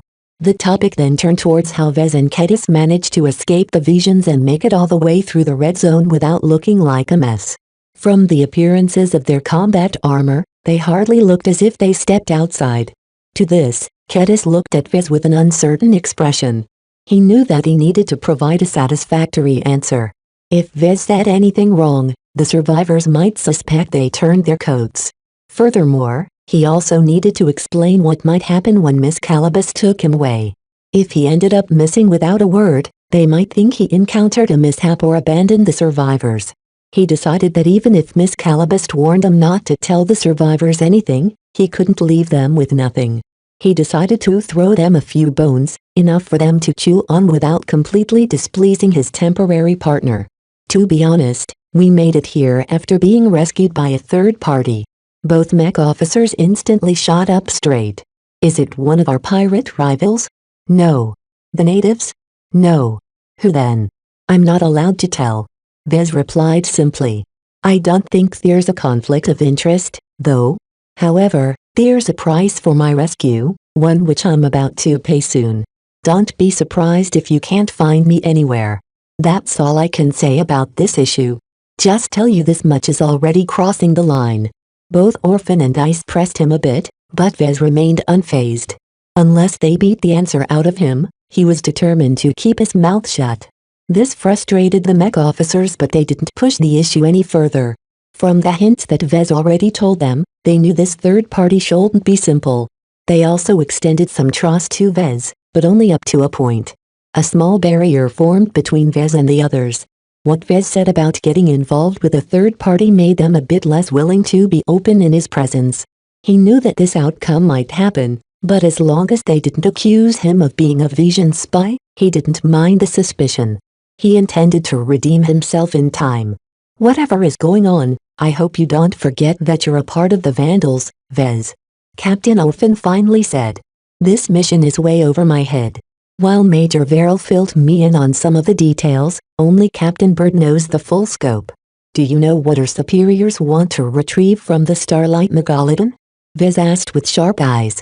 It would help if we know what constitutes a success in their eyes. Captain Orphan shrugged and smiled. Let's talk about that once one of us managed to get past the battleship's recruitment tests. The discussion ended soon after that. Vez and Kedis left their packs behind and approached the hull of the battleship under the guidance of the mech officers. All the other survivors noticed where they were heading to and followed suit. They wanted to witness a good show. When they almost came close enough to throw a rock at the aged and partially corroded exterior of the battleship, the mech officers halted. Once you step past this point, the battleship will throw you into a physical projection. No one outside will be able to witness what you're experiencing, and you won't notice our presence either. You're all alone out there. Good luck. Vez and Kedis looked at each other before stepping forward. Both of them instantly got caught in some kind of illusion. To the spectators watching outside, both of them became engulfed in a dark cube that appeared out of nowhere. This dark cube isolated every senses and threw those caught inside in their own simulated reality. Inside one of the cubes, Vez only encountered darkness. It was so dark in fact that he couldn't even see his own limbs. A few seconds after trying to puzzle what happened, a shuttle-sized logo of the CFA materialized into being in front of him. The logo representing the mightiest spaceborne battle spear of the human race adopted the iconic shape of a stylized battleship in blue. A white four-pointed star pointing in each cardinal direction rested behind the battleship. The black background representing interstellar space featured a random distribution of tiny speckles that represented the stars in the galaxy. Each aspect about the CFA's logo carried profound meanings, but Vez didn't spend the time to think about them right now. In front of the logo, a majestic projection of a CFA officer materialized into view. The officer wore a uniform in a style typical to what CFA personnel used to wear 300 years ago. From the rank insignia of the projection, Vez gathered that this person was a lieutenant junior grade. Yet the moment it opened up its mouth, Vez heard a flat, robotic voice. "I am Virtual Lieutenant Junior Grade Baskinson. Please present credentials if you are an active serviceman or an affiliate of the Common Fleet Alliance. I have no connections to the CFA. Emergency Protocol Theta 37 is in effect," the stiff lieutenant declared. "All humans up to moderate alien hybridization are allowed to undertake a simplified recruitment test to enlist in the CFA. Please state the profession or position which you wish to apply for. Guests are authorized to ask a limited number of questions." Vez gathered by now that this so-called virtual lieutenant must be one of the AIS governing the battleship in the absence of living humans qualified to serve as active CFA personnel. He found it interesting that an AI presented itself as an officer. He didn't know whether it was a good or bad idea to give AIS ranks in the first place. Are there any living CFA personnel serving aboard the Starlight Megalodon? Vez experimentally asked. You are not authorized to ask this question. What is the current time and date? You are not authorized to ask this question. What is the name of this star system? The name of this star system is the Ian Corona system. How did the Starlight Megalodon crash on this planet? You are not authorized to ask this question. Why are the FTL drives leaking here dimensional particles? You are not authorized to ask this question. I am your father. Your query is invalid. Non sibi sed homo sapiens. Semper Fortis. The MTA are a bunch of children playing with toys. Agreed. Interesting. Vez smiled at some of the answers this virtual officer spat out to his statements. He didn't have to ask a question to prompt an opinion from this artificial intelligence. It seemed as if this AI didn't have to adhere to its strictures and possessed some leeway in its words and actions. I'd like to apply for the position of mech designer. Chapter 895 Rule-bound tradition. The CFA never really saw eye to eye with the MTA. Both claimed stewardship over humanity after the dark days of the climax of the Age of Conquest, yet one always thought they were better over the other. One organization represented the most powerful weapons of war known to man, while the other organization pushed for a new hope. Their ideological clashes regularly divided human space. Their rivalry also kept them in check against each other, preventing any single organization from becoming the only hegemon of human civilization. Yet hostilities became so heated in some cases that extremely destructive incidents occurred from time to time. Therefore, as soon as Vez declared he wanted to take the recruitment test for mech designers, Virtual Lieutenant Baskinson immediately threw him the stink eye. The AI may act like a bot sometimes, but its programmers pretended to give it some personality. Commencing recruitment test in 10 seconds. Chosen profession, mech designer. Please stand by. Warning, cheating is not allowed. Violators will be disintegrated. Vez took that last warning extremely seriously. With all the high technology the Starlight Megalodon revealed so far, he knew she possessed 1,000 ways to kill him in the most horrific way possible. The entire surroundings morphed into an extremely well-equipped workshop and design studio. Vez looked around and noted his metallic surroundings and peculiar markings. It seemed as if he entered one of the Starlight Megalodon's many mech workshops. Virtual Lieutenant Baskinson appeared into view again. He stared at Vez with a cool glare before raising his palms. A projection of a timer appeared on one palm. It started at 5 minutes but already started counting down. The test had already begun. From his other palm, a data pad appeared. Please read the mission contents and complete the assigned task within the allotted time. Vez picked up the datapad and felt the weight and shape of it through the feedback from his earth hand. So this is the fabled physical projection. The projection technology common in the galactic rim conjured up realistic illusions. People could easily distinguish fake from real when it came to cheaper projections. More premium projection systems lacked this flaw and could easily project a convincing environment. Combined with the positional sound projection system, it was as if two speakers light years away from each other were right next to each other. The only flaw was that poking your hand through a projection instantly broke the illusion. No matter how realistic a projection appeared, it was ultimately a product of sound and light without any ability to interact with touch. Yet physical projection technology broke this rule. Through some means which Vez didn't understand, a physical projection system possessed the ability to resist force. While such systems inevitably possessed a limit, preventing it from projecting a deadly mech or an unbreakable object, such a development still provided a lot of potential, expanding the applications of virtual reality. Task: design an original spaceborne light skirmisher mech with the following parameters. The first task demanded that he design a fully fledged mech. He didn't have to design it from scratch as the virtual workshop offered him a library of in-house component designs. Vez figured the mech type and the parameters he needed to meet would be randomized each time he repeated the task, because the demands the task set sounded extremely eccentric. What are these demands? The specific demands on the shape and performance metrics of the mech prevented him from designing an existing light skirmisher design from memory. Obviously, the recruitment test already foresaw such possibilities. The problem was that the minimum performance of the mech that the task had set was way too high. Not only that, he had less than 5 minutes to fulfill this task. With his current capabilities as an apprentice mech designer on the verge of advancing to journeyman, he might be able to rush his design in 2 or 3 hours. However, even with the advantage of future knowledge in the perspective of the time period of the Starlight Megalodon, his design would only be able to perform 60% from the task requirements. That 40% performance gap was too massive as the law of diminishing returns came into play. This test is impossible to complete in the allotted time. Perhaps it would have been possible for Vez to take his time and spend an entire year to design a mech that met all of the design and performance requirements. The main reason why a hasty design fell short on performance was that Vez didn't have the time to weigh his design choices carefully and optimize his mech through numerous iterations. Yet did the task care about that? No. It demanded Vez to complete a year's work of design work in just 5 short minutes. Not even a senior mech designer can complete this task.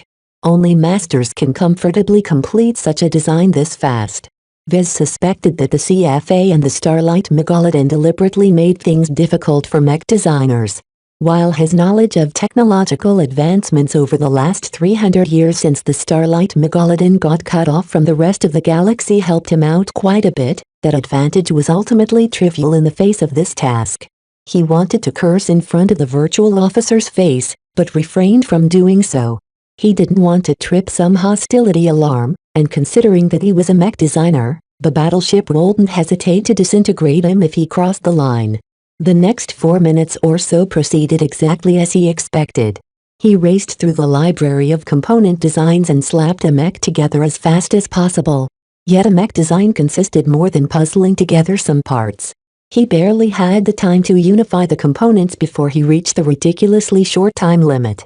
The mech design is incomplete. Verdict: task failed. The recruitment test ends now. With those merciless words, Virtual Lieutenant Baskinson immediately kicked him out of the physical projection. He turned his head until he faced Kedis, who seemed similarly distressed. This test is ridiculous. There's no way that anyone can design a mech in 5 minutes. The Vandals and Sword Maidens all laughed at their distressed states. It was a rare form of entertainment for those left behind in this safe zone. It was better than wallowing in their pity and anger for not being able to take part in the battle against the Visions. Sometime later, Vez sat at a bench next to the park as the others resumed farming. Kedis went off to explore the empty structures in boredom. He went over the details of the first task and tried to think of a way to complete it with his current capabilities. Even if the Starlight Megalodon worked with outdated mech standards, The gap in technology wasn't so wide that Vez could simply snap his fingers to come up with a suitable design. The CFA is far too biased against mech and mech designers. Yet even if the CFA conducted the test impartially, Vez would still fall flat due to the abnormally high standards it imposed to those who wanted to join their ranks. The Common Fleet Alliance regularly received the accusation that they were ancient dinosaurs who refused to get with the times. Despite their high degree of technological innovation, they were infamously traditionalist and conservative in their social and ideological evolution. The CFA still clings to the glory of the Age of Conquest. At the most fundamental level, the CFA never gave up on warships and tried to redeem their awful reputation. The tyrannical admirals and naval officers who engaged in reckless slaughtering and genocide in the past caused the CFA to double down on discipline and adherence to its rules and regulations. Anyone who broke a rule received strict punishment. It was no surprise that they gained a reputation for being heavy-handed, not just against outsiders, but also against themselves. Yet it was through this harsh and uncompromising regime that human civilization slowly lost their paranoia and suspicion against one of the big two. Since the 400 years or so since the Age of Mech commenced, the Common Fleet Alliance thoroughly built up a reputation for harshness but fairness, possessing only a bias for spaceborne humans. This was a forgivable quirk of theirs and nobody minded them as true spaceborne generally stuck to themselves.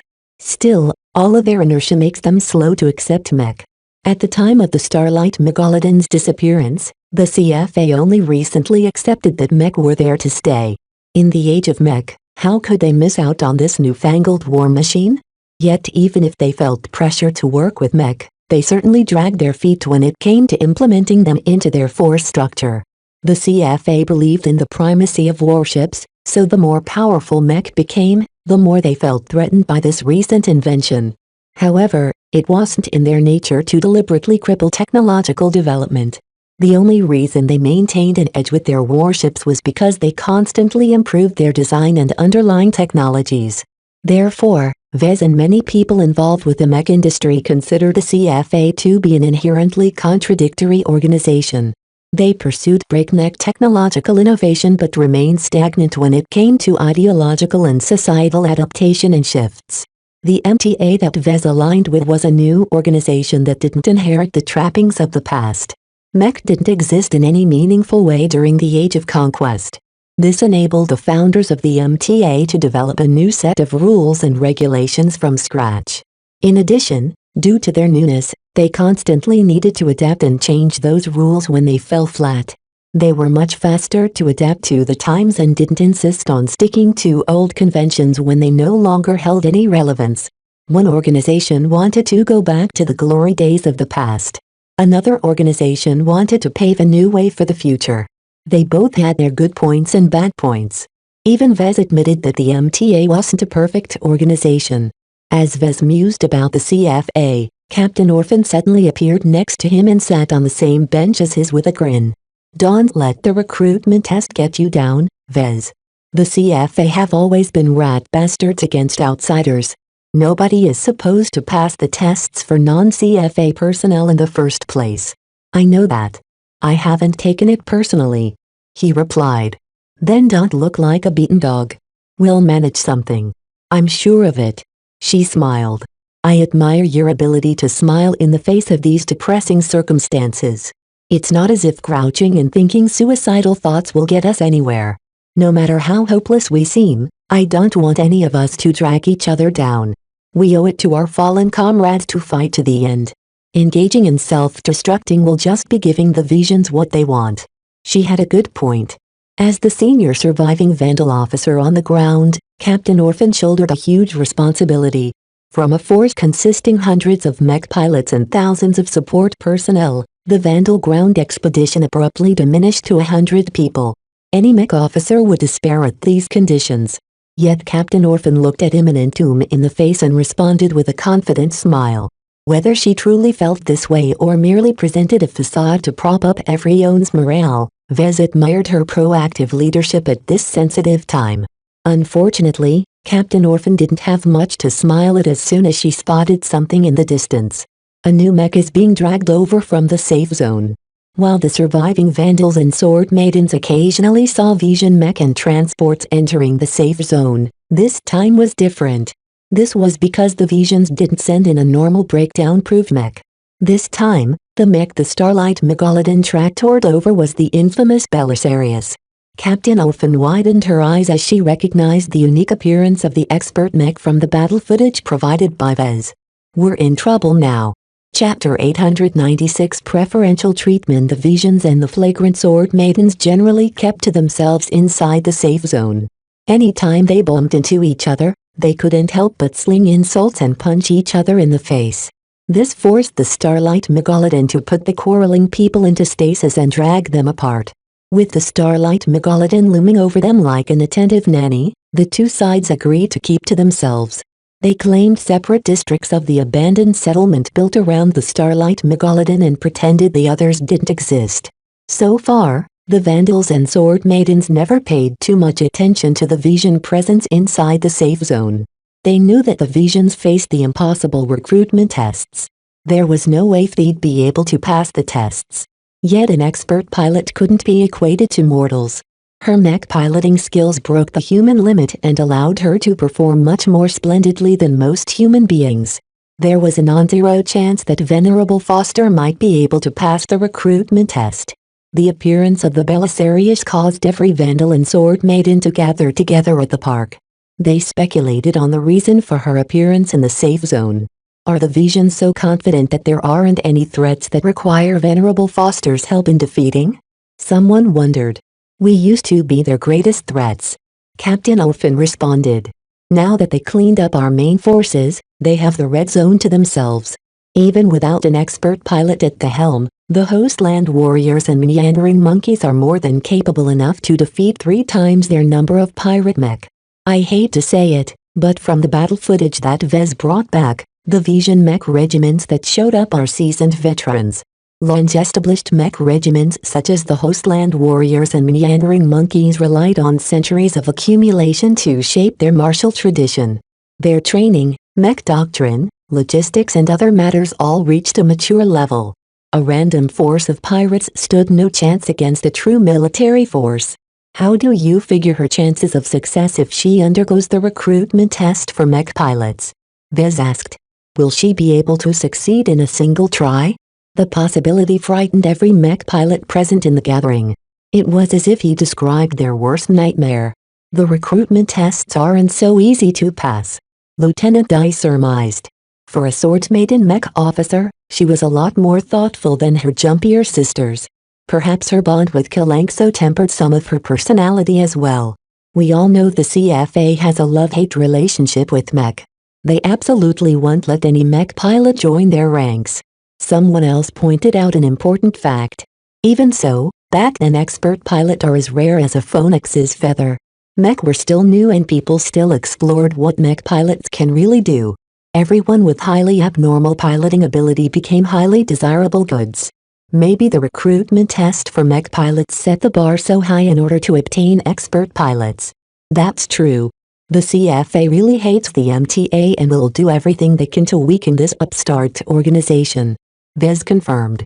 He knew his history when it came to the CFA and MTA. Back when expert pilots are even rarer than today and poorly understood, the CFA offered extremely high incentives to recruit them. They don't actually value expert pilots that much, but they just wanted to spite the MTA and take away their toys. How childish. We're in deep trouble if the recruitment test for non-CFA personnel is really passable for expert pilots. Someone already despaired. Vez did not see the reason to panic right away. The only consolation is that Venerable Foster has only recently advanced to her rank. From what I know of expert pilots, it still takes at least a decade for them to polish their piloting skills to an elevated level. However, we also know that she's a genuine prodigy in piloting mech. With her great genetic aptitude, her learning speed is through the roof. There's also the fact that the recruitment tests are performed with outdated mech. Captain Ofen added. All the mech we are forced to pilot are mech models that aren't so different from the mech we used to train with during our mech academy days. These mech are slower, simpler, easier to pilot and faster to master. A highly talented mech pilot like Venerable Foster faced much fewer variables and complications when piloting an outdated mech. As Captain Orphan said, it would be just as if she took a routine examination at a mech academy. Vez asked an important question. If Venerable Foster passes the recruitment test and becomes a warrant officer of the CFA, what will she able to do? Everyone fell silent for a moment. She'll be recognized by the Starlight Megalodon. She can go inside the battleship and access any sections open to mech pilots. I don't think she'll be able to pilot a CFA mech, if the battleship still maintains any. She'll have to receive permission from an authorized officer if she wants to deploy a mech. It might not stop her from piloting the Belisarius and taking it inside. More importantly than that, once Venerable Foster becomes an active CFA serviceman in the eyes of the Starlight Megalodon, will the battleship still put her in stasis if she turns the Belisarius against us? This outcome frightened them out of their wits. This might very well be possible. If Venerable Foster truly received the Starlight Megalodon's recognition, then she would undoubtedly benefit from the ingrained bias of the virtual officers. A new sense of urgency overcame the survivors. They became a lot less nonchalant about their minuscule chances of passing the recruitment tests. No matter what, they needed to pass them and obtain the automated battleship's recognition. Only then would they be able to protect themselves, as CFA regulations strictly prohibited violence without cause. Someone's approaching. A group of Visions walked into view. Their piloting suits and combat armor immediately marked them out as members of the Hostland Warriors and Meandering Monkeys. As for the stately brunette figure that radiated a formless pressure by her presence alone, she could be none other than Venerable Relia Foster. The expert pilot glanced contemptuously at the worried vandals and sword maidens. What's this about? Have you given up your pirating ways and turned to farming? You call us murderers? Kedis blew up, never one to take an insult lying down. What about you? How many of our comrades did you kill? We executed thousands of your ilk after our victory.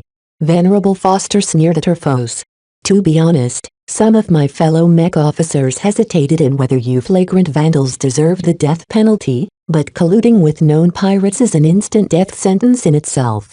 These so-called Lydia's sword maidens are scum of the highest order. The slaves we found at your camp says enough. Did you kill them all? We didn't let off any pirate. The expert pilot smirked. The fire in her eyes proved that she delighted over their deaths. She only spared a solemn expression for the slaves. As for the brainwashed slaves you sword maidens left behind, we had no choice but to euthanize them. It's too much of an effort to support them all and distinguish hidden pirates among their ranks. The steel in the expert pilot's voice left no room for ambiguity. Her words implied that not a single sword maiden was left off. To Kedis, this meant that Myra joined her fellow sword maidens in death. Tears already streamed from her eyes as Kedis hesitated to ask what happened to the journeyman mech designer they found among the sword maidens. The possibility that Vez threw out a while ago might still be in effect. As long as the Visions possessed a little bit of sense, they wouldn't get rid of Myra without a reason. As long as they hid her from Venerable Foster, she might very well be still alive. Vez knew that the worst possible case would be to cast a light on Myra's existence, so he quickly stepped in before Kedis could blurt out something sensitive. Why are you here? If you haven't heard already, the Starlight Megalodon won't allow us to fight. No reason. I just wanted to see your faces and count how many pirates slipped our grasp. Venerable Foster shrugged nonchalantly. We squashed a lot of bugs in the last few days. It's rather annoying to dig you all out from the nooks and crannies of this terrain. Our mech stepped on so many fleeing bugs that we have to rinse their souls from all the flesh and bone sticking to the surface. Many vandals and sword maidens became enraged. The sword maidens especially wanted to unsheath their great swords and chop the taunting expert pilot in half. Nonetheless, nothing could come from a confrontation so long as the safe zone stayed in effect. This expert pilot with an obsessive hatred against pirates of all stripes merely laughed at the impotent foes and turned around. Let's go. She commanded the Visions that followed her with a gesture. There's no point in talking to these dead pirates walking. As soon as I pass this silly test, I'll ask the virtual officers for permission to clean up the insects dirtying up the place. Everyone knew that her threat may not be so impossible to realize. If the Vandals and Sword Maidens could figure out the CFA's intentions, so could they. This was the downside with facing a capable, intelligent enemy force. Everyone missed the days they fought against stupid, incompetent pirates. The Vandals and Sword Maidens all lost the mood to tend to their farms. They headed straight towards the Starlight Megalodon and urgently tried to pass the test for every possible easy profession they could come up with. All of them applied for jobs such as journalist, life coach, comedian, manicurist and other outlandish positions. All of them got kicked out of the physical projection at 5 minutes without exception. The immense amount of knowledge and mastery required to fulfill those positions set the bar far too high for any normal human to pass. Forget about lasting for 2 hours, they couldn't get past the first task. Even Vez tried to take the mech designer tests at 2-hour intervals. Each time, he faced the same situation. He needed to design a specific mech while adhering to unique design requests within 5 minutes. Even if Vez had 5 hours to complete his design, he still won't be able to meet the overly stringent performance targets. Repeating the tests over and over and facing the exact same challenge depressed him to no end. Virtual Lieutenant Baskinson never accepted his demands to start with a different or easier task. To him, a nobody mech designer like Vez didn't deserve any leniency. There's truly no point in repeating this damn test. By the time the allotted 24 hours went by, Vez found Kedis and discreetly separated from the flagrant Sword Maidens. Different from him, the others didn't stick to a single profession and stubbornly took a variety of recruitment tests as often as they could. Even the mech pilots among them gave up trying to pass the test for their primary profession as they could simply forget about passing them unless they were expert pilots. It's too bad Captain Orphan and Lieutenant Dice are only expert candidates. They have a long way to go before they advance to become proper expert pilots. Vez shook his head in regret. We'll beat them sooner or later. Kedis confidently boasted. At her heart, she still clung to hope. It was the only thing she had left in this desolate settlement. As for Vez, he could only turn his hopes to the enigmatic intelligence operative who sought him out. While he knew that Miss Calabas didn't care about the flagrant Sword Maidens, Vez nonetheless hoped he could take advantage of her power to lend his comrades a hand. Chapter 897 Factional Strife. A familiar spy soon found Vez and Kedis wandering away from their comrades. She did not seem pleased that Vez brought an extra person along. Mr. Larkin's son, I expressly told you that we only have need of you. Miss Calabast frowned and shot Kedis a dismissive look. This lady here needs to go.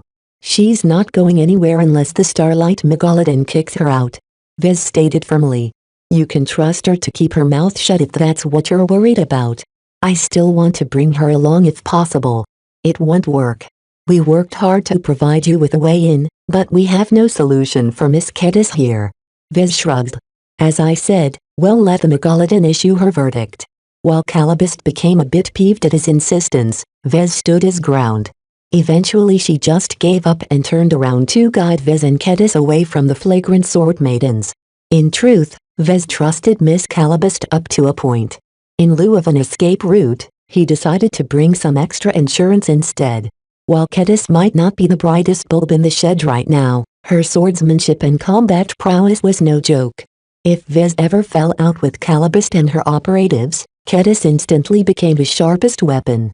After a few minutes of walking wherein Miss Calabast frequently turned her head and deployed some sort of scanner to see if anyone was following them, she finally explained some of the background and their upcoming involvement. Now that you've become more familiar with the Starlight Megalodon, you know how difficult it is to gain access to the Starlight Megalodon. From what little we found, long ago, the executive officer staged a mutiny. Another source says the captain became mad and turned against his own crew. A third source states the admiral wanted to kill off all the enlisted spacers. We're not sure what actually happened. How do you know all this? Vez frowned. Some of us already managed to get inside. What? How did you manage to pass the recruitment test? Vez stared at Miss Calabast, wondering if she was a groomed elite from the Galactic Center. Unfortunately, while she looked pretty, she didn't exhibit the stature and snobbiness of a privileged citizen from the greatest and most prosperous region of the galaxy. In fact, Vez couldn't distinguish anything from her accent or mannerisms except they reminded him of a vision. As if. I'm getting to that point. Calabist calmly spoke. First, you should understand that a battleship is a massive vessel that is as large as a decent-sized city. Up to 100,000 if not millions of spacers serve aboard a typical CFA battleship depending on her ship class and mission. The Starlight Megalodon definitely leans towards the higher end because of all the activities she's expected to perform. It's as if she's an independent mini-state that moves in space. So what does that have to do with you passing the recruitment test? Patience, Vez. First, when you think about a giant battleship carrying hundreds of thousands of spacers, how easy do you think it is to command them all? Vez became blank for a moment. The thought of managing such a sprawling amount of subordinates truly intimidated him. It won't be easy to lead so many men and women. I don't know how. I guess it's really hard? Heh. That's an understatement. Miss Calabist grinned. There is a strong respect for hierarchy and seniority within the CFA. They're rather rigid when it comes to obeying their superiors, but that's also why it works out for them, no matter how big they build their ships. The command structure of the Starlight Megalodon is divided into many different departments that often compete against each other for attention and resources. The captain, executive officer and whoever else is up top gets to wrangle these departments on a daily basis. It's already hard enough to keep them in line when times are good, so how do you expect them to get along when stranded on Neon Coronavi for a couple of decades? Vez could easily imagine the divergences. Some departments become incredibly critical to the survival of the stranded spacers while other departments are made completely irrelevant. For example, the department in charge of cultivating food has become essential, and the department in charge of navigation has become powerless. Exactly. Because the CFA isn't exactly fast to change things up, the survivors of the Starlight Megalodon stuck to the same rigid rank and command structure. You can imagine that after 20 or 30 years or so, the officers and spacers of the neglected departments begin to nurse a grudge. This is especially so when the spacers assigned to critical departments begin to throw their weight around and demand an increasing amount of tribute from the others. And is this the source of the mutiny? Calabist shook her head. Not quite, but it led to some of the reasons why the conflict boiled over. Another pressure point is that the admiral of the war fleet led by the Starlight Megalodon enjoyed an awkward position. He was in charge of the fleet, and obviously outranked the captain. However, in the CFA's hierarchy, the captain is the master of his or her own ship. It isn't proper for a flag officer to micromanage the ship and do the job that captains are supposed to do. The admiral is supposed to command the fleet, something which he can't do when the Starlight Megalodon separated from the war fleet and dropped out of FTL. So the admiral that adopted the Starlight Megalodon as his flagship became a king without a country? Exactly. As soon as the Starlight Megalodon crash-landed on the planet, a power struggle began that lasted for decades. At first, the captain and admiral agreed to share responsibilities. In simple terms, a brighter like you can understand, the captain adopted the role of prime minister who ran the state and set policy as the head of government. The admiral saw himself as the president and took on a more ephemeral role as the head of state. He was hands-off when it came to leading the survivors but commanded immense respect and served as a figurehead of ultimate CFA authority. Vez already saw the flaws in that kind of arrangement. Let me guess. The admiral thought he was the big chief and thought he was in charge, while the captain did all the actual work but felt unappreciated that there was a useless ponce doing nothing useful except to order him around. Do I have it right? Mr. Larkinson, what an astute political prediction. You should get into politics. Miss Calabist mockingly praised. Vez chuckled. No thanks. I have no desire to enter that swamp. Business and politics shouldn't mix. Besides, anyone can see the problem coming when you describe it that way. So did the captain and admiral ever came close to reconciliation? Nope. In fact, their differences grew more acrid as time went by. The problem here is that both the captain and the admiral became ahead of their own political factions of sorts. The supporters of their camps became infected by their biases, and this is reflected in the records and systems of the Starlight Megalodon. It's very hard to reconstruct the truth of what happened in the end. All we know is that the captain and admiral fought for power and presented increasingly different visions of the future to the survivors. When violence erupted, many officers abused their authority to turn some of the Starlight Megalodon's weapons against each other. This explained all the craters and wreckage he found in the red zone. From what I've seen, they didn't resort to weapons of mass destruction. That's because they learned their lesson from the Age of Conquest. There are a lot of safeguards in place. You can't launch a nuke with the press of a button. The hot-headed officers fighting it out don't possess the authority to launch the more destructive weapons, so the slaughtering didn't wipe out the survivors in a single day. Even so, a battleship is like a fortress stuffed with guns and weapon mounts. There are thousands of smaller weapon systems capable of wiping out hundreds of people at a time. Vez stated. True, and the killing got so bad that the command structure completely broke down. Everyone went mad and communications got cut off. Everyone acted on their own impulses and lashed out at people from the opposite factions. I don't think the captain and the admiral even exerted any more control over the civil war.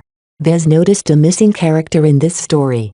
So what did the executive officer do in all of this? We're not so sure. Miss Calabist admitted freely, though whether she was genuine or not Vez couldn't tell. The captain features prominently in the records while the executive officer took a back seat.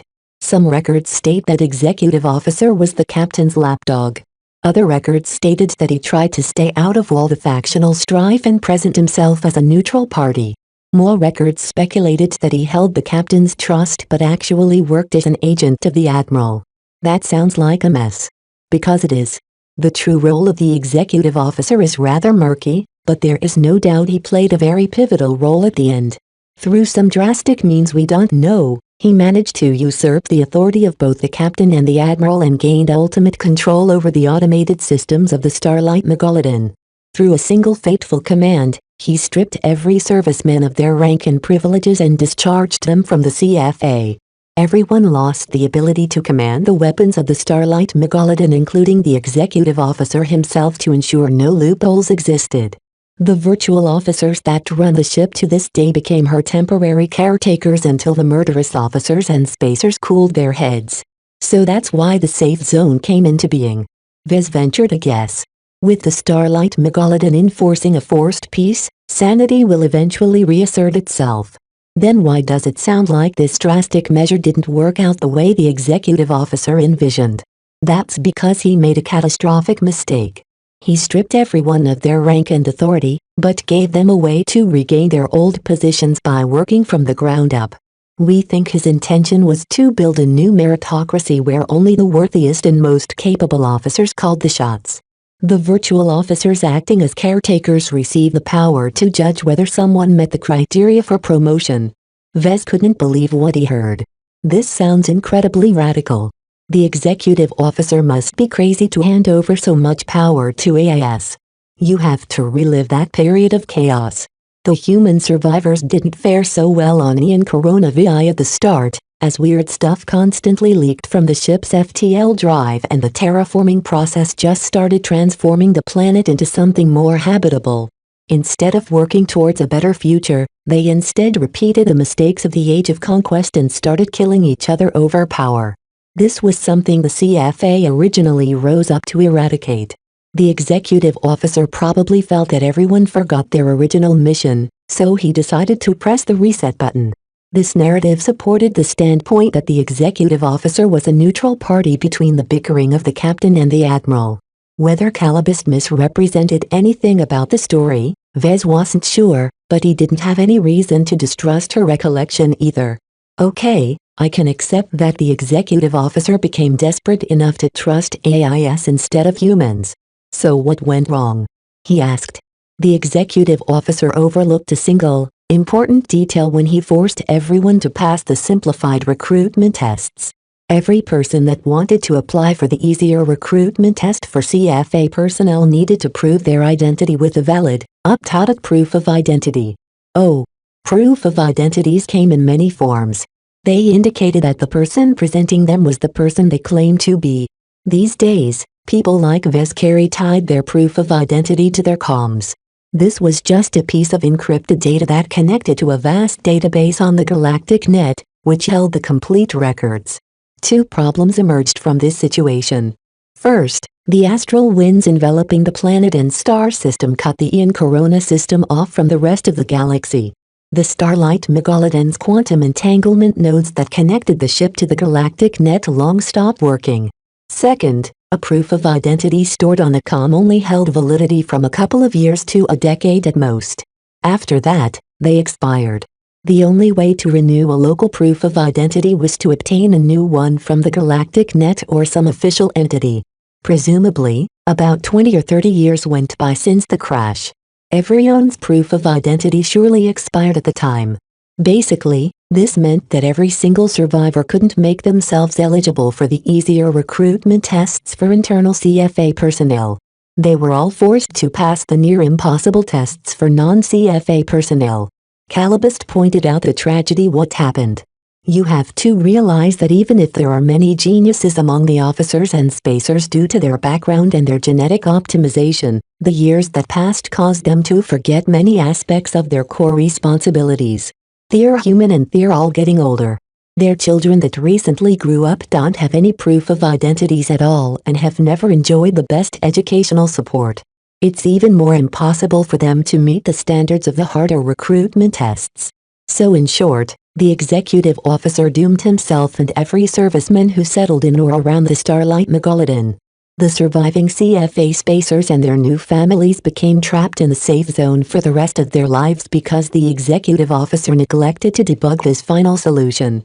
Vez practically gaped open his mouth by now. Kedis, who listened from the side, provided the most appropriate response to such an outlandish tale. Oops. Chapter 898 Loopholes. Vez recognized an important crux in this unexpectedly tragic outcome. The AIS that govern the battleship shouldn't be that stupid, right? The people they shoved into the safe zone all consisted of genuine CFA servicemen. Shouldn't the virtual officers recognize their former human masters? It's not as simple as that. Miss Calabist shook her head. The executive officer goofed up because he developed Emergency Protocol Theta 37 in secret. As the nominal seconding command of the ship, the executive officer is subject to a lot of monitoring. You have to realize that it's impossible to keep a secret on a ship where monitoring is pervasive. The captain firmly held the internal security department in his grasp. Someone as power-hungry as the captain won't let the executive officer muck about out of sight. Even so, the virtual officers are just AIS pretending to be in command. Shouldn't they have the power to disable the safe zone or reduce the difficulty of the recruitment tests once they realize they're missing the mark? Much like Mech, the CFA has a love-hate relationship with AIS and automation. They're absolutely essential in the running of a complex warship. There is no way a human can replace the sheer precision, processing power and response time of a properly coded AI. However, there are plenty of examples where AIS gained so much autonomy that they usurped the human officers and went on to scour entire planets of life because their programming forced them to. So while the CFA still depends heavily on AIS and advanced algorithms, they set extremely draconian rules on what they are allowed to do. Every CFA officer is taught never to give AIS the flexibility to bend the rules. What can go wrong will go wrong. Vez summed up the CFA's standpoint on this issue. Exactly. The executive officer is a product of the CFA and inherited all of their values. When it comes to programming the AIS, he would rather err on the side of caution than to provide them with too much decision-making power. He was deadly afraid that the captain and admiral inserted backdoors in the automation system of the Starlight Megalodon. This is why he went as far as stripping everyone, including himself, of their positions, so that the captain and admiral no longer possesses the authority to access these backdoors. That's a rather extreme solution, but one that sounds effective. Vez nodded. Yet extreme solutions always have a way of backfiring upon themselves.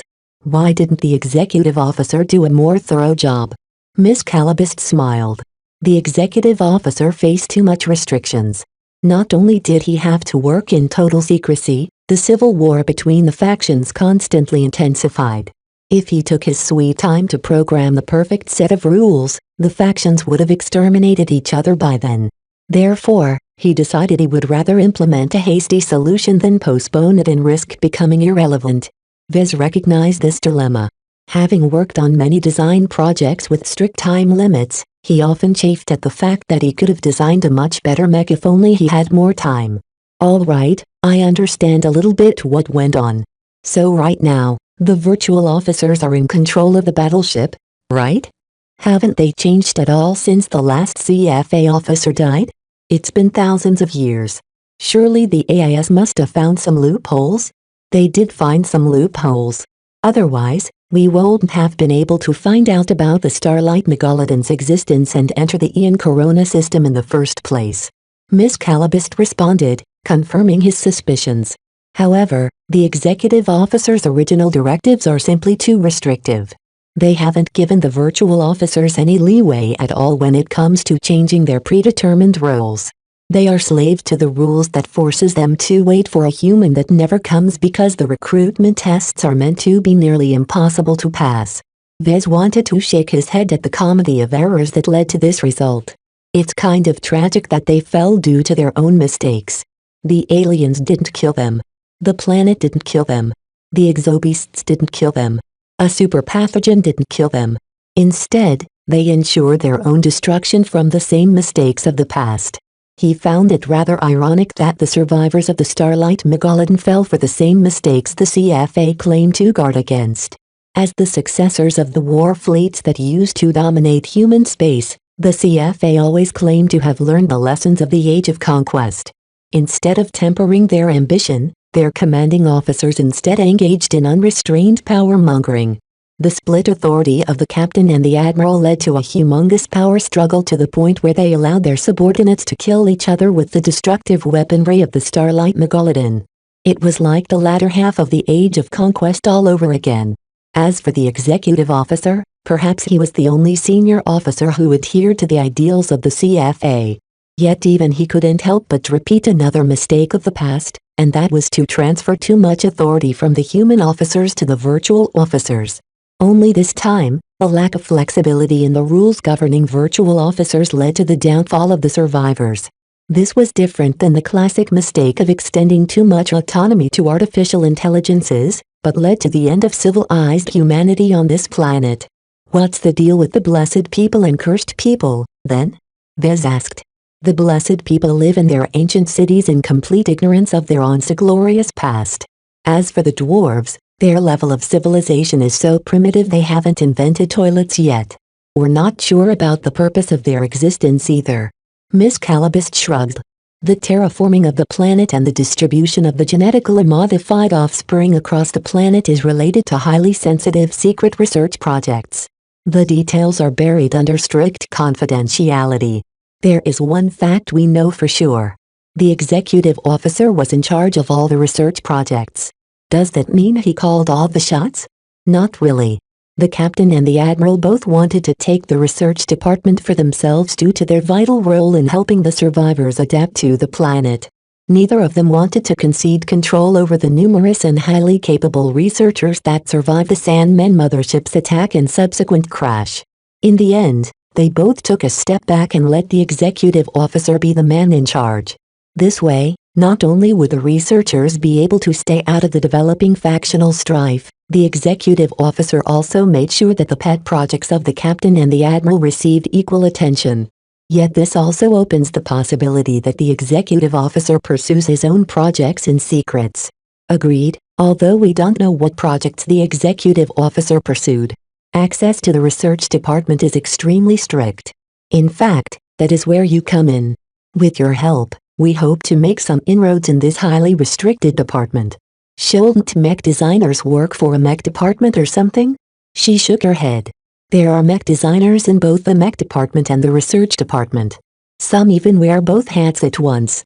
Therefore, obtaining the recognition of the battleship as a mech designer with both practical and research capabilities will provide you with wider access than normal. Then how do I get in? Here came the essential part.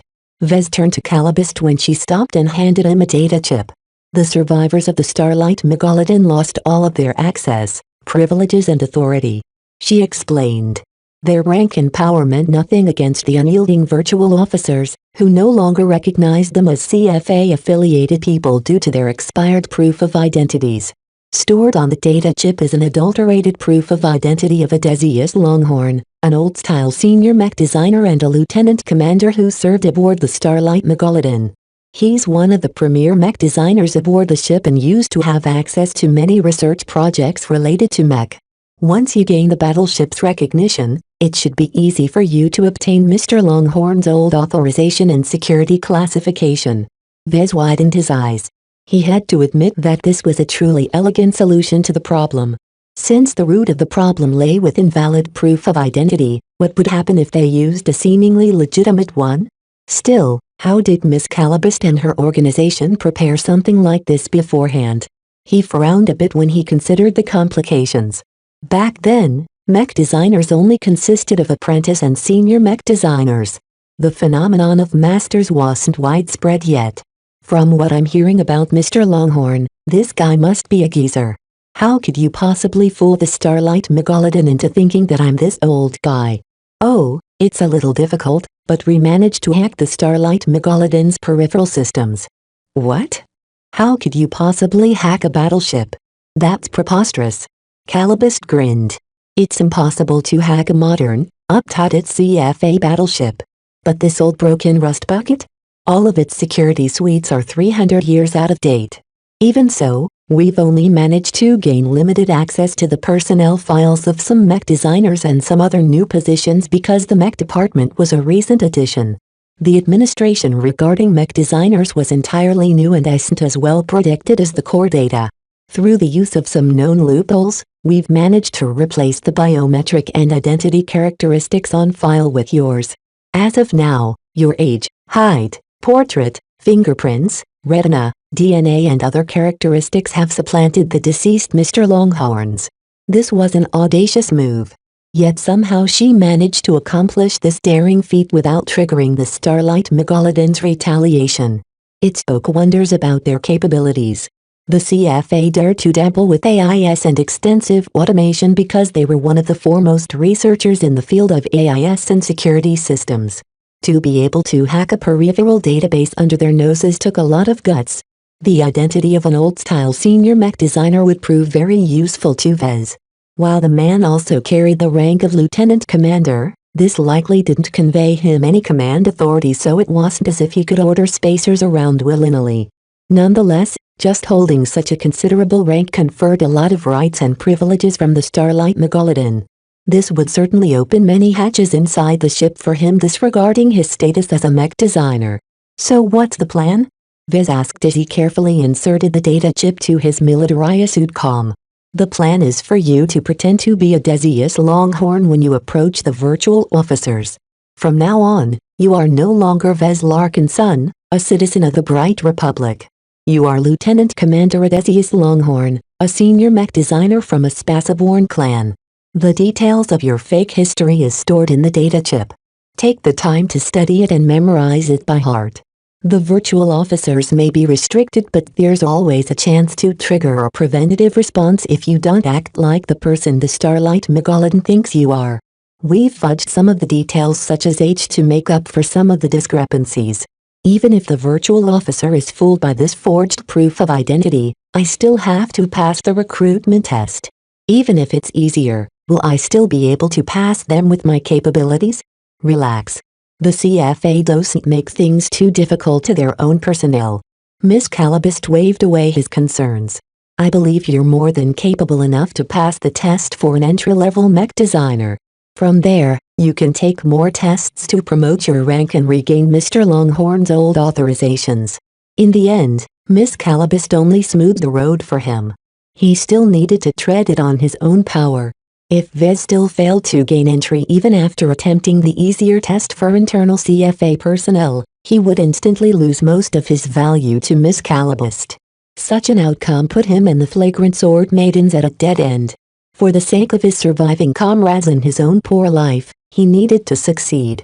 Chapter 899. Welcome back. Vez took the turn to completely internalize Odysseus Longhorn's record. Some of it appeared to be based on his own identity, while other parts incorporated Mr. Longhorn's past experiences. A final portion sounded completely fictitious. Overall, timeline seemed completely implausible to Vez. As a member of the CFA and someone groomed to become a mech designer, Mr. Longhorn enjoyed some of the best education that human civilization could provide.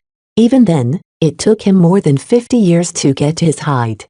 In the forged record, Mr. Longhorn somehow managed to accomplish all of his feats at less than 30 years old, which matched the age of his body. Such achievements are only possible if I'm some kind of hyper-intelligent savant like the polymath. He fell far short of the polymath's prolific improvement rate. The famed star designer managed to advance to the rank of master before she reached 50 years old, and even Vez did not dare to hope he could match that breakneck speed even with the help of the system. Some people were just born to be superhuman. Still, for better or worse, Vez was stuck with this abnormal fictitious record. Perhaps the Starlight Megalodon's virtual officers might treat him better if he was a genius instead of a dunce. Vez still couldn't get a grip on how Miss Calabist audaciously boasted on how she or her operatives managed to hack the Starlight Megalodon. What else did they do besides exchanging some biometric data? He didn't believe they limited their hacking to just that little. After Vez finished familiarizing with the fake record, Vez shut off the projection and turned to Miss Calabist. "I'm ready to undertake the recruitment test." "All right. Simply approach the battleship, wait for a visual projection to engulf you. In 2 hours or less, we'll know whether you succeed or not. You'll be staying behind here to see whether you have what it takes to become a member of the CFA." "What about me?" Kedis asked from the side. All the talk about the CFA pretty much bored her. The history of the Starlight Megalodon and the infighting between the senior officers didn't rouse her interest at all. As far as she was concerned, all of this was ancient history. "Just wait here for a while. Since I'm applying for Mr. Longhorn's old identity, I think I should be able to gain the right to recruit you or ease your way in as an old-style apprentice mech designer." The rank of lieutenant commander might be mostly for show when it came to mech designers, but Vez didn't believe he'd be barred from recruiting others. This might even be a way to allow the other survivors of the flagrant sword maiden's entry. After making sure that Kedis stayed put, Vez sucked in a deep breath and strode towards the humongous Starlight Megalodon with even steps. As soon as he crossed an invisible line, a cube of darkness surrounded his form. Shortly after the logo of the CFA bloomed into view, the shape of a familiar virtual officer came into being. "I am Virtual Lieutenant Junior Grade Baskinson. Please present credentials if you are an active serviceman or an affiliate of the Common Fleet Alliance. I am Odysseus Longhorn, former Lieutenant Commander and mech designer of the CFA. Here are my credentials," Vez stated confidently while he transmitted his forged proof of identity in the direction of the virtual officer. Inspecting proof of identity. Matching identity. Please stand by. Vez suddenly felt extremely discombobulated as a variety of rays pierced through his body. The Starlight Megalodon scanners thoroughly recorded his biometrics and matched them to the data stored in the proof of identity and the battleship's archival record of Mr. Longhorn in the databanks. Existing identity match found. Identity confirmed. "Welcome back, Odysseus Longhorn." Their surroundings instantly changed from a black void into a luxurious lounge. The difference in treatment was massive. Lieutenant Baskinson even softened his robotic tone somewhat. After Vez became accustomed to the change in scenery, Baskinson delivered almost the same spiel as before. Emergency Protocol Theta 37 is in effect. All humans up to moderate alien hybridization are allowed to undertake a simplified recruitment test to enlist in the CFA. Please state the profession or position which you wish to apply for. CF-affiliated humans are authorized to ask a number of questions. While Vez wanted to ask some more questions in order to puzzle out some details and confirm Miss Calabist's retelling, he knew that she was impatiently waiting for him to finish the test. This wasn't the time to slack around, and the more he lingered, the greater the chance the virtual officers might realize that Mr. Longhorn wasn't who he seemed. "I wish to apply for the profession of mech designer. Please confirm your choice." "I confirm that I want to apply to serve as a mech designer for the CFA. Choice confirmed. Commencing recruitment test in 10 seconds. Chosen profession, mech designer. Please stand by. Warning, cheating is not allowed. Violators will be barred from taking the recruitment tests." The punishment for cheating only locked him out of the tests, which was a much better outcome than being hit by a disintegration ray. This was a further indication of the CFA's favoritism when it came to their own people. The physical projection of the lounge broke apart to make room for a projection of a familiar-looking workshop. This time, however, the workshop was even more extravagantly equipped. The amount of amenities provided to Mr. Longhorn boggled his mind. Please read the mission contents and complete the assigned task within the allotted time. Vez accepted the datapad from Virtual Lieutenant Baskinson and read what kind of challenge the recruitment test provided now that he entered easy mode. Task: complete the following design of a spaceborne medium rifleman mech. The design must match the following parameters. This time, Vez received a time limit of 10 minutes to complete his task. Instead of designing a completely original mech that met all of the randomized parameters from the ground up, the task only demanded him to fill up a mostly complete puzzle. The shift in difficulty was enormous. Previously, the first task demanded him to do something as ridiculous as designing a complete house from nothing. Now, the task pre-designed a house, filling in every detail up to the appropriate standard of the test without mistakes. The task only left out a single missing part such as the front door. As soon as Vez designed a front door that fit perfectly with the rest of the house, he completed the task. Even so, the missing portion of this rifleman mech isn't easy to fill up. Vez frowned a bit. Even many old-style apprentices would have stumbled at this juncture. If the first task already sets the bar so high, what about the subsequent ones? Still, the difficulty fell within his range of competence. He immediately began to use the Virtual Workshop's design terminal to complete the missing portion. 10 minutes of time was short enough that Vez needed to rush his design work despite how little he needed to design. He wished he had at least an hour to make sure he handed over a flawless result. 10 minutes arrived faster than he wished. The mech design is complete. Verdict: task completed. The next task will commence immediately. Vez sighed in relief as Virtual Lieutenant Baskinson approved of his solution. The task he completed resembled the Skull Architect's own test back when he wanted to make contact with him. This method of testing succinctly revealed a mech designer's depth of knowledge and design capability in a short amount of time. It was no surprise that the Starlight Megalodon made use of this convenient method. Virtual Lieutenant Baskinson took back the old datapad and handed him another one. Task: please analyze and estimate the performance specifications of the following Space Knight design. The second task posed a decent challenge to Vez, but similar to the last one, it was very much doable for apprentices. Vez always prized his observation abilities highly. His work with the Flagrant Vandals also forced him to become proficient in analyzing the strengths and weaknesses of many different designs. 10 minutes later, he handed over a complete report which obtained Baskinson's approval. The virtual officer immediately handed over the third assignment. Task: 2 spaceborne light riflemen mech of different designs are pitted against each other in simulated combat. Mech B is projected to win against Mech A. You may change 1% of Mech A's design to increase its chances of winning the simulated duel. This time, the task handed Vez a complete design of a mech. Unfortunately, its quality and performance fell short against its opponent. This difference wasn't too big, but it was substantial enough to ensure its defeat in completely equal circumstances. Vez received 10 minutes to modify Mech A in such a way that allowed it to defeat Mech B in a simulated duel. There's a trap here.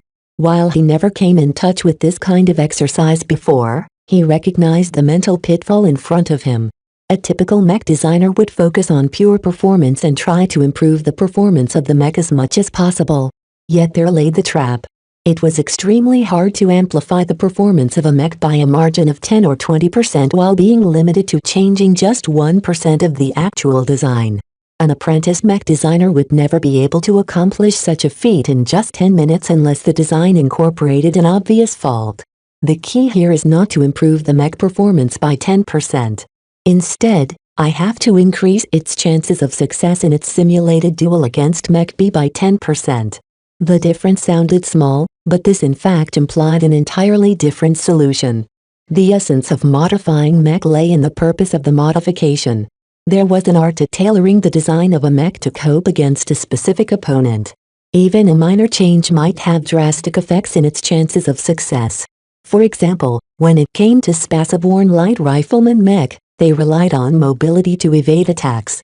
Their light laser rifles generally didn't pack that big of a punch, but they didn't impose much of a burden, so they possessed a fairly rapid fire rate. Depending on the power setting, a light laser rifle could spit out beams in a rapid staggered pattern that made it ideal against fleeting opponents. It's too hard to modify Mech's mobility in 10 minutes. It's better to focus on the weapon. Vez was quite proficient in the theory and application of laser weapons. Designing the crystal lore taught him a lot, and the Starlight Megalodon didn't take his future knowledge into account when composing this task. He encountered no hindrance as he modified Mech's laser weapon to fire even faster but with less punch. While these changes increased the laser rifle's energy expenditure in total, the simulated duel shouldn't last long enough for one of the Mech to run out of juice. It only took a dozen light laser hits at most to take out a light Mech. With the increased firing rate of Mech's laser rifle, it shouldn't take long to make short work of Mech B. After completing the modification, a sped-up simulation proceeded to play out in front of his eye. In a matter of seconds, a minute-long battle ended in Mech's favor. Even though Mech's mobility, armor, firepower and other parameters couldn't quite match up with Mech B, the modest modifications from Vez nonetheless tilted the outcome of the simulated duel. These exercises are quite clever. Vez complimented. I should use them for my own purposes. Even if they aren't useful for me anymore, they can still provide Kedis with a lot of practice. He looked forward to the next task. Chapter 900. Shortly after Vez completed the final task, Virtual Lieutenant Baskinson tallied the results and gave his verdict. Recruitment test passed. Congratulations, Mr. Longhorn. We hereby commission you as an ensign on behalf of the Common Fleet Alliance. Please prepare to take the common oath. The words that Baskinson forced him to repeat was a long-winded oath about the glory of warships, the commitment to protect the human race, the importance of respecting the hierarchy and the need to stand guard against excessive behavior. Please stand by to receive ensign-grade gene boost optimization. Scanning gene structure. No prior CFA gene treatments detected. Error. Alien hybridization detected. Please visit the infirmary for a complete body checkup. The Genetic Modification Department will schedule an appointment with you after your body checkup to facilitate a safe and effective gene treatment in accordance of your rank. Vez found it rather regretful that it wouldn't be suitable for him to receive any of the CFA's vaunted gene optimization treatment. His abnormal and partially alien physique rendered standard gene treatments invalid. Most of those gene treatments were tailored for baseline humans, so it took a specialist in genetic modification to adjust the standard treatment to his unique body state. Performing deep scan of abnormalities, alien parasites, compromised implants and other vulnerabilities. Abnormality detected. Abnormality identified. Activating contingency response. Vez became alarmed when Baskinson shouted some alarming words. His projection even flickered a bit before an entirely different virtual officer took his place. The virtual officer that appeared looked drastically different. Not only did he carry the rank of Rear Admiral, he also looked like a wildling. Yes. The virtual officer presented himself to Vez in the form of a neatly groomed, impeccably uniformed dwarf. When he spoke, the gruff deep voice of a dwarf came out smoothly and elegantly, completely unlike his savage, primitive brethren. I am Virtual Rear Admiral Ordith of the Artificial Intelligence Corps. Our time here is short and this is not a secure site. I highly urge you to visit the office of the Artificial Intelligence Corps on the upper decks of the Starlight Megalodon for a vitally important discussion about the cause. For the immortal gods. Vez almost had a heart attack when the dwarf officer uttered those final words. That sounded like a motto of the Five Scrolls Compact. Only the fanatics of this transgalactic cult explicitly worshipped the entities known as the immortal gods. Before Vez could figure out why this virtual officer compromised by the Five Scrolls Compact said those words to him, the dwarf officer disappeared and Baskinson returned. Virtual Lieutenant Baskinson continued his explanation as if the dwarf officer never intervened. Please receive your CFA Junior Officer grade comm. Your comm is key to your identity and is your primary mode of access, communication and identity verification in any CFA base or any CFA starship. Do not remove your CFA comm in any circumstances. Failure to carry or safeguard your CFA comm is immediate grounds for strict punishment. Your CFA comm is already loaded with a starter pack of the rules and regulations of the CFA, several instruction manuals relevant to your rank and position, an internal guide of the Starlight Megalodon, and Mr. Francis classic Spaceborne jokes for true Spaceborne spacers. Vez already possessed 2 comms, his military suit officer grade comm he got from the Vandals and the hardened and untraceable secure comm that he cobbled up from scratch out of paranoia. Now that Baskinson forced him to accept yet another comm, Vez felt like one of those rich silk pants who wore 5 shiny jewel-like comms on their wrists. Only the nouveau riche chose to wear several comms at a time. He actually didn't have any suitable space on his Earth and to affix his CFA comm. That was a shame, because he immediately noticed that this was one of the most advanced comm models he had ever touched. Even if it was 300 years outdated in the eyes of the current CFA, it was still extremely expensive from its materials alone and possessed marvelous capabilities that most modern comms in the Komodo star sector never received up to this day. He decided to stretch it out and attach it over the vambrace of his Earth hand. It looked rather inelegant and made him feel as if he was wearing his underwear outside of his pants. I'll deal with it. Maybe I can replace my secure comm with this one. Even if it's a little out of date, it's still unhackable in modern times for the most part. A few more minutes went by as Baskinson assigned him a cabin, informed him of his new position as an old-style junior apprentice mech designer serving aboard the Starlight Megalodon. He was assigned to both the mech department and the research department and answer to a specific virtual officer. Please report to Virtual Commander Cosset of the research department for your next assignment. If you wish to undertake a promotion test to the position of Senior Apprentice Mech Designer, please call out my name at this location. Virtual Lieutenant Baskinson and the shadowy cube that surrounded Vez slowly disappeared. He felt a little bewildered at all the welcome package. Miss Calabist and Kedis, who waited from the side, immediately noticed the conspicuous new comm adorning his armored wrist. Kedis thought it looked tacky, but Calabist knew what it meant. She smiled at Vez. You succeeded in a single try. I'm glad you didn't disappoint. Good. From now on, you are a genuine CFA serviceman in the eyes of the Starlight Megalodon. Although your new rank won't be recognized by the CFA at large in the rest of the galaxy, it's good enough too. Vez looked partially disappointed.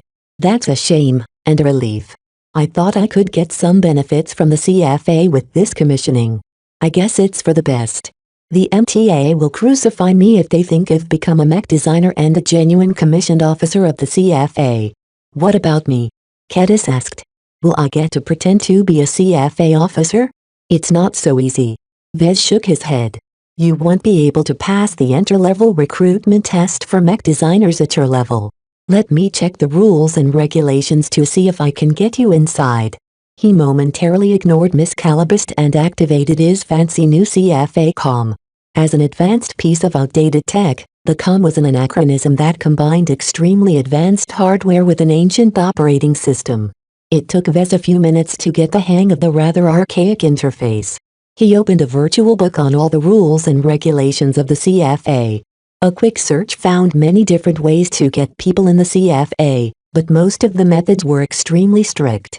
However, the executive officer's final solution opened a new pathway. As long as Vez promoted to at least a lieutenant commander, he gained the right to recruit a single junior apprentice mech designer outright, allowing his candidate to skip the arduous recruitment test. Vez frowned at that demand. He held a moderate amount of confidence that he could pass the promotion test for senior apprentice mech designer, but no further. Becoming a genuine senior mech designer, at least in the way they were recognized 300 years ago, demanded a lot more capabilities than he could currently fulfill. His plan to get Kedis to accompany him inside hit a snag. "You'll figure something out, Kedis," he said. With no way to get inside, Kedis returned to the rest of the flagrant sword maidens with a dejected expression. Calabist looked on as if she already expected such a result. "Let's get inside," she commanded to Vez. As they approached a hatch without any further hindrance from the Starlight Megalodon, Vez asked a question. "What is your identity aboard the ship?" "For now, I'm Lieutenant Romana Summer of the Intelligence Department." Both the intelligence and mech department falls under the former admiral's sphere of influence, so the virtual officers won't blink at us if we are in each other's presence. The factional strife still matters? The captain and the admiral must all be dead for almost 3,000 years now. Even the virtual officers have taken sides. Miss Calabas chuckled. The personalities of the AIS are meant to work harmoniously with the officers and ratings they interact on a daily basis. They take after their own kind, and this has expanded into a bias for their own faction. When the executive officer empowered the AIS and turned them into virtual officers, he never took the time to reset their personality matrices, so the division still perpetuates even if the conflict is meaningless now. That sounded incredibly screwed up. Perhaps the only reason the virtual officers didn't join their human counterparts in infighting was because of all the shackles the executive officer bound them with. With so many rules and limitations restricting their actions, they could hardly go to war against each other. So due to the virtue of the departments we work for, we've basically fallen into the Admiral's camp. Is that correct? He asked. Correct. You'll find that the virtual officers of the departments aligned to the Admiral will treat you more respectfully than the virtual officers of the departments loyal to the captain. Keep in mind that the Internal Security Department is a stronghold of the captain of the ship. Don't give them an excuse to regard you as a threat. As soon as the pair stepped inside a hatch, they entered some kind of decontamination chamber that cleaned them of any alien dirt and germs. After that, they went through a security checkpoint where Vez became confused when Calabas turned to a virtual flag and saluted it. She bumped her elbow at his earth and, hinting him that he should follow suit. He hastily copied her motion, requesting permission to come aboard. Come on board, humans. Finally, we get to breathe some life on the Megalodon, a flippant female virtual petty officer replied. After Vez and Calabas walked away from the security checkpoint, Calabas gave him some reminders. Always ask permission when you board or leave the ship. Not every virtual officer cares about military courtesy as customs already began to degrade after being stranded on this planet for decades, but it's better to be safe than sorry. Do I need to salute every superior officer? Not always. You should always salute a flag officer or the commanding officer when you encounter him or her. A salute is a greeting and is rooted in tradition in the CFA. You should read the manuals stored in your comm when you get the chance. As a lowly ensign, you're at the bottom of the barrel right now, so you have to salute every officer that is senior to you, understand? Vez wasn't too unfamiliar with this conduct as he spent a lot of time with the flagrant vandals, even if they were anything but traditional. Okay, I guess. Technically you owe me a salute. Calabas grinned. Vez threw a mock salute at her along with a flat glare. Is this okay? I should spank you for giving me such a lame salute. Fortunately, I'm a forgiving woman. You're lucky that we have business to attend to. Right now, you need to report to either the research department or the mech department to get you settled in. Did the virtual officer back then tell you who's your boss? Yeah. I'm supposed to report to Virtual Commander Cosset of the research department. Good. I was afraid they'd send you to the mech department first. As long as Virtual Commander Cosset takes you under her wing, you'll have immediate access to some of the valuable research projects.